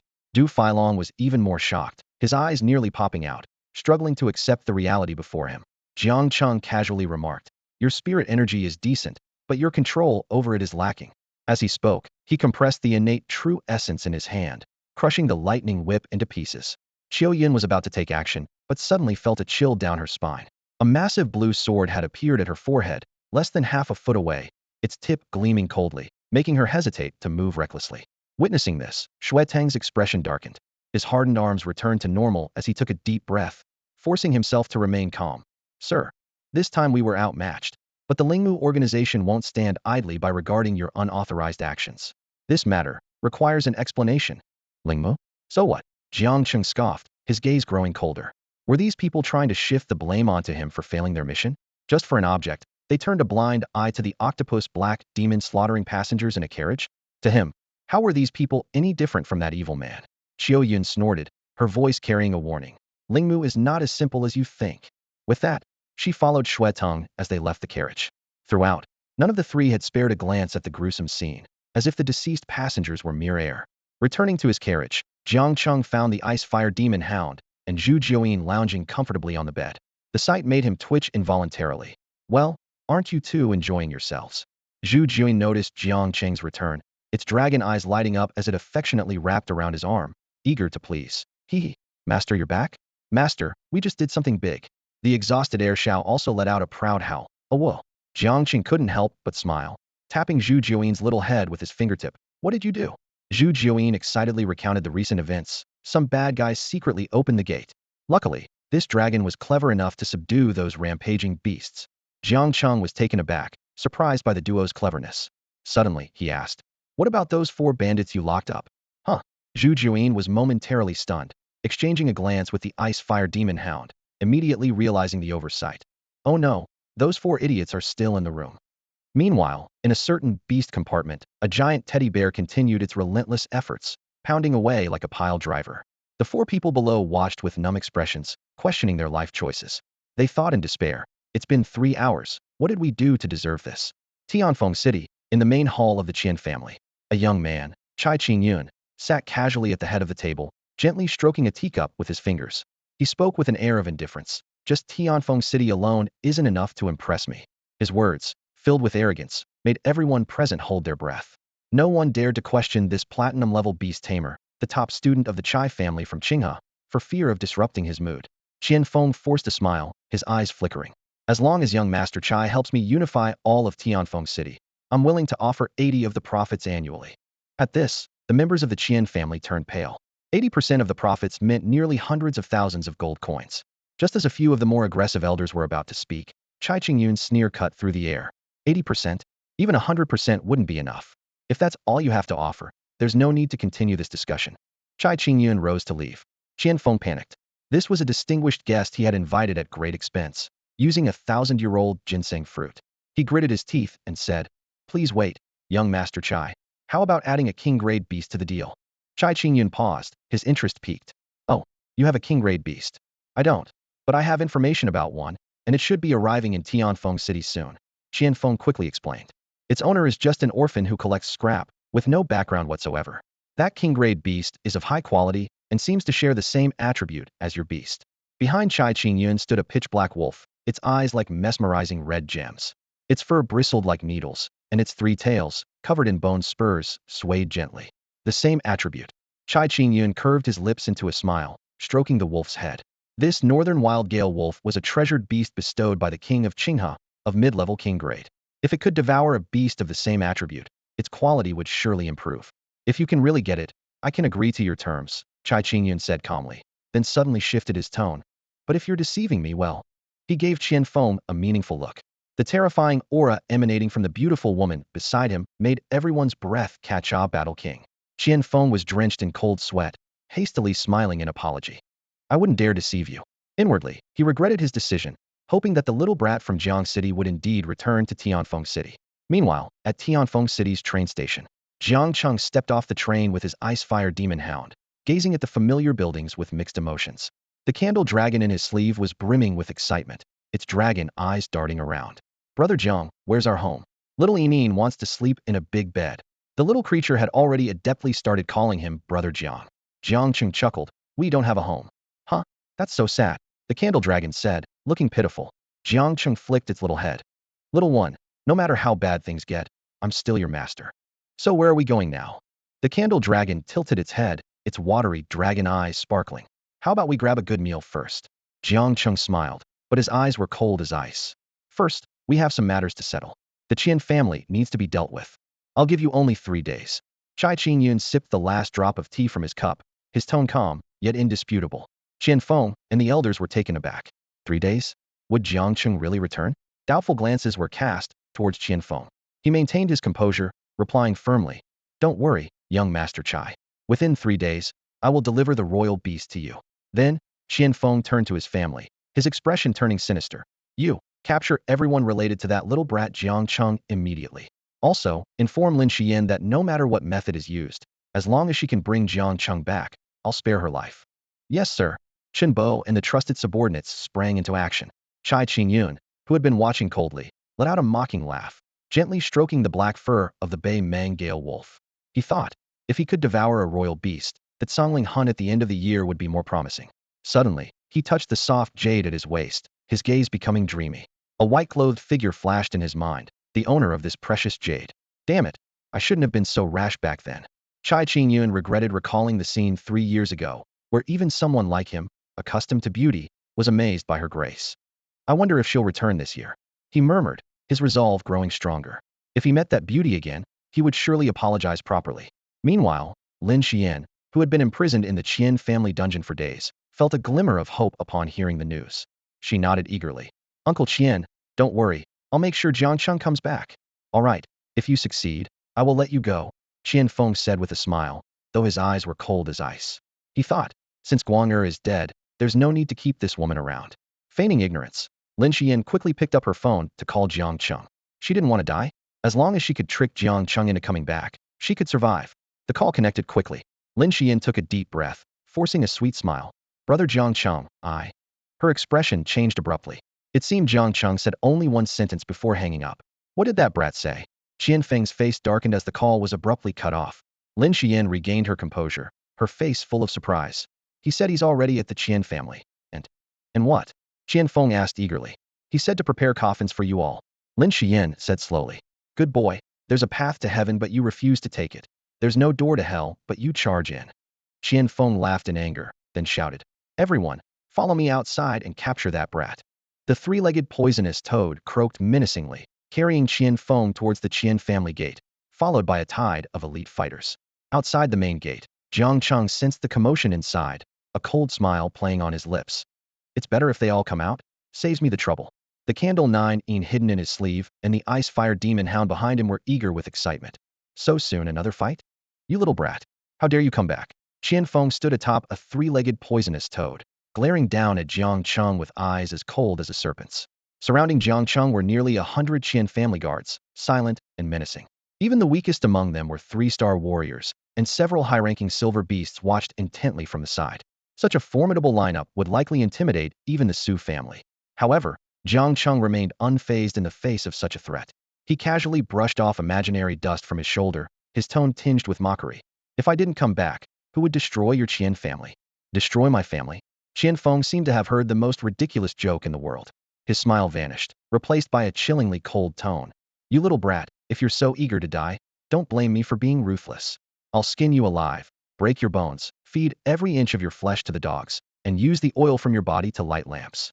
Venomous words poured from Qian Feng's mouth, as if even they couldn't quench the fury in his heart. Jiang Cheng stood calmly, looking at him with contempt, as if watching a clown. Irritated by Jiang Cheng's gaze, Qian Feng shouted, Kill him. In an instant, dozens of warriors, armed with sharp swords and knives, advanced on Jiang Cheng. The clanging of weapons being drawn filled the air, cold steel glinting ominously. Jiang Cheng remained unmoved, gently patting the head of the ice-fire demon hound beside him. The creature, excited, let out a roar, and fierce flames erupted from the gaps in its pure white scales. A fire-type beast? Qian Feng was taken aback. He remembered that a month ago, Jiang Cheng's companion beast was not like this. Had this kid acquired another beast? Confused, Qian Feng asked, Where's your king-grade beast from last time? But before he could finish, he fell silent. The ice-fire demon hound's back was gathering an incredible chill, with flames and ice intertwining, leaving everyone present dumbfounded. Huh. A dual attribute beast. Qianfeng suddenly burst into laughter. Even if this unfamiliar beast wasn't king-grade, Chai Qingyun would surely be pleased. After all, a dual attribute beast of ice and fire was unparalleled in the entire Qinghe prefecture. Spread out. I want to capture this beast myself and present it to young Master Chai. Qianfeng commanded, as the three-legged toad beneath him swelled its mouth, seemingly preparing to unleash a deadly poison. How ugly. That stinky toad. Even this dragon wants to beat it up. Zhu Jiaoyin muttered from Jiang Cheng's sleeve, its eyes darting around eagerly. Jiang Cheng helplessly pushed its little head back into his sleeve. With Zhu Jiaoyin's power and lineage, this three-legged toad wouldn't last a single round. But for the ice-fire demon hound, it was a good opportunity for practice. Qianfeng sneered. Boy, in light of you offering a dual attribute beast, I might let you die a little more peacefully. With that, the three-legged toad opened its mouth wide, shooting a green poison arrow. The nearby Qian family guards quickly retreated. This was the poison of a golden beast, notoriously lethal, having once claimed the life of a 7-star battle lord, leaving no remains. Yet Jiang Cheng remained composed. The ice-fire demon hound growled, unleashing an overwhelming surge of fire and ice. One side was a blazing sea of fire, the other a frigid snow mountain. This was the realm of ice and fire. SSSHH. The moisture in the air instantly froze. Even the poisonous mist sprayed by the three-legged toxic toad wasn't spared. As soon as the ice formed, it was quickly melted by the flames rising from below. This sudden spectacle of ice and fire left Qianfeng utterly stunned. What skill is this? Qianfeng murmured in shock. The ice and fire domain enveloped everyone present. Its vastness was astonishing. The clash of ice mountains and fiery seas was like a living depiction of a world of extreme contrasts. Just as everyone was marveling, the figure of the ice-fire demon hound suddenly vanished without a trace. In the next moment, a shadow flashed behind Qianfeng and kicked him away. He landed heavily on the ground, looking quite disheveled. Teleportation? Isn't that a privilege of space-type beast tamers? Qianfeng endured the pain, his shock even greater now. Could this beast be of 3 attributes? His shock quickly turned into fervor. If it really is 3 attribute, the entire Qian family will rise to prominence. In the entire history of beast taming, there has never been a 3 attribute beast, especially with these 3 incredibly powerful attributes. Jiang Cheng watched this scene, slightly taken aback. He knew well that what the ice-fire demon hound had just exhibited wasn't teleportation, but rather its dark attribute, innate skill shadow assassin. The terror of this skill was no less than domain-type skills. Once activated, the beast could merge with its own shadow, with the duration depending on the beast's strength. Where there is light, there is shadow, giving it a wide range of application. More astonishingly, once the ice-fire demon hound entered the shadow, it became untargetable, immune to all skills except for those of the psychic variety. At this moment, a shadow moved around the three-legged toxic toad like a phantom. From within the shadow, sharp claws occasionally emerged, leaving bloody marks on the toad's ugly skin. The three-legged toxic toad let out cries of fear and anger, clearly in a state of extreme panic. Hidden in Jiang Cheng's sleeve, Zhu Jiaoyin watched with excitement, its dragon eyes gleaming with curiosity. I want to learn too. The feeling of being able to hit others without them catching me is just too wonderful. Jiang Cheng glanced at it, pushing Zhu Jiaoyin's little head back into his sleeve, and said calmly, "You can't learn it." Seeing his three-legged toxic toad being overwhelmed, Qianfeng was momentarily stunned. But he quickly sneered, showing little concern. So what? I don't believe it can teleport endlessly. In his view, with the support of the companion bloodstone, unless the toad was killed in one blow, there was no chance of losing. Sure enough, a thick black liquid oozed from the toad, and the deep wounds began to slowly heal under some mysterious force. This was the endless vitality granted by the companion bloodstone. Just as Qianfeng said, under its power, unless it was a one-hit kill, the three-legged toxic toad was invincible. The toad let out a piercing screech, causing the surrounding people's eardrums to buzz. Suddenly, its bumpy skin split open, revealing several sharp, white bone spikes protruding from its back. Its aura grew even more terrifying, reaching the level of a gold 6-star. It advanced. Qianfeng was first stunned, then overjoyed. Sunluo Bone Toad. Marquis grade bloodline. Gold 6-star power. He laughed heartily, his mood elated to the extreme. You little beast, you really are my lucky star. Under the pressure of the ice-fire demon hound, the three-legged toxic toad had used the power of the companion bloodstone to advance, an unexpected joy for Qianfeng. Jiang Cheng glanced at Qianfeng, who was laughing uncontrollably, with a faint hint of mockery at the corner of his mouth. He thought to himself that letting this guy experience the height of joy before shattering his so-called pride was a feeling beyond words. Suddenly, a howl echoed across the battlefield. The Icefire Demon Hound emerged from the shadows, revealing its true form. At that moment, the Sinluo Bone Toad, formerly known as the three-legged poison toad, seized the opportunity. With a swift motion, its scarlet tongue lashed out towards the Icefire Demon Hound, filling the air with a foul stench. Having evolved, the Sinluo Bone Toad's tongue was now lined with barbed spikes, as if it could strip away flesh with just a light touch. At this point, Zhu Jiuyin's small head poked out from Jiang Cheng's sleeve, its dragon eyes gleaming with excitement. "Brother Jiang, can the dummy handle it? If not, I can step in," it eagerly suggested. Jiang Cheng, resting his chin on his hand, pondered for a moment before replying, "Don't worry." He calculated in his mind that defeating the golden 6-star Sinluo Bone Toad would indeed be challenging for the silver 7-star Icefire Demon Hound. However, in a life-and-death battle, the odds might be more in favor of the Demon Hound. After all, he hadn't allowed it to unleash its regal pressure, which would have significantly suppressed the Sinluo Bone Toad's strength. The battle was ever-changing. The Sinluo Bone Toad's tongue lashed out like a thorny whip, repeatedly striking. Fortunately, the Icefire Demon Hound's speed was swift enough to narrowly evade each attack. Yet, its strength was rapidly waning, and even the surrounding Icefire domain showed signs of dissipating. Qianfeng shouted triumphantly, "Haha, it can't hold on any longer. Keep attacking." With a thunderous crash, the Sinluo Bone Toad raised its massive foot and brought it down, sending countless ice shards scattering over the Icefire Demon Hound. This blow caused the Demon Hound to falter, and in that fleeting moment, the barbed tongue struck fiercely. The Icefire Demon Hound roared in fury, its scales contracting, and countless icy spikes erupted from its body. The Sinluo Bone Toad's tongue was injured, letting out a wail of pain as its foot came down. With a loud thud, ice fragments flew in all directions, and the Icefire Demon Hound was pinned beneath its foot, roaring in anger, with the regal pressure of a royal beast faintly emanating. Qianfeng laughed heartily, his eyes filled with mockery. "Huh? Even your beast is defeated. What else do you have to fight me?" At that moment, Jiang Cheng suddenly remembered something, a mysterious smile playing on his lips. With a swift motion, a weathered, ancient-looking white claw appeared in his hand. It was the dragon claw. The ethereal voice of the system echoed, "Ding." Initiating fusion with the dragon claw-grade beast material. Target: Icefire Demon Hound. Do you wish to proceed? Jiang Cheng's smile widened. Of course, proceed. In the next instant, the dragon claw transformed into a white light and merged into the Icefire Demon Hound's body. Zhu Jiuyin, hidden in the sleeve, widened its dragon eyes, puzzled by the spectacle. Suddenly, the Icefire Demon Hound let out an earth-shattering howl, its aura surging dramatically, its body expanding at a visible rate, crackling like popping beans. A powerful pressure surged forth, no longer restrained. Dragon Might Amplification. Body strength increased tenfold. Duration, 1 minute. This was the new skill granted to the Icefire Demon Hound by the Dragon Claw Dragon transformation. The Sinluo Bone Toad immediately emitted a terrified croak, its entire body trembling as if faced with a fearsome superior. In its dragon transformation state, the Icefire Demon Hound's claws resembled those of a true dragon, seemingly capable of tearing through the toughest of materials with ease. With a swift slash, blood and flesh flew. The Icefire Demon Hound disemboweled the Sinluo Bone Toad in an instant, green blood gushing out.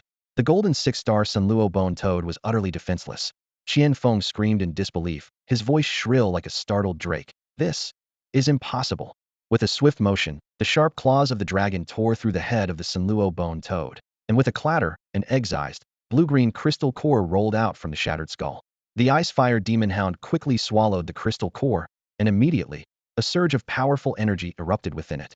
Jiang Cheng's eyes narrowed as he sensed his beast-taming aura spike, directly breaking through to silver 8-star level. This scene didn't surprise Jiang Cheng. He was well aware that the Icefire Demon Hound originated from the sky-swallowing wolf, naturally possessing a devouring power. As long as the crystal cores it consumed were not of a higher level and had similar attributes, this seemingly naive creature could absorb and refine them. The massive corpse of the Sinluo Bone Toad crashed to the ground with a thud, kicking up a cloud of dust. The air filled with the stench of green blood, foul and nauseating. Qianfeng trembled all over, his face ashen. The joy he felt from the Sinluo Bone Toad's advancement was now replaced by despair, hatred, and fear. He stared at the scene before him in disbelief, as if trapped in a nightmare. Jiang Cheng's smile faded, a cold glint of killing intent flashing in his black pupils. His indifferent voice echoed in everyone's mind. "I only want Qianfeng dead. Those who don't wish to die can leave." The statement was like a sharp sword piercing the hearts of everyone present, especially the Qian family guards, who shivered involuntarily. They finally realized how terrifying the young man before them was, and perhaps, as he said, The Qin family was facing its doom today. Just then, a round of crisp applause broke the tense atmosphere. A young man stepped out from the Qin family camp, dressed in a dark blue robe, tall and imposing. This was none other than Chai family's eldest son, Chai Qingyun. As Chai Qingyun appeared, his gaze was fixed on the ice-fire demon hound. Though his expression remained unchanged, his heart was in turmoil. A beast with dual extreme attributes, and it has a domain. Greed flashed in Chai Qingyun's eyes. A beast with domain-type skills is at least of imperial grade or higher. This beast, resembling both a wolf and a dog, is actually an imperial-grade beast with dual extreme attributes. Chai Qingyun raised his head and commanded Jiang Cheng. Kid, I want your beast. Name your price. Jiang Cheng was taken aback by this, looking at Chai Qingyun oddly before finally responding. Are you brain damaged? Chai Qingyun was initially stunned, then flew into a rage. Qian Feng, who had just recovered from his grief, was overjoyed, thinking this impudent brat dared to insult young Master Chai and was courting death. He immediately spoke venomously. Young Master Chai, there's no need to waste words with this brat. Break his legs first, then seal his mouth. Shut up, do I need your advice? Chai Qingyun coldly interrupted Qian Feng, then glared at Jiang Cheng with eyes like daggers. Kid, do you know who I am? Jiang Cheng remained silent, but his gaze seemed to regard Chai Qingyun as if he were an idiot. The lines and tone were straight out of a novel's villain. Jiang Cheng was numb to it, his innate true essence beginning to circulate, his patience wearing thin. At this moment, Qian Feng introduced with a proud expression, this is the eldest son of the Chai family, young Master Qingyun. Brat, I advise you to obediently hand over your beast and cripple your own limbs, and maybe you'll die more easily. I said, I only want Qian Feng dead. Jiang Cheng's eyes were icy cold, his tone chilling. You have 3 seconds to get lost, or you'll die together. The surrounding crowd began to whisper. Is this kid an idiot? How dare he speak like this in front of young Master Chai? He's probably doomed. His beast might be strong, but young Master Chai has a warrior king level protector. No wonder it's the Chai family of Qinghe, with a warrior king as a guard.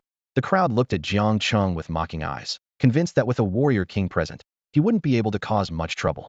Chai Qingyun looked at Jiang Cheng with disdain, letting out a sneer. In the next moment, his tone turned icy. Aunt Yun, gouge out his eyes. Boom. The silent, stunning woman behind him suddenly unleashed a terrifying aura. A 3-star warrior king. The presence of the female war king was as overwhelming as a mountain, making it hard for those present to breathe. Qian Feng, struggling against the oppressive aura, sneered. Foolish brat, scared stiff?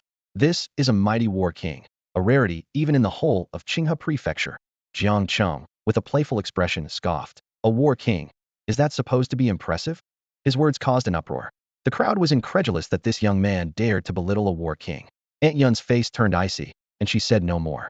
Her jade-like hand lifted slightly, and in an instant, a terrifying surge of battle energy cascaded down like a river, causing the surrounding air to explode with noise. That kid is doomed, thought Qian Feng, a hint of schadenfreude in his eyes, though he also felt a twinge of regret, thinking, such a quick death is too easy. Facing the vast ocean of battle energy above him, Jiang Cheng remained unfazed.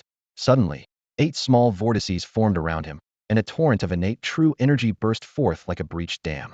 Jiang Cheng's entire body seemed to transform into a luminous being, with white innate true energy radiating outward. Get lost. Jiang Cheng's cold shout was like a clap of thunder. In an instant, the terrifying sea of battle energy collided fiercely with the innate true energy. What is this power? Aunt Yun was taken aback, her eyes filled with disbelief. Her battle energy was being suppressed. Though the innate true energy was lesser in quantity compared to the battle energy, its quality was enough to overpower most war kings. This was why Jiang Cheng, at the innate realm, could rival a war king. How can this be? Aunt Yun is being overpowered. A trace of panic finally appeared on Chai Qingyun's face. Could this person also be a war king? A war king at such a young age? Aunt Yun, he must not be allowed to live. Aunt Yun nodded, her expression serious. It was only now that she truly regarded Jiang Cheng as an opponent. White mist escaped from Jiang Cheng's mouth and nose as he gazed at Aunt Yun with indifferent eyes. The sense of danger she posed was greater than any he had felt before, indicating she had considerable skills. He glanced down at his palm, where a white claw mark flickered.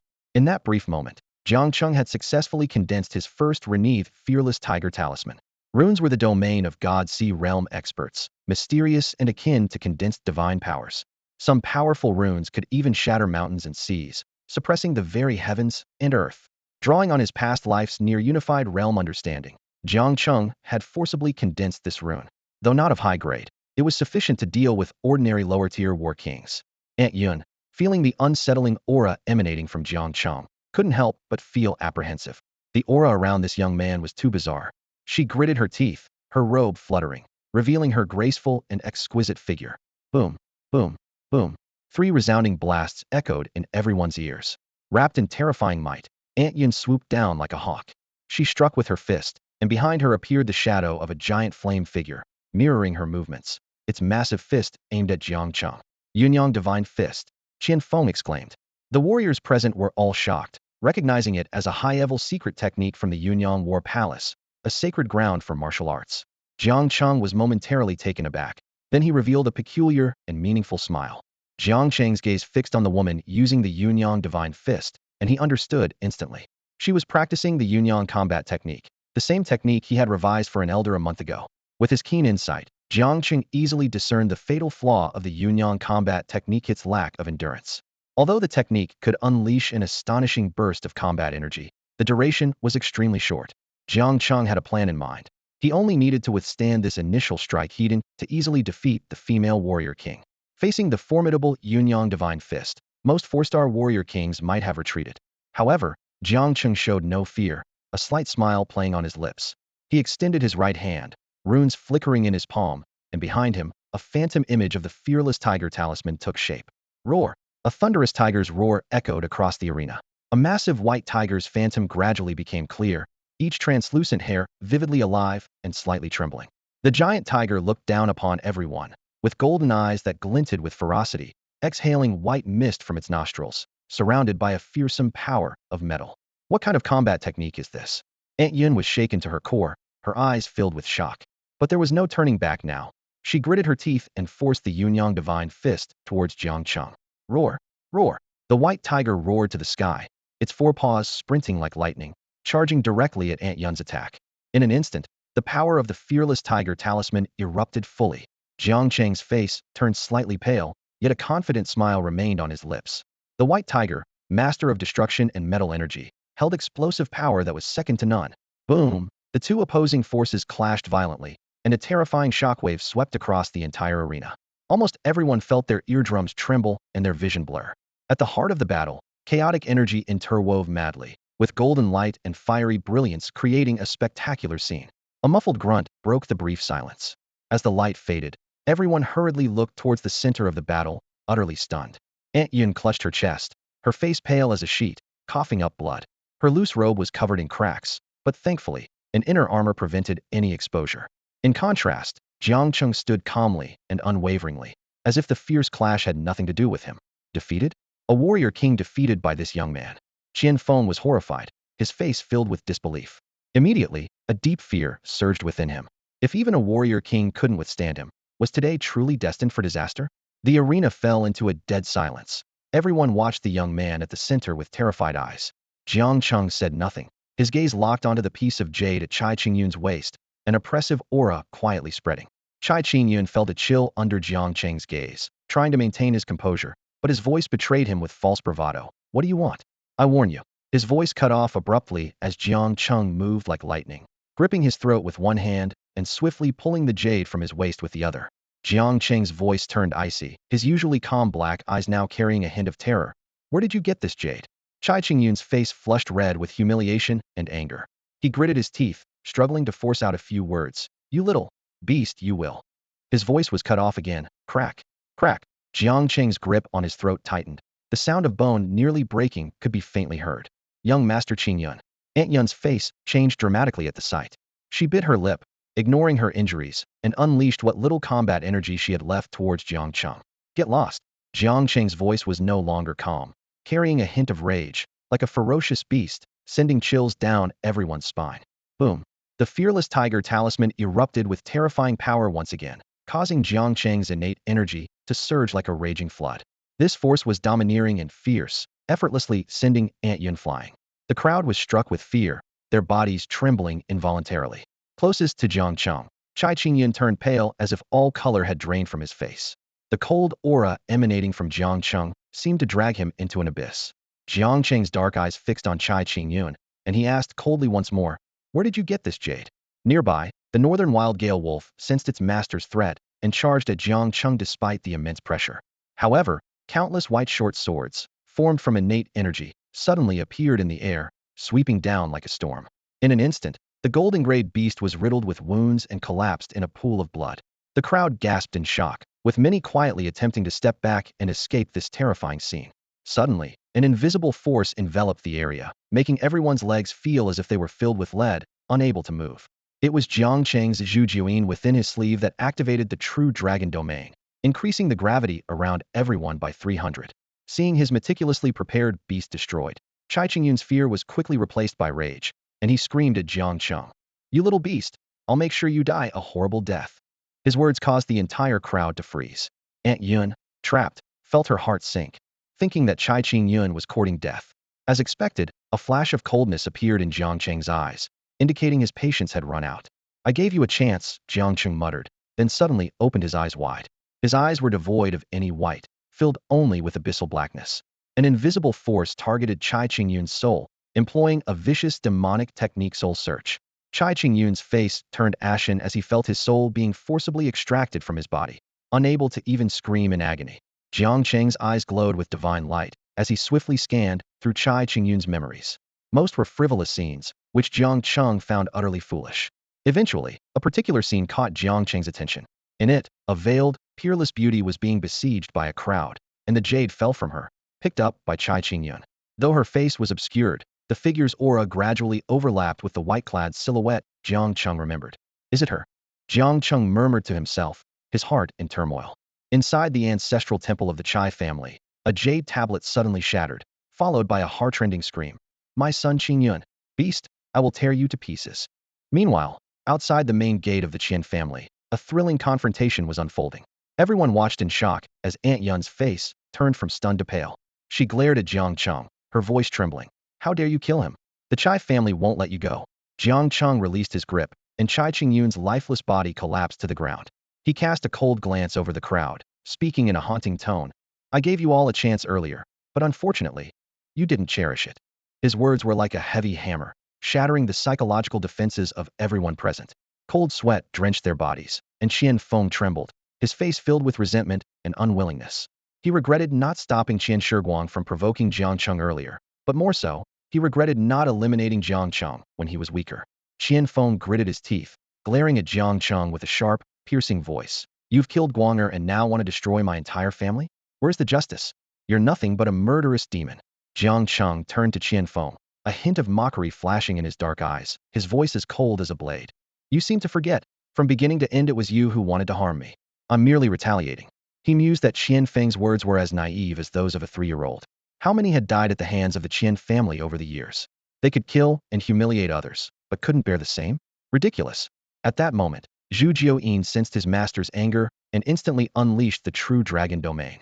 Suddenly, everyone present felt their legs weaken, as if some invisible force was pressing down on them, forcing them to kneel. With the emergence of the true dragon, all beings submitted. Sensing the danger, Aunt Yun gritted her teeth and summoned the last of her battle energy. Her figure soared into the sky like a swift eagle, hurriedly fleeing the scene. To her, this young man's terror was not less than that of a half-step battle emperor from Yunyang Battle Mansion. Jiang Cheng remained calm, merely extending his hand as runes flickered. A white divine tiger transformed into a streak of light, chasing after Aunt Yun with the sharp chi of Gengjin. With a puff, her back armor was easily torn, leaving 5 bloody marks on her fair skin. Her face turned pale, yet she gritted her teeth and continued to fly away. In Tianfeng City, those who had already sensed the commotion were stunned by the sight. Flying through the air? A Battle King expert? And who had injured a Battle King to such a state, forcing her to flee so pathetically? Jiang Cheng withdrew his gaze, choosing not to pursue. He knew that Aunt Yun wouldn't live long, as the Gengjin force within the Tiger Talisman would relentlessly destroy her body unless she abandoned her physical form. At this moment, the hundreds of Qian family members suppressed by the true dragon domain trembled violently. They wanted to plead for mercy but found their throats blocked, unable to utter a single sound. Jiang Cheng's eyes flickered with white flames as he scanned the crowd. Through his sword eyes, he saw dark auras swirling around them, some faint, some thick. These dark auras were the breath of death, or resentment, typically only found on those who slaughtered innocents. The aura around Qian Feng was especially dense, like a fierce ghost. Deserving of death, Jiang Cheng calmly uttered. The ice-fire demon roar let out another roar, activating its domain once more. Under the dual influence of the true dragon and ice-fire domains, The Qian family members were like ants, helplessly awaiting the arrival of death.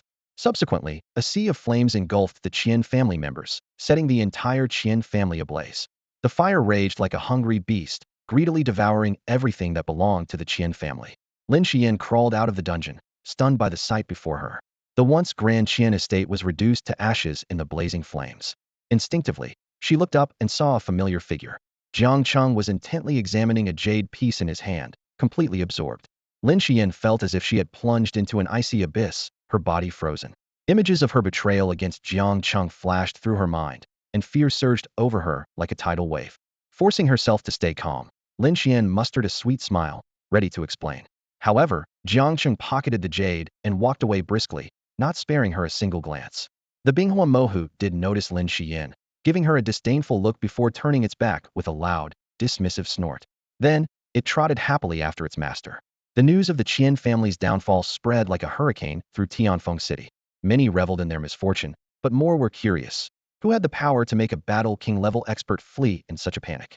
Inside the Su family mansion, Su Ao's face turned ashen and his legs went weak after hearing the news his father brought. Dad, do you think that guy, Jiang Cheng, will come after us? It's terrifying. Su Jingfeng's expression was grim as he glared at his useless son. How would I know? He secretly regretted allowing this brat to be so arrogant, and now they had hit a steel wall. Reflecting on how Jiang Cheng had effortlessly destroyed the Qian family and even defeated a female battle king, Su Jingfeng felt a chill run down his spine. He glared at Su Ao once more, gritting his teeth. Tomorrow, you will kneel and bow 9 times before Mr. Jiang Cheng in front of the entire city, whether he's still here or not. Dad, Su Ao began to protest, but under his father's fiery gaze, he could only lower his head in silence. Meanwhile, Jiang Cheng paid no mind to the turmoil in Tianfeng City. He was completely focused on the jade in his hand, its clarity and warmth captivating him. As his fingertips brushed the jade, a brilliant light erupted, sending a terrifying wave rippling through the surroundings. 9 streams of black and white energy surged forth, intertwining and spiraling in the air like living creatures. How? Zhu Jiuyin and the Binghua Mohu gaped in awe, unsure of what their master was up to this time. It's indeed the 9 dragons' soul-suppressing jade. Jiang Cheng murmured to himself, a hint of nostalgia flickering in his deep eyes. The 9 streams of black and white energy danced like playful dragons, vividly alive. Zhu Jiuyin widened its dragon eyes, its small head filled with confusion. Why are these dragons black and white? Is this some kind of trend? All things passed. Jiang Cheng whispered softly, his gaze piercing through time, as if seeing a distant figure. This 9 dragons' soul-suppressing jade was the token he had given to his Dao companion Shen Yunyan in his past life. No wonder he was so shocked upon first seeing the jade. Cloud of smoke. Jiang Cheng's expression was complex, his gaze deep. In his mind, he envisioned a woman in white, cold on the outside but warm-hearted. She was aloof like a sacred lotus and proud like a peony, always distant to others, but showed a softer side when with Jiang Cheng. The story of Jiang Cheng and Shen Yunyan was not complicated, akin to a common plot in cultivation novels and arranged marriage between sections. Jiang Cheng hailed from the Tianshan sword sect and was a rare genius, breaking through various cultivation stages at a young age. Such talent was rare even across the entire cultivation world. Shen Yunyan was also a prodigy, known as the most beautiful woman in the cultivation world. She was not only stunningly beautiful with an extraordinary figure, but also possessed an otherworldly aura. Her sect, the ethereal Immortal Palace, was on par with the Tianshan sword sect. Their marriage was seen by outsiders as a match made in heaven. However, Jiang Cheng, engrossed in his cultivation, had no interest. Shen Yunyan coldly declared, "If you want to marry me, defeat me first." In December of the year 2036 of the Earth origin calendar, pressured by his sect, Jiang Cheng accepted the challenge and fought the ethereal saintess atop Mount Hua. On New Year's Day, they wed. Unfortunately, their happiness was short-lived. The demonic path erupted, and half of the cultivation world fell. Shockingly, the ethereal Immortal Palace was revealed to be a hidden demonic force. Shen Yunyan, once the ethereal saintess, became a hunted demoness. To avoid suspicion, the Tianshan sword sect decided to execute Shen Yunyan. But Jiang Cheng refused, protecting her as they fled.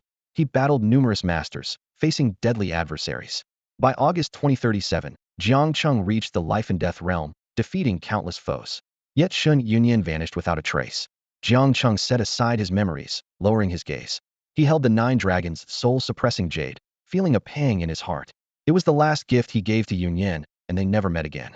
The Songling hunting event. Jiang Cheng's eyes flickered with a peculiar light as he clutched the jade. According to Chai Qingyun's memories, a mysterious woman with the jade appeared at the event. Could it be her? Jiang Cheng frowned, exhaling softly. Things seemed more complicated, had traveled to another world. And had Xin Yunyan followed? And what was the origin of this system? Was it like those cliched web novel plots? Jiang Cheng didn't want to believe it and didn't care to delve deeper. Regardless, he had to attend that Songling hunting event. It was his only clue. At this moment, the Icefire Devil Hound let out a few weary howls. Candle 9 lay on Ursha's head, looking utterly bored. Jiang Cheng shook his head, dispelling his thoughts, and sat cross-legged. His breathing became as heavy as a dragon's, resuming his cultivation. He was just half a step away from achieving innate mastery. Meanwhile, over Luochuan City, Aunt Yun's pale face was filled with terror. The wound on her back carried a sharp aura, continuously harming her body. She struggled to fly, trying to return to the Chai family, but her energy was insufficient. Within 3 minutes, Aunt Yun fell somewhere in Luochuan City, her life force fading away. This scene shocked countless citizens. The warriors on the scene were stunned, and soon someone recognized Aunt Yun. Isn't that the Chai family's 3-star war king? Who killed her? The crowd was horrified and quickly dispersed.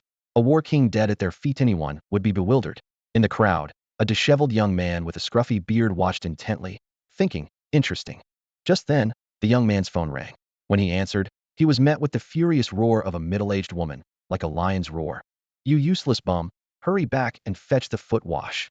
The 8-legged flying turtle, a giant airborne beast, has become humanity's most crucial flight tool since the resurgence on Blue Star 100 years ago. Its enormous size is astonishing, with a back as flat as 2 basketball courts side by side, yet it flies with incredible speed and unbelievable steadiness.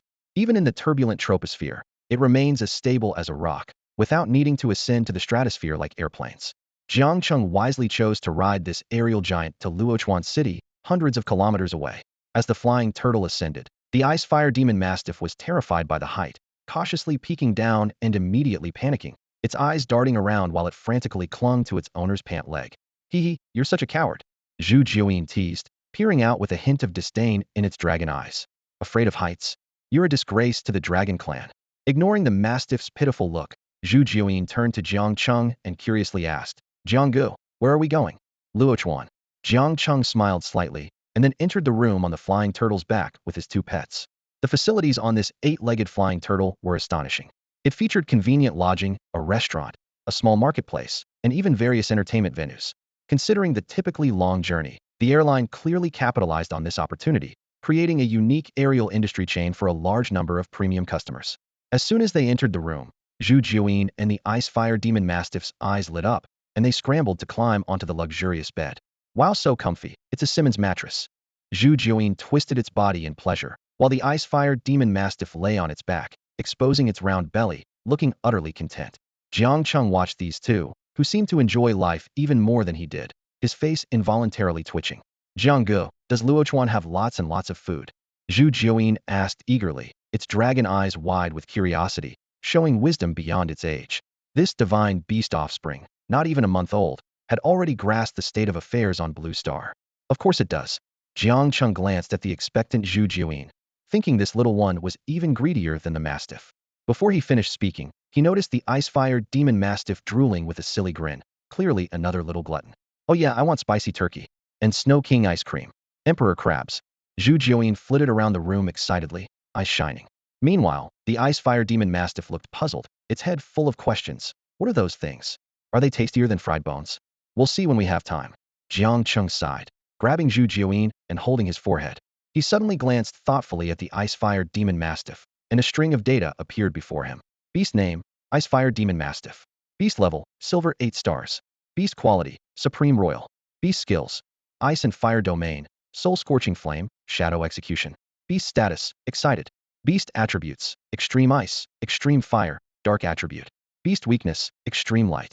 Evolution requirements, 10 golden level mutated attribute beast cores, 1 portion of high-level dragon blood, 10 holy blood fruits. Evolution paths, 18 options. Jiang Cheng rested his chin on his hand, his eyes lighting up. This silly dog had previously swallowed the core of the Sinluo bone toad, advancing to silver 8 stars, just 2 stars away from the gold level. He retrieved some beast cores of lower rank, mostly silver, from the mercenaries in the southern barbarian forest, intending to test their effects. Open your mouth. Jiang Cheng toyed with a fiery red crystal core in his hand, about the size of an egg. It was a precious silver tier fire attribute demon crystal. The Icefire Demon Hound in front of him hesitated for a moment, then obediently opened its gaping maw.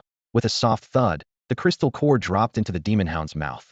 Its fangs easily crushed the core, releasing a fiery red energy liquid that seeped through its teeth. Within a few breaths, the aura around the ice-fire demon hound surged, and a powerful wave of energy spread out. It really works, Jiang Cheng thought, a hint of delight in his eyes. He understood that there were usually only two paths for a beast to advance, either breaking through bottlenecks, through continuous battles, or consuming specially crafted energy liquids. The situation of the ice-fire demon hound directly absorbing a demon crystal to enhance its strength was unheard of in the beast-taming world. The energy contained in demon beast crystals is extremely volatile, and ordinary beasts cannot absorb it. However, this demon hound, benefiting from a trace of devouring attribute left from its skywolf phase, managed to overcome this challenge. As Jiang Cheng pondered, he stuffed another 5 or 6 crystal cores into the demon hound's mouth. The ice-fire demon hound crunched them like it was savoring delicious bones. Soon, its aura rose steadily, showing signs of breaking through to Silver Nine Star. Whoa! Seeing Jiang Cheng stop, Ersha widened its eyes in urgency. Foolish dog, eat any more, and you'll burst, snorted the Zijian nearby. Even it could see that the energy within Ersha was already chaotic and needed time to digest the energy from the crystals. Jiang Cheng nodded in satisfaction. With this method, advancing the ice-fire demon hound to gold rank seemed only a matter of time. Meanwhile, in the main hall of the Chai family in Luochuan, the atmosphere was so tense it seemed palpable. The Chai family elders gathered, all eyes fixated on Aunt Yun's corpse before shifting to the middle-aged man with a twisted expression at the center. Qing Yun has been killed. The middle-aged man's voice was icy, like a tiger about to pounce on its prey. At this announcement, everyone was stunned, except for Chai Baochai, Qing Yun's uncle, and the middle-aged man's brother, whose eyes flickered. He suppressed a surge of inner joy. His son, Chai Qingjia, finally saw an opportunity. Family resources had always been focused on Chai Qingyun, but now that he was dead, Chai Qingjia, being of the main lineage, would naturally become the next focus of cultivation. My nephew Qingyun, who did this to him? I'll tear them to pieces. Chai Bao feigned deep grief. Those who knew him well shook their heads. He was overacting, as if his own son had died. This matter must be thoroughly investigated. The Chai family patriarch, who had been silent until now, spoke. But, whoever killed Yun, you must be strong, so we must plan carefully. Everyone nodded in agreement. To kill a 3-star battle king, the opponent's strength must be at least 4-star or higher. Provoking such a powerful person for a deceased individual was unwise, as these lone experts were often more formidable. Like the saying goes, those with nothing to lose are the most dangerous. Chai Xinglong watched the reactions of the crowd, his sneer growing. These people only saw profit, and since it wasn't their son who died, they were naturally indifferent. He had no expectations for them to avenge his son, and coldly said, I've already issued a blood kill order for this person. At these words, the faces of everyone present changed drastically. The blood kill order is the supreme list in the dark world of the Donghua Empire, and those who make it onto the list are almost certainly doomed. In the Chai family hall, the atmosphere was tense, and the expressions of the people were uncertain. Chai Xinglong stood in the center, his gaze sharp as he announced a decision that shocked everyone. I have activated the blood kill order, he declared, his voice deep and resolute, like a heavy hammer striking everyone's hearts. Upon hearing this, the faces of the Chai family members turned grim. The blood kill order was incredibly precious, even for a prominent family like the Chais. It was only through a fortunate encounter with a high-ranking member of the Hall of Life and Death, by a former semi-emperor warrior, that they obtained this opportunity. And yet, Chai Xinglong used it for revenge? The elder sighed helplessly, Xinglong, but was interrupted by Chai Bao. Using the blood kill order once for Qingyun's revenge is worth it, Chai Bao said calmly. After all, everyone knows the contributions that my brother and Qingyun have made to the family. He paused, his gaze sweeping over the crowd. However, now that Qingyun is gone, the Tsongling Hunting Assembly at the end of the year. The Tsongling Hunting Assembly. Several elders and patrons frowned upon hearing this. It had originally been decided that Chai Qingyun would participate, but now with this new development, they had to reconsider the candidate. The Tsongling Hunting Assembly was crucial for all major families. Seeing this, Chai Bao smiled, ready to speak, but was cut off by Chai Xinglong. Since Qingyun is no longer with us, let Jing'er go. Chai Xinglong's voice was low but carried an undeniable authority. Chai Jing. The crowd was taken aback, their expressions peculiar. Chai Bao was immediately displeased, angrily saying, Brother, Qingyun was indeed stronger than Qingjia back then, and I accepted him representing our Chai family at the Tsongling Hunting Assembly. But Jing'er, she's just a girl. Are you sure sending her isn't sending her to her death? Chai Xinglong's eyes were icy as he replied calmly. Jing'er's beast mastery has already reached golden 4-star, and her martial arts level has reached the high-level battle sovereign. This news was like a bombshell, exploding in the room. The crowd was in an uproar, whispering incredulously among themselves. This, how is it possible? One patron exclaimed in disbelief. Such achievements, even Chai Qingyun didn't match. Chai Bao's face turned sour, and he questioned, Brother, are you sure you didn't misspeak? Chai Xinglong cast a cold glance at everyone. I wouldn't stoop so low. Jinger, show your recent accomplishments to your uncles. As soon as he finished speaking, a figure appeared in the main hall. A light blue long dress, a face without makeup but full of coldness. Chai Jing said nothing, her aura erupting like a tide. A 6-star battle sovereign. A prodigious talent. The elder couldn't help but laugh heartily. Other elders and patrons nodded, their eyes gleaming with surprise and delight. A 6-star battle sovereign and a golden-level beast master. Having both achievements simultaneously was rare in the entire Qinghe prefecture. Although Chai Qingyun had passed, his sister's talent was even more astonishing, which was undoubtedly a great fortune for the Chai family. Jinger has always been cultivating at Qinghe Academy and wasn't keen on family affairs. Chai Xinglong looked around, his gaze carrying a hint of coldness. Now that Qingyun is gone, the matters of the younger generation in the Chai family will be entrusted to Jinger. He paused before continuing. Now, I only wish to find out who killed Qingyun. If there are other matters, the elders and patrons can decide among themselves. With that, Chai Xinglong left directly, with Chai Jing following closely. Chai Bao watched their retreating figures, his face dark with anger. He gritted his teeth, muttering, Damn it! How can there be another more monstrous Chai Jing after losing Chai Qingyun? Is their lineage destined to overshadow us forever? Meanwhile, far away on the 8-clawed flying turtle, Jiang Cheng was facing some unexpected trouble. As Jiang Cheng finished feeding the Icefire Demon Hound's crystal core, the door suddenly burst open. A terrified little girl darted behind him, and harsh curses followed from outside. 3 or 4 menacing men entered, led by a tall, dark-skinned young man. His sharp gaze immediately locked onto the little girl hiding behind Jiang Cheng, and his muscular arm reached out, like a viper. Little wench, where do you think you're going? I'll beat you to death when we get back. Big brother, save me. The little girl's face turned ashen, and she instinctively shrank further behind Jiang Cheng, narrowly avoiding the brute's hand. Jiang Cheng initially had no intention of getting involved, but the men's arrogant attitude changed his mind. The dark-skinned youth, unable to grab the girl, grew agitated. Kid, get out of the way, or I'll beat you too. Oh, and what if I don't? Jiang Cheng replied, a playful smile on his lips, standing his ground without a flinch. Don't want to move? Looks like you're itching for a beating. Guys, teach him a lesson. The dark-skinned youth sneered, and the others immediately surrounded Jiang Cheng, one even closing the door. Big brother, be careful. They're all warlords. That dark guy is a 6-star warlord, the little girl warned anxiously. Dark guy. The youth almost spat in anger, his face twisted with rage. Make sure you don't mar the little wench's face. We need a good price for her. As for this kid, just don't kill him. Human traffickers? Jiang Cheng raised an eyebrow, somewhat surprised. Trafficking children so blatantly on the 8-claw flying turtle either meant there was no regulation or they had already bribed the authorities. However, this was not his concern. Such small fry didn't interest him enough to act. The Icefire Demon Hound, lying on the bed, perked up, tilting its head as it jumped down to stand in front of Jiang Cheng. Oh, a beast tamer are you? The men weren't impressed, and the dark-skinned youth sneered. This mutt thinks it can stop us? Since the Icefire Demon Hound had concealed its aura, to outsiders, it appeared to be just an ordinary silver deer canine beast. How? The Icefire Demon Hound was furious, nearly revealing its true form. In the next instant, it vanished from sight. What the? The men were dumbfounded. How could a dog just disappear? Whoosh! A dark shadow flashed, and suddenly a burning dog paw print appeared on the dark-skinned youth's face. Damn dog, I'll kill you, he roared, but another dark shadow struck, a paw landing squarely on his face again. Bang! The dark-skinned youth was slammed against the door, blood streaming from his nose, his face a mix of colors. Brother Jia, this dog's too weird. The others panicked, channeling their battle energy and preparing for a fight.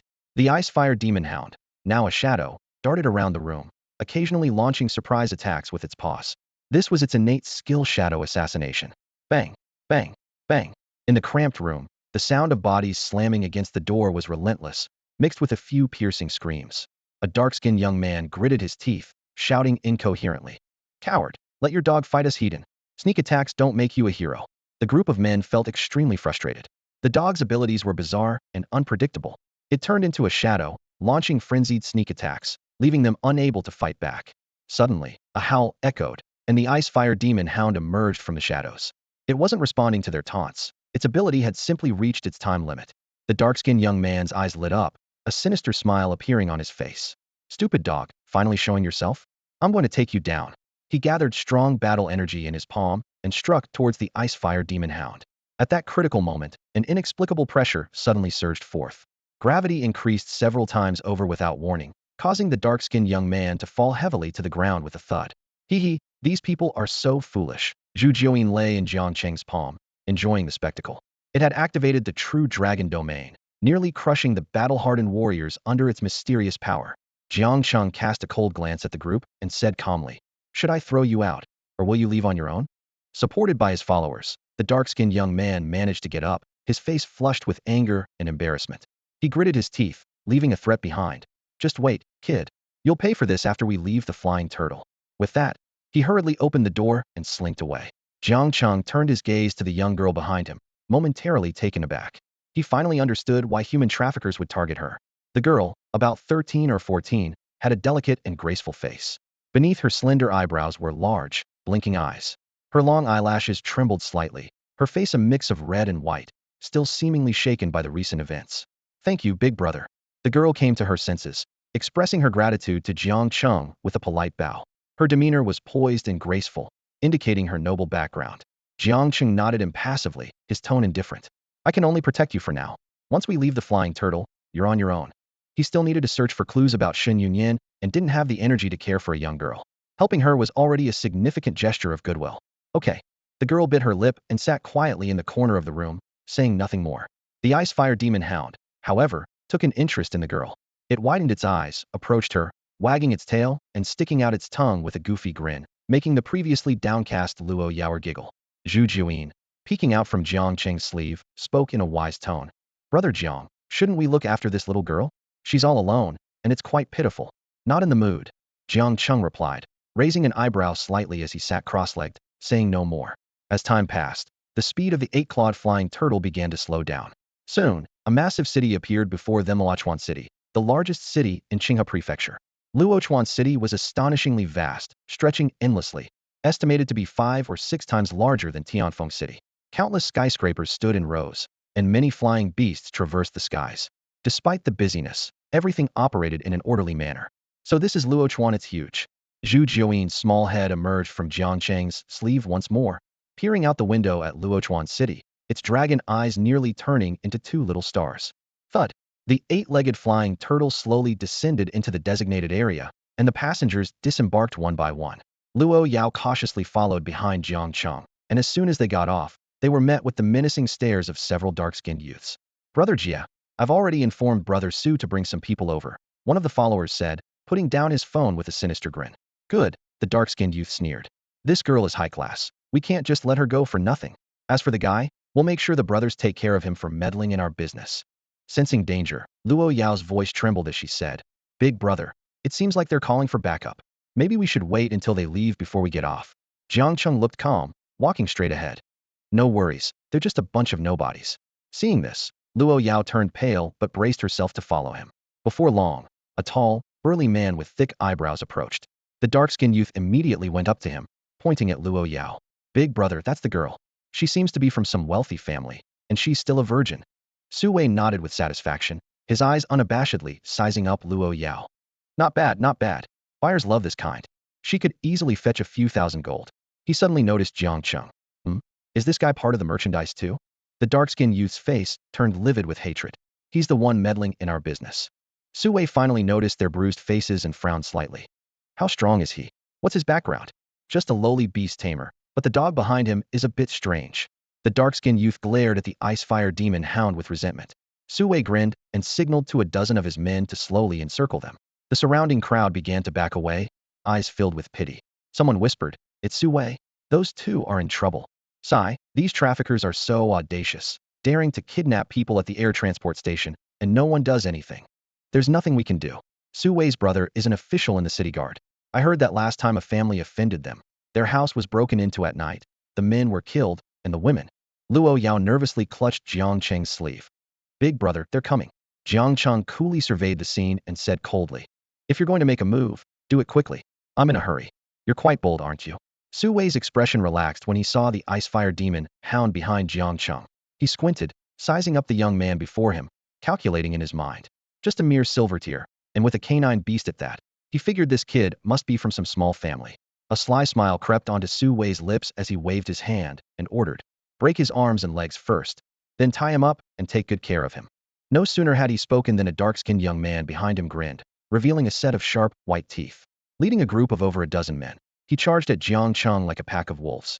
Each of them was at least mid-tier war sovereign, their imposing presence causing the ground to tremble slightly beneath their feet. Jiang Cheng sighed, touching his nose in exasperation. He thought to himself, why do I always run into these reckless types wherever I go? The same old lines, the same tired routine, and then I have to crush them with my strength, turning the tables.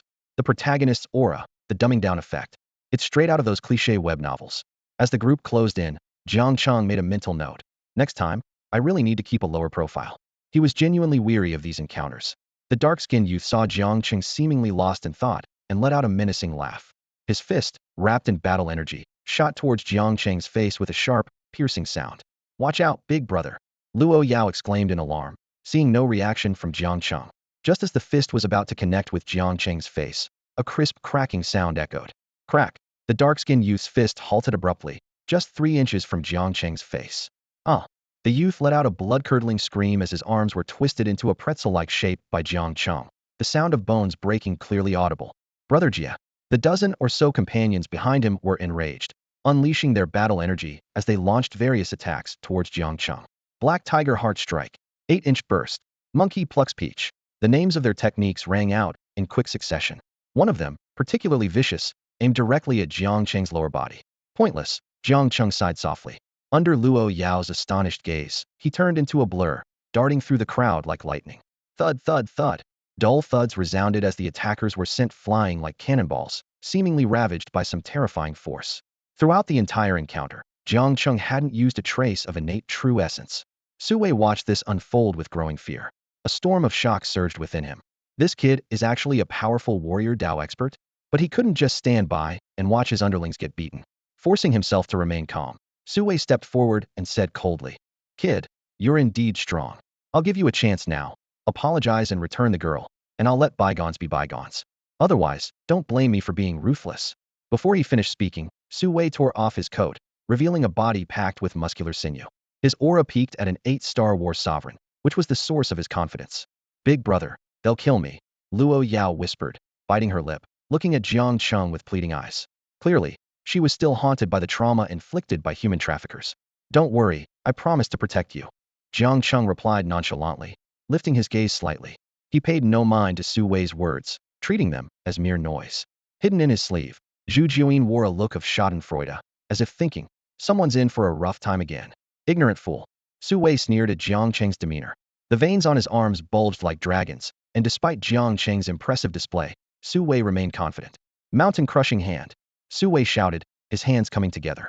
A massive handprint appeared behind him, aligning with his attack as it crashed down towards Jiang Cheng. High-tier profound battle technique. The onlookers were visibly shocked, the air thick with tension. This guy is done for. The thought crossed everyone's mind simultaneously, a glint of schadenfreude in their eyes. The powerful upper-level Xian-class battle technique unleashed by an 8-star battle venerable was something even a 9-star battle venerable dared not take lightly.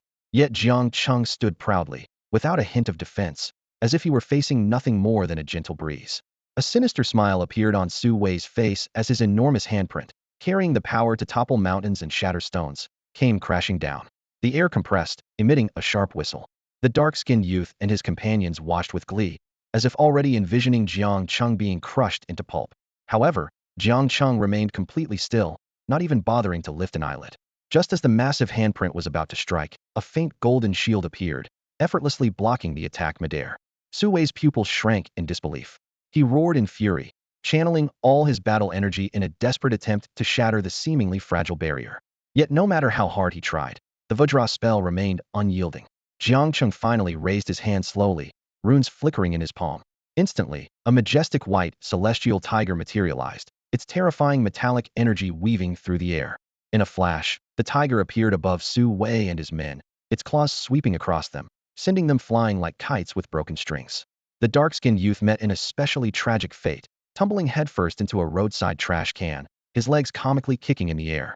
Zhu Jiuyin laughed so hard it nearly split its mouth open, while the Icefire Demon Howl let out a few gleeful howls. Luo Yao's big, bright eyes widened with admiration, her face full of awe, secretly marveling that Jiang Cheng's strength could rival that of Sister Ning.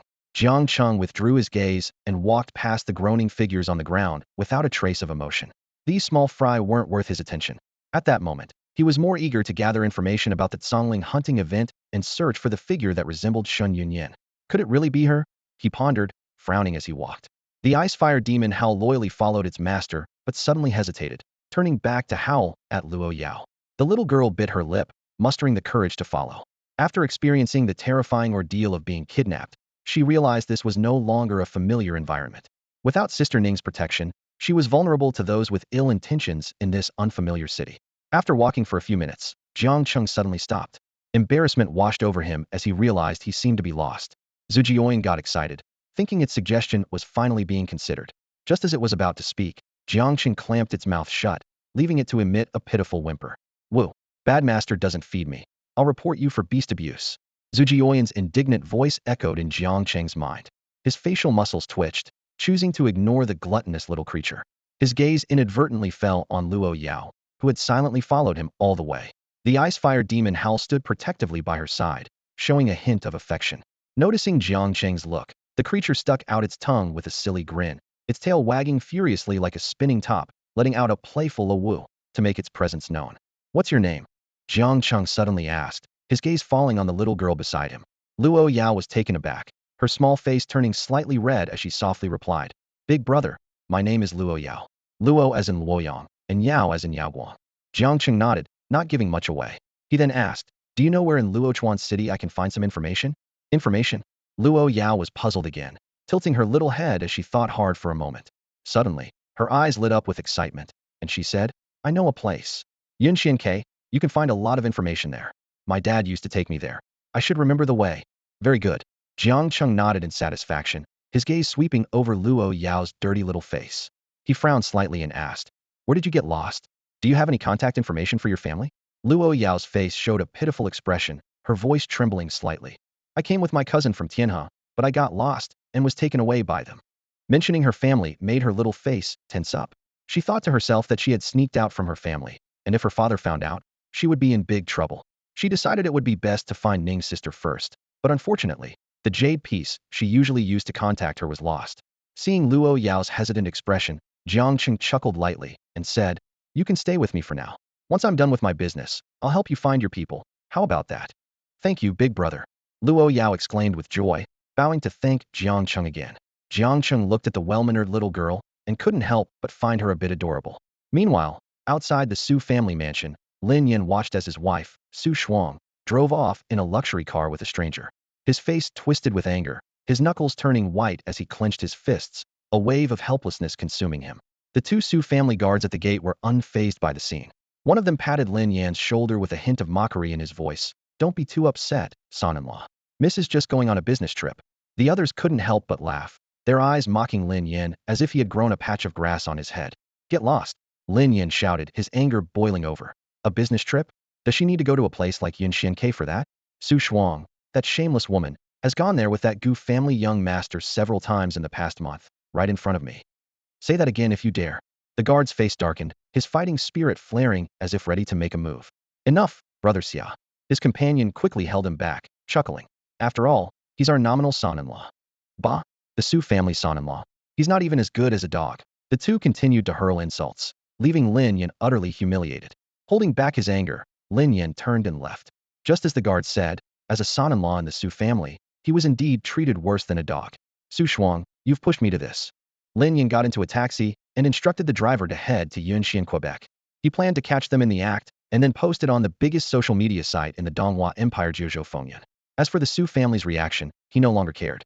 Recalling the years of humiliation from the Su family, his anger only grew stronger.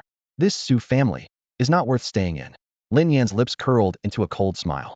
Meanwhile, inside Yunxian K, Jiang Cheng and Luo Yao entered a private room. Oh yes, it's a dining place. Yum. Zhu Jioyin and Binghua Mohu were thrilled by the aroma of the food in the air.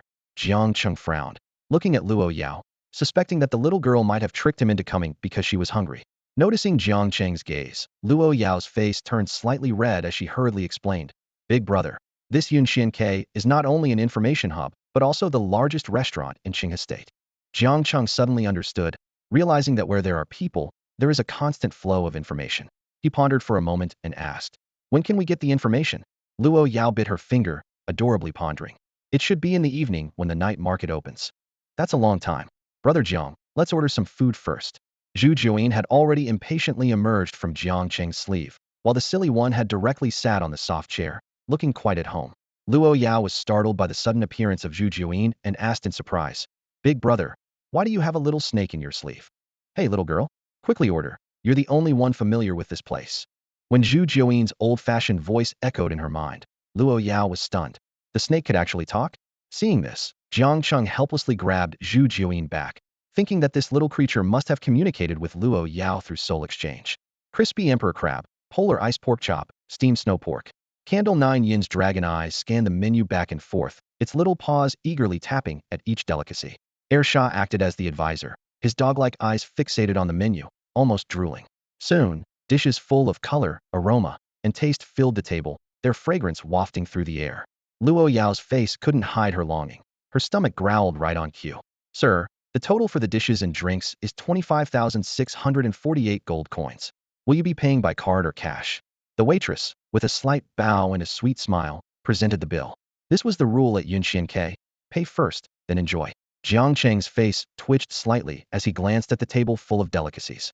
These dishes, made from rare mystical beasts, were indeed worth the price, given their fresh and spiritual quality. But he sighed inwardly. These two spendthrifts ordered too much. He rubbed his temples and resignedly pulled out his amethyst card to pay. Slurp. Candle 9 Een and the ice-fire demon hound couldn't wait to dig in. A tender piece of polar ice pork chop was quickly devoured. So delicious. Candle 9 Een, despite its small mouth, had an amazing appetite, quickly finishing off half a chop. In contrast, Luo Yao, despite her craving, remained seated and still. This was her noble upbringing. A guest must wait for the host to start. Seeing this, Jiang Cheng smiled warmly. "Please, help yourself." "Thank you, big brother." Luo Yao's face lit up with joy as she gracefully picked up her chopsticks and began to taste the food. Meanwhile, in another VIP room, the atmosphere was intimate. Dim lights, clinking red wine glasses, Su Shuang sipped her drink, her beautiful eyes captivating and alluring. Across from her was the well-dressed Gu family heir, Gu Ci, who openly admired Su Shuang, a mischievous smile on his handsome face. "Shuanger, now that business is done, shouldn't we get to the main event?" "Hmm? What do you mean by the main event?" Su Shuang asked, feigning innocence. "Of course, the thing we often do." Gu Ci smirked, suddenly standing up and wrapping his arms around Su Shuang's slender waist, deftly unbuttoning her dress. "You naughty thing," Su Shuang playfully protested, lightly punching his chest but not resisting. "Wow, you're not wearing anything today." Gu Ci's hand moved under her skirt, delighted. "But I like it." He chuckled, teasing. "I wonder if your so-called husband would be furious if he saw this." "Him? Just a useless Livian son-in-law." Mentioning Lin Yan filled Su Shuang with resentment. "If it weren't for my father forcing me." "Catch that bastard." The shout from Gu Ci echoed through the halls of Yinshan Pavilion. After a brief but intense encounter, Lin Yan darted away like a rabbit. Several of the Gu family guards were momentarily stunned before they began their pursuit. "Gu Ci, if you don't find him today, don't expect any more favors from me." Su Shuang hastily buttoned her clothes, her face as dark as ink. A chill ran through her heart. Being photographed in such a private moment could not only ruin her reputation, but also drag the entire Su family of Qinghe into a scandal. Shocking.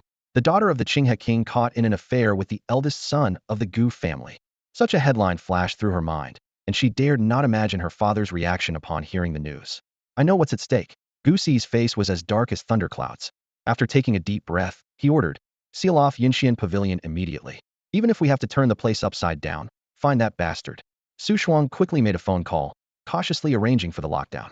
Even with the influence of the Qinghe royal family, sealing off a venue of this scale required a legitimate reason.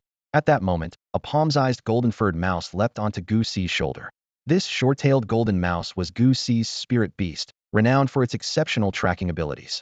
"Find that kid for me," Gu Ci commanded. The golden mouse sniffed carefully at the traces left by Lin Yan and soon began to follow the scent trail. Meanwhile, Lin Yan hid in a corner, watching the dense assembly of royal guards outside through a window. His expression was surprisingly calm. "If I must die, I'll make sure those two pay the price." Without hesitation, he opened his phone and uploaded the scandalous photos to Jiuzhou Fengyun, the largest social platform in the Eastern Empire. With the headline shocking, "The eldest daughter of the Qinghe royal family caught in an affair," the post went viral instantly. In mere minutes, the likes soared past 1 million, with over 30,000 shares. The comments section exploded. "Oh my god, is this real? Thanks for not censoring."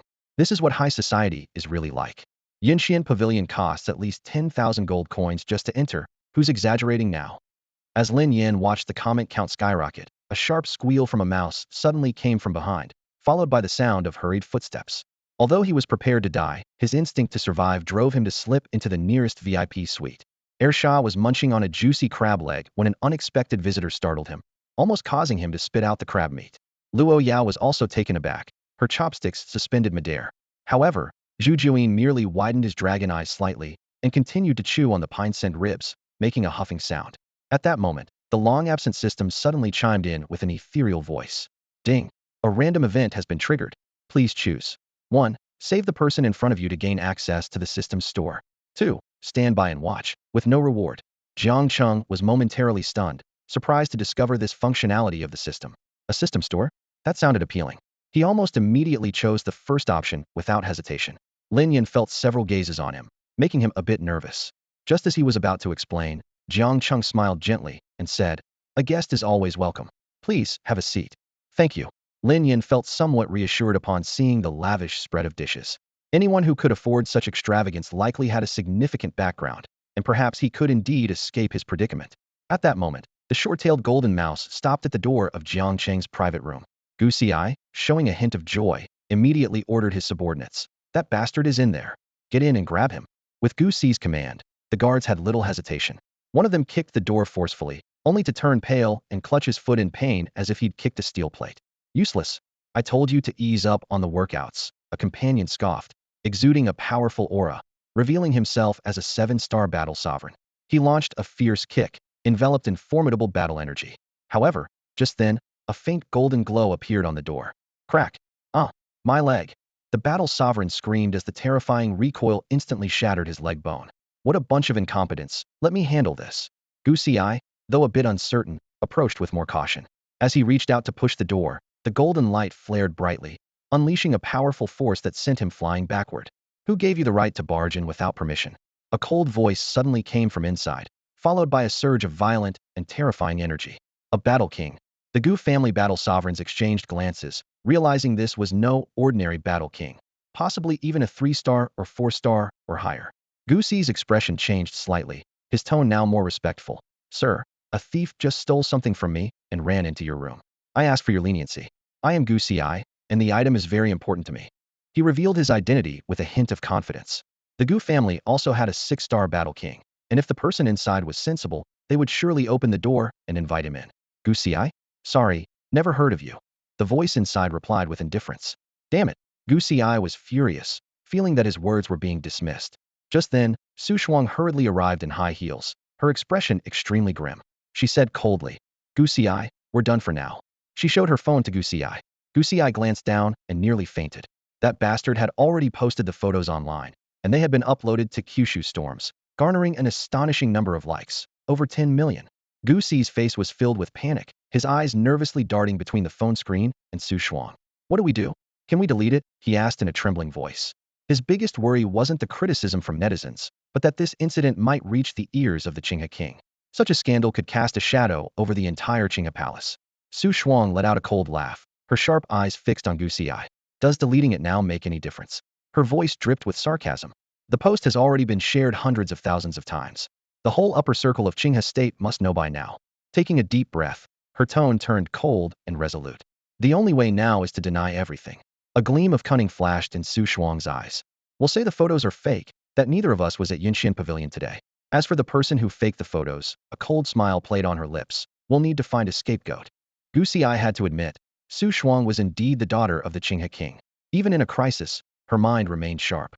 He nodded heavily. "That's our only option." His gaze shifted toward the private room where Jiang Cheng and others were, his expression shifting unpredictably. Knowing the one who took the photos was in there, yet unable to storm in. Suddenly, Gu Xi's eyes lit up as if he remembered something. Wait, that person looked like Lin Yan. He recalled the fleeting figure he saw earlier. Though the face was obscured by a phone, the silhouette was strikingly similar to the useless son-in-law of the Su family. Lin Yan, that useless guy? Su Shuang's expression changed upon hearing this. She quickly took out her phone and made a call, seemingly to confirm something. Moments later, her face turned unusually grim, her eyes blazing with anger. "That useless guy isn't home today. It must be him." Just as Su Shuang was about to storm into the room, Gu Xi quickly stopped her, reminding her, "Don't be rash, there's a battle king inside." Su Shuang's chest heaved violently. Then she suddenly sneered at the room, her voice full of threat. "Lin Yan, you useless fool, how dare you scheme against me? Using fake photos to slander me? When I tell my father, you're finished." Inside the room, Lin Yan's arm muscles tensed with anger, gritting his teeth at the thought. This vile woman dares to turn the tables? Her audacity is as thick as a wild boar's hide. Su Shuang's icy voice rang out again. "As for the battle king inside, I advise you not to meddle. A battle king amounts to nothing in Qinghe state." Her tone was laced with menace.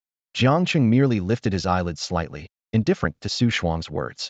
A battle king indeed meant little in front of the Qinghe palace, but only if she could mobilize the palace's high-end forces. "Let's go." Seeing no response from inside, Su Shuang didn't linger.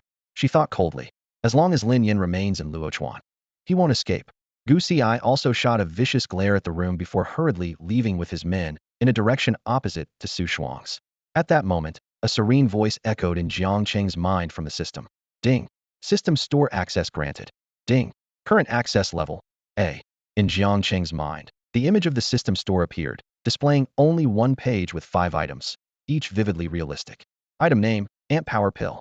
Item effect, enhances physical strength S, usable by both humans and beasts. Exchange price, 10 material fragments. Item name, Flight Capsule. Item effect, grants flight ability for 1 hour, usable by both humans and beasts. Exchange price, 3 material fragments. There were many other items below, but their prices were significantly higher, often requiring dozens of fragments. Supreme Beast Feed, Advancement Potion, Witch Cloak, Wind Shadow Fiery Snake Wings. Jiang Cheng's gaze moved downward, pausing on one particular item. Item name, Saint's Aura. Item effect, grants one-time immortality, beast use only. Duration, permanent. Exchange price, 50 fragments. Jiang Cheng withdrew his gaze, a slight smile playing on his lips, his eyes filled with a hint of anticipation. The new system's features were truly astonishing, especially the high-access mall page, and he was eager to explore it. At that moment, Lin Yan bowed deeply, his voice tinged with bitterness. "Thank you for saving me." He was filled with mixed emotions, never expecting that, in a moment of crisis, a complete stranger would be the one to lend a helping hand. Jiang Cheng nodded slightly, his eyes sharp as he scanned Lin Yan. His brow furrowed ever so slightly, a trace of surprise flickering in his eyes. Lin Yan felt uneasy under this intense gaze, wondering what Jiang Cheng was thinking. "You seem to harbor a powerful force within you," Jiang Cheng remarked slowly, his tone carrying a note of astonishment. "This force is so strong that it even makes me feel a bit uneasy. However, it appears to be suppressed by another power, which most people wouldn't notice." Candle Joeen, reclining in the wine cup, drunkenly chimed in. "That's right. This kid's got something."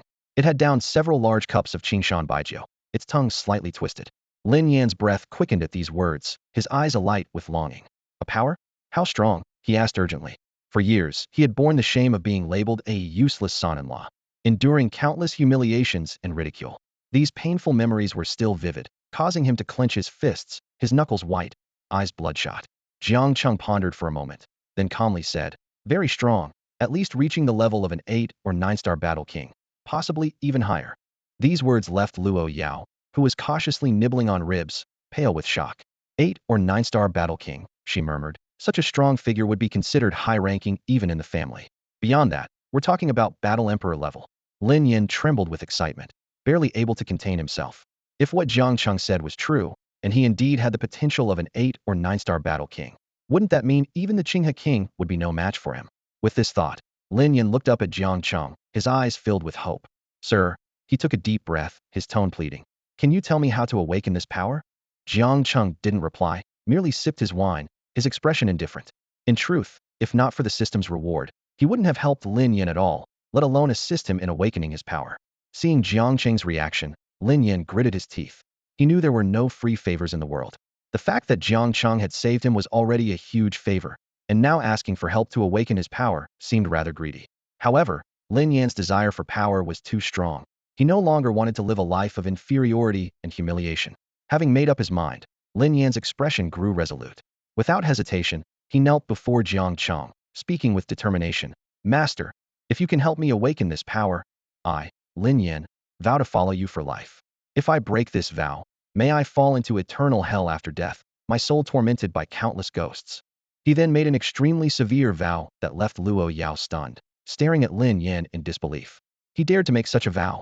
Jiang Cheng remained expressionless, though inwardly he found it amusing. Could making a severe vow really grant someone power? If that were the case, wouldn't everyone be rushing to make such vows? Just then, a notification sounded in Jiang Cheng's mind. Ding. Random event triggered.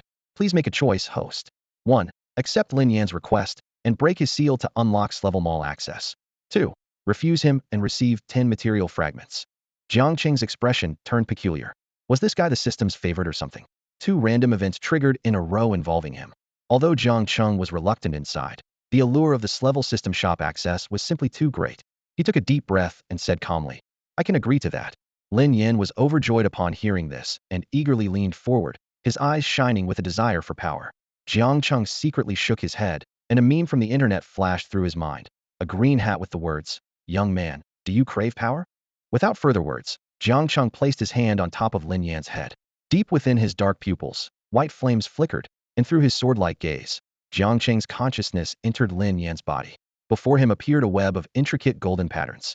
At the core of Lin Yan's energy sea, an astonishing force was tightly sealed, resembling a thick cocoon. Jiang Cheng observed closely and discovered there were 9 layers of seals, not only locking away this power, but also blocking Lin Yan's meridians. No wonder Lin Yan couldn't cultivate even the basic warrior path. It's actually 9 overlapping seals. Jiang Cheng withdrew his gaze, unable to hide his surprise. Lin Yan asked nervously, Sir, is it possible? His heart was in his throat. Jiang Cheng explained briefly, it's a bit tricky. You have 9 seals inside you, and I can only unlock 2 of them for now. This wasn't a lie. To completely remove all the seals, he would need to reach the divine sea realm. Lin Yan was stunned but then gritted his teeth, filled with hatred for the person who placed the seals. However, unlocking 2 seals was enough for him. As long as he could cultivate normally, he would be satisfied. Thank you, sir, Lin Yan said earnestly. Jiang Cheng nodded, thinking this should be enough to meet the system's requirements. He placed his hand on Lin Yan's right arm, and terrifying innate true energy seeped into Lin Yan's body like threads. Jiang Cheng's control was impeccable, with the true energy transforming into countless fine threads that precisely targeted the first layer of the golden seal. Hiss! The seal was immediately covered with tiny holes. The first layer shattered, and the power deep in the energy sea began to emerge. Lin Yan's face contorted, and his bones crackled like popping beans. His energy surged rapidly. Warrior 1 star, 2 star, all the way up to Warrior Master 8 star before stopping. It really worked. Lin Yan was overjoyed and speechless, feeling the battle energy coursing through him, his eyes slightly moist. Crack! The second seal broke as well. Lin Yan's expression changed again as another powerful force surged within him. His cultivation continued to soar. Warrior Master 9 star, Battle Lord 1 star, 2 star, finally pausing at Battle Lord 8 star, with a hint of breaking through to 9 star. Nearby, Luo Yao was dumbfounded, her mouth forming an O shape in shock. She witnessed an ordinary person becoming a high-level battle lord in seconds, a feat unheard of even in the imperial capital. At that moment, the ethereal voice of the system sounded again. Ding. System shop access acquired. Ding. Current access level, S. On the level system marketplace page, there are only 3 items per page, yet it is vastly different from the first page. Each item's price is staggeringly high, costing hundreds of fragments. Jiang Cheng's gaze fell on the first item. Item name, Yinglong Essence Blood. Item description, one of the materials to synthesize the ancient mythical beast Yinglong. Exchange price, 500 material fragments. Jiang Cheng couldn't help but take a sharp breath. Yinglong, a dragon clan member even more advanced than Zhulong. The system can even synthesize such divine creatures. The other materials must also be extraordinary. His eyes moved downward and immediately paused. Item name, Vajra Collar. Item function, word on a beast, allowing the host to communicate with it, and comes with the defense skill, Invincible Golden Body. Exchange price, 100 material fragments. This is the cheapest item in the entire level marketplace. Jiang Cheng nodded with satisfaction, glancing at Air Shah, who was still devouring a pig's trotter. Meanwhile, Lin Yan stammered his thanks. Thank you, sir. He felt the battle energy surging within him, his eyes moist. An 8-star battle sovereign. After so many years, he finally possessed formidable strength. More astonishingly, this was only after unsealing 2 seals. If all 9 seals were undone, as Jiang Cheng suggested, his power might reach an 8 or 9-star battle king, or even higher. Lin Yan's admiration and reverence for Jiang Cheng reached its peak. With a serious expression, he declared, Rest assured, sir, from now on, I, Lin Yan, am yours. If I ever have second thoughts, I will face a gruesome end. No worries, Jiang Cheng waved it off, saying calmly, Call me Jiang Cheng, or refer to me as young master or mister. In his mind, He thought it wasn't bad to gain a future battle emperor as an enforcer for free. Understood, young master. Lin Yin responded respectfully, quickly embracing his new identity. Suddenly, a beautiful and lively melody of string instruments filled the air, gentle and continuous, like a mountain spring winding through a secluded valley, flowing slowly and soothingly, seeming to wash away all worries. Jiang Cheng squinted his eyes in surprise. To reach such a realm, the musician's skill must be high. However, he was only mildly astonished. It's the Yulong Qin. The night market is about to start. Luo Yao exclaimed excitedly. The night market is the most bustling time in all of Luochuan. That sounds great. Jiang Cheng got up, casting a glance at the two foodies, speechless. Zhu Jiuan was already snoring in a wine cup, its dragon whiskers trembling pleasantly. Sha was still licking plates, leaving the entire table of dishes almost completely devoured, not even a meat scrap left. Jiang Cheng expressionlessly picked up the sleeping Zijuan from the wine cup and turned to leave. Arf! The Icefire Demon Hound sensed its owner's displeased gaze and quickly jumped off the table to follow. Lin Yin was secretly amazed, not expecting that this table of valuable dishes was for the beasts. The young master was truly generous. Meanwhile, inside the Chai family's inner courtyard, reporting to the master, the murderer of the young master has been identified. A man in black suddenly appeared, speaking respectfully. Crack!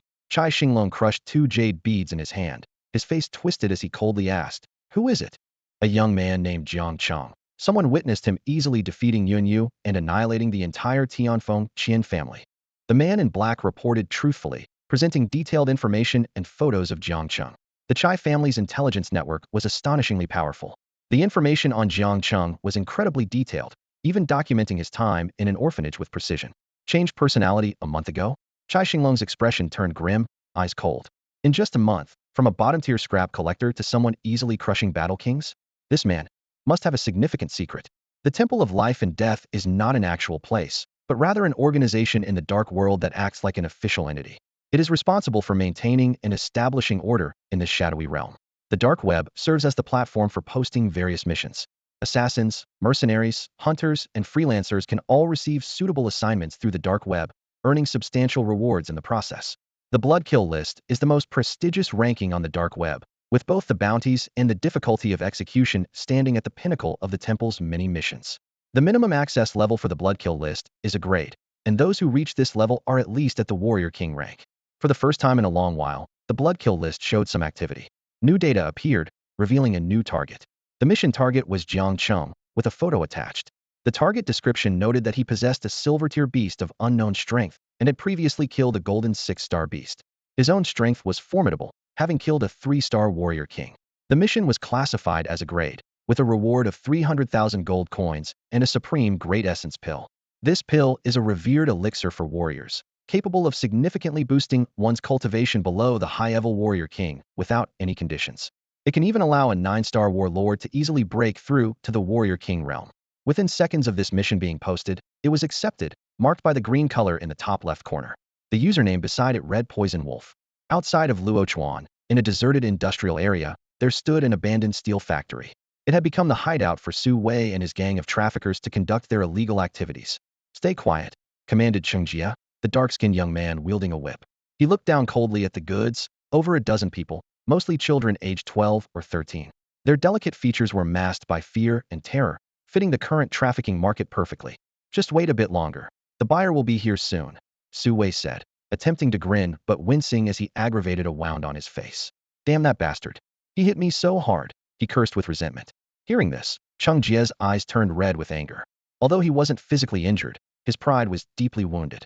Jiang Cheng's fearless attack had thrown him straight into a garbage bin, leaving him filthy and humiliated. To make matters worse, the bin contained a pile of waste that ended up stuck to his head. Furious, Cheng Jie rubbed his bald head and cursed, while the group of underlings behind him struggled to suppress their laughter. Su Wei, feeling a twinge of sympathy, patted Cheng Jie's bald head. Then, with a cold smile, he reassured him. "Don't worry. I've already asked my brother to take care of it. As long as that bastard is still in Luochuan, he won't find peace." Cheng Jie was overjoyed to hear this, a vicious expression crossing his face.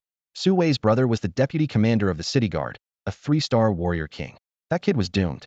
Suddenly, there was a rustling noise at the iron gate. "Big brother, it seems someone is here," said the underling guarding the door. "Here so early? But I like it," Su Wei exclaimed with delight, just about to give orders when boom. The iron door exploded with a thunderous noise, shattering into pieces. Countless iron filings surged like a torrent, and a slender figure suddenly appeared in the sight of a few people. It was a graceful woman, breathtakingly beautiful. She wore a long sweater on her upper body and tight jeans on her lower body, perfectly highlighting her slender, straight legs. Her figure was flawless, with perfect curves, and her black hair cascaded over her shoulders like a waterfall. However, her eyes were chillingly cold, as if they could freeze everything. Where is she?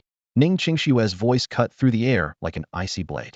A hint of fatigue appeared on her delicate face, clearly indicating that she had exhausted a great deal of energy searching for Luo Yao. Since Luo Yao disappeared, she had employed all her family's connections and resources in Luochuan to find this place. Su Wei and the others were stunned by the sudden commotion, their minds in chaos. Wasn't this a buyer? Could it be an enemy seeking revenge? Seeing their bewildered expressions, Ning Qingxue frowned. She quickly took out her phone and showed them a photo of Luo Yao, her voice tinged with urgency. Where is Luo Yao? Upon seeing the photo, Cheng Jie felt a surge of inexplicable anger. He brazenly scrutinized Ning Qingxue, speaking in a lecherous tone. Weiga, though that little bee ran away, her sister is a real gem. She should fetch a good price. Su Wei's eyes greedily roamed over Ning Qingshue's perfect figure, a wicked smile playing on his lips. Are you stupid? Such a gem. Of course, I should enjoy her first. The surrounding lackeys swallowed hard, their eyes filled with hungry desire. With Ning Qingshue's beauty and unique aura, she would be a rare find even in a city like Luochuan, known for its abundance of beautiful women. You're courting death. Ning Qingshue's eyes turned icy and piercing upon hearing their whispers. At that moment, a sharp screech cut through the sky. Everyone then noticed the enormous figure behind Ning Qingxue. It was a giant eagle, about 4 meters tall, covered in razor-sharp purple-blue feathers. Its crystal-like eyes were cold and indifferent, gazing down at everyone present. Suddenly, a faint bolt of lightning shot from the eagle's mouth. Cheng Jie, unfortunate as he was struck by the lightning. He let out a blood-curdling scream, his body convulsing and twitching, hair standing on end, as he collapsed, foaming at the mouth. Ning Qingshue's tone remained cold, as if the surrounding temperature had dropped. I'll ask one more time, where is she? The thunderous giant eagle glanced sideways at the remaining few, exuding a suffocatingly terrifying aura. Su Wei and the others turned pale with fear, cold sweat pouring down their bodies. Only then did they realize that the seemingly frail girl had such a formidable backing. Meanwhile, at Yunxian Pavilion, since the night market opened, the flow of people here had multiplied several times. Jiang Cheng and his companions blended into the bustling crowd and finally arrived at the inner loft. This was the largest information hub in all of Luochuan. A maid at the door, holding a tray of variously shaped masks, gently reminded them, "Honored guests, please follow the rules." Luo Yao whispered to Jiang Cheng, "Big brother, you can't trade here with your true face." Lin Yan, behind them, looked bewildered, clearly his first time in this mysterious place as well. Jiang Cheng nodded in understanding and casually picked up a bronze mask to wear. Luo Yao and Lin Yan each chose one for themselves. The Icefire Demon Hound tilted its head, seemingly unable to find a suitable mask, looking a bit puzzled. The information trade at Yunxian Pavilion was mainly divided into two forms: official channels, where information was reliable but sources limited, and private sales, where credibility was lower but the information was more extensive. In front of the official booth of Yunxian Pavilion, a sweet-looking receptionist gently asked, "Sir, what kind of information are you looking for?" Jiang Cheng got straight to the point, taking out the 9-dragon soul suppression jade, and said, "I'm looking for someone. I want to know everything about the owner of this jade and her current whereabouts." The receptionist was taken aback and gave a wry smile. "Sir, it's quite difficult with just this clue." Realizing his impatience, Jiang Cheng paused for a moment and added, "She appeared at the Congling Hunting Festival 3 years ago." As he spoke, a stunning projection appeared in his palm, a memory extracted from Chai Qingyun's soul, reformed with innate true essence. Luo Yao saw the projection, frowned, and bit her finger in deep thought. The figure seemed familiar, yet she couldn't recall where she had seen it. She decided not to mention it to Jiang Cheng for now to avoid any embarrassment if she was wrong. The receptionist carefully recorded the information and began typing on the keyboard.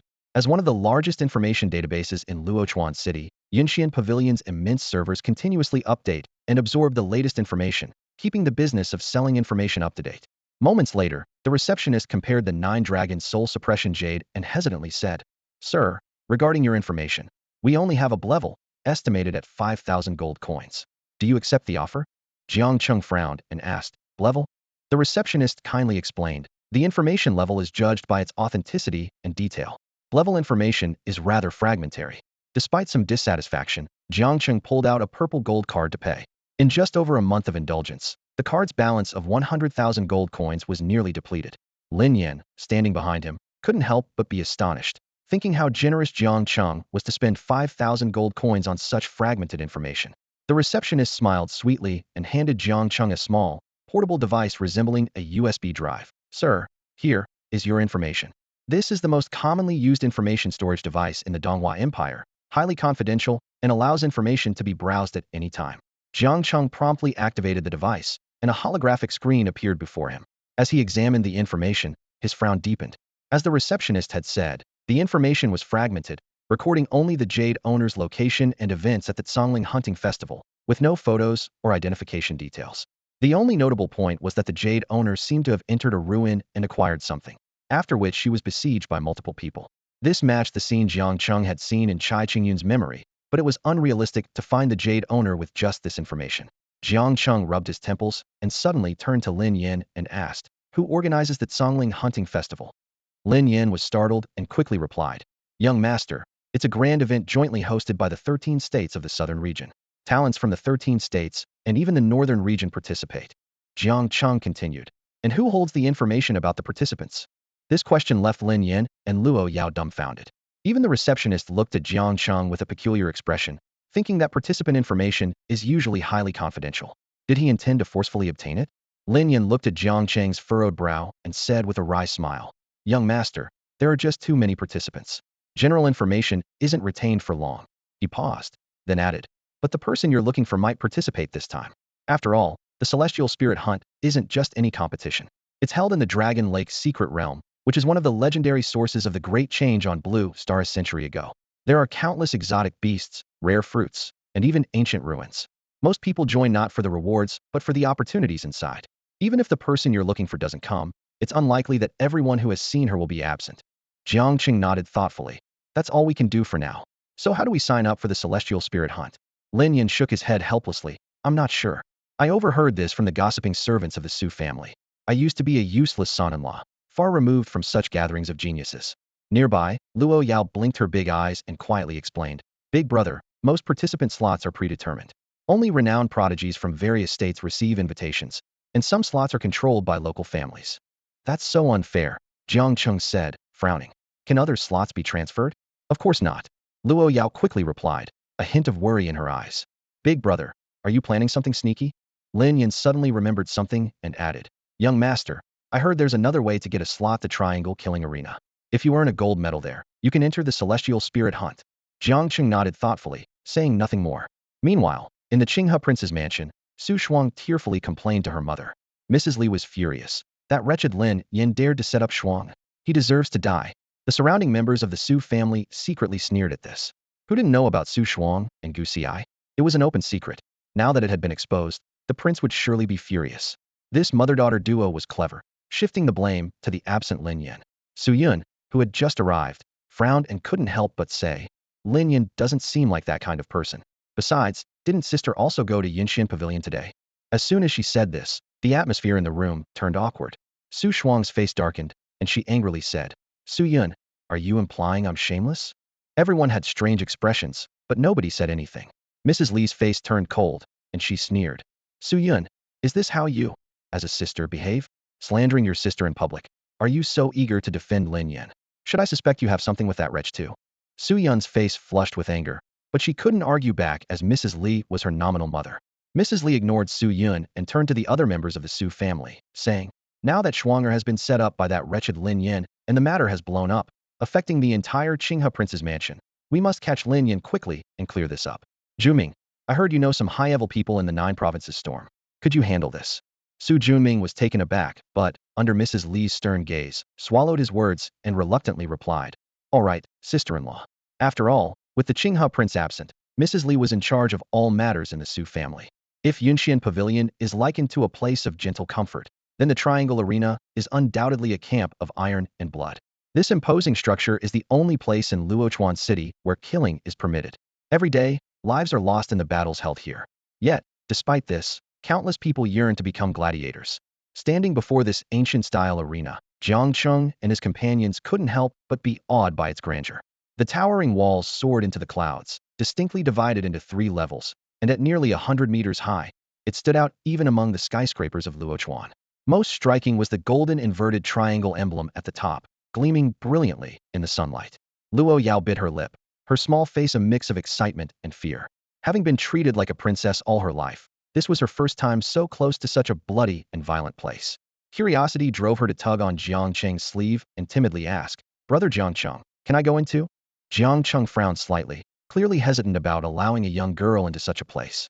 But Luo Yao quickly assured him, "It's okay. I promise I won't run around." "All right." Jiang Cheng agreed after a brief consideration, then instructed, "Lin Yan, take good care of her." Lin Yan nodded seriously, following Luo Yao like a dutiful bodyguard. As they stepped into the arena, the noise hit them like a wave. The audience's shouts were relentless. "Kill him! What a loser! Made me lose 10,000 gold coins. Invincible Tiansha! Wow, what a savage!" Someone exclaimed. In just a month, Tiansha has climbed to the gold rank with 36 consecutive wins. The central platform was surrounded by a faint glow, evidently some kind of protective barrier. At this moment, a medium-built man in black stood proudly, his face obscured by a green-silver mask. In front of him lay a massive earth dragon, its flank pierced, with crimson blood and shriveled organs spilling from the wound. The earth dragon let out a desperate growl. "No, don't kill me." Its owner was pale with fear, petrified. Yet the surrounding gamblers shouted wildly, "Kill it! Kill it!" Tiansha turned, swung his sword, and the man's chest exploded instantly, blood splattering everywhere. Lin Yan quickly covered Luo Yao's eyes, his own face pale. In contrast, Jiang Cheng's gaze was indifferent, his expression calm. It was then that Zhu Juyin awoke from his pocket, rubbing his sleepy dragon eyes and mumbling, "Ugh, where is this? So noisy." Upon seeing the lifeless triangular earth dragon, it exclaimed, "Wow, what a big lizard." Jiang Cheng flicked Zhu Juyin's little head in exasperation and headed straight for the administrative hall. Lin Yan hurriedly pulled Luo Yao along, neither daring to glance at the platform again. Luo Yao's face was pale, her lips pressed tightly together. The bloody scene from before lingered in her mind, making her feel nauseous. Her head spun as she forced herself to follow Jiang Cheng and Lin Yan. Jiang Cheng took the bronze token handed to him by the receptionist, noticing the number 9527 prominently displayed on it. Sensing his confusion, the receptionist kindly explained, "Sir, since this is your first registration, you can only be ranked as bronze for now. Until you reach the gold level, fighters are identified by code names. Only gold-level combatants receive special titles." Jiang Cheng scoffed lightly and asked directly, "What does it take to earn a gold medal?" Though his voice was soft, it caused a stir among the fighters present. Many of them eyed Jiang Cheng and his group with amusement. "That's hilarious. A kid like him thinks he can earn a slaughter medal," a burly fighter mocked. He had a silver token hanging from his waist, and a massive white wolf with a cruel gleam in its eyes trailed behind him, its crimson tongue licking its lips. "It's Guang Jin," someone exclaimed. "He just finished a silver-level match and is now at silver 8. The surrounding crowd's eyes widened in shock. Guang Jin was well known in the triangular slaughter arena, second only to some gold-level fighters. His reputation for brutality and ruthless tactics was well-earned. Losing to him often resulted in dire consequences. He was a notorious sadist. Jiang Cheng glanced at him indifferently, thinking to himself that he had encountered yet another familiar fool. "Kid, you're pretty arrogant, huh?" Guang Jin sneered after a brief pause. "Do you dare to step outside and face me in a match? You want a slaughter medal? Let's see what you're made of." The receptionist kindly reminded Jiang Cheng, "Sir, you have the right to refuse challenges from higher-level fighters." Jiang Cheng's eyes flickered as he asked directly, "If I defeat him, can I advance?" The receptionist hesitated. "According to the rules, yes, but are you sure you want to accept his challenge? He's a silver 8 level fighter with an impressive record." "Fine, I accept your challenge," Jiang Cheng replied, ignoring the receptionist and addressing Guang Jin directly. The bystanders were stunned, scrutinizing Jiang Cheng closely. They wondered if he had lost his mind just registered as bronze and already challenging a silver 8 level fighter like Guang Jin. Did he have real strength, or was he just crazy? Even Guang Jin was taken aback. He had only meant to intimidate the kid, not expecting him to actually accept. This made Guang Jin re-evaluate Jiang Cheng. Jiang Cheng's aura seemed ordinary, not that of a skilled warrior. And the seemingly silly large white dog behind him was only at the silver level. How could they possibly be a match for his golden 5-star silver moon giant wolf? The Icefire Demon Hound, sensing Guang Jin's disdainful gaze, growled angrily in response. "Are you sure, kid?" Guang Jin confirmed once more. "Let's hurry up, my time is limited." Jiang Cheng replied impatiently, frowning. He intended to earn the slaughter medal in a few days and spend the rest of the time investigating the prodigies who had once interacted with Shen Yunyan. "All right, kid, you're asking for it," Guang Jin said with a cruel smile, already plotting how to torment Jiang Cheng. His silver moon giant wolf bared its sharp teeth, ready to strike. "Radisson, unbelievable. In the ring, a jaw-dropping showdown was about to unfold. Contestant 9527, ranked Bronze 1, was challenging contestant 8697, ranked Silver 8. Initially, this private match drew little attention, but as the host introduced the fighters, the crowd erupted, with onlookers flooding in like a tide. No way, a Bronze 1 challenging a Silver 8? That kid must be crazy. I heard he's aiming for the Slaughter Medal. Seriously? The Slaughter Medal requires a 72-win streak to obtain. In the decades of Triangle Slaughter, only a few have ever achieved it. The audience buzzed with chatter and excitement. Meanwhile, Luo Yao nervously watched Jiang Cheng, who was preparing to step onto the stage, and couldn't help but remind him, "Be careful, Jiang Cheng." Despite their concern, she and Lin Yan weren't too worried, having witnessed Jiang Cheng's prowess firsthand, at least at the level of a battle king, making Guang Jin no real threat. Just then, a tiny voice emerged from Luo Yao's jacket pocket. "Hey girl, let's go place a bet." Startled, she looked down to see Zhu Juyin. The true form of this little snake left her astonished. Its small head bore two sharp horns, with long whiskers between its snout, covered in fiery red scales, breathtakingly beautiful. "This isn't a snake, it's a dragon," Luo Yao realized, suspecting it might be an ancient eastern dragon. Zhu Juyin impatiently urged, "What's up? Hurry, the betting window is about to open." It had a purple crystal card in its mouth, swiped from Jiang Cheng. Luo Yao calmed down and tugged on Lin Yan's sleeve. "Brother Lin Yan, Jiang Cheng wants us to place a bet." Hearing this, Lin Yan's eyes shifted to the betting odds, his eyes lighting up. 30-1 odds? That's a huge win. As expected, the young master knows how to make money. By this time, Jiang Cheng had already stepped onto the stage with his ice-fire demon hound. As he entered the faintly glowing barrier, his expression changed slightly. "This is a binding magic array, and it's high level. It seems to suppress the aura of the beasts, making bloodlines useless in the slaughter arena. But this is perfect, a good way to train this fool." Jiang Cheng's gaze fell on the silver moon giant wolf opposite him, and a data frame immediately appeared.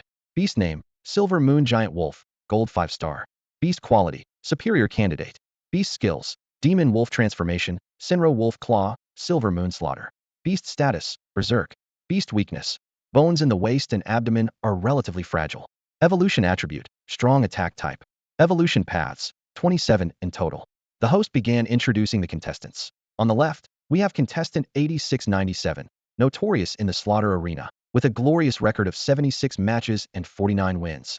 His partner, the Silver Moon Giant Wolf, is also an elite battle beast, boasting gold 5-star strength. Guang Jin's smile grew more smug, and cheers erupted from the audience. "Guang Jin, invincible. God Jin, crush that little mutt. Brother Guang is mighty." Clearly, Guang Jin had quite the fanbase in the slaughter arena. The host then introduced Jiang Cheng, with a hint of mockery in his voice, and his opponent is a remarkably brave young man, daring to challenge a Silver 8-ranked slaughter warrior on his first bronze tier registration. The audience immediately erupted in jeers. "PSSH, just an idiot. That kid must have a screw loose. I can already see this kid's tragic end." Clearly, no one believed in Jiang Cheng, which was understandable. However, the real battle was just beginning. Life and death are determined by fate, and wealth and honor are decreed by heaven. The host put away his smile and announced solemnly, "Now, the battle is about to commence."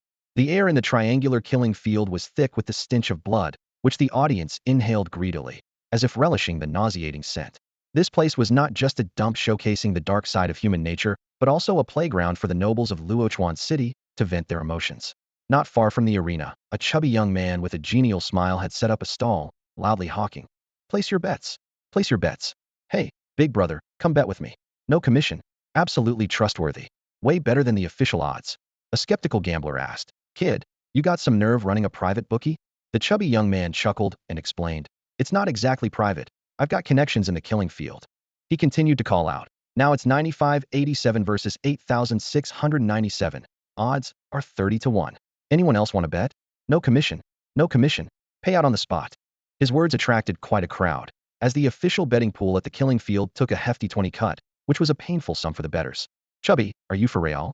If you dare cheat us, I'll risk my life to get you," threatened a group of reedy gamblers. The chubby young man plastered a smile on his face, though he was a bit nervous inside. "It's definitely real. I, Yang Tianbao, never cheat." Just then, Zhu Juyin poked his little head out and said to Luo Yao, "Let's bet with him." Luo Yao hesitated for a moment, but eventually placed a purple crystal card on the table. Her cheeks slightly flushed as she said, "Brother, bet 5,000 gold coins on number 9527.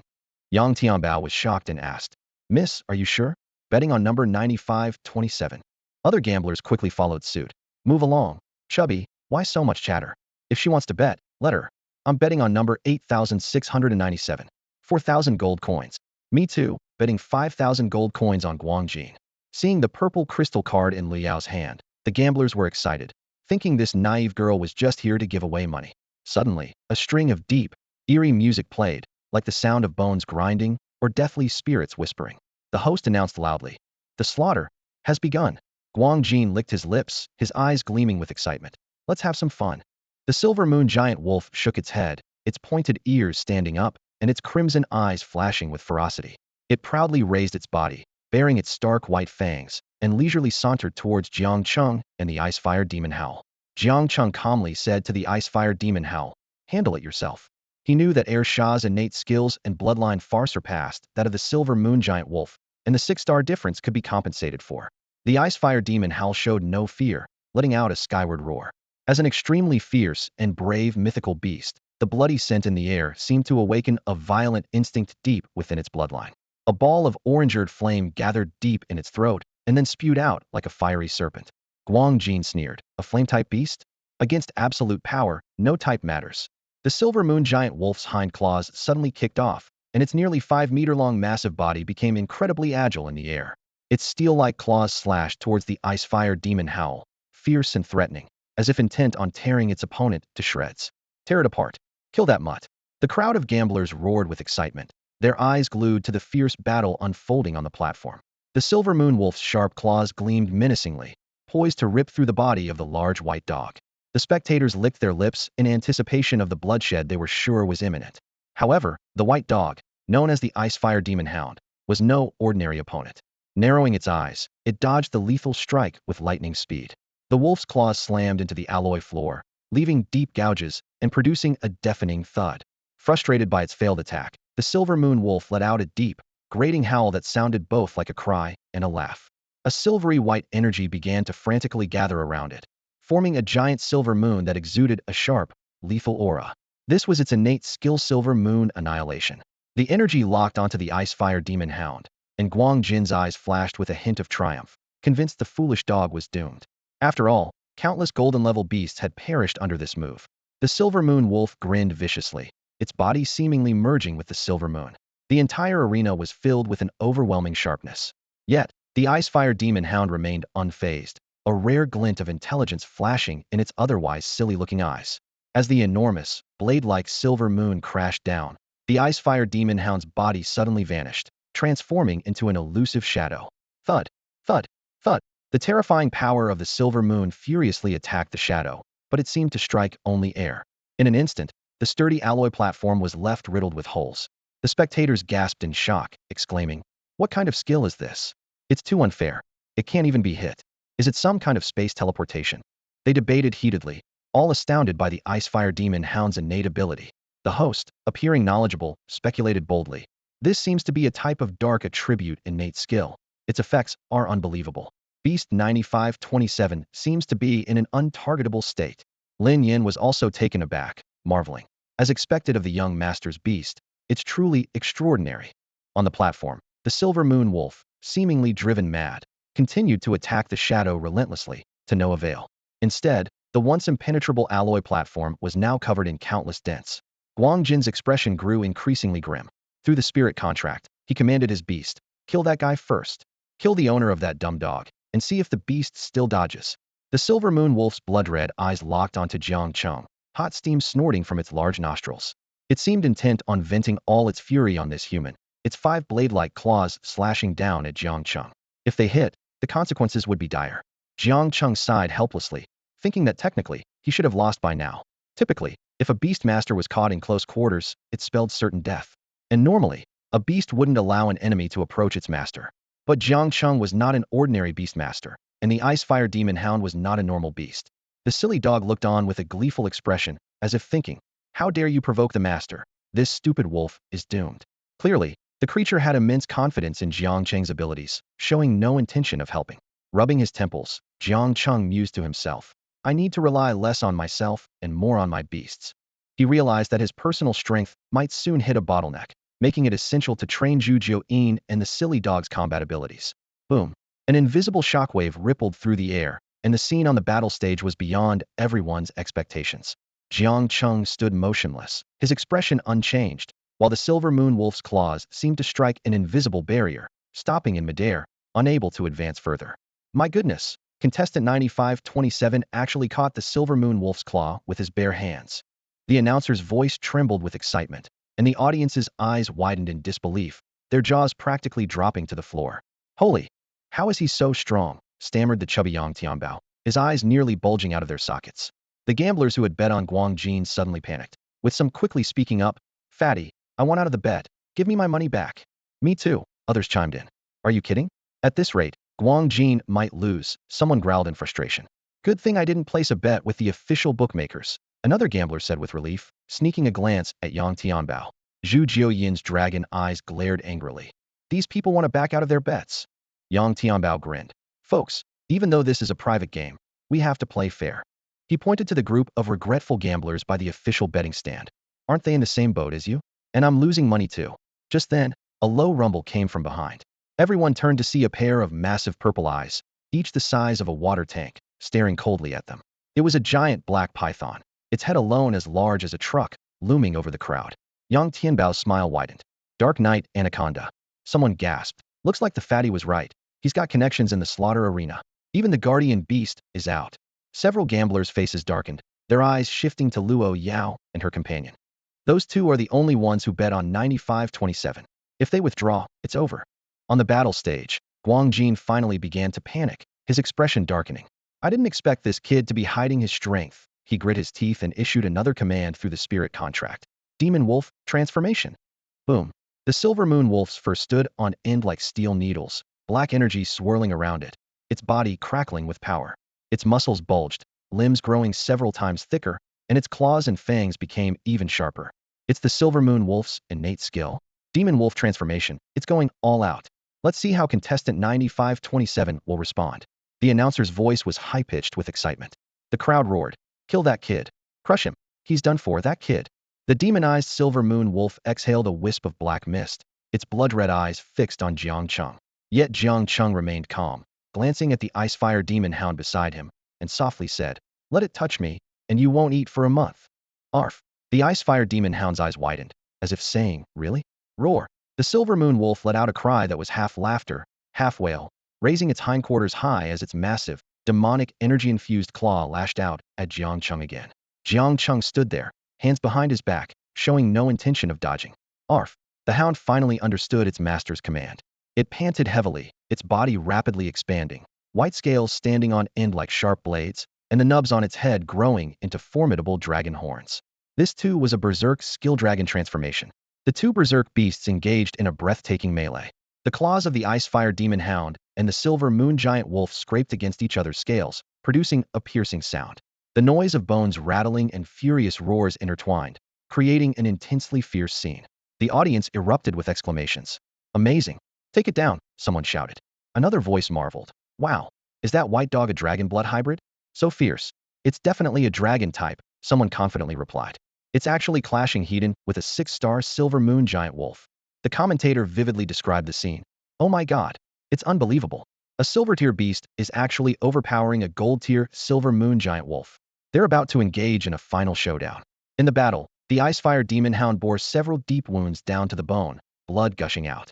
However, the raging dragon blood within suppressed the pain, making it seem tireless and oblivious to its injuries. Its sharp dragon claws left bloody marks on the silver moon giant wolf, like steel knives. The silver moon giant wolf was in even worse condition. Its defense was far inferior to the ice-fire demon hound, with not a single intact spot left on its body. At this point, it could only desperately resist the fierce onslaught of the ice-fire demon hound, as its demonic power slowly waned.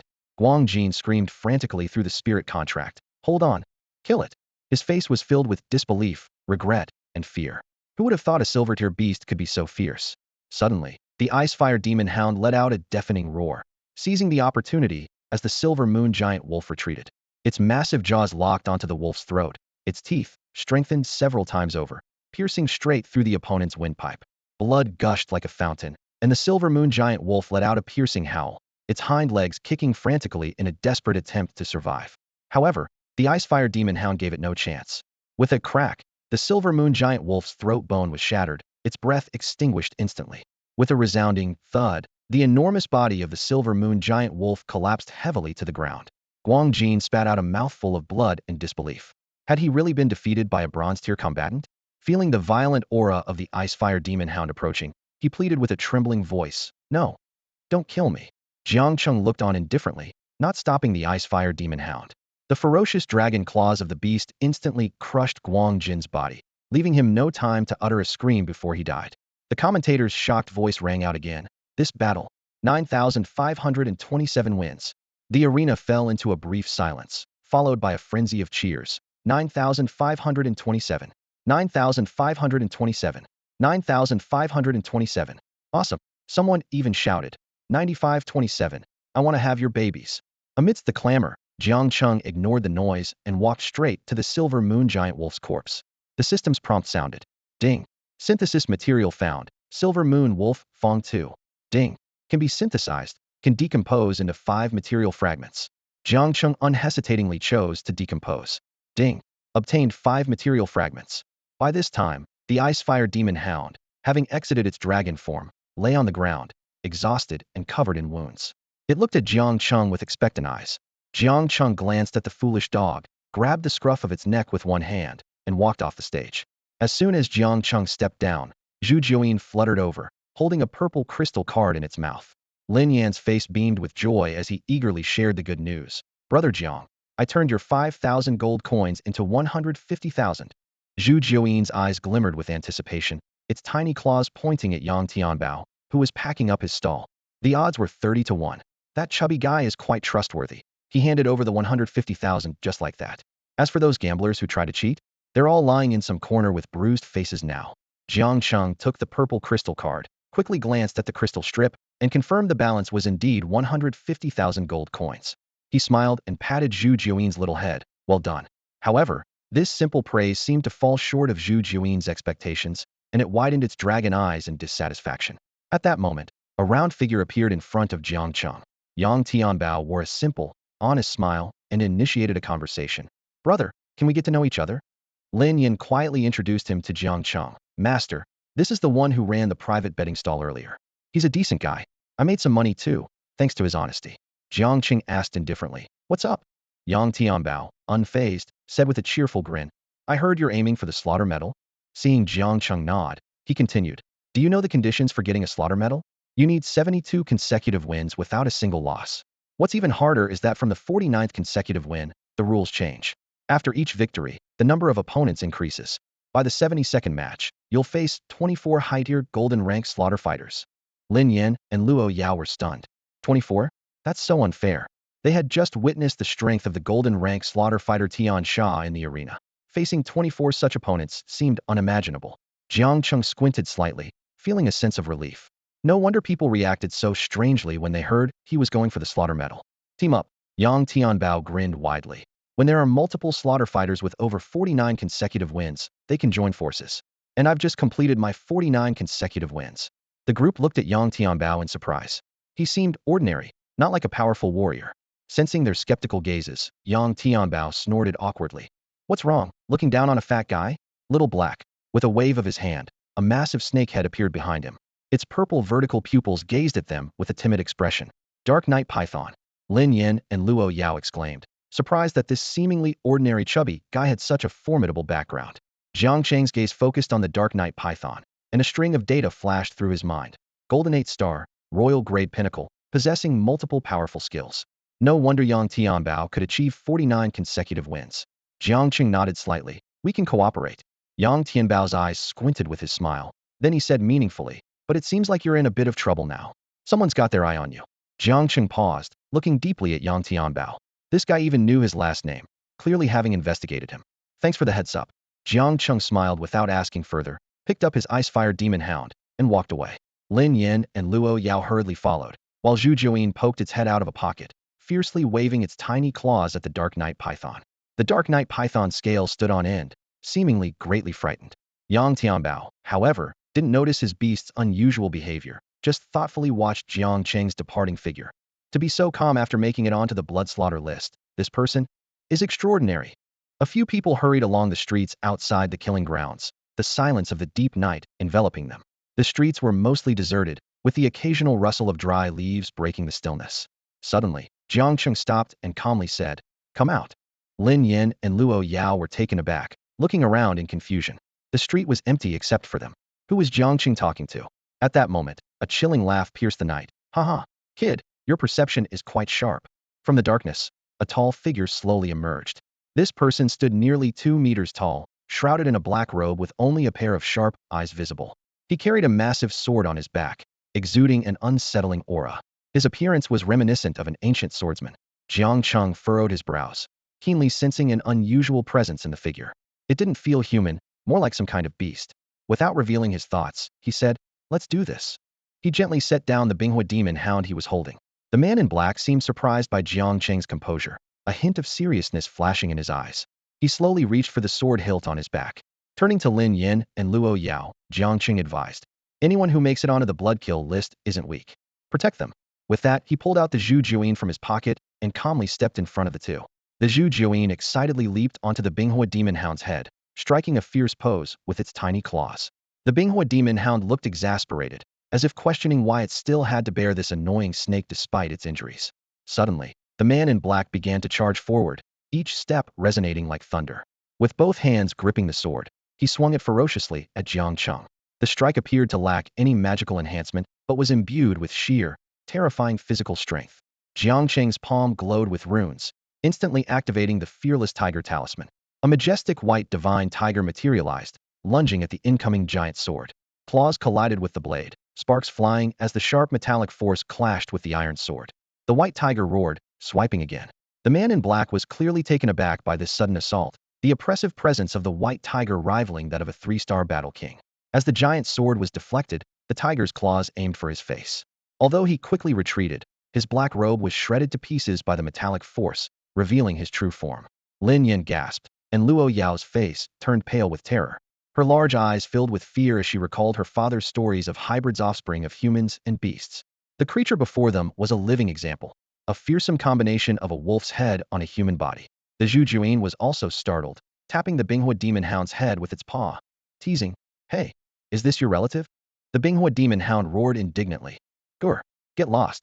The creature elegantly discarded its tattered robe, revealing a sinister grin. "Allow me to introduce myself, Poison Wolf, and the one who will kill you." His sharp wolf claws picked up the giant sword, emitting a piercing screech. Poison Wolf's eyes seemed to flicker with green flames, his bones audibly shifting. His already imposing 2-meter frame grew even larger, transforming into a menacing wolf swordsman. Jiang Cheng narrowed his eyes, his expression unusually serious. This half-human, half-wolf hybrid possessed formidable strength, at least at the level of a 4-star battle king, perhaps even higher. Bang, bang, bang. In the air, Jiang Cheng and the poison wolf clashed, moving as fast as lightning. The poison wolf swung its massive sword wildly, the blade slicing through the air with a sharp whistle, yet it failed to touch Jiang Cheng at all. Jiang Cheng moved with the agility of an eel, effortlessly dodging each attack, even wearing a calm expression. The poison wolf's twisted face contorted with rage, and it let out a low, sharp roar. "Cursed human, I'll kill you." It gripped the giant sword with both claws and drove it into the ground. Boom. The ground shattered instantly, sending countless shards of rock flying. This attack not only blocked Jiang Cheng's retreat, but also completely sealed off the surrounding space. The poison wolf sneered as the massive sword descended towards Jiang Cheng from above. "Is brute force all you have?" Jiang Cheng looked up, his face serene. He extended his palm, and beneath his translucent skin, energy flowed visibly. Jiang Cheng caught the blade effortlessly, remaining unharmed. The green glow in the poison wolf's eyes contracted sharply, horror striking its heart. Its full-force attack, comparable to that of a 4-star battle king, had no effect, like a stone sinking into the sea. Creak. With a sudden exertion of his right hand, Jiang Cheng twisted the giant sword into a spiral. The poison wolf was flung away by the immense force, crashing through several stone pillars before coming to a halt. Its green eyes flickered wildly, and it was already contemplating retreat. Roar. The poison wolf let out another sharp howl, a form of mental interference intended to intimidate its opponent. It wanted to seize the chance to escape, but Jiang Cheng watched it with a faint smile, waving his hand. In an instant, countless short swords formed from innate true essence surrounded the poison wolf. Jiang Cheng had reached the great perfection of the innate realm, and the quality of his true essence had soared. These true essence short swords could be summoned and dismissed at will. The poison wolf's scalp tingled. It knew that one more step forward, and these sharp short swords would turn it into a sieve. Yet staying put meant certain death as well. Damn the Hall of Life and Death for giving false information. The poison wolf's heart was cold with regret for taking on this mission. It grinned fiercely, its eyes flashing with a savage light. I have no choice but to fight. The poison wolf's maw opened and closed, emitting a strange, low chant. Luo Yao's face paled, and she exclaimed, Brother Jiang Cheng, it's performing a blood pact. Stop it quickly.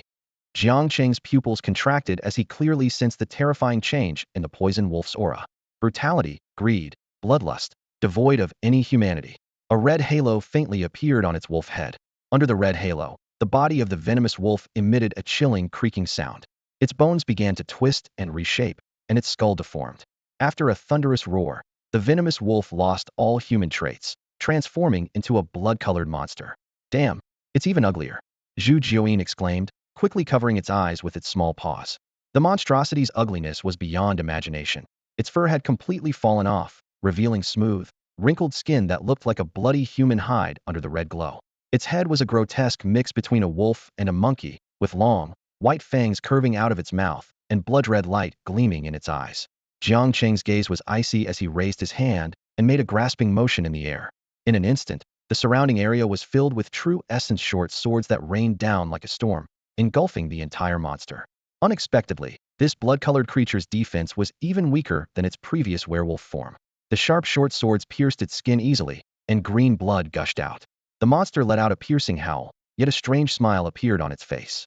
The red halo above its head flickered, channeling a mysterious power, and its wounds began to heal at a visible rate.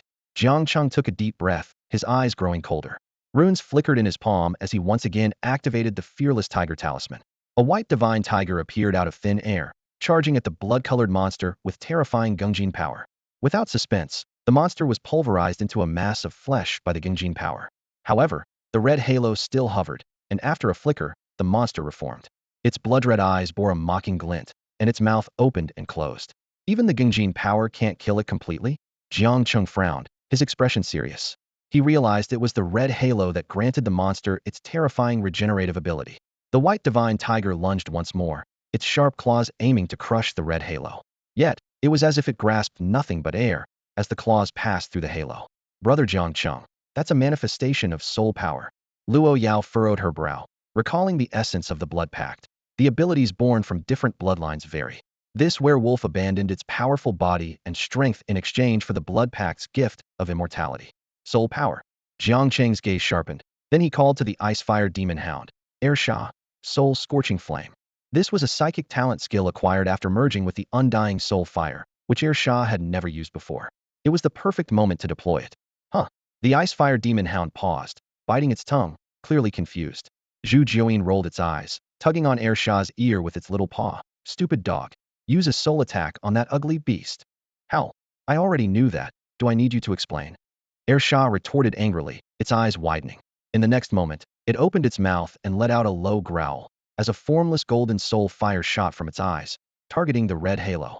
The blood-colored monster let out a mournful wail, its voice gradually turning to terror. The red halo above its head began to dim as the golden soul fire burned its soul. It endured the pain, frantically fleeing with its powerful four limbs. At that moment, a piercing cry echoed from the sky. Following that, several lightning bolts as thick as a baby's arm descended from the heavens. In the sky, a massive thunder eagle suddenly appeared, diving downwards. Its sharp talons, crackling with terrifying electricity, pierced through the blood-red monster instantly. The creature let out a harrowing scream, not from physical pain, but because a golden soul fire enveloped its spirit, clinging to it like an inescapable curse.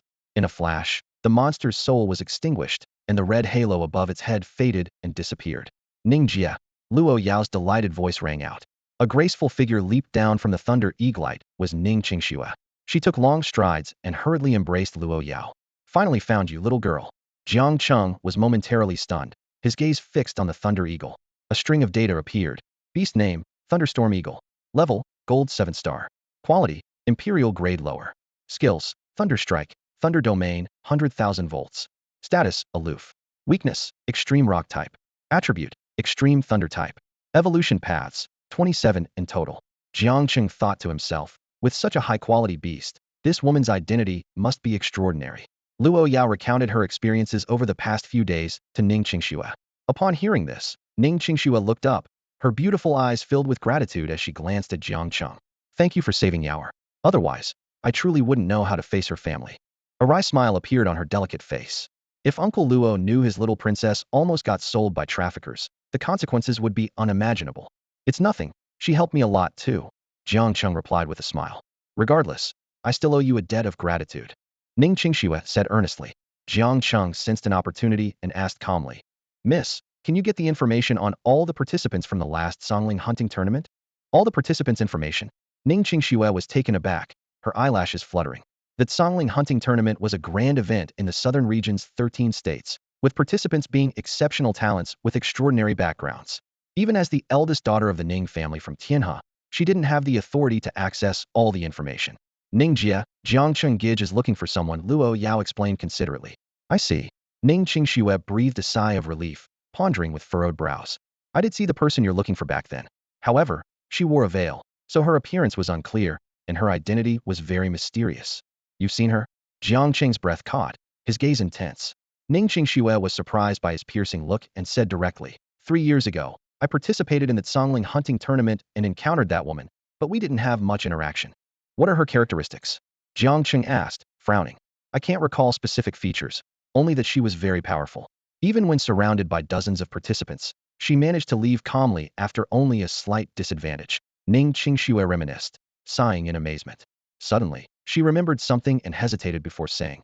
Later, there were rumors in the Longhu's secret realm that this woman might not be an outsider participant, but rather a native being. What?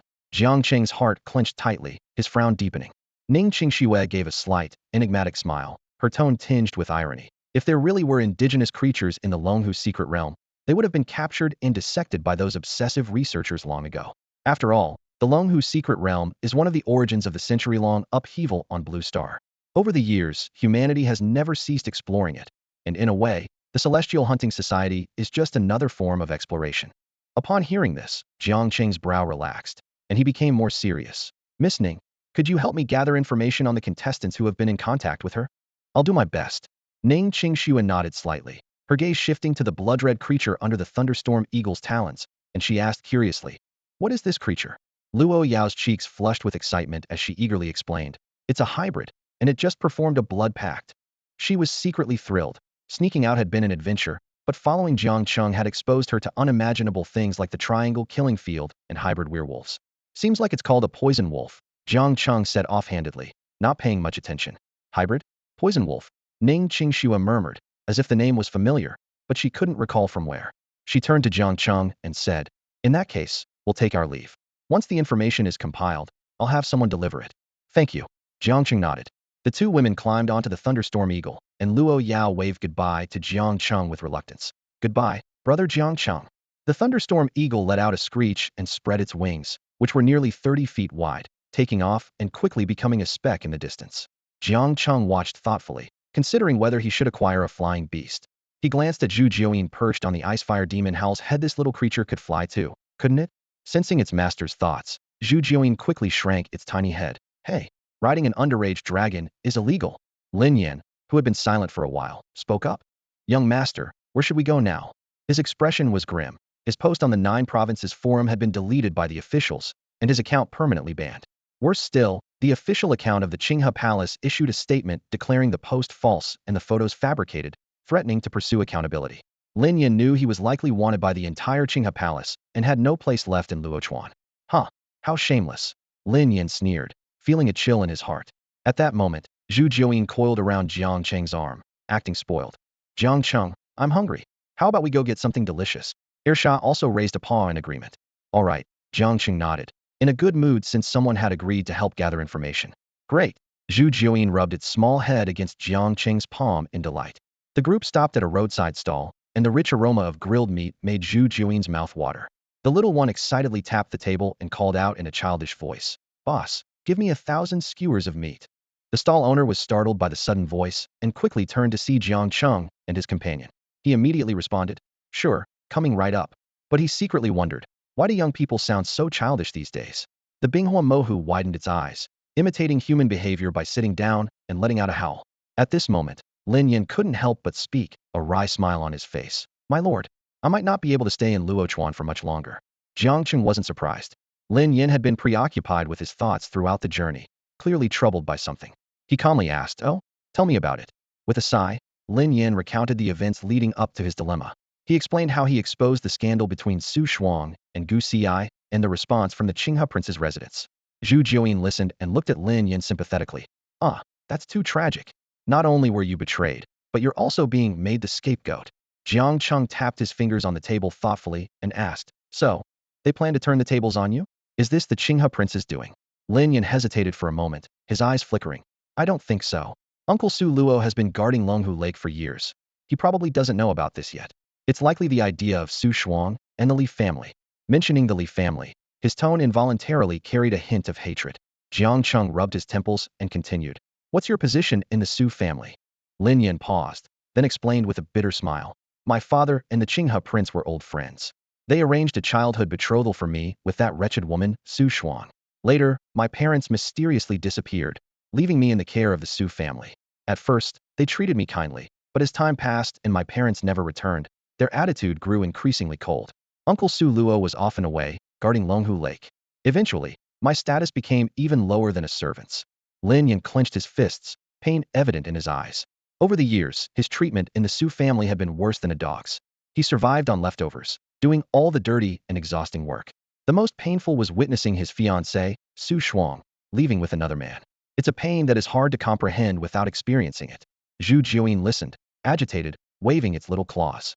The Binghua Mohu was also taken aback, nodding occasionally, clearly agreeing that Lin Yan's situation was indeed worse than a dog's. Jiang Cheng listened to Lin Yan's tragic tale, his expression growing more peculiar. This storyline was just like those popular Livian son-in-law novels from his previous life. According to the script, Lin Yin was likely about to reveal a terrifying background or powerful abilities, humiliating the Su family. It seemed Jiang Cheng was destined to be his guide. Jiang Cheng chuckled and shook his head, his gaze sharpening. "The only thing you need to do now is one thing: become stronger.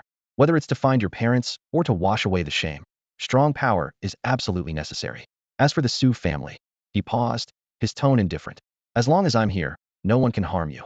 Even though taking in Lin Yin might have been due to a system task, now that Lin Yin was loyal to him, Jiang Cheng felt responsible for protecting him. Lin Yan's eyes grew moist. This was the first time in 20 years that someone had stood by him like this. Just then, the stall owner brought over a large bundle of skewers, the enticing aroma of cumin wafting through the air. Zhu Jiuyin's mouth watered, and it waved its little paw. "Boss, bring a dozen beers."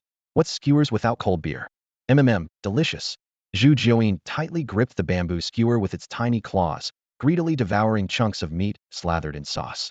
With its other claw, it effortlessly tore open a can and guzzled down ice-cold beer. Lin Yin stared in a daze, scrutinizing Zhu Jiuyin as his pupils suddenly contracted, a storm of shocks swirling in his mind. He had initially thought it was just a mutant lizard companion, but now realized he was gravely mistaken. This was undoubtedly a true dragon. Lin Yin was astounded. The young master actually had a true dragon as a companion. Unbelievable. Zhu Jiuyin, with bleary eyes, glared at Lin Yin, thinking to itself, "Why is this kid staring at me like that?" Suppressing his shock, Lin Yin quietly asked Jiang Cheng, "Young master, is your companion an ancient dragon species?" Jiang Cheng was busy teaching Air Shah how to enjoy the grilled skewers and responded with a nonchalant "Hmm." Lin Yin gasped, his heart a mix of awe and tension. Eastern ancient dragons were the most mysterious creatures on the blue planet. As far as he knew, the only ancient dragon species ever tamed by humans was the infernal dragon of the imperial capital's great figure, a rare and regal beast. Looking again at Zhu Jiuyin expertly enjoying the skewers, Lin Yin felt dizzy. This could very well be the second ancient dragon species to be tamed. Noticing Lin Yan's astonished expression, Jiang Cheng asked, "Are ancient dragon species rare?" Lin Yin replied solemnly, "Not just rare, almost extinct." He continued with concern, "Young master, if word gets out that you have an ancient dragon species, it might attract unwanted attention from those with ulterior motives." "Oh." Jiang Cheng rubbed his temples, glancing at Zhu Jiuyin, who was still munching away without a care. Lin Yan's warning made him realize this was indeed a tricky situation. Just then, the ice-fire demon hound panted heavily, staring in disbelief at the half-eaten skewer in its paw. It was too spicy. It cast a suspicious glance at Zhu Jiuyin, wondering how this snake could eat such fiery food so casually. Zhu Jiuyin, noticing Air Shah's gaze, sheepishly hid its paw, concealing a small packet of wasabi sauce it had secretly applied. Jiang Cheng couldn't help but smile at the scene and open the system shop interface. Item: Supreme Beast Companion Food. Effect: rich in nutrients, with some spiritual energy and excellent taste, essential for nurturing beast companions. Cost: 5 material fragments. Without hesitation, Jiang Cheng spent his remaining 5 material fragments to redeem the item.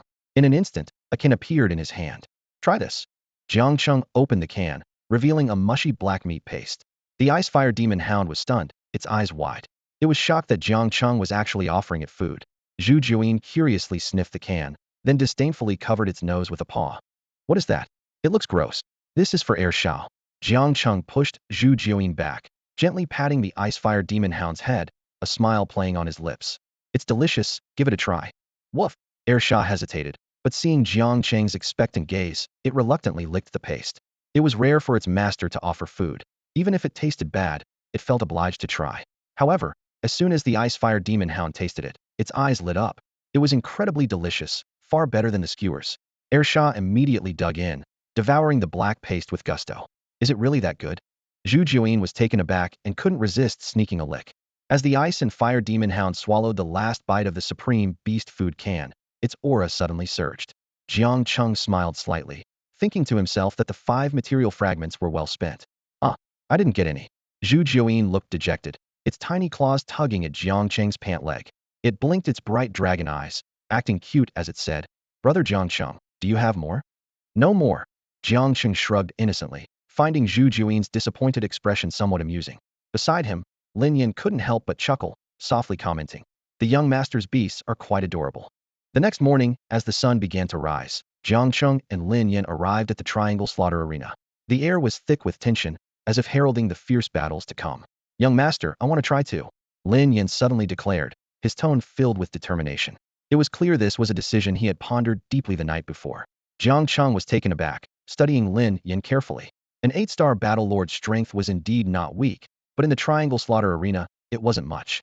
Moreover, Lin Yin had raw strength but lacked combat experience and skills. Facing opponents of the same level could spell disaster for him. After a moment of contemplation, Jiang Cheng said slowly, "With your current strength, it's best to start at the bronze level. As for the silver level, you're likely to die." Lin Yin was stunned by this, a wave of defiance surging within him. He thought to himself, "With my 8-star battle lord strength, I should be outstanding even at the silver level, surely better than a 1-star slaughter fighter." Sensing Lin Yan's thoughts, Jiang Cheng gave him a meaningful look and said, "Level doesn't equate to strength." The words were like a bucket of cold water over Lin Yan's head. He took a deep breath, his expression becoming serious. "Thank you for the reminder, young master." As they conversed, the host's excited voice echoed throughout the arena once more. Next match, 9,527 versus 7,612.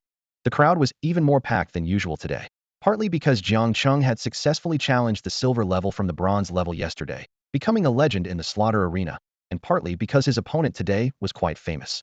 Yingxing Chong, a silver 9th rank slaughter fighter. His beast was a golden giant ant, its body exuding a metallic sheen, with a terrifying maw that still had traces of crimson flesh, making one shudder. Jiang Cheng glanced over, and lines of data immediately appeared in his mind. Beast name, Golden Mandible Iron Ant. Beast level, Gold 6-star. Beast quality, mid-grade candidate. Beast skills, Invincible Iron Armor.lv2, Death Bite.lv2, Mental Resonance.lv1. Beast state, Berserk. Beast attributes, Strength Mental. Beast description, a unique ant-type beast with strong defense and perfect strength, possessing weak mental control, likes to lift heavy objects, eats sugar. Afraid of being enveloped in water. Evolution paths, 16 available. Jiang Cheng was suddenly taken aback, not by the formidable attributes of the Golden Mandible Iron Ant, but because he noticed the system's data box had become more detailed. Not only were the skills described with levels, but the beast's characteristics, preferences, and weaknesses were also more thoroughly detailed. Yingxing Chong seemed to notice Jiang Cheng's gaze. His lips moved slightly, then he made a gesture at his neck.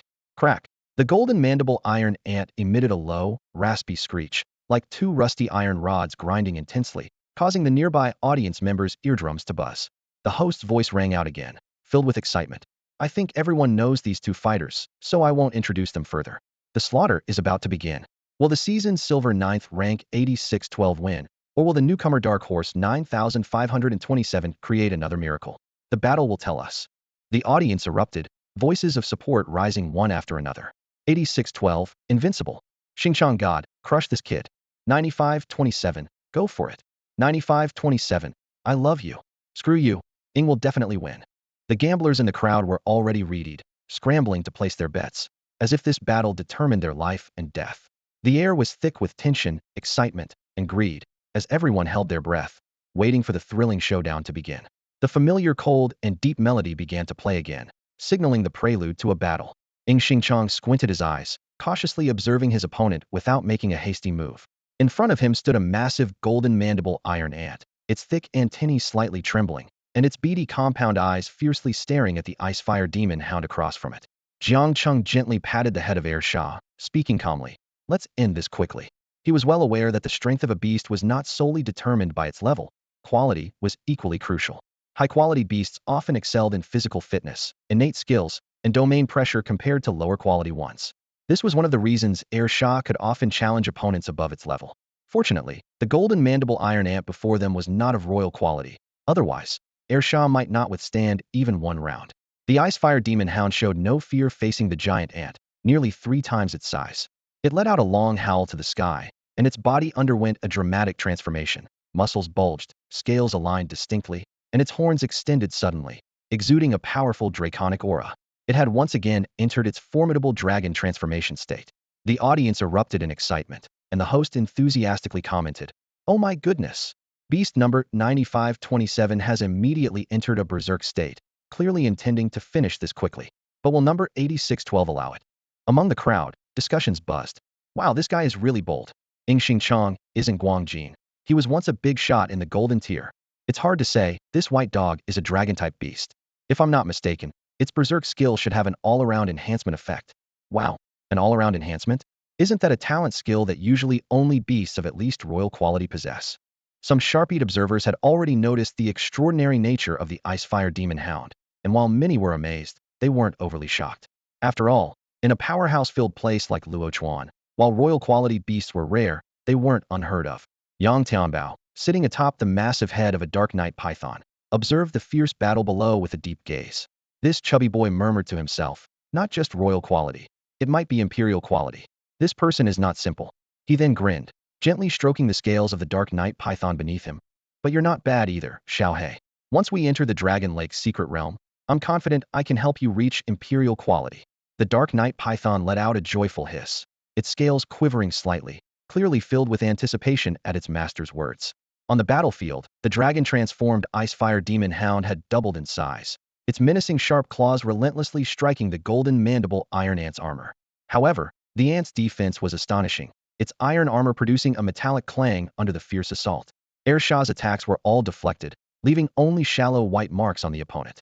A cold smile appeared on Ing Xingchang's face, his tone filled with mockery. A mere silver tear, thinking it can break through the iron armor of a golden mandible iron ant? Foolish, he was confident, recalling how the golden mandible iron ant had previously outlasted several golden tier combatants with its formidable defense. He believed that once the Icefire Demon Hound exited its dragon transformation state, its fate would be sealed. The Icefire Demon Hound roared in frustration. Neither clawing nor biting could inflict substantial damage on the stubborn giant ant. The golden mandible iron ant's iron armor, shimmering with a silvery sheen, was like an impenetrable shell, effortlessly neutralizing Air Shah's countless attacks. At that moment, the little head of Zhu Jiuyin peeked out from Jiang Cheng's pocket, eagerly rubbing its tiny paws and saying, "Jiang Cheng, can Air Shah handle this? If not, let me try." Jiang Cheng expressionlessly pushed Zhu Jiuyin's head back, suddenly issuing a command to the Icefire Demon Hound on the field. "Air Shah, try freezing it." The Icefire Demon Hound paused, a hint of confusion flickering in its eyes, but then it suddenly understood. It opened its massive mouth and spewed out a cloud of icy mist, enveloping the golden-jawed iron ant like an invisible net in an instant. Crack! A piercing shriek tore through the air as the golden-jawed iron ant's limbs and head emerged from its iron armor, writhing and twisting. The icy mist wrapped around it like water, with remarkable effect. Even the mutated golden-jawed iron ant couldn't withstand the terror of being surrounded by water. Its roars echoed throughout the arena, filled with both fear and anger. As its entire body was about to be frozen, the golden-jawed iron ant mustered all its strength, opening its menacing mandibles to fiercely bite the Icefire Demon Hound. This was its level 2 death bite skill, with an immensely powerful bite force. However, the Icefire Demon Hound wasn't afraid at all. In its dragon-transformed state, both its strength and defense had reached astonishing levels. Nonetheless, the golden-jawed iron ant's attack was not to be underestimated. Rip! A tooth-grinding, tearing sound was heard. The golden-jawed iron ant's sharp teeth managed to break through the scales on the ice-fire demon hound's back, biting off a chunk of flesh. The ice-fire demon hound roared in pain, its eyes turning red as its dragon claws gripped the golden-jawed iron ant's head tightly. Its gaze was filled with fury. "You bite me, I'll tear your head off." Crack! The golden-jawed iron ant let out a harrowing scream as its head was forcibly pulled from its body under the immense strength of the dragon claw. My God! 9527's beast is gaining the upper hand. The commentator's excited voice rang out again, and the crowd erupted with boos and fervent shouts. Xingchang's face was ominously dark. Through the beast master contract, he could clearly feel the pain of the golden-jawed iron ant. If this continued, it would be a dead end. He took a deep breath, his gaze cold as he looked at Jiang Cheng. As long as he dealt with the beast master, everything would fall apart. Xingchang quickly analyzed the situation. The boy in front of him seemed unremarkable, likely not having trained in the warrior's path.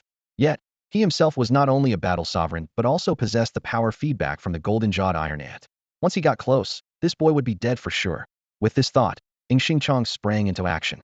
His entire skin suddenly glowed with a silvery sheen, and his fist punched through the air, aiming directly for Jiang Cheng's temple. If this strike landed, the consequences would be dire. Wow, that's despicable. Can't beat the beast, so he resorts to attacking the master. Xingchang is a battle sovereign. 9527 is doomed this time. Unbelievable, what a scoundrel. I can already see 9527's head bursting. The crowd was in an uproar, most of them despising Xingchang's actions. To them, the battle between beast masters should be settled by their beasts, and using warrior's path strength to ambush was no real skill. However, some battle-hardened fighters scoffed. In their eyes, these people were just talking without any real understanding. In the arena of slaughter, the loser often faced death, and no one held back for some so-called bottom line. No matter the method, defeating the opponent was the ultimate rule. Jiang Cheng, feeling the wind of the approaching punch, merely looked up with a faint smile. This scene froze the sneer on Xingchang's face, and a wave of inexplicable panic washed over him. The next moment, an unbelievable scene unfolded. Xingchang's fist stopped just 3 inches from Jiang Cheng's temple, as if it had hit an invisible wall. My God! 9527 effortlessly blocked 8612's full power strike. The commentator exclaimed once more, and the entire audience was stunned, eyes fixed on this moment in shock. Jiang Cheng easily grasped Xingchang's wrist and flung him to the ground. Thud! A dull sound echoed as Xingchang hit the ground, but surprisingly, he didn't seem severely injured. A hint of surprise flashed in Jiang Cheng's eyes. Interesting. He noticed that Xingchang's defense was unusually strong at this moment. Kid, you can't beat me. Xingchang got up from the ground, a sinister grin on his face. With his skin gleaming like silver, he indeed resembled an angry silver gorilla. With a roar, Xingchang's muscles bulged, and his skin shimmered with a strange silver light. In front of Jiang Cheng, a line of data suddenly appeared. Xingchang, human, 3-star battle lord, gold tier beast master. Current status, enraged, activating the beast feedback skill, iron armor steel fist, LV1. Skill effect, arm enhancement 300, strength enhancement 300. Jiang Cheng raised an eyebrow in surprise, as if discovering a new world. Beast feedback skill, he murmured thoughtfully. However, his contemplation was quickly interrupted. Seeing Jiang Cheng ignore him, Xingchang was furious. Damn you! Die! He roared, his right arm swelling several times its size, veins bulging, and a punch tearing through the air toward Jiang Cheng. Jiang Cheng frowned slightly, a cold glint flashing in his eyes. He despised being disturbed while thinking. His right hand moved lightly, a seemingly casual slap carrying immense power. Crack! A sharp sound of bone breaking was followed by Xingchang's piercing scream. His right arm hung limply, clearly rendered useless. Meanwhile, the roar of the golden-jawed iron ant echoed from the other side. The ice-fire demon hound's ferocious dragon claws tore open its iron armor, twisting off its head. Whiteball splattered as its life ebbed away. The death of his beast dealt a fatal blow to Xingchang. His face turned ashen, he spat a mouthful of black blood, and fainted on the spot. Oh my God! This battle, 9527 wins. The announcer regained his composure and shouted excitedly. The audience erupted in fervent cheers. 9527. 9527. 9527. Of course, mixed in were the angry curses of those who had bet against him. Jiang Cheng's expression shifted as he approached the corpse of the golden-jawed iron ant. A system notification sounded. Ding! Beast material discovered. Steel armor. Can be synthesized. Can be decomposed into 10 material fragments. Decompose, Jiang Cheng thought. and the system store balance immediately increased by 10 material fragments. At this moment, the Icefire Demon Hound nudged Jiang Cheng's pant leg, showing its back wound. Candle Juin also looked sympathetic, saying, "Poor guy. That golden-jawed iron ant bit off a piece of his back. Luckily the scales protected him. If it had bitten the spine, it would have been over." "Go rest," Jiang Cheng said, soothingly patting the Icefire Demon Hound's head, pondering the beast feedback power. Lin Yan approached, looking both nervous and excited.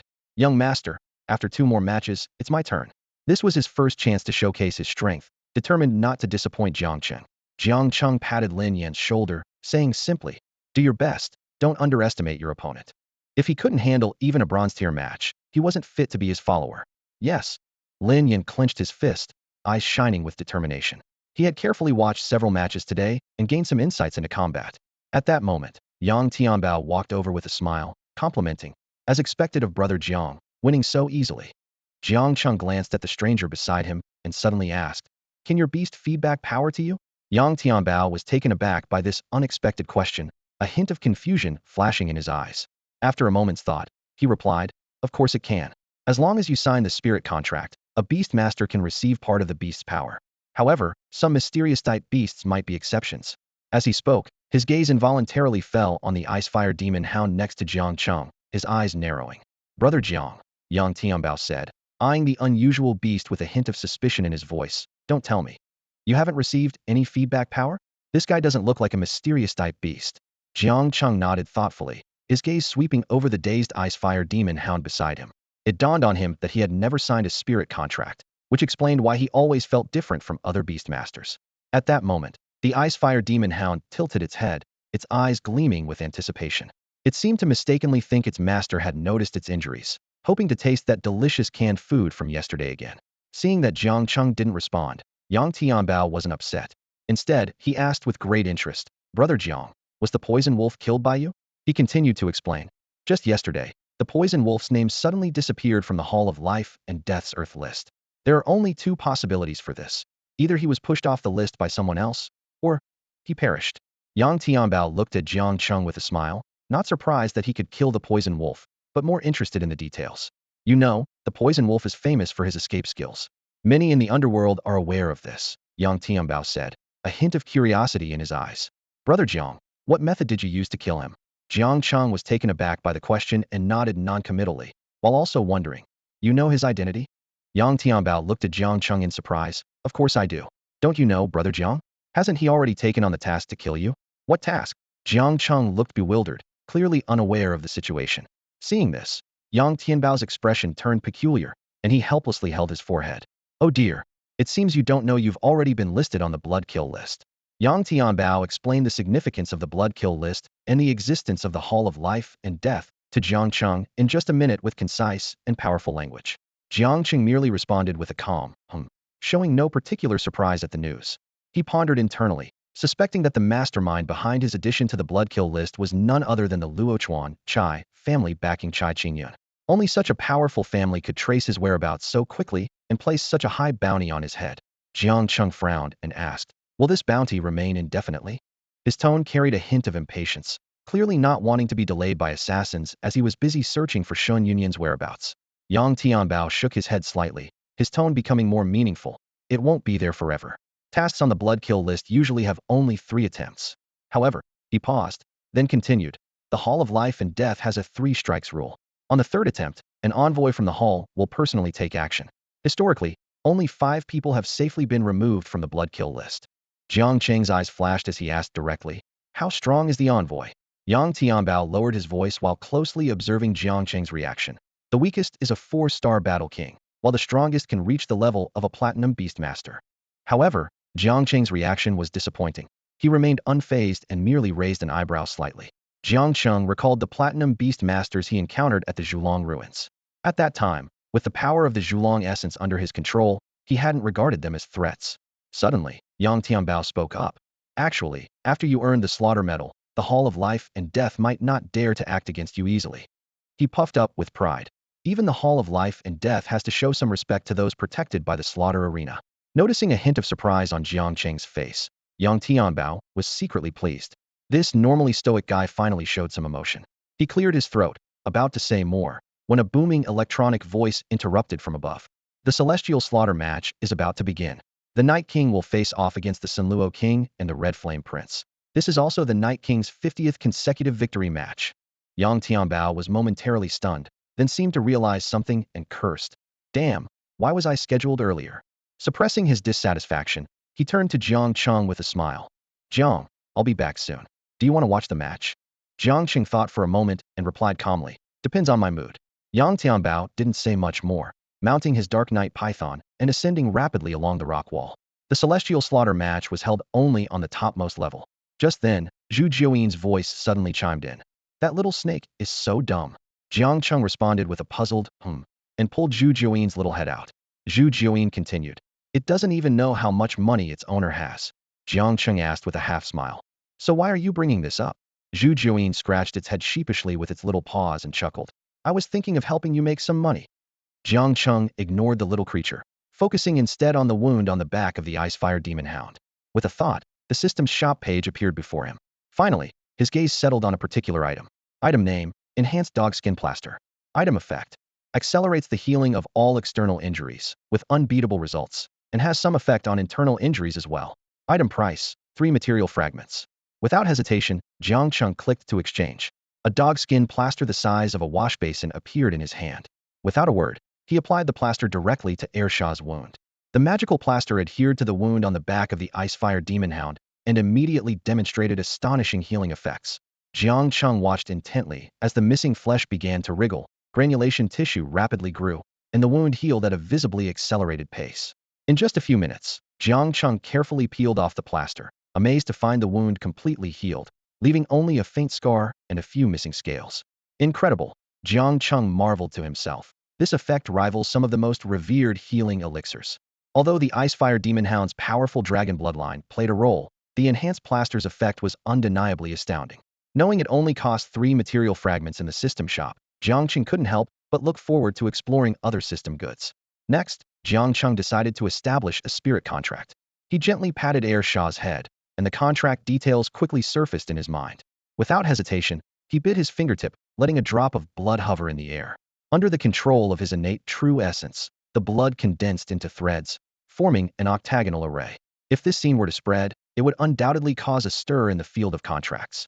It was well known that contract arrays typically required a medium to take effect, yet Jiang Cheng managed to succeed using only blood as the medium and the void as the carrier. With my blood, I bind you to an unbreakable eternal pact. Jiang Cheng softly recited the words from the spirit contract book. In an instant, the array and the void shone brilliantly. The central formation remained still while the outer octagon began to rotate.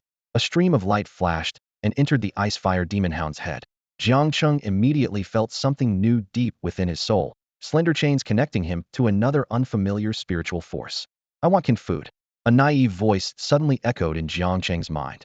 No kin food, Jiang Cheng thought in response, teasingly. The Icefire Demon Hound was startled, its paws flailing as if it had seen a ghost. It was shocked to realize Jiang Cheng could understand its speech. Jiang Cheng ignored the silly creature, closed his eyes, and quietly sensed the power feedback from Ershaw. Moments later, he exhaled deeply, a smile spreading across his face. The gains from this were substantial. The feedback from the Icefire Demon Hound manifested in 2 main areas. Firstly, Jiang Cheng's strength and physical resilience increased significantly, reaching about 1/5 of the Icefire Demon Hound's own strength. Notably, this was a pure physical enhancement, meaning Jiang Cheng could match ordinary non-power type gold tier beasts in raw physical strength alone, without using innate true essence. Secondly, Jiang Cheng acquired a trait from the Icefire Demon Hound resistance to both ice and fire. This feedback ability was extremely powerful, reducing the effect of any fire or ice attribute attacks to just 10. Jiang Cheng estimated that even if faced with ice and fire dual attribute skills below the gold tier, he could stand still and feel nothing more than a tickle. Such is the feedback from a royal class beast, Jiang Cheng mused, turning his gaze to the Zhujiao in his pocket. Curious about what abilities this little creature might grant him, he unhesitatingly drew another spirit contract. What are you doing? Zhujiao looked bewildered at the scene. A stream of light entered its small head, but unexpectedly, the contract failed to establish. Unable to sign the contract? Could it be because the level is too high? Jiang Cheng frowned slightly, gently pinching the back of Zhu Jiyin's neck.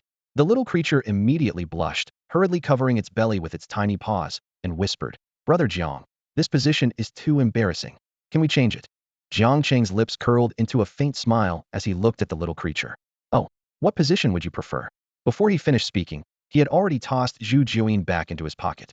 He thought to himself that it might be because Zhu Juin's level or bloodline was too high, beyond the scope of the spirit contract. Just then, Ershaw's voice suddenly rang out, having evidently established smooth communication with its master. Jiang Cheng, I want canned food. As soon as it spoke, Zhu Juyin poked its head out of the pocket, eyes shining with anticipation. Canned food? I want some too. Jiang Cheng looked at the two foodies and couldn't help but smile. He feigned seriousness, adopting a tone of earnest advice. There's no such thing as a free lunch. Want to eat? Buy it with your own money, Zhu Juyin said with a hint of grievance. But, didn't I help you earn 150,000 gold coins before? Ershaw nodded vigorously in agreement, adding, Exactly, exactly. Jiang Cheng glanced at the little creatures and casually made up an excuse. This canned food is made with special meat bits, not something that can be measured in gold coins. The two naive foodies immediately believed him, foolishly asking, Is that why it's so delicious? What should we trade for it then? Jiang Cheng pondered for a moment and said, Let's see how you perform. Win 5 matches, and I'll reluctantly give you 1 can. After all, my stock is limited. Win 5 matches. The dragon and the mythical creature both counted on their paws, seemingly thinking it wasn't too much. Zhu Juin's big eyes rolled, and it suddenly exclaimed, 1 can is too little. It's not enough. Jiang Cheng saw the little creature bargaining and couldn't help but laugh. He said calmly, All right, let's change it. Win 10 matches, and I'll give you 2 cans. But if I have to step in, it counts as a loss. 10 matches, 2 cans. Ershaw started calculating seriously with its paws again, confident in its ability to handle simple arithmetic. Suddenly, it shouted in dissatisfaction, You're lying. Shouldn't 10 matches be worth 6 cans? Jiang Cheng's face twitched slightly, too lazy to argue with the silly creature. Just then, the bronze-level slaughter match began. Jiang Cheng's attention was suddenly drawn to the arena, where it was Lin Yan's turn. Despite having watched several slaughter matches from the audience, Lin Yan couldn't help but feel a bit nervous once he was on stage. However, upon seeing his opponent, he relaxed slightly. The opponent was only a 1-star war venerable, while he was 7 stars higher. Surely, he wouldn't lose. The announcer briefly declared, In this match, number 9686 will face number 9732, and promptly announced the start of the slaughter match. Number 9686, Lin Yan's opponent, was a lean man with long arms, cautiously eyeing Lin Yan without making the first move. Lin Yan clenched his fists, unleashing his surging battle energy without holding back. The lean man's face changed drastically, cursing inwardly. With that kind of strength, why aren't you in the silver tier instead of bullying us in bronze?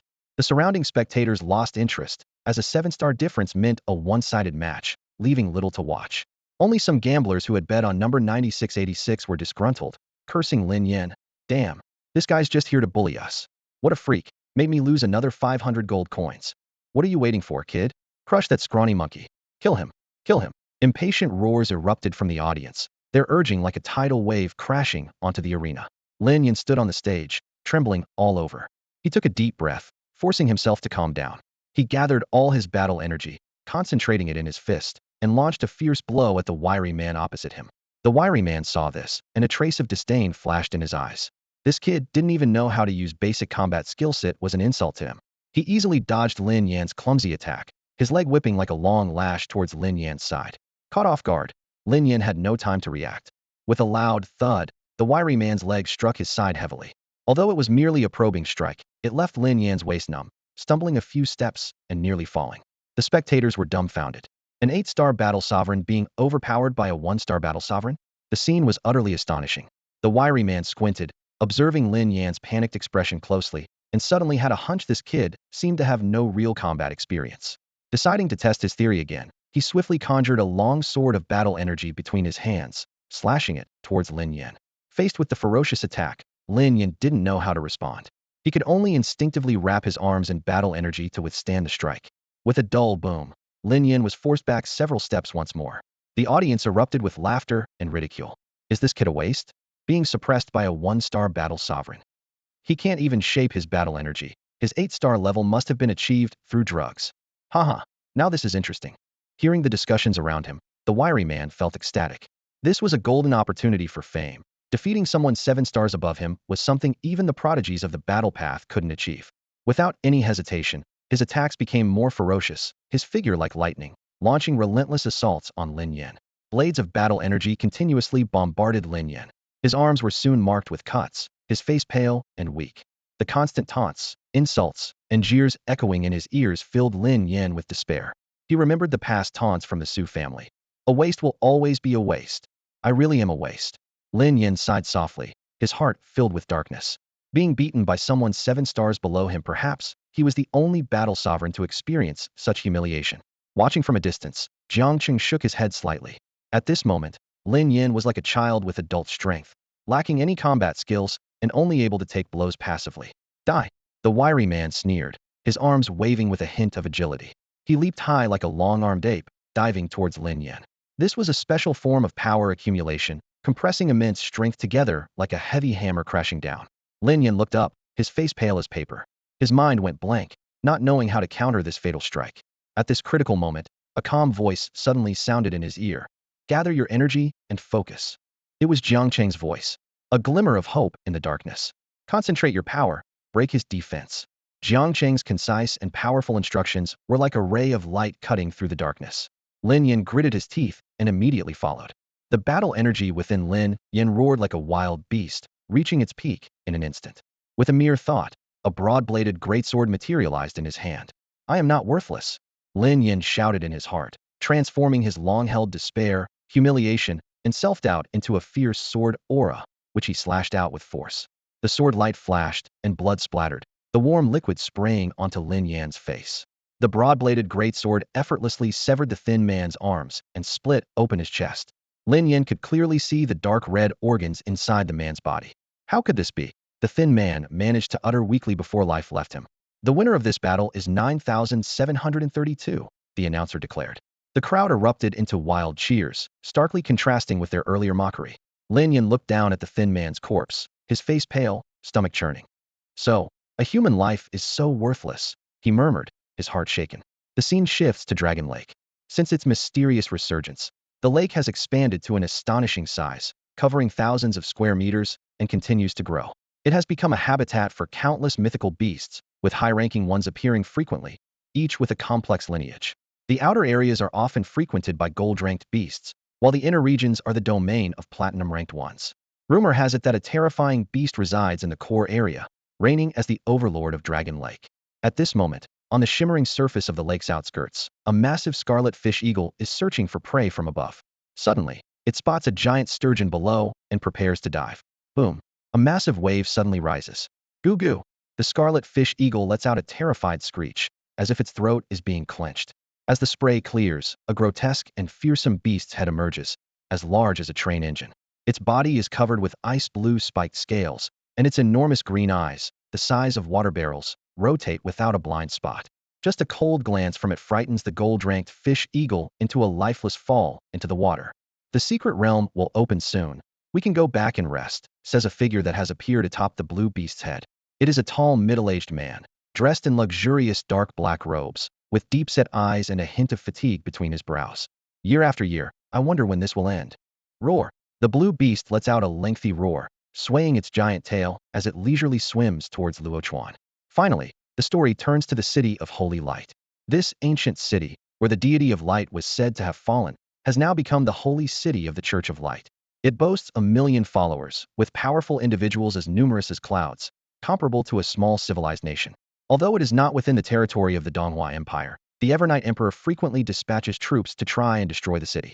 However, due to its strategic location deep within the Beiwang Mountains, making it easy to defend and hard to attack, each assault has ended in failure. In the Holy City, a massive and majestic structure stands tall, its golden and resplendent exterior shimmering in the sunlight. This is the central hub of the Church of Light Dawn Ocean and the tallest building in the entire city. Inside the Grand Hall, Wenren Guaner, dressed in a flawless white gown, kneels on a cushion, her delicate brows lowered as she attentively listens to the elder before her. The high priest, with a serious expression and piercing gaze, gradually shifts the conversation from small talk to more serious matters. The Dragon Lake's secret realm, as one of the sources of the mysterious resurgence, harbors great dangers within. Remember these 3 points for your journey, Holy Maiden. The high priest's voice suddenly becomes low and solemn. Wenren Guaner lifts her head, a trace of seriousness flashing in her beautiful eyes, as she waits for him to continue. First, if you encounter a beast, repel it rather than kill it, the high priest says, his brows furrowed and tone grave. Wenren Guaner does not question the reasoning, but nods solemnly, clearly trusting the elder deeply. Second, Relic treasures are for those with fate. Do not seize them by force. The high priest continues. Despite her inner doubts, Wenren Guaner respectfully agrees. As for the third point, I will tell you when you set off. The high priest smiles, his aged face wrinkling further, casting a profound look at Wenren Guaner. Then I shall take my leave. Wenren Guaner, noticing the elder's fatigue, performs an unusual gesture before gracefully exiting the inner hall. Upon stepping out, Wenren Guaner immediately resumes her composed demeanor as the aloof holy maiden. She coldly asks the maid beside her, "Have you found information on that person?" The maid in a black dress respectfully replies, reporting to the holy maiden, "We have a general idea. That person seems to be in Luochuan now, but it appears he's been listed on the blood kill list." The blood kill list. Wenren Guaner raises an eyebrow, then coolly orders, "Inform the Hall of Life and Death that this matter now falls under the church's jurisdiction." Understood. The maid nods solemnly, observing Wenren Guaner's expression and quietly adds, "Holy maiden, the Kunlun Saint's beast reached platinum level today." Wenren Guaner's expression remains unchanged, but her starry eyes grow colder. Her red lips press tightly together, her tone firm. "No matter, my journey to the Dragon Lake's secret realm will surely elevate the bright serpent once more." She gazes into the distance, her slender fingers unconsciously clenching, and a faint smile appears on her exquisite face, as if recalling something. Meanwhile, the Song family of Tianhe receives an unexpected visitor. A weathered-looking young man appears at the door, accompanied by a massive golden flaming lion. This lion, as tall as a small mountain, makes a metallic sound with its sharp claws on the ground, its bell-sized eyes glowing with a cold light, exuding an intimidating aura. The young master has returned. Tianjua, quickly inform the master. Young master Tianjua has finally returned from his travels. The servants cheer excitedly. In no time, members of the Song family rush out to welcome him.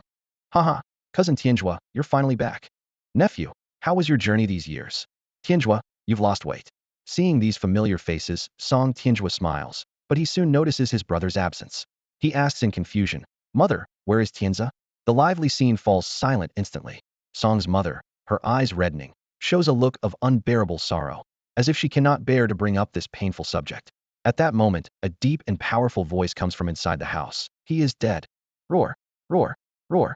A massive white-furred bear, nearly 10 meters tall, let out a pitiful howl. Its gigantic body was covered in deep wounds, with a fatal gash across its chest. The bear collapsed with a thud, shaking the entire arena. Its master, suffering the backlash of the spirit contract, spat out a mouthful of blood and fainted. Seeing its opponent defeated, the Icefire demon hound finally stopped. It extended its long tongue to lick the blood off its claws. Though it was also covered in wounds, its once pristine scales battered after numerous fierce battles, the powerful bloodline of the hound race endowed it with remarkable healing abilities. "Oh yeah, 2 more cans."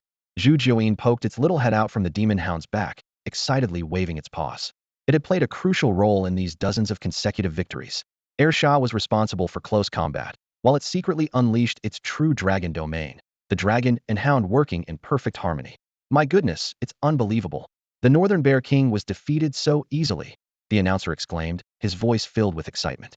"This battle, the Underworld King wins." He continued, "In the next match, the Underworld King will face Tiansha, another contestant at the Golden Rank 9. If the Underworld King wins again, he will become the second fighter in nearly a decade to qualify for the 72-win challenge." The audience erupted in cheers. The Underworld King is unbeatable. Wow, what a fierce fighter.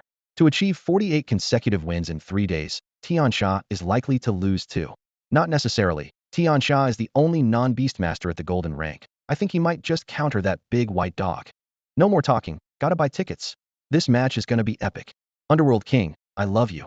I want to have your babies. The Underworld King was the alias Jiang Cheng casually picked after becoming a Golden Rank Slayer, but now it had become the hottest name in the entire Triangle Slaughter arena. Jiang Cheng walked off the stage with a blank expression, greeted by countless eyes filled with heat, awe, and admiration. Some wealthy young ladies, seeking thrills at the arena, cast flirtatious glances and sent people to inquire about Jiang Cheng's background. Some even offered a staggering sum of 10,000 gold coins a year to keep him. "Brother Jiang, you're quite the ladies' man." Yang Tianbao approached with a sly grin, lowering his voice mischievously. "Miss Lu said she'll be waiting for you in VIP room 506 at Yinxian Pavilion today, rain or shine. If you agree, she'll give you a Xianling Yupo crystal. TSK, that thing is a treasure, worth at least 30,000 gold coins on the market, and it's hard to come by." Jiang Cheng glanced at the chubby guy and suddenly replied with a sarcastic smile, "Why don't you go? I would love to, but she's not interested in me." Yang Tianbao patted his belly, feeling wronged. Ignoring him, Jiang Cheng walked straight ahead, ready to enjoy the privileges of a golden-ranked Slayer complimentary VIP accommodation around the Triangle Slaughter Arena. Master, Lin Yan hurriedly caught up, his body bearing several wounds, but not looking defeated. In these 3 days, he too had hovered between life and death, advancing from bronze rank 1 to silver rank, facing countless dangers. The most perilous was a battle against a golden rank beastmaster, where he almost died to the claws of an ice spider crab. His chest was torn open by sharp crab claws, but fortunately, his heart was unharmed. The beastmaster seemed to be in a good mood that day, or perhaps out of respect for Jiang Cheng, spared his life. Through these trials, Lin Yan's demeanor had matured, becoming more composed and decisive. He was gradually adapting to his surging strength, now only lacking in combat technique training.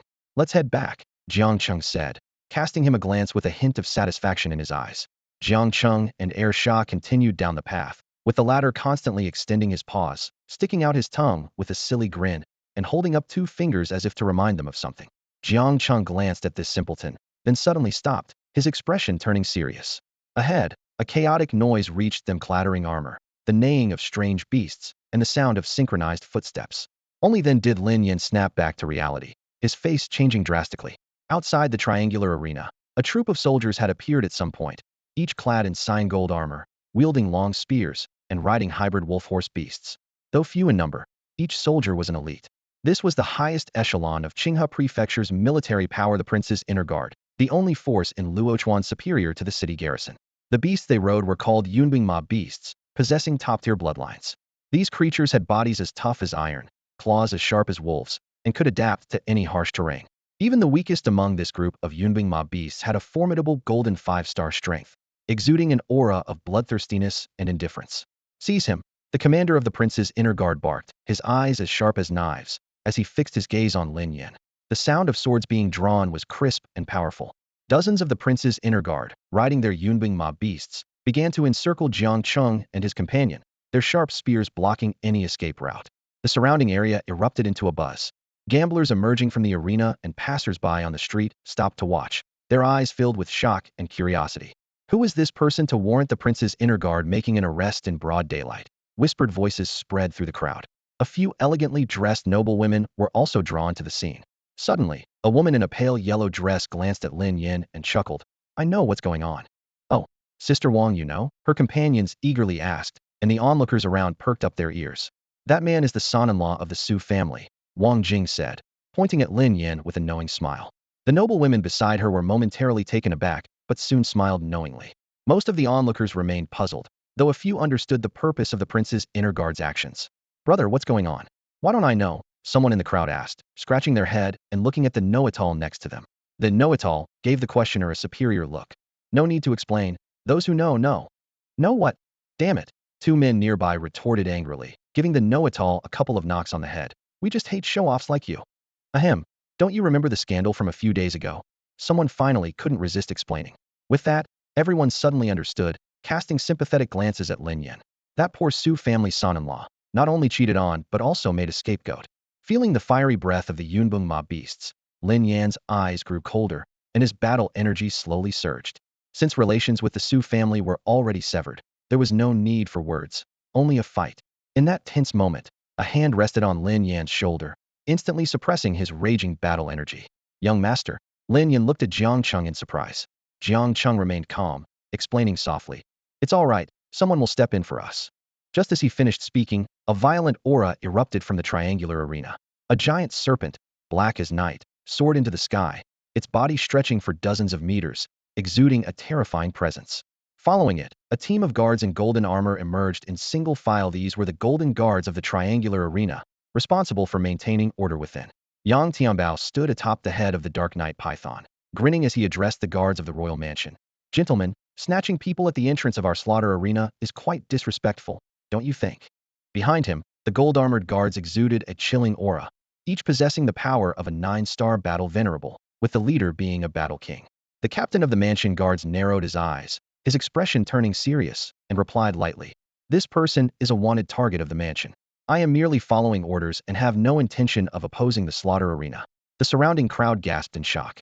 The fact that the royal mansion guards, known for their power of life and death, showed such caution towards the slaughter arena confirmed the rumors. The background of the triangular slaughter arena was indeed formidable. Even the dominant Su family of Qinghe state had to show some deference. Yang Tianbao glanced at Lin Yin and suddenly laughed. Are you referring to this brother? If so, there's been a big misunderstanding. He is not the wanted criminal you speak of. He is a legitimate silver fighter of our triangular slaughter arena. Sir, that's not a funny joke. The captain's face turned cold, and his aura surged. He was a 3-star battle king, and his cloud horse beast beneath him let out a sharp, impatient screech, glaring at the group with blood-red eyes full of aggression. Despite the intimidating presence of the massive Dark Knight python, it showed no fear and even seemed eager to challenge it. This was a royal breed of cloud horse beast, possessing a powerful aura, likely at the 7 or 8-star gold level. I'm not joking, Yang Tianbao replied with a smile, but the Dark Knight python under him slowly descended, its purple vertical pupils coldly observing the cloud horse beasts, occasionally flicking its scarlet tongue with a hissing sound. Since he is a fighter of the slaughter arena, he should be under our protection as long as he is near the triangular slaughter arena. The battle king among the gold-armored guards also spoke coldly. Tension rose between the two sides, creating a chilling atmosphere. Lin Yin was utterly shocked, not expecting the chubby young man who often chatted with the young master to stand up for him, even summoning the elite of the slaughter arena gold-armored guards. It was evident that Yang Tianbao held a significant position in the triangular slaughter arena. Jiang Cheng, however, remained calm, hands clasped behind his back. As expected, Yang Tianbao's connection to the triangular slaughter arena was not as simple as it appeared. Just as the mansion guards were about to make a move, a low, thunderous roar echoed from above Luochuan, and a shadow appeared in the clouds, resembling a giant beast flying through the sky. The next moment, everyone felt a shadow cast over them. Look up, someone shouted in awe. In the sky, a colossal ice-blue crocodile soared, its wings spanning a vast expanse. The aura of this beast was terrifying, and a mere glance was enough to instill fear.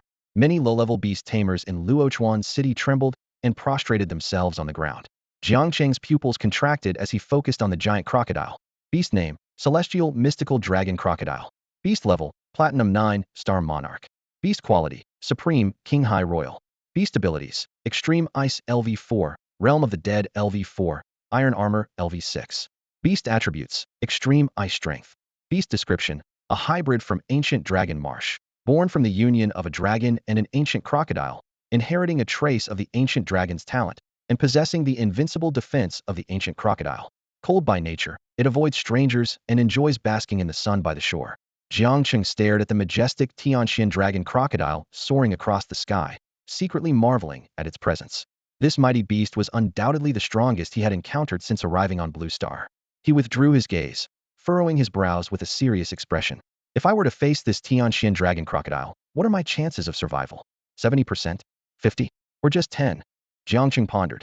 Being at the peak of innate strength is still too weak. There are still many threats on Blue Star. I need to reach the divine sea level quickly. He muttered to himself, while subconsciously stroking the 9-dragon soul-suppressing jade. Just then, Zhu Jiuyin peeked out its small head, speaking pitifully. Brother Jiang Cheng, if you give me enough canned food, I promise I'll be stronger than that big crocodile. Look how thin I am now. I can do it too. Air Shah raised its paw in agreement. Jiang Cheng's lips curled into a slight, ambiguous smile. All right, as long as you can take it down, I'll give you 100 cans. Both creatures were momentarily taken aback. Zhu Jiuyin gestured with its little paw, indicating its small size compared to the large crocodile. Meanwhile, Air Shah showed an excited expression, glaring fiercely at the Tianxian dragon crocodile as if thinking, fortune favors the bold. The Tianxian dragon crocodile in the sky paused slightly, its massive green eyes rolling as if sensing something. However, it didn't pay much attention, as there were few beings in Qinghe state that posed a threat to it. At that moment, a middle-aged man in dark clothes atop the creature glanced downward with sharp eyes, his brows suddenly furrowing. He spoke softly, descend. As the Tianxian dragon crocodile slowly descended, various factions within Luochuan city were immediately stirred. It's Qinghe King's Tianxian dragon crocodile. Someone whispered in awe. After 3 years, Qinghe King's return meant some people's schemes were likely to fail, especially for the Chai, Wang, Gu, and Chao families. The giant beast landed without making a sound. Even though it restrained its aura, it still sent chills down people's spines. The guards of the royal mansion dismounted and knelt in respect. Your Highness. The Yunbing horse beast trembled, prostrate on the ground. The surrounding crowd held their breath and knelt in reverence. Even the night serpent, a top-tier royal beast, had its scales standing on end like blades, its purple vertical pupils showing extreme fear. Yang Tianbao felt a chill in his heart, his face solemn. Lin Yin stood behind Jiang Cheng, his gaze complicated, remaining silent. In Jiang Cheng's dark eyes, there was a hint of seriousness. This person is very strong. Su Luo stood atop the Tianxian dragon crocodile, hands behind his back, looking at the royal guards with a frown. Why are you here? The commander of the guards hesitated for a moment before speaking. To capture Lin Yan. It was the lady's order. Upon hearing this, Su Luo's expression immediately darkened. His gaze shifted to Lin Yan behind Jiang Cheng, the latter's eyes complex and silent. For what reason? Su Luo's voice was calm, yet carried an inherent authority. This. The commander knew the reason, but found it difficult to express. Qinghe King sneered. What? I've only been guarding Dragon Lake for 3 years, and my words are already losing weight. As he landed and walked unhurriedly, each step felt like it pressed on everyone's heart, his presence overwhelmingly imposing. The aura he exuded was terrifying. Everyone was shocked, feeling as if a mountain was pressing on their backs, unable to lift their heads. Commander Wang Wei finally revealed the truth to Prince Su Luo of Qinghe. His voice carried a hint of bitterness, and his eyes glimmered with guilt. As Su Luo listened, his brow furrowed deeper and deeper, forming a pronounced line, though it softened slightly when his gaze fell upon Lin Yan. I'm sorry, I have neglected things over the years, Su Luo said, his face full of remorse. Then he turned to Lin Yan, speaking with solemnity and determination. I won't let you suffer this injustice in vain. Come back to the palace with me, and I will ensure justice is served for you. Lin Yan shook his head slightly, his expression complex. There's no need, Uncle Su Luo. I was never truly part of the Su family, nor did I choose to be with Su Shuang back then. Everything that's happened now, let's just consider it a clean slate. Su Luo was taken aback by his words, casting a deep look at Lin Yan. The son of an old friend seemed to have changed significantly, no longer the despondent youth, but more like an unsheathed sword, sharp and revealing. But regardless, in this matter, I will help you seek justice, Su Luo declared firmly. After all, I promised Brother Lin to take care of you, and I arranged your marriage with Su Shuang. Both emotionally and rationally, I cannot let you suffer this injustice. As he spoke, Su Luo lowered his gaze, exuding a chilling aura that made everyone around feel as if they had fallen into an ice cellar, shivering involuntarily. This anger was not only about seeking justice for Lin Yan, but also about purging the palace of its corrupt practices. Whether it was Su Shuang, Lady Li, or anyone else, they had violated his inviolable principles. Lin Yan hesitated, torn inside. He did not want to see Uncle Su Luo break ties or argue with his family because of him. Despite the Su family's many years of difficulties, Prince Qinghe had always treated him like a son. At that moment, Jiang Cheng suddenly spoke up. I'll go with him. His words shocked everyone around. To remain so calm under the immense pressure of Prince Qinghe was astonishing. Su Luo looked at Jiang Cheng with mild surprise, his gaze piercing as if trying to see through him. Oh, Jiang Cheng thought for a moment and explained. I am his companion. Very well, Su Luo said, giving Jiang Cheng a deep look and saying no more. Lin Yan was filled with reluctance, his heart heavy. My lord, do you really want to go? Jiang Cheng seemed to understand his concerns and chuckled softly. What must be faced should be faced. Every cause has its effect. Resolving this will free you from any future constraints. The appearance of the celestial dragon crocodile also signaled the return of the king of Qinghe. Outside the palace, a group of attendants, guards, and members of the Su family had been waiting for some time, the air filled with tension and anticipation. Su Shuang stood behind Mrs. Li, anxiously whispering, Mother, do you think father will know about this? Despite their meticulous planning, aiming for perfection, the thought of her father's stern face made Su Shuang uneasy. Mrs. Li remained calm, softly reassuring her, don't worry. Just remember that this was all a scheme by that useless Lin Yan to frame you. This is the perfect chance to break off your engagement with that good for nothing. Suddenly, a deep, thunderous roar echoed from the sky. Roar, the enormous figure of the celestial dragon crocodile appeared before everyone's eyes, eliciting varied reactions.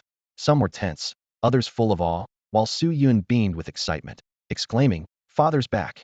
Just as Mrs. Li and the others prepared to greet him, a cold snort came from above the dragon crocodile. As the beast descended, Su Luo's figure grew imposing. He said nothing, but his cold, piercing eyes seemed to gaze at everyone like a mighty dragon. Seeing Lin Yan behind her father, Su Shuang's heart sank, and her expression turned frantic. Mrs. Li's face stiffened but quickly regained composure, gently inquiring, Why do you look so upset upon returning, my lord? Did something unpleasant happen? Su Luo slowly spoke, his gaze coldly sweeping over the Su family, anger smoldering in his eyes. Indeed, something has made me very unhappy.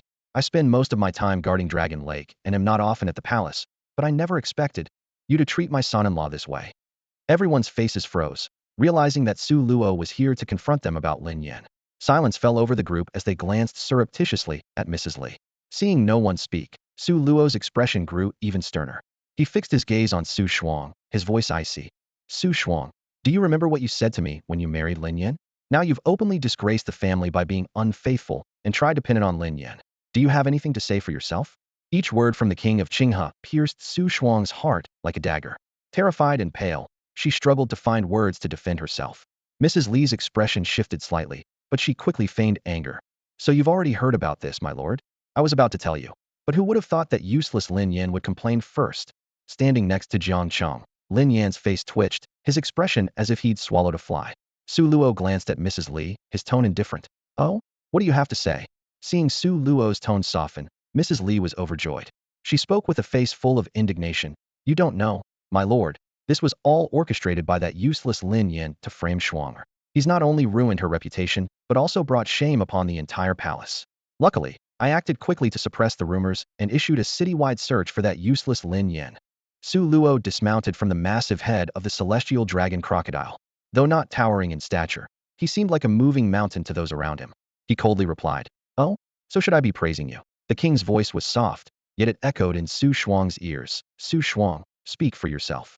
Mother is right. Su Shuang lowered her head, unable to meet her father's gaze. Her face was as pale as paper, and her voice as faint as a whisper, as if a mere breeze could scatter her. King Su Luo of Qinghe remained silent, his breathing conspicuously loud in the stillness of the hall. The air felt heavy and frozen, as everyone held their breath, wary of breaking the suffocating silence. After a long pause, Su Luo's eyes revealed deep disappointment and coldness as he slowly spoke. Do you truly take me for a fool? In that case, there's no need for you to stay in Luochuan any longer. His words hit like a bolt of lightning, causing everyone's faces to change. Su Shuang's heart trembled violently. Instantly grasping the deeper meaning behind her father's words, leaving Luochuan meant losing everything, leaving her with nothing but the hollow title of Qinghe's princess. Madame Li was shocked and quickly stepped forward to plead. Your Highness, please reconsider. Shuang'er has always been diligent in Luochuan, managing external affairs of the prince's residence. Silence. Su Luo interrupted sharply, his eyes wide with anger, piercing Madame Li like daggers. Tell me, did she commit an act of impropriety? Madame Li opened her mouth to deny it, but upon meeting Su Luo's cold gaze, she gritted her teeth and admitted, yes, but Shuang'er was beguiled by that young man from the Gu family. Isn't all this because of Lin Yan, that useless man? He can't even become a beast master or cultivate the warrior's path. Marrying Shuang'er to such a waste is the greatest injustice. Madame Li's words were sharp and pointed, squarely blaming Lin Yan for Su Shuang's mistakes, attempting to absolve her daughter. Lin Yan's face twisted with a mix of anger and inferiority upon hearing this. The confidence he had built through struggles seemed to falter under Madame Li's accusations. Two conflicting voices battled within him. I'm not worthless. No, you are worthless. You can't even cultivate the beast path or the warrior's path. No wonder your wife turned to another man. His eyes reddened with pain and self-doubt. At that moment, a calm voice suddenly broke the tension. Jiang Cheng patted Lin Yan on the shoulder, chuckling, blaming others for your own mistakes. Impressive, truly impressive. His words were blunt and piercing, directly targeting Su Shuang. Only then did everyone notice the unassuming young man standing behind King Su Luo, whose indifferent gaze intrigued them. They were shocked and puzzled, unsure who this stranger was to dare insult Madame Li and Su Shuang so openly in front of King Su Luo. In the crowd, Su Yun recognized Jiang Cheng, finding him somewhat familiar. After a moment of contemplation, she was surprised to recall, isn't he the one who helped my grandfather revise the Yunyang divine technique last time? Madame Li was furious, shouting, Who are you, boy? Do you know the grave offense of insulting a member of the prince's household? Guards, seize him and throw him into the dungeon. She gestured with a cold gleam in her eyes. However, the guards hesitated, glancing at King Su Luo's expression before acting. Su Luo suddenly turned to Madame Li with a smirk, saying, Li Saran, why don't you take over as the ruler of Qinghe? His tone was icy and sharp, sending chills to everyone present. Only then did people remember that Su Luo's first wife had passed away, and when he first ascended to the position of king of Qinghe, the situation in Luochuan was complex.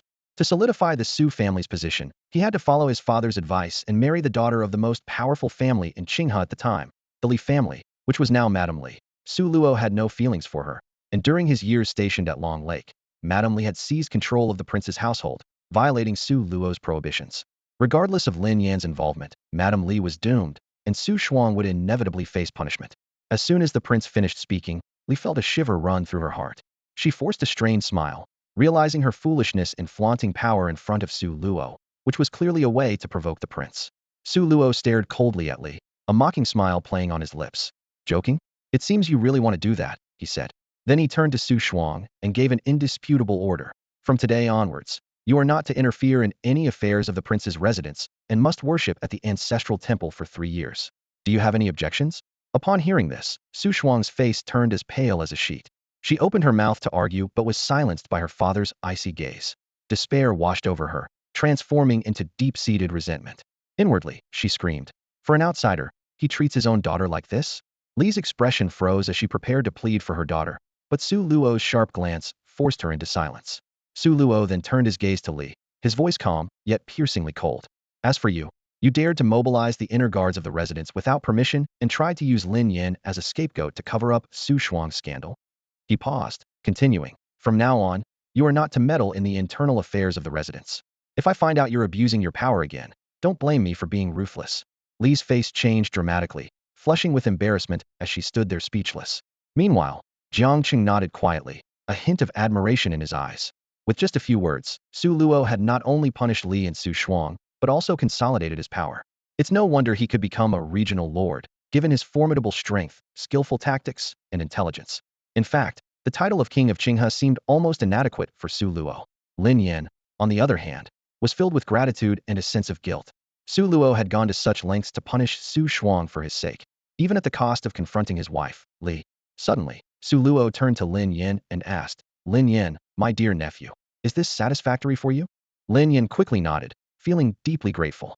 He sighed, "Uncle Su Luo, you really didn't have to do all this for me." Su Luo looked up at the sky, his gaze profound, and sighed softly. "No, I promised your father I would take good care of you. But now, it seems I've failed." He suddenly fixed his gaze on Lin Yan, his pupils narrowing in shock. "The seal within you has been broken." Realizing he had misspoken, Su Luo quickly corrected himself. "Can you cultivate the path of the warrior now?" Hearing the first part, Lin Yan was taken aback, but then nodded. He hesitated for a moment before asking, "Uncle Su Luo, from the way you spoke earlier, it seems you knew about the seal in me?" Su Luo frowned, giving Lin Yan a deep look, and sighed slightly. "Let's discuss this inside." Meanwhile, in the study of the Chai family, a bunch of useless idiots, trash. You can't even deal with a young brat, and still call yourselves the overlords of the dark world. Chai Xinglong's furious voice rang out, accompanied by the sound of shattering bottles and bookshelves. His face was twisted with rage, veins bulging on his forehead, as he pounded his fists on the luxurious purple crystal mahogany desk, leaving 2 small dents. Just moments ago, Chai Xinglong had received a notification from the Palace of Life and Death. The task of placing Jiang Cheng on the blood kill list had been forcibly cancelled, with only a vague hint given as to why someone had stepped in to protect Jiang Cheng, and the power behind that person was one even Chai Xinglong dared not provoke. Chai Xinglong was filled with unwillingness and anger. His son had been killed, the murderer was right in front of him, yet he was powerless to act. This sense of helplessness drove him nearly insane. "No, I refuse to accept this." Chai Xinglong's eyes were bloodshot as he growled quietly. Clenching his teeth, he made a firm decision and dialed an unfamiliar number. Inside the Qinghe king's residence, a conversation with life-changing implications was unfolding. Su Luo gazed at Lin Yan with a complex expression and slowly revealed a startling truth. "The seal within you was placed by your mother." Lin Yan was taken aback, his face filled with disbelief. His voice trembled slightly. "What? The reason I've been unable to cultivate since childhood is my mother." Seeing the turmoil within Lin Yan, Su Luo explained in a serious tone, "Don't overthink it. In fact, your mother placed the 9 tribulation seal within you to protect you." He paused and sighed. "There was a special power seed inside you. Without the seal, you might have died at birth." "A power seed?" Lin Yan was bewildered, his brow furrowed. Su Luo smiled slightly, tapping his fingers on the table, and explained succinctly, "Actually, the seed within you is one of the sources of Blue Star's centennial resurgence." Upon hearing this, Lin Yan's mind went blank, and even Jiang Cheng, standing nearby, had his pupils constrict with astonishment. Su Luo glanced at Jiang Cheng and continued without reservation, "This isn't a secret at our level. The seed is one of the sources of awakening from 100 years ago, containing immensely pure power, comparable to the Yuan Si strength of a battle emperor, with limitless potential for development. It's a treasure many powerful individuals covet." He shifted his tone. "As for why it appeared in you, I don't know the exact reason, but your parents." Lin Yan, catching the hint in Su Luo's words, asked in a low, somber voice, "So my parents' disappearance is also related to this power seed within me?" Su Luo remained silent, implicitly confirming the speculation. Lin Yan clenched his fists, emotions surging within. The resentment he had harbored for his parents' unexplained disappearance dissipated at that moment. Su Luo patted Lin Yan's shoulder, offering comfort. Don't worry too much. Your father's strength and skills are top-notch, and your mother is a master of contracts. There aren't many who can harm them. Suddenly, Su Luo changed the topic, asking, by the way, who helped you break the 9 tribulation seal? Lin Yin instinctively glanced at Jiang Cheng, a subtle action that did not escape Su Luo's notice. The Qinghe king looked at the young man beside Lin Yin with surprise. He had long seen that Jiang Cheng was exceptional, but he didn't expect him to break the 9 tribulation seal. This was one of the top 10 forbidden contract arrays, incredibly difficult. Lin Yan's mother had enlisted several master contract array experts to set it up. Jiang Cheng, noticing the attention, did not shy away and calmly said, I did, but I've only broken 2 of them. Su Luo was amazed, his eyes shining with interest. It's unbelievable. I didn't expect your skills and array techniques to be so impressive. May I ask your name? Jiang Cheng, he replied, his gaze steady, his demeanor neither humble nor arrogant. Meanwhile, atop a training mountain in the Yunyang battle residence, a terrifying aura suddenly emerged. In the sky, a massive golden fist slowly materialized, its power growing increasingly formidable, gradually enveloping the entire Yunyang battle residence, and even affecting nearby cities.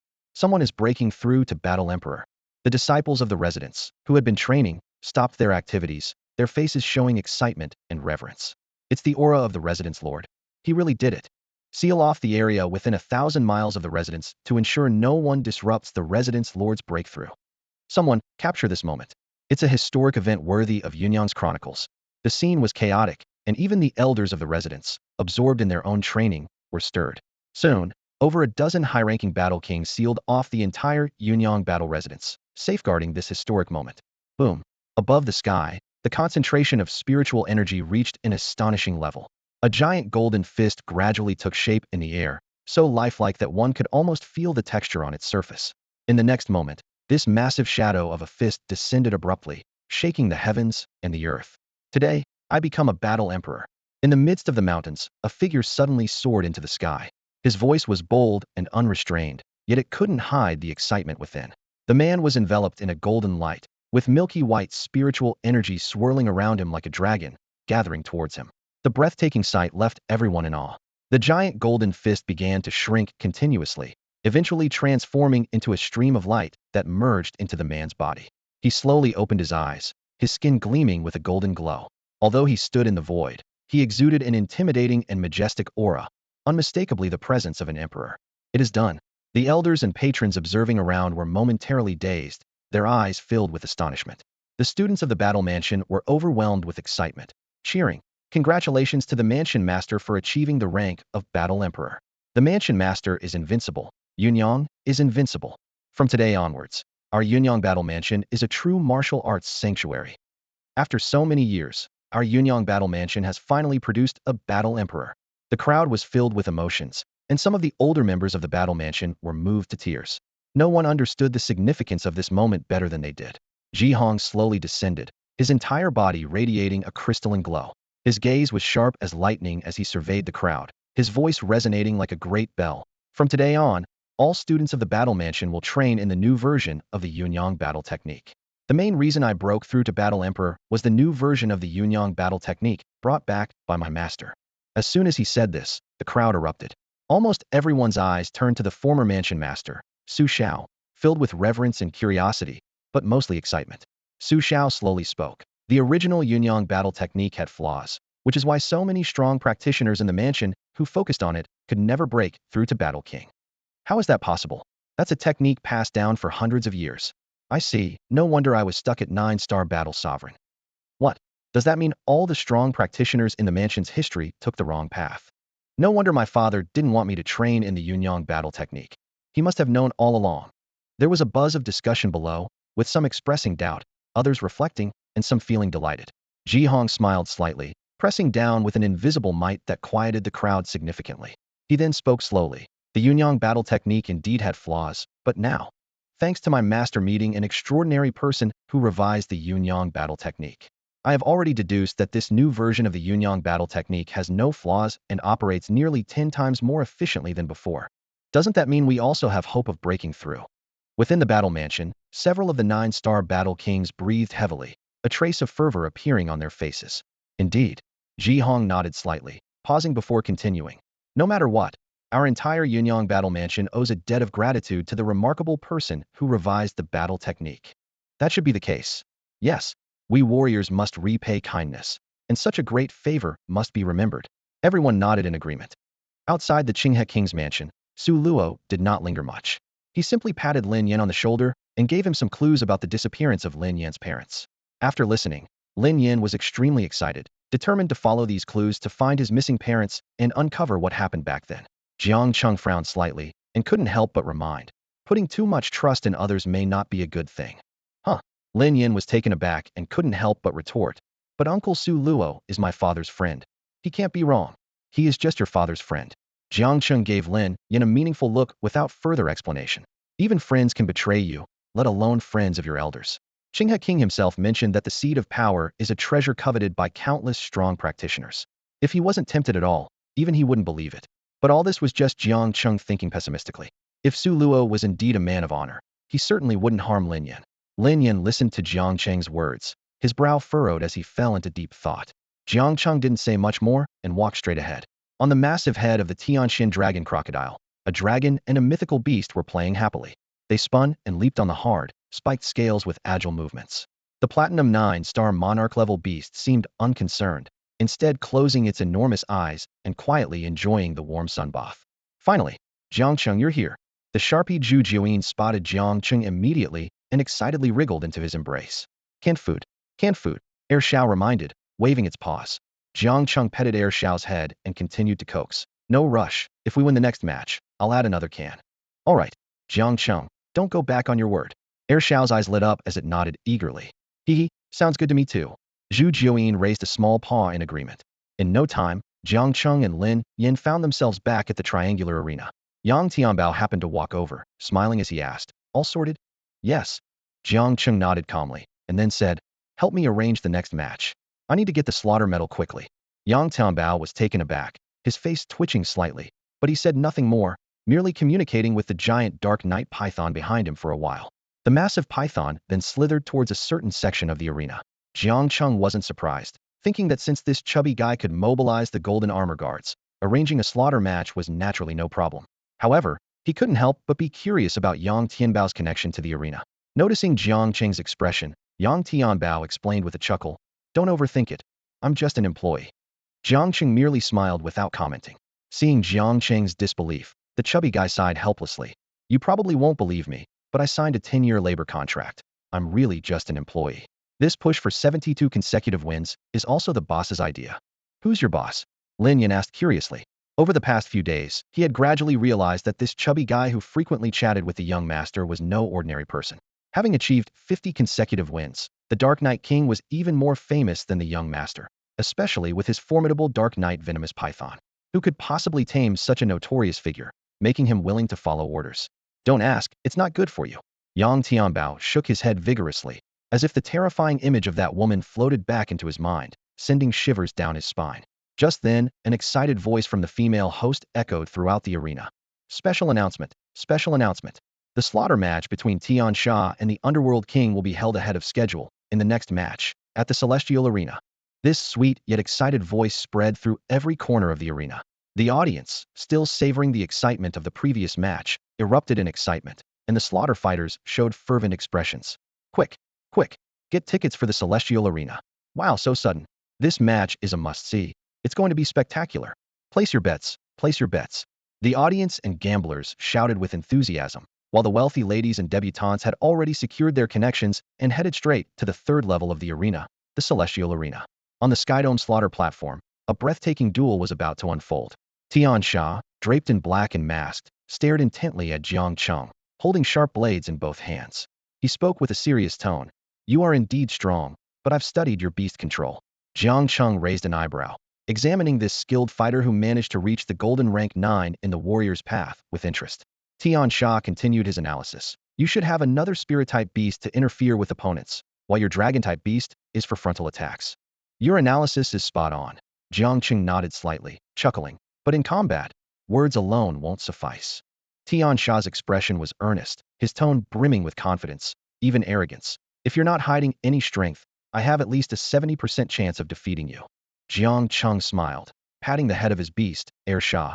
If I lose this one, I'll deduct the 2 previous cans together. Air Sha looked confused. Oh what? Meanwhile, the other beast, Zhu Jiuyin, growled angrily. Damn it! Both the dragon and the beast were tense, sharpening their claws, ready for battle. Renowned host Lu Xing'er, known for her beauty, parted her red lips, barely concealing her excitement. Ladies and gentlemen, these two need no further introduction from me. Now, let the battle begin. Boom. The Skydome slaughter platform was more majestic and sturdy than ordinary arenas, its surrounding formations being top-tier level 3 contract arrays, difficult even for high-level battle kings to breach. The audience erupted with cheers and chants. Hades is unbeatable. Hades, I love you. If you win this time, I'll have your babies. Tian Sha will win. Teach this guy a lesson. However, Jiang Cheng supporters, especially the female fans, were overwhelmingly dominant, drowning out the few voices supporting Tian Sha. On the platform, Tian Sha remained terrifyingly calm. He drove his blades into the alloy floor, sparks flying with a screeching sound. The ice-fire demon beast Air Sha let out an excited howl, igniting in flames, eagerly sharpening its claws.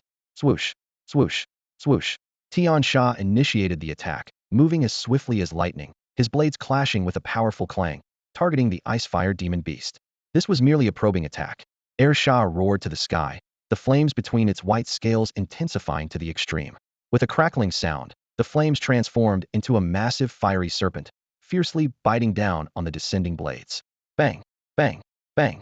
3 muffled sounds followed as the fiery serpent was shattered.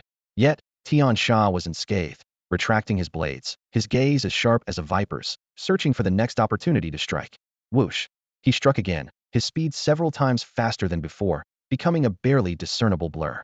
End of the world break. Tian Sha's voice was raspy and cold, like a deathly proclamation. His blades twisted 180 degrees in his palms, wrapped in 2 streaks of silver light, aiming for the throat of the ice-fire demon beast, intending to finish it in one strike. Roar. Air Sha let out an angry roar, but its form suddenly vanished. A shadowy figure mysteriously emerged, revealing one of Air Sha's innate skills, night assassination. The ice-fire demon hound, shrouded in shadow, attacked without hesitation, its sharp claws darting out. The dark silhouette sliced through the air, moving at a speed almost imperceptible to the naked eye, enveloping Tian Sha in hundreds, even thousands, of shadows. The sound of claws tearing through the air was incessant, shredding Tian Sha's clothing to pieces. Unexpectedly, when Ursha's claws made contact with Tian Sha's body, a shower of sparks erupted.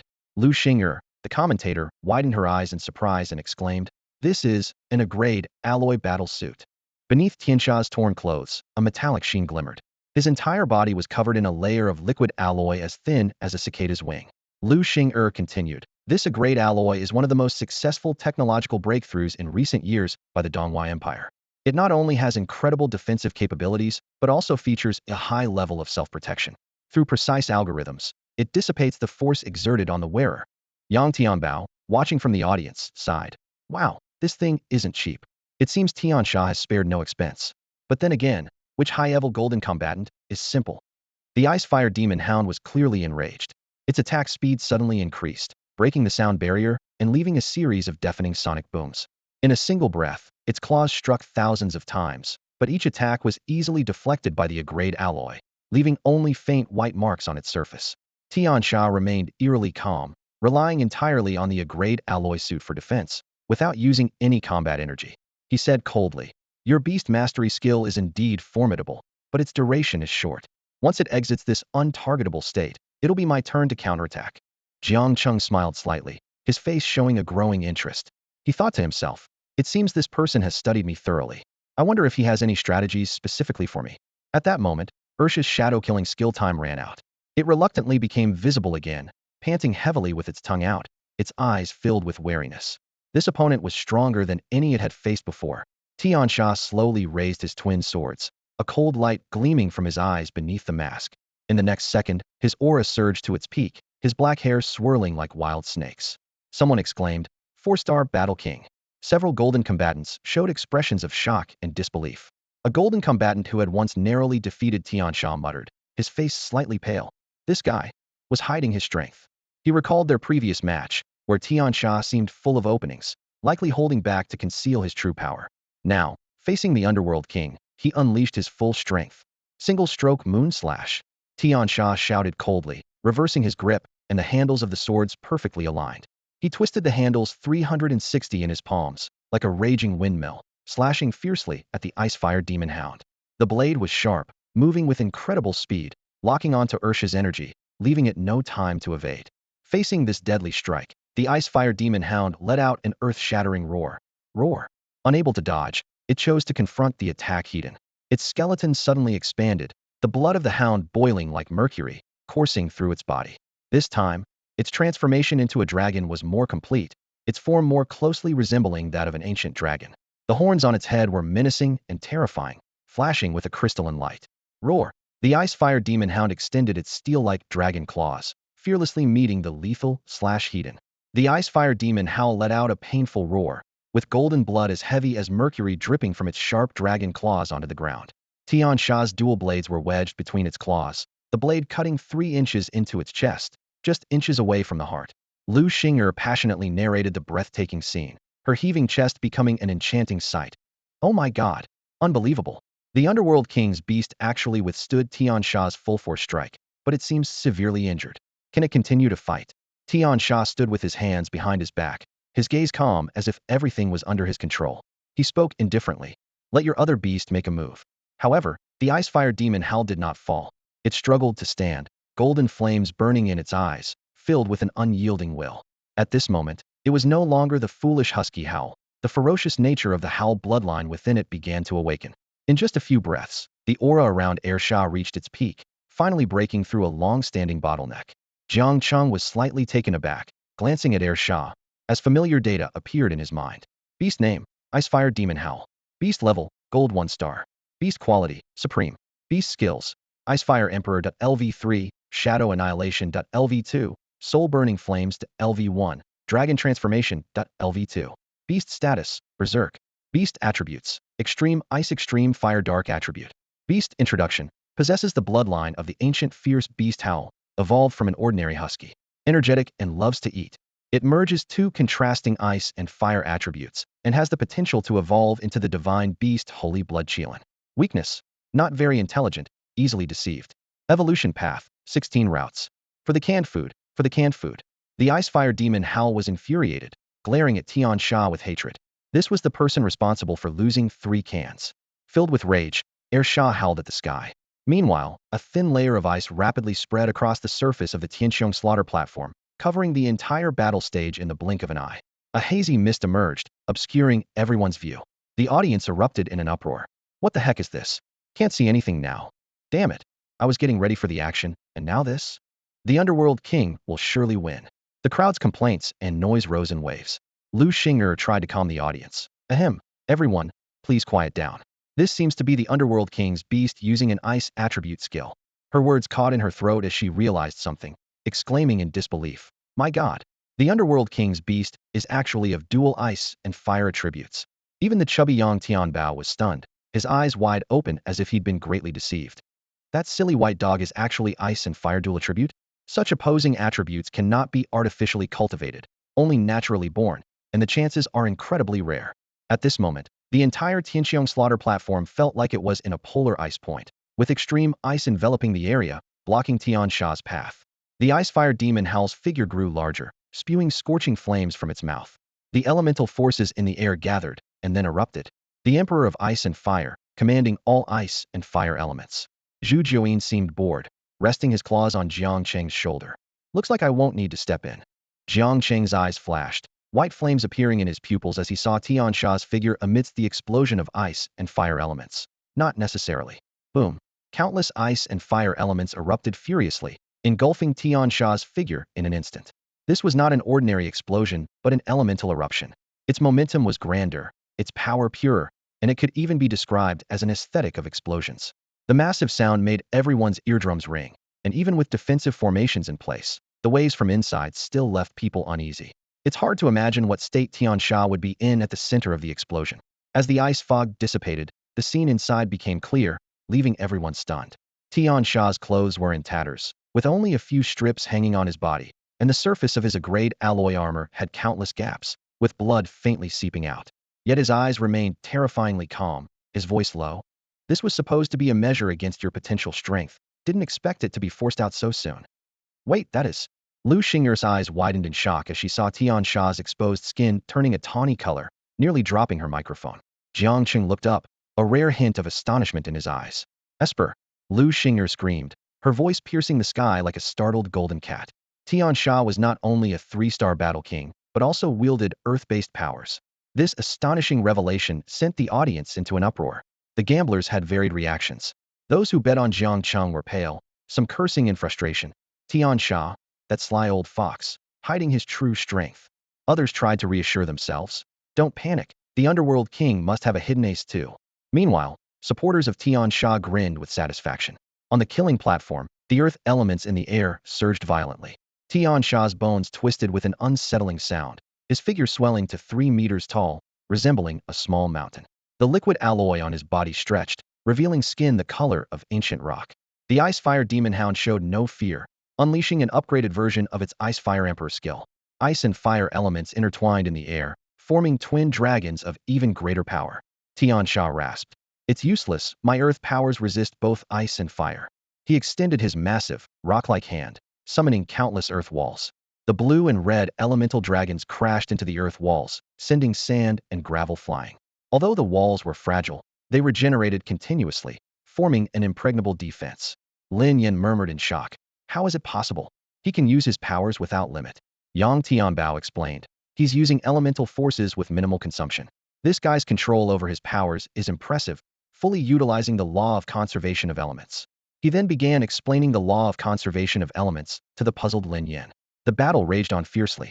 The Ice-Fire Demon Hound transformed into a Redan blue light rainbow, charging with extreme cold and heat. Tian Sha responded calmly, slamming his palm to the ground with a low roar. Earth Splitter. The alloy battle stage was instantly covered in cracks, and a massive earth element blade, Tinzhong long, erupted from the ground. Simultaneously, earth walls from all directions blocked all escape routes for the Ice-Fire Demon Hound. The battle reached a fever pitch, with the audience holding their breath, eagerly anticipating the outcome of this thrilling confrontation. Ershaw's defensive earthen wall shattered with a loud crash, as Zhu Jiuyin's true dragon domain descended like an invisible giant net. Tian Sha's towering figure trembled, and his sturdy legs slowly bent under the 300 gravitational suppression. A flicker of bewilderment crossed his eyes as he murmured softly. The gravitational suppression effect. It seems I misjudged. The hidden second beast is not of the psychic type, but a mysterious beast controlling gravity. However, Tian Sha remained unflustered. As a 3-star battle king, his strength was far from ordinary. His eyes narrowed, and his battle energy surged like a tide, sharp and fierce. The surrounding earth elements seemed to respond to his call, instantly forming an indestructible rock armor that enveloped his entire body. Zhu Jiuyin widened its eyes in disbelief at the scene, never having encountered someone breaking through the true dragon domain in such a manner, feeling both annoyed and shocked. Tian Sha slightly bent his legs, ready to strike. Spirit skill, earthquake, he muttered, and the alloy floor beneath him instantly caved into 2 deep pits. The next moment, he leaped high into the air like a cannonball, the earth elements in the air almost drained, coalescing into a violent elemental force. This small elemental bomb whistled towards Jiang Cheng with such immense power that even the surrounding defensive arrays began to crack. The space itself seemed distorted, a testament to the terrifying power contained within. Yang Tianbao couldn't help but exclaim in awe, while the dark night viper behind him hissed in warning. Even Lu Xing'er in the audience trembled as she spoke. It's unbelievable. The power fluctuations within the celestial slaughter platform have reached 300,000 joules. Can the underworld king really withstand this? In the face of such a powerful attack, Jiang Cheng's black eyes remained calm, though he was inwardly surprised. This spirit skill was indeed terrifyingly strong, enough to obliterate a battle king without a jade bone golden body. However, with his innate mastery, fully activating the Vajra mantra should easily neutralize it. Yet, what truly shocked Jiang Cheng was Zhu Jiuyin in his arms. The little creature was muttering incantations, and its dragon eyes suddenly glowed with an orange-eared light, as if 2 flames were dancing within. Jiang Cheng gazed at it, and a stream of data flashed through his mind. Beast name, Zhu Jiuyin. Level, Gold 2-star. Quality, Imperial Grade Medium. Skills, True Dragon Domain.lv2, Wind and Rain Control.lv2, Space Manipulation.lv3, Light of Time.lv2. Status, Angry. Attribute, Godly.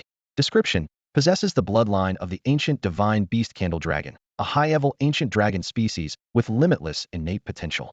Likes to act spoiled, is gluttonous and proud. Weakness, ticklish, allergic to cilantro. Evolution paths, 9 in total.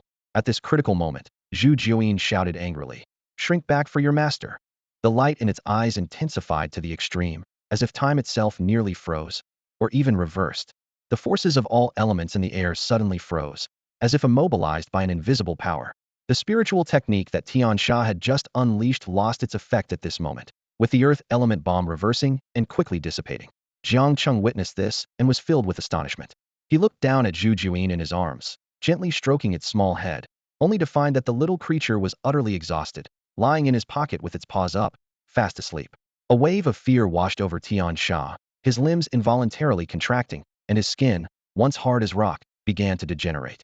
This power, transcending the elements, made him realize that he was facing the legendary force of time, which only deities could control. While Tian Sha was in shock, Air Sha seized the opportunity and leaped up. Its sharp claws struck Tian Sha's chest fiercely. Despite the protection of his alloy armor, Tian Sha felt intense pain as several ribs cracked. His body fell like a kite with a broken string, crashing heavily onto the alloy battle platform, leaving a massive dent before losing consciousness. The audience outside fell into a brief silence, followed by a collective gasp. Those who had bet on Tian Sha's victory turned ashen, with some even crying out in despair. "It's over. That was all my savings." More people were left shocked and puzzled, unable to comprehend how Tian Sha's seemingly invincible move was so effortlessly neutralized. High above, a mysterious gaze had been watching the battle all along. After a long pause, a low murmur was heard. "It's actually the power of time." The beautiful host, Lu Xinger, finally snapped back to reality. Wide-eyed and barely able to contain her shock, she announced, "Unbelievable. The Underworld King has turned the tables. Congratulations to the Underworld King on achieving 14 consecutive victories." "Underworld King! Underworld King! Underworld King!" Someone in the crowd shouted, sparking a tidal wave of cheers. Countless eyes focused on Jiang Cheng, who stood proudly on the Skyslayer platform, filled with awe, admiration, envy, and fear. At this moment, Jiang Cheng's brilliance outshone all the warriors in the entire triangle arena. Yang Tianbao watched from the side with a sigh, recalling how he had never received such grand treatment when he achieved 14 consecutive victories. Far away on the Qingtian Plateau, one of the highest plateaus in the Donghua Empire, and indeed the entire Blue Planet, was undergoing an incredible transformation. Before the Blue Planet's century of revival, this place was perpetually covered in ice and snow, barren and extremely harsh. Yet now, influenced by a mysterious force, everything here was defying nature and flourishing. The high mountains, reaching 3,000 to 4,000 meters in altitude, were no longer snow-covered but instead teeming with lush greenery, rivaling the density of a tropical rainforest. On the Azure Plateau, a unique scientific expedition team is arduously climbing Mount Zhu. Despite the climate reversal that has melted the once permanent snow cover, the difficulty of the ascent has increased significantly. The reason is surprising. After a century of revitalization, the gravitational constant of this plateau has reached the highest on Blue Planet, increasing incrementally with altitude. With each step forward, the team members feel their bodies growing heavier, as if pressed down by an invisible hand. Fortunately, the team rides on gravity apes, rare mutated creatures of the Azure Plateau. These robust animals can easily climb thousands of meters, proving to be invaluable assistance to the expedition team. "Brother Qin, we're almost at 4,000 meters, one team member exclaimed excitedly, eyes fixed on the altimeter in his hand. The faces of the other team members lit up with joy, thrilled to be nearing their destination. However, Qin Wu, the guide leading the team, wore a serious expression. Slightly out of breath, he turned to the employers behind him, his voice low yet firm. "Ladies and gentlemen, as agreed, I will only take you up to 4,000 meters. Beyond that, we absolutely will not go." "Why not?" a female employer asked with a frown, generously offering more. "I'll add 10 more spirit crystals." The male employers around her nodded in agreement, their eyes fixed intently on Qin Wu and the other team members. Qin Wu shook his head without hesitation, his stance unwavering. "Even for 100, I wouldn't take the job. I mentioned before we started, above 4,000 meters is strictly forbidden, harboring great terrors. At least, humans cannot set foot there." "What great terror?" someone scoffed, their tone filled with disdain. "Are you just scared?" he said impatiently, waving his hand as he ordered. "Enough talk. Take us above 4,000 meters, and then you can leave." Hearing this, Qin Wu's gaze turned icy. He gently patted the gravity ape beneath him, signaling it to stop. His voice was low and resolute. "To reiterate, above 4,000 meters, we will not go." Two guides stepped forward, standing beside Qin Wu, their eyes fixed menacingly on the stubborn employers. The air grew tense, charged with an atmosphere of confrontation, as both sides stood on the brink of conflict. The proposal from the blond young man broke the stalemate. Dressed in a thick parka, his eyes were sharp, clearly indicating his absolute authority within the expedition team. "How about a compromise? You only need to take us to the 3950-meter mark, and we'll handle the rest ourselves." The other team members nodded in agreement, and even the man who had insisted on going to 4,000 meters reluctantly consented. Qin Wu squinted, scrutinizing the group, weighing the pros and cons in his mind. Seeing Qin Wu hesitate, Carter smiled and sweetened the deal. As compensation, each of you will receive 10 spirit crystals. This tempting offer made the two guides beside Qin Wu breathe heavily. One couldn't help but whisper, "Brother Qin, I think we can accept it. After all, we don't have to reach 4,000 meters, and those rumors might not be true." No one witnessed what happened back then. Qin Wu interrupted sharply, "Fool. Have you forgotten how your sister died? After guiding for so many years, don't you understand the rules?" The guide known as Biaozi turned red with a pained expression in his eyes, remaining silent. Clearly, Qin Wu's words had hit a nerve. Another companion sighed, trying to mediate. "Brother Qin, Biaozi is just in desperate need of money. You know his family situation." Qin Wu's expression softened slightly, and he glanced at Biaozi before turning to Carter and his team, saying, "Sorry, we can only take you this far." Although Carter appeared unfazed, a barely noticeable coldness flickered in his eyes. The surrounding team members also remained silent, coldly watching Qin Wu and his companions. At that moment, Biaozi suddenly looked up, his eyes burning with a wild flame. "No, I can take you. I can guide you up, but I need 30 spirit crystals." Qin Wu grabbed Biaozi's shoulder in shock. "Are you crazy?" Biaozi cried out in anguish. "Brother Qin, I really need the spirit crystals. My father has the red disease. Only a doctor from the imperial capital can cure him. I can't just watch him die." "Red disease." Qin Wu's face changed dramatically, and he asked through gritted teeth, "When did this happen? Why didn't you say anything?" Tears welled up in Biaozi's eyes. "It happened months ago. He's been hiding it from me until his appetite grew uncontrollable, and I finally noticed. If I had told you, you wouldn't have spared him." Qin Wu took a deep breath, looking at Biaozi with a complex expression. "So the livestock missing from the village recently were eaten by your father?"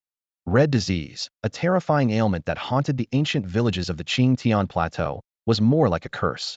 Its incubation period was unpredictable, possibly congenital or acquired. But invariably, those afflicted met grim fates. Their muscles atrophied, their bodies sprouted endless red hair, and their metabolism accelerated to dozens of times that of ordinary people, leading to an astonishingly large appetite. In the beginning, a few pounds of meat might satisfy them, but as the disease progressed, even a massive yak couldn't fill their insatiable appetite. The terrifying nature of the red hair disease became undeniably apparent decades ago. Back then, hordes of red-haired creatures swarmed down from the mountains, ravenously preying on humans, like a bottomless pit of hunger that could never be sated. In the late stages, those afflicted could no longer be called human. They turned into horrifying creatures that devoured everything. As a result, the ancient village took a harsh, even cold-blooded approach to the disease. If someone contracted it, they were immediately cremated without exception. Qin Wu looked at Biaozi, whose eyes were bloodshot, feeling a pang of sympathy but forced to speak the harsh truth. He sighed, his voice filled with helplessness. "Give it up, Biaozi. There's no cure for this disease." Biaozi, however, growled like an enraged beast. "No, I don't believe it." His voice was filled with desperation and defiance. "Brother Qin, you've always been the best to me since we were kids. I trust you the most. I can't bear to see my father burned alive. If I don't make it back, can you take him to the capital for treatment?" As soon as he finished speaking, Biaozi turned abruptly to Carter, his eyes red and voice hoarse. "Give me 30 spirit crystals now, and I'll send them back first." Carter narrowed his eyes, deep in thought. A woman in a white dress beside him frowned and leaned in to whisper, "Your Highness, should we let them go back?" Carter quickly made a decision, a slight smile tugging at his lips as he pulled a bulging bag from his backpack and tossed it to Biaozi. "It's fine. They're just guides. Take it back to treat your father." Biaozi caught the bag, glanced at it briefly, then unexpectedly shoved the entire bag of spirit crystals into Qin Wu's arms. His voice choked with emotion as he pleaded, "Brother Qin, I'm begging you. This is my only wish. The rest of the money is under the third brick at the head of my bed. I locked my father in the back stable before I left, and the key is in the gap of the threshold." Qin Wu gripped the bag tightly, his chest heavy, and gave Biaozi a deep, meaningful look, knowing he couldn't refuse this request. Another guide sighed heavily, looking at Biaozi with a grim expression. "Take care." Qin Wu said nothing more, suddenly punching Biaozi hard in the face, leaving a bruise. He gritted his teeth and said, "You're such a fool." Biaozi took the punch without anger, instead grinning. "Yeah, I'm a fool. Take care." Without further words, Qin Wu spurred his gravity ape down the mountain. His companion sighed and followed closely. Carter's group didn't stop them, simply watching them leave in silence. Biaozi watched them go, his smile vanishing, replaced by a hardened expression. He turned to Carter, his tone stiff. "Follow me up." Carter was unfazed by Biaozi's attitude, but a flicker of excitement shone in his deep eyes. He looked up, thinking, just 100 meters more, to reach the legendary land of the God's Kiss. Could the legend be true? Without any extra words, Carter urged his gravity ape to follow closely behind Biaozi. The others in his group didn't hesitate either, all driven by some mysterious force, resolutely embarking on this unknown journey. As they approached an altitude of nearly 4,000 meters, the gravity on everyone seemed to multiply several times over. Each step felt like carrying an enormous weight, and sweat soaked through their clothes. The elevation climbed steadily. 3,930 meters, 3,940 meters, 3,950 meters. The mountain path grew increasingly treacherous, with loose stones underfoot nearly tripping the travelers. Around them, the vegetation underwent a dramatic transformation. Looking up, they saw golden grass blades swaying in the thin air of the plateau, resembling a vast golden ocean, with a blinding glow that was hard to gaze upon directly. Land of God's revelation, a woman in a white dress suddenly exclaimed. Her voice was like a bomb going off, and the rest of the group instantly displayed expressions of fervor, their eyes gleaming with a wild light. Carter took a deep breath of the thin air, a serious expression crossing his face. He pulled a purple compass from his pocket and began to chant in an ancient, obscure language. Sizzle, sizzle. The dark surface of the compass suddenly lit up, with purple lightning and golden flames flickering and intertwining. A phantom needle slowly materialized, beginning to shift at a peculiar angle. It's right up there. Carter smiled slightly, looking upwards. Through the dense fog, a golden light shone down, and a unique pressure emanated, both enticing and terrifying. Roar, roar, roar. The gravity ape beneath them let out frightened cries, its strong legs seemingly rooted to the ground, refusing to move forward. We've reached the destination. I won't be going any further with you, Biaozi said gruffly, a flicker of fear crossing his eyes, his expression turning tense. Just as he was about to command the gravity ape to descend, a golden stream of air enveloped him, rendering him immobile. Since we're all here, why not go up and take a look? Carter suggested with a smile, his eyes glowing mysteriously.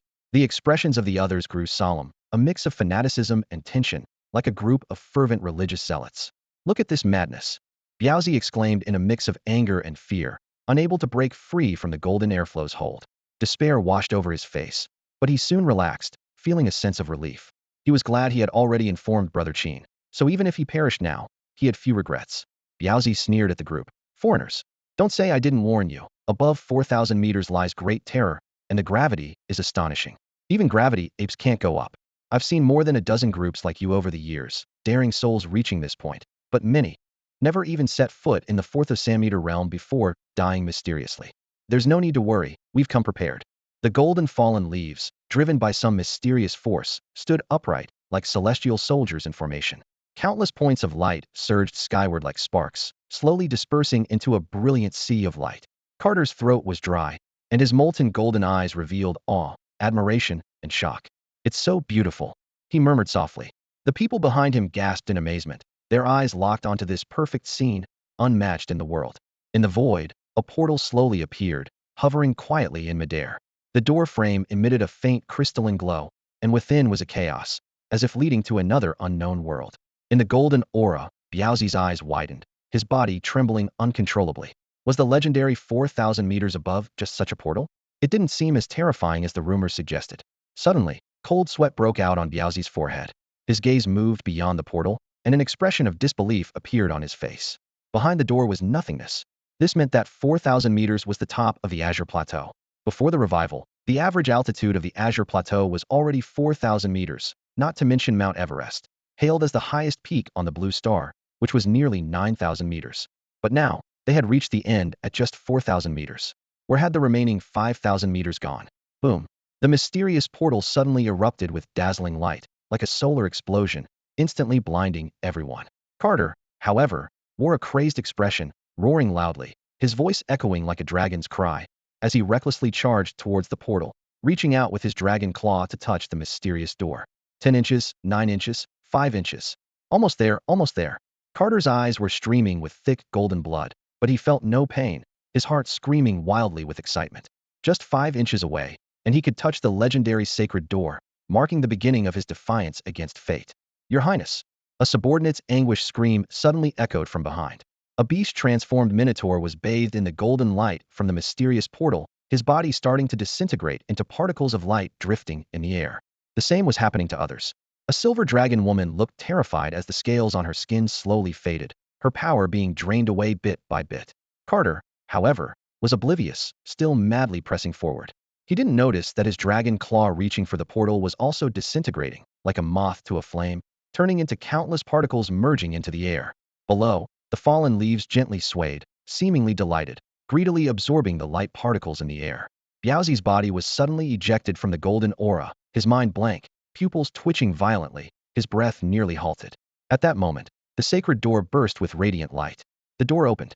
A pillar of light shot up into the sky, piercing the clouds. The power surged to its peak, as if from another world. The sacred glow spread across the land, gradually enveloping the entire Azure Plateau.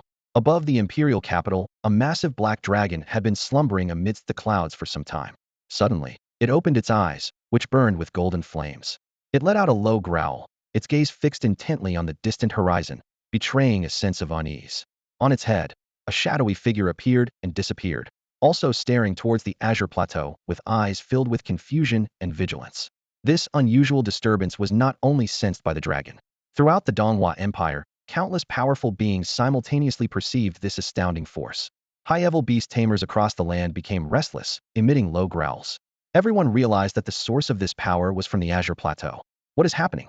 We must investigate. This thought arose in the minds of many strong individuals. The regions near the Azure Plateau immediately sprang into action. Numerous streaks of rainbow lights cut across the sky, accompanied by the deafening roars of beasts. Those rushing to the scene were the top elites from various regions. Even the weakest among them were high-level battle kings, and there were several platinum-level beast tamers, with a few battle emperor powerhouses personally taking charge. However, when these strong individuals arrived at the Azure Plateau, the sight before them left them speechless with shock. A towering golden light shot up from the plateau's summit, forming a colossal barrier that enveloped the entire vast Azure Plateau. What level of barrier is this? A battle emperor frowned, lightly touching the pale golden wall. Instantly, a powerful force pushed him back several steps. The crowd looked solemn, realizing that a barrier that could easily repel a battle emperor had power far beyond their imagination. The battle emperor who had been pushed back looked embarrassed, but quickly regained his composure. Taking a deep breath, he gathered formidable power between his fists, resembling a moving mountain. As a fully transformed life form, a battle emperor wielded unimaginable power, capable of splitting mountains and rivers with a mere gesture. Boom! The battle emperor struck with full force, causing the void to tremble. Yet the golden barrier remained unmoved. The onlookers exchanged glances, inhaling sharply, their eyes filled with awe and caution. The official from the southern border province calmly analyzed. First, evacuate the residents near the Azure Plateau and immediately report to the imperial capital. That esteemed person should. Before he could finish, a calm voice suddenly interrupted. No need. I am already here. The clouds churned, and a black dragon, stretching thousands of feet, suddenly appeared. Although it emitted no aura, the several platinum-level beast tamers present couldn't help but shiver. In the vast forest below, countless beasts trembled and prostrated themselves, as if submitting to a supreme ruler. This was the infernal sky dragon, the only king-level beast of the Donghua Empire. A few days later, the Qingtian Plateau was designated as a military-restricted area with its level classification. The Empire's authorities tightly sealed off any information related to it, leaving the outside world clueless about the situation there. The only certainty was that it had become extremely dangerous. Elite troops of the Empire stood on high alert, completely surrounding the Qingtian Plateau. Some even witnessed a mysterious army arriving overnight from the imperial capital, sparking further speculation. The news spread like wildfire, quickly reaching Luo Chuan, becoming the hottest topic in town.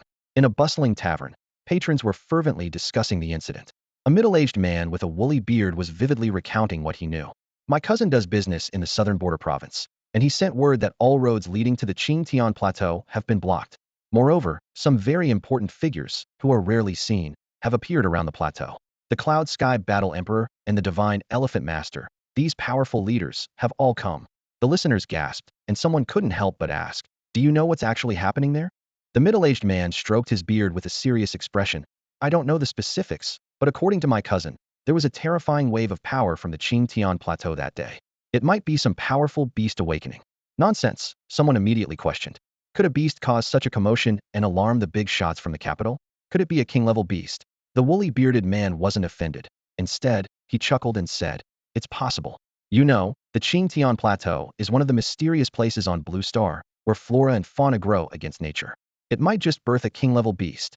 The patrons debated, some dismissing it. Even if it's a king-level beast, it's not a big deal. The Great One's infernal dragon in the capital isn't just for show. Exactly, It doesn't really concern us here in Luochuan. If the sky falls, the tall ones will hold it up. Even so, it's best to be cautious when traveling to the southern border in the future. As the discussion gradually subsided, the patrons began to enjoy their drinks and food. At a table in the corner, a large white dog was greedily licking a can of delicious food, unwilling to leave even a morsel behind. Above its head, a small red snake stood with its hands on its hips, putting on an air of maturity. Second, silly brother, no one's going to take it from you. I've long grown tired of this kin food. As an upper-class dragon, we must at least have some taste. With that, Zhu Juyin elegantly picked up a leaf of lettuce, chewing it slowly, raising its chin proudly. See, a balanced diet with both meat and vegetables. That's the refined life. Jiang Cheng, sitting nearby, couldn't help but smile wryly at the scene. The little creature had recently become obsessed with the TV health program and was imitating it quite convincingly, even turning its nose up at the supreme beast feed. Jiang Cheng took a sip of his wine, lost in thought. A few days ago, he too had sensed the mysterious power emanating from the Qingtian Plateau. To say it was a beast awakening seemed too far-fetched. The wave had spread across much of the Donghua Empire. If it were truly a beast, how terrifying must its power be? However, Jiang Cheng didn't dwell on it for long. At that moment, his attention was focused on a file on the table. It contained information on some participants of the Zongling hunting meet, collected by Ning Qingshue's people. Jiang Cheng carefully examined the file and eventually highlighted 3 individuals. 1. Gongsun Wu, from the Yu beast family of Yunmeng days. He owns a golden 8-star 3-legged sky crane, likely upgraded to platinum level. He once had a conflict with the target at a relic site and later organized other participants in the secret realm to hunt the target together. 2. Chu Longxiong, from the Tianhechu family. He is a battle king himself and owns a twin-headed flame dog at the peak of the golden level, suspected to be upgraded to platinum. He has previously fought with the target. 3. Yun Chenao, background unknown, but extremely powerful. Rarely acts personally. He owns a giant sand lizard at the peak of the golden level and has fought with the target before. Jiang Cheng stared at the information for a long time, committing all the details and appearances of these 3 to memory. Now, having worked with Yang Tianbao to achieve 69 consecutive victories, he was only 3 away from obtaining the slaughter medal. Let's just finish it today, Jiang Cheng said, downing his drink, his gaze calm as if achieving 72 consecutive victories was just routine for him. Huh? You're not eating anymore? The Icefire Demon Hound asked in confusion. There's still a table full of snacks here. It'd be a shame to waste it. Brother Jiang, are you serious? Yang Tianbao blurted out, his eyes wide with disbelief as if Jiang Cheng had just said something utterly astonishing. In just a few days, the two had managed to achieve 69 consecutive victories, but it was by no means easy. Every high-ranking golden combatant in the Triangle Arena was a top contender, their killing skills and personal strength on par with those of a battle king. Recalling their last fight, Yang Tianbao took a sharp breath. Facing 20 golden combatants, his Dark Knight serpent suffered severe injuries, its body covered in grim wounds, with barely an intact scale left. The memory still sent shivers down his spine. The wounds haven't fully healed, and we're already aiming for 72 consecutive wins. Yang Tianbao muttered, his gaze involuntarily shifting to the Icefire Demon Hound. This seemingly clumsy big white dog had sustained injuries even more severe than the Dark Knight serpent in the fierce battles, yet it bounded around energetically, as if unscathed. Yang Tianbao looked on enviously, thinking, truly a dragon-blooded beast, its regenerative abilities are terrifying, something the Dark Knight serpent can't compete with. Jiang Cheng glanced at the chubby boy with a calm expression, saying, if you're not ready, you can rest for a bit. I can handle it alone. Hearing this, Yang Tianbao couldn't help but silently critique. That was such a show-off. Yet, he was also filled with curiosity. 24 golden combatants as opponents? Where did Jiang Cheng get the confidence to say that? Could he have hidden strength? After a moment of hesitation, the chubby boy grinned foolishly, boldly declaring, with Brother Jiang's words, I can't back down. Let's do this. All right. Jiang Cheng nodded in satisfaction, giving Yang Tianbao a brief, thoughtful look. He mused that the chubby boy must have some tricks up his sleeve to agree so readily, which was just as well. News spread like wildfire throughout the arena. The Underworld King and Dark Knight King were challenging for 70 consecutive wins again. The Skydome Arena was soon packed with spectators. Among the crowd, Lin Yan, having just finished a match, wiped the blood from his face, his eyes fixed on the 2 figures on stage. He thought to himself, as expected of the young master, challenging again so soon. I can't fall too far behind. Clenching his fists, Lin Yan's expression was resolute. Over these days, he had honed his control over his strength to perfection, capable of facing even a 9-star battle sovereign without faltering. Yet, he knew it wasn't enough. Recalling the words of the Qinghe king, Lin Yan sighed. His parents were figures above the battle emperor level. Signing a beast contract would be ideal. Unfortunately, his mental strength was indeed weak. Though a warrior's path in later stages might rival a beastmaster's, the challenges were numerous, unlike the quick progress from contracting a high-level beast. In this era, beastmasters were the most dazzling profession. Meanwhile, the Skydome slaughter stage was filled with a heavy atmosphere. 20 golden combatants gradually took the stage, most of them beastmasters with their fierce beasts. Only Tian Sha stood alone, appearing out of place. Fortunately, the Skydome slaughter stage was spacious enough to accommodate 19 beasts of varying sizes without feeling crowded. Jiang Cheng's gaze was calm as he carefully surveyed the beasts, quickly analyzing. Ice Mountain Silver Horn Rhinoceros, Royal Grade Lower Tier, Golden 8 stars. Forest Giant Ape, Marquis Grade Peak, Golden 7 stars. Fierce Fire Flamingo, Dark Dragon Mastiff. All high-ranking golden beasts of considerable quality. No wonder Yang Tianbao, even with his Dark Knight Serpent, hesitated to challenge them lightly. At that moment, a familiar cold and piercing melody suddenly echoed throughout the slaughter arena. Yang Tianbao's expression turned serious, and the Dark Knight Serpent behind him hissed menacingly, its purple slit pupils coldly scanning the surroundings, ready to strike at any moment. Jiang Cheng maintained his composed demeanor, standing with his hands behind his back, his expression as calm as ever. As for the Ice-Fire Demon Hound, it looked innocent and carefree, even raising a paw to scratch its head, seemingly pondering. Is it time to fight again? 6 warriors surrounded the Night King, while the remaining 14 teamed up against the Underworld King. The owner of the Ice Mountain Silver-Horned Rhino, a burly man with a clear mind, issued commands to his companions. Everyone accepted the arrangement without objection, as recent battles had shown that Jiang Cheng posed a greater threat than Yang Tianbao. The most crucial aspect was that no one could be sure if Jiang Cheng had any other hidden aces up his sleeve. Tian Sha remained silent, casting a complex gaze upon Jiang Cheng's solitary and proud figure, his fists unconsciously clenching. He hadn't expected their next encounter to unfold in such a manner. The chubby Yang Tianbao was furious to see only 6 people attacking him, but when he glanced at the other 14 fierce warriors, he quickly shot a nervous look at Jiang Cheng. No worries, Jiang Cheng said calmly, his eyes sharp as he surveyed the surroundings. You hold off these few, I'll handle the rest. Yang Tianbao was bewildered, and the 14 golden warriors were stunned, their faces a mix of shame and anger. Such arrogance. The crowd erupted in excitement. Many female spectators screamed, their eyes sparkling like stars as they swooned. The Underworld King is so manly, I love it.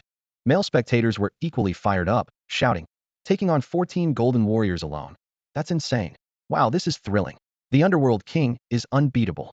Jiang Cheng's bold declaration was like a drop of boiling oil splashing into a fire, instantly igniting the passion of the entire audience. The Underworld King. Big words come with a price. One of the golden warriors squinted, a towering forest giant ape standing behind him. The ape's muscles bulged like bricks, and sensing its master's emotions, its blood-red eyes glared at Jiang Cheng. It pounded its chest with its iron arms, producing a deafening thud. The other 12 beasts exuded a violent aura, raising their claws or paws to slowly block all of Jiang Cheng's escape routes. Tian Sha took a deep breath, still standing in place, not immediately joining the attack. The others didn't mind. In their eyes, no matter how strong Jiang Cheng was, it seemed impossible for him to withstand the assault of 13 high-level golden beasts. Even a high-level battle king would find it difficult. At this moment, the host spoke up. Ladies and gentlemen, the 70th match of the Celestial Slaughter Tournament is about to begin. This time, the Night King and the Underworld King joined forces against 20 high-level golden warriors. Without further ado, let the slaughter begin. Rumbling sounds echoed as the surrounding defensive formations slowly activated, emitting a pale blue glow. This contract formation was stronger and more robust than ever. The audience held their breath, eyes fixed on the celestial slaughter stage, as the intense battle was about to commence. Hang in there, Brother Jiang. I'll deal with them as quickly as I can. The chubby Yang Tianbao said seriously, as the Dark Knight venomous python behind him stood upright, its massive body towering tens of meters high, with violent intent gleaming in its purple vertical pupils. Block him. The 6 responsible for restraining Yang Tianbao took a deep breath, not daring to be careless, as their beasts surrounded the Dark Knight venomous python. Roar. A purple-feathered golden eagle soared into the sky, spitting lightning as thick as a baby's arm, aiming directly at the scales of the Dark Knight venomous python. Simultaneously, the Ice Mountain Unicorn Rhinoceros and the Red Sun Thunder Tiger charged with terrifying momentum towards the python's belly. The remaining 3 high-level golden beasts weren't to be outdone, beginning to charge their most powerful innate skills. On the surface, the Dark Knight venomous python seemed to be at a disadvantage from the start. Yet Yang Tianbao showed no worry, instead smiling as he watched the scene unfold. Hiss roar, roar. The hissing of the Dark Knight venomous python grew sharper, approaching a deep dragon's roar as the decibels surpassed their limit. Its black scales stood up like countless sharp blades, and its smooth neck sprouted black mane, as if a dark flame was burning. The true form of the dark dragon. This was the Dark Knight venomous python's most powerful innate skill, akin to the dragon transformation of the ice and fire demon hound. Though the degree of transformation was less, its power surged several times over. Roar. The transformed Dark Knight venomous python let out an earth-shattering roar, its massive body slowly rising into the air. The Dark Knight python was trapped, and the 13 golden warriors exchanged glances, their eyes glinting with cold determination. Jiang Cheng and his companion wanted to rise above them, but they harbored the same ambition. Rilishi's eyes flickered, unable to contain himself any longer. The forest giant ape behind him suddenly roared to the sky, expelling 2 streams of white breath from its mouth and nose, charging forward like an out-of-control heavy truck.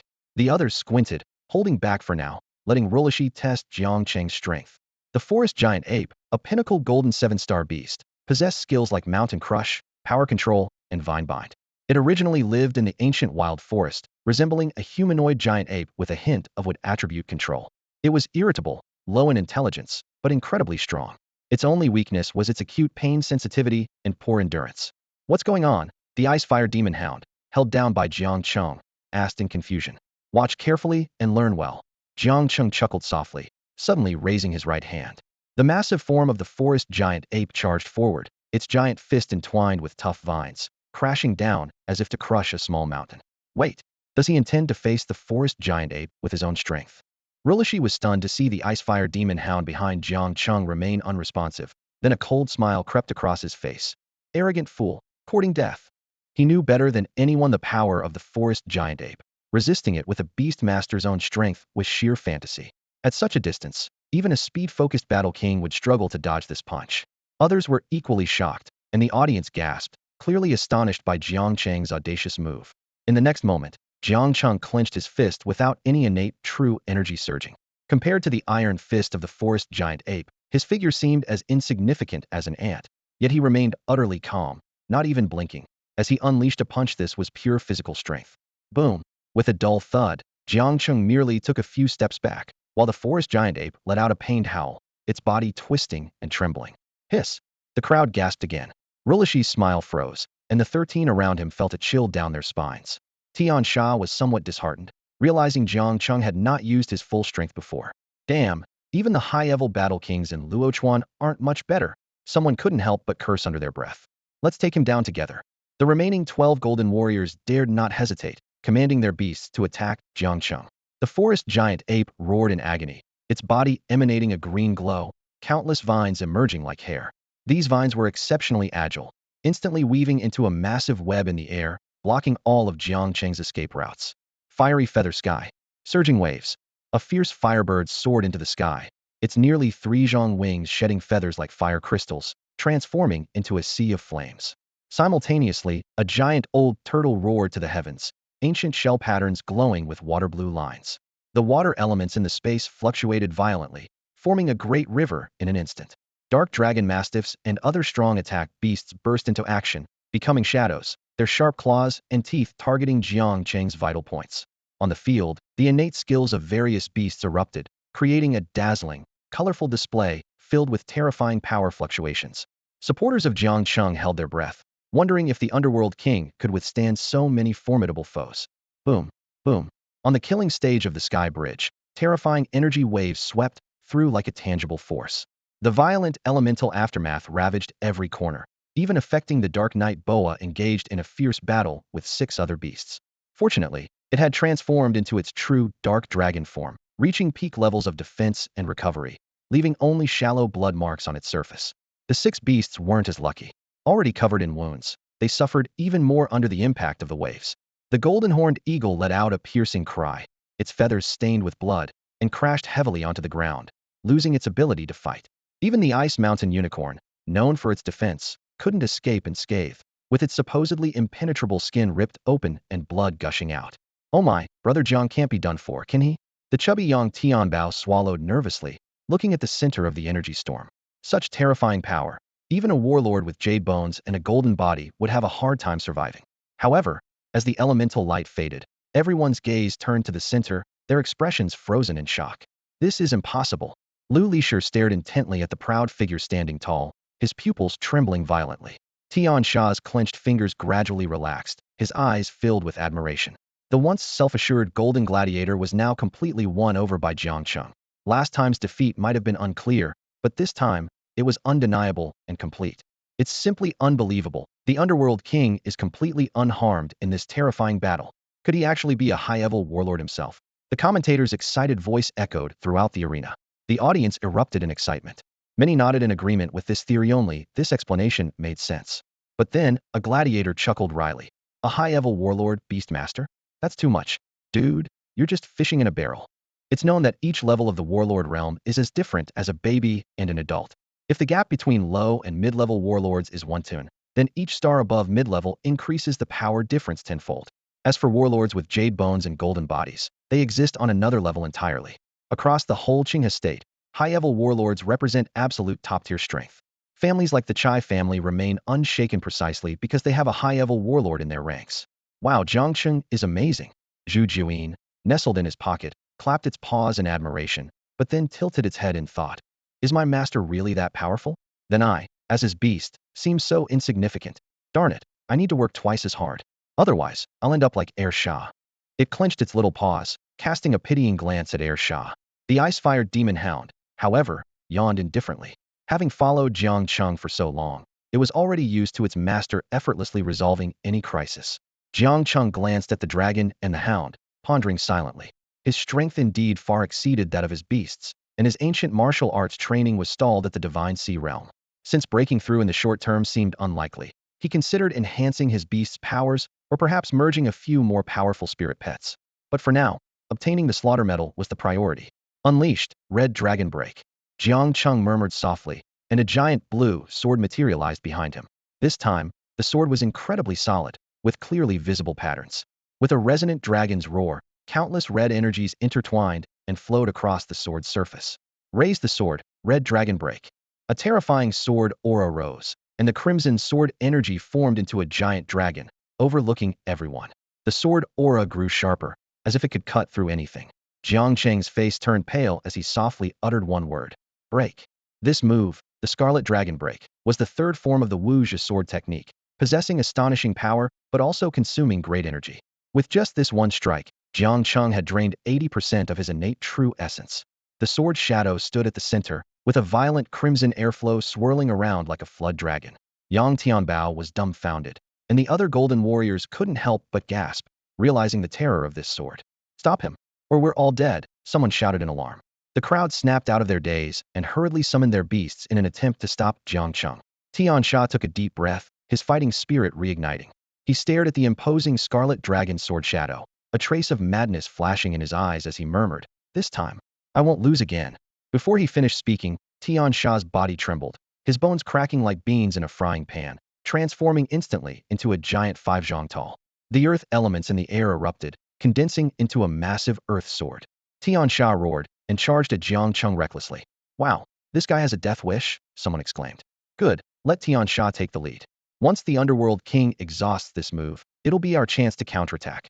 Tian Sha is a beast. Haha, heaven is on our side.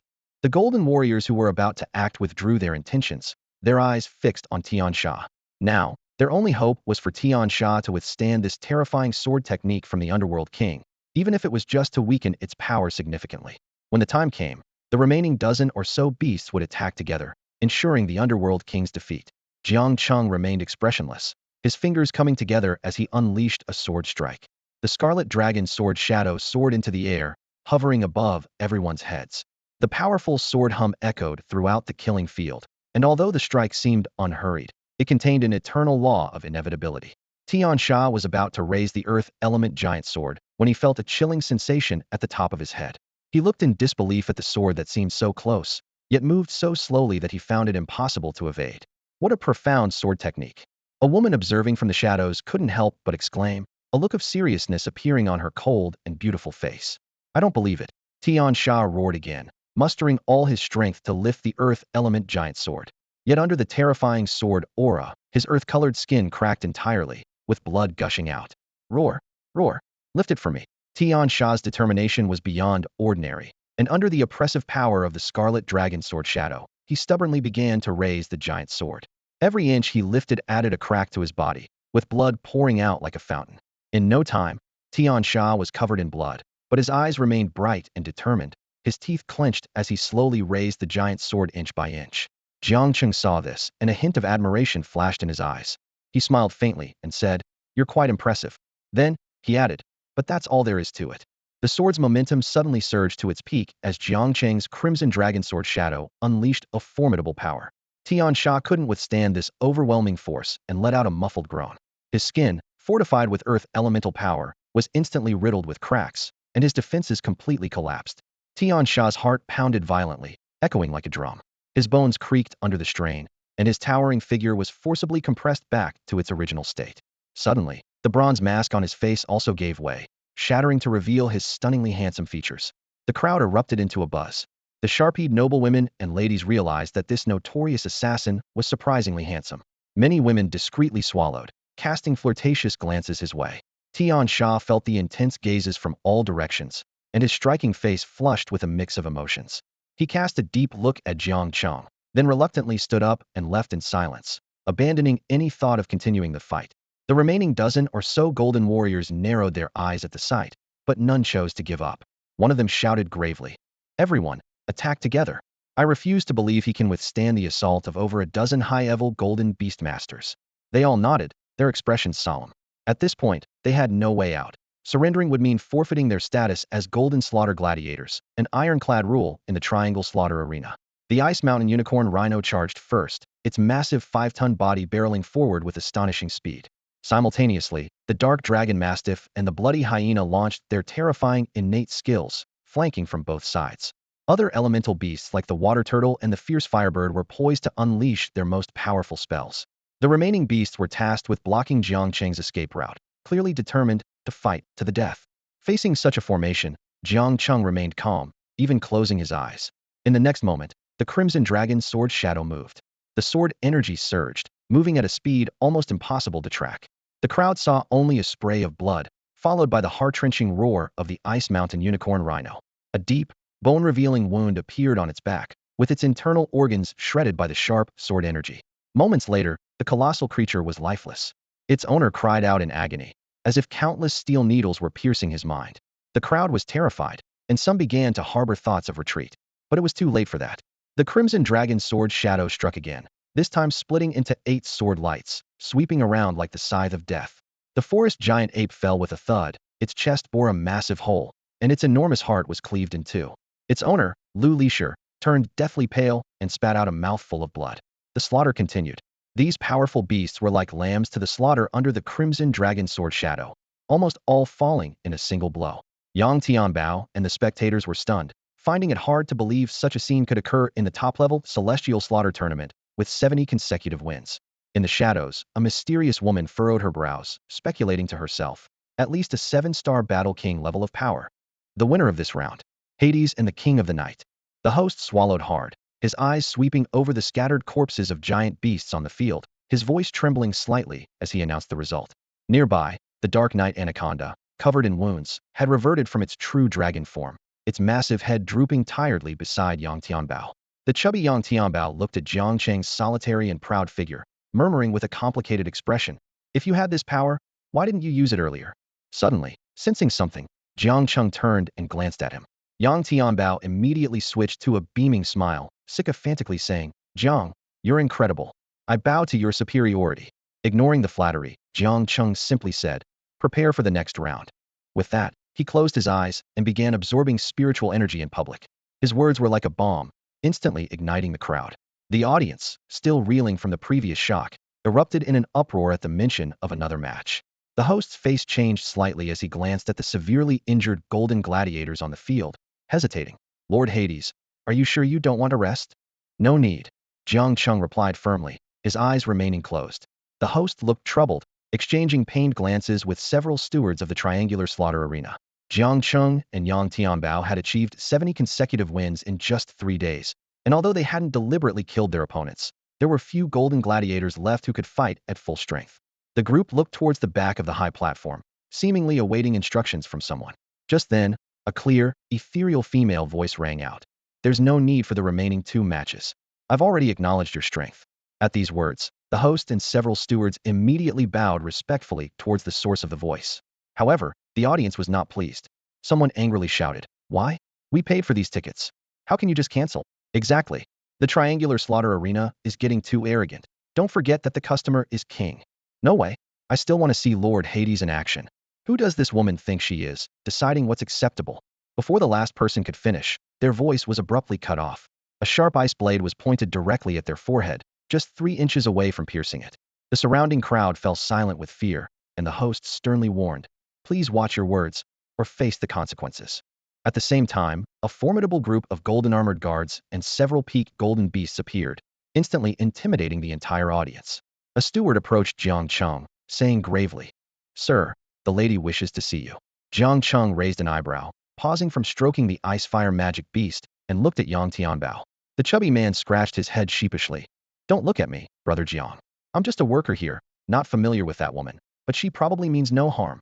Meeting her, can I get the slaughter medal?" Jiang Cheng asked. The steward smiled and nodded. "Of course."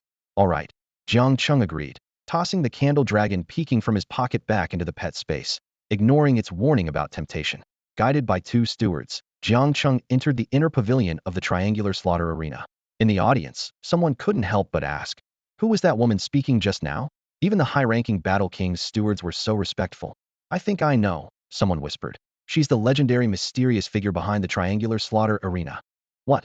No way." The crowd gasped, buzzing with discussion. The man previously threatened by the short sword was now drenched in cold sweat, his face pale, as he scrambled out of the arena. The mysterious figure behind the triangular slaughter arena? That's said to be a person who can wipe out platinum-level beasts with a single strike. There's even a rumor that they're an incredibly powerful battle emperor. With the guidance of the 2 stewards, Jiang Cheng and Yang Tianbao stepped into the inner pavilion of the triangle slaughter arena. The corridor walls were adorned with ancient artistic murals, transitioning from brutal and violent to simple and elegant. Before long, a beautifully crafted sandalwood gate blocked their path. The stewards' expressions changed abruptly as they respectfully bowed and reported, "Master, the people have arrived." "Come in." A lazy yet cool female voice responded from inside. The steward in black opened the door slightly and whispered, "Please, come in." Jiang Cheng nodded without expression, while Yang Tianbao wore a pained expression and asked weakly, "Do I have to go in too?" "Take a guess." The woman's voice suddenly turned playful yet authoritative. Yang Tianbao sighed, hesitantly placing his hand on the door as if it concealed a terrifying beast. Suddenly, the door swung open, causing him to stumble inside. He turned back to glare at Jiang Cheng, only to find the ice and fire demon hound smugly raising its paw. Jiang Cheng glanced at the embarrassed Yang Tianbao and calmly stepped inside. The room was modestly decorated, with several incense burners emitting purple smoke, creating a refreshing atmosphere. Jiang Cheng raised an eyebrow, surprised by the unusually dense spiritual energy in the room. His gaze moved to the center of the room, where a graceful silhouette slowly rose behind a screen. "You want the slaughter medal?" The woman spoke again, her tone calm. "Yes," Jiang Cheng nodded.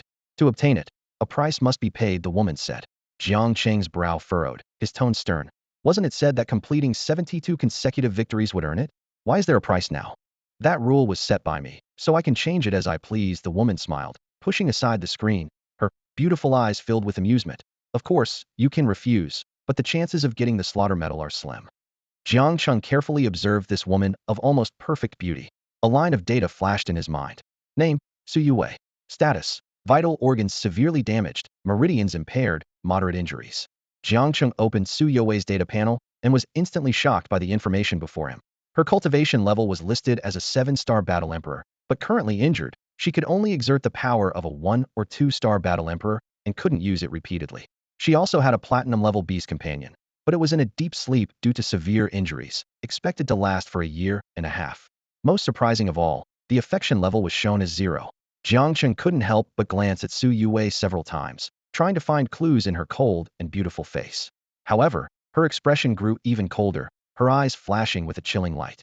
She spoke coldly. "Have you seen enough?" Jiang Cheng pretended to be relaxed as he commented, "Just average." At this moment, Yang Tianbao entered the room, coincidentally overhearing their conversation. His eyes widened in shock, and he secretly gave a thumbs up in his mind. True to form, Jiang Bro is one gutsy guy? To dare to comment like that about such a terrifying woman. Suddenly, a terrifying aura swept through the room. Several bronze incense burners shook violently, and the entire pavilion seemed about to collapse. Jiang Cheng remained calm, with golden streams of energy slowly appearing around him, resisting the impact. However, the Ice Fire Magic Hound and Yang Tianbao weren't so fortunate. Yang Tianbao fell again, landing awkwardly on the ground. Worse still, the Ice Fire Magic Hound ended up sitting right on his face. Damn it! The chubby guy was on the verge of tears, feeling as if 1,000 horses were galloping through his heart. To make matters worse, the foolish beast let out a loud fart at just the right moment. Yang Tianbao was utterly devastated, his mind a complete blank.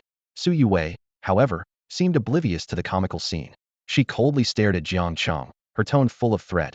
Your strength is indeed not weak, but in my eyes, you're just a slightly bigger ant. Do you believe I can crush you anytime? An ant. Jiang Cheng chuckled lightly. It was the first time in years someone had used that term to describe him. Seeing Jiang Cheng's indifference, Su Yue's anger grew, and she mocked him. Frog in a well. There are always people better than you, skies beyond skies. Do you really think a high-level battle king is impressive? The Donghua Empire is vast, and Blue Star is even bigger. The world outside is beyond your imagination. It is indeed large. Jiang Cheng didn't argue, but a meaningful smile appeared on his face. However, an injured 7-star battle emperor like you doesn't seem like much either, does it? With those words, Su Yue's face turned pale, her heart in turmoil. She stared intently at Jiang Cheng, shocked beyond measure. How did he know this secret?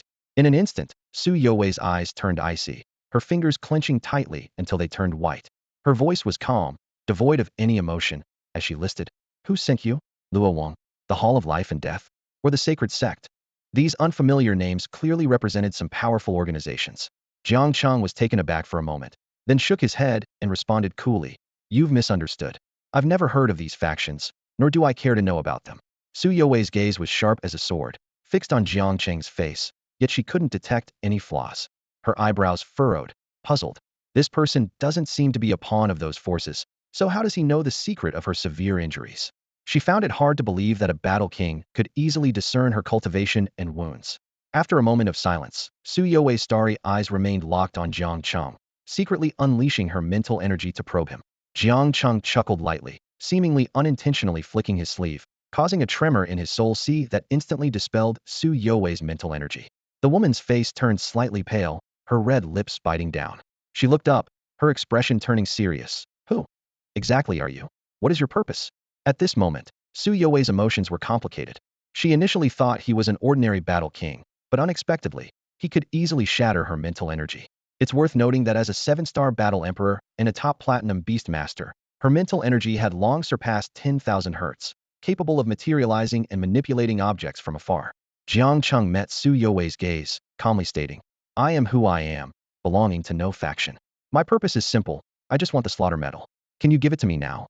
Despite his calm tone, Jiang Cheng had no intention of acting rashly.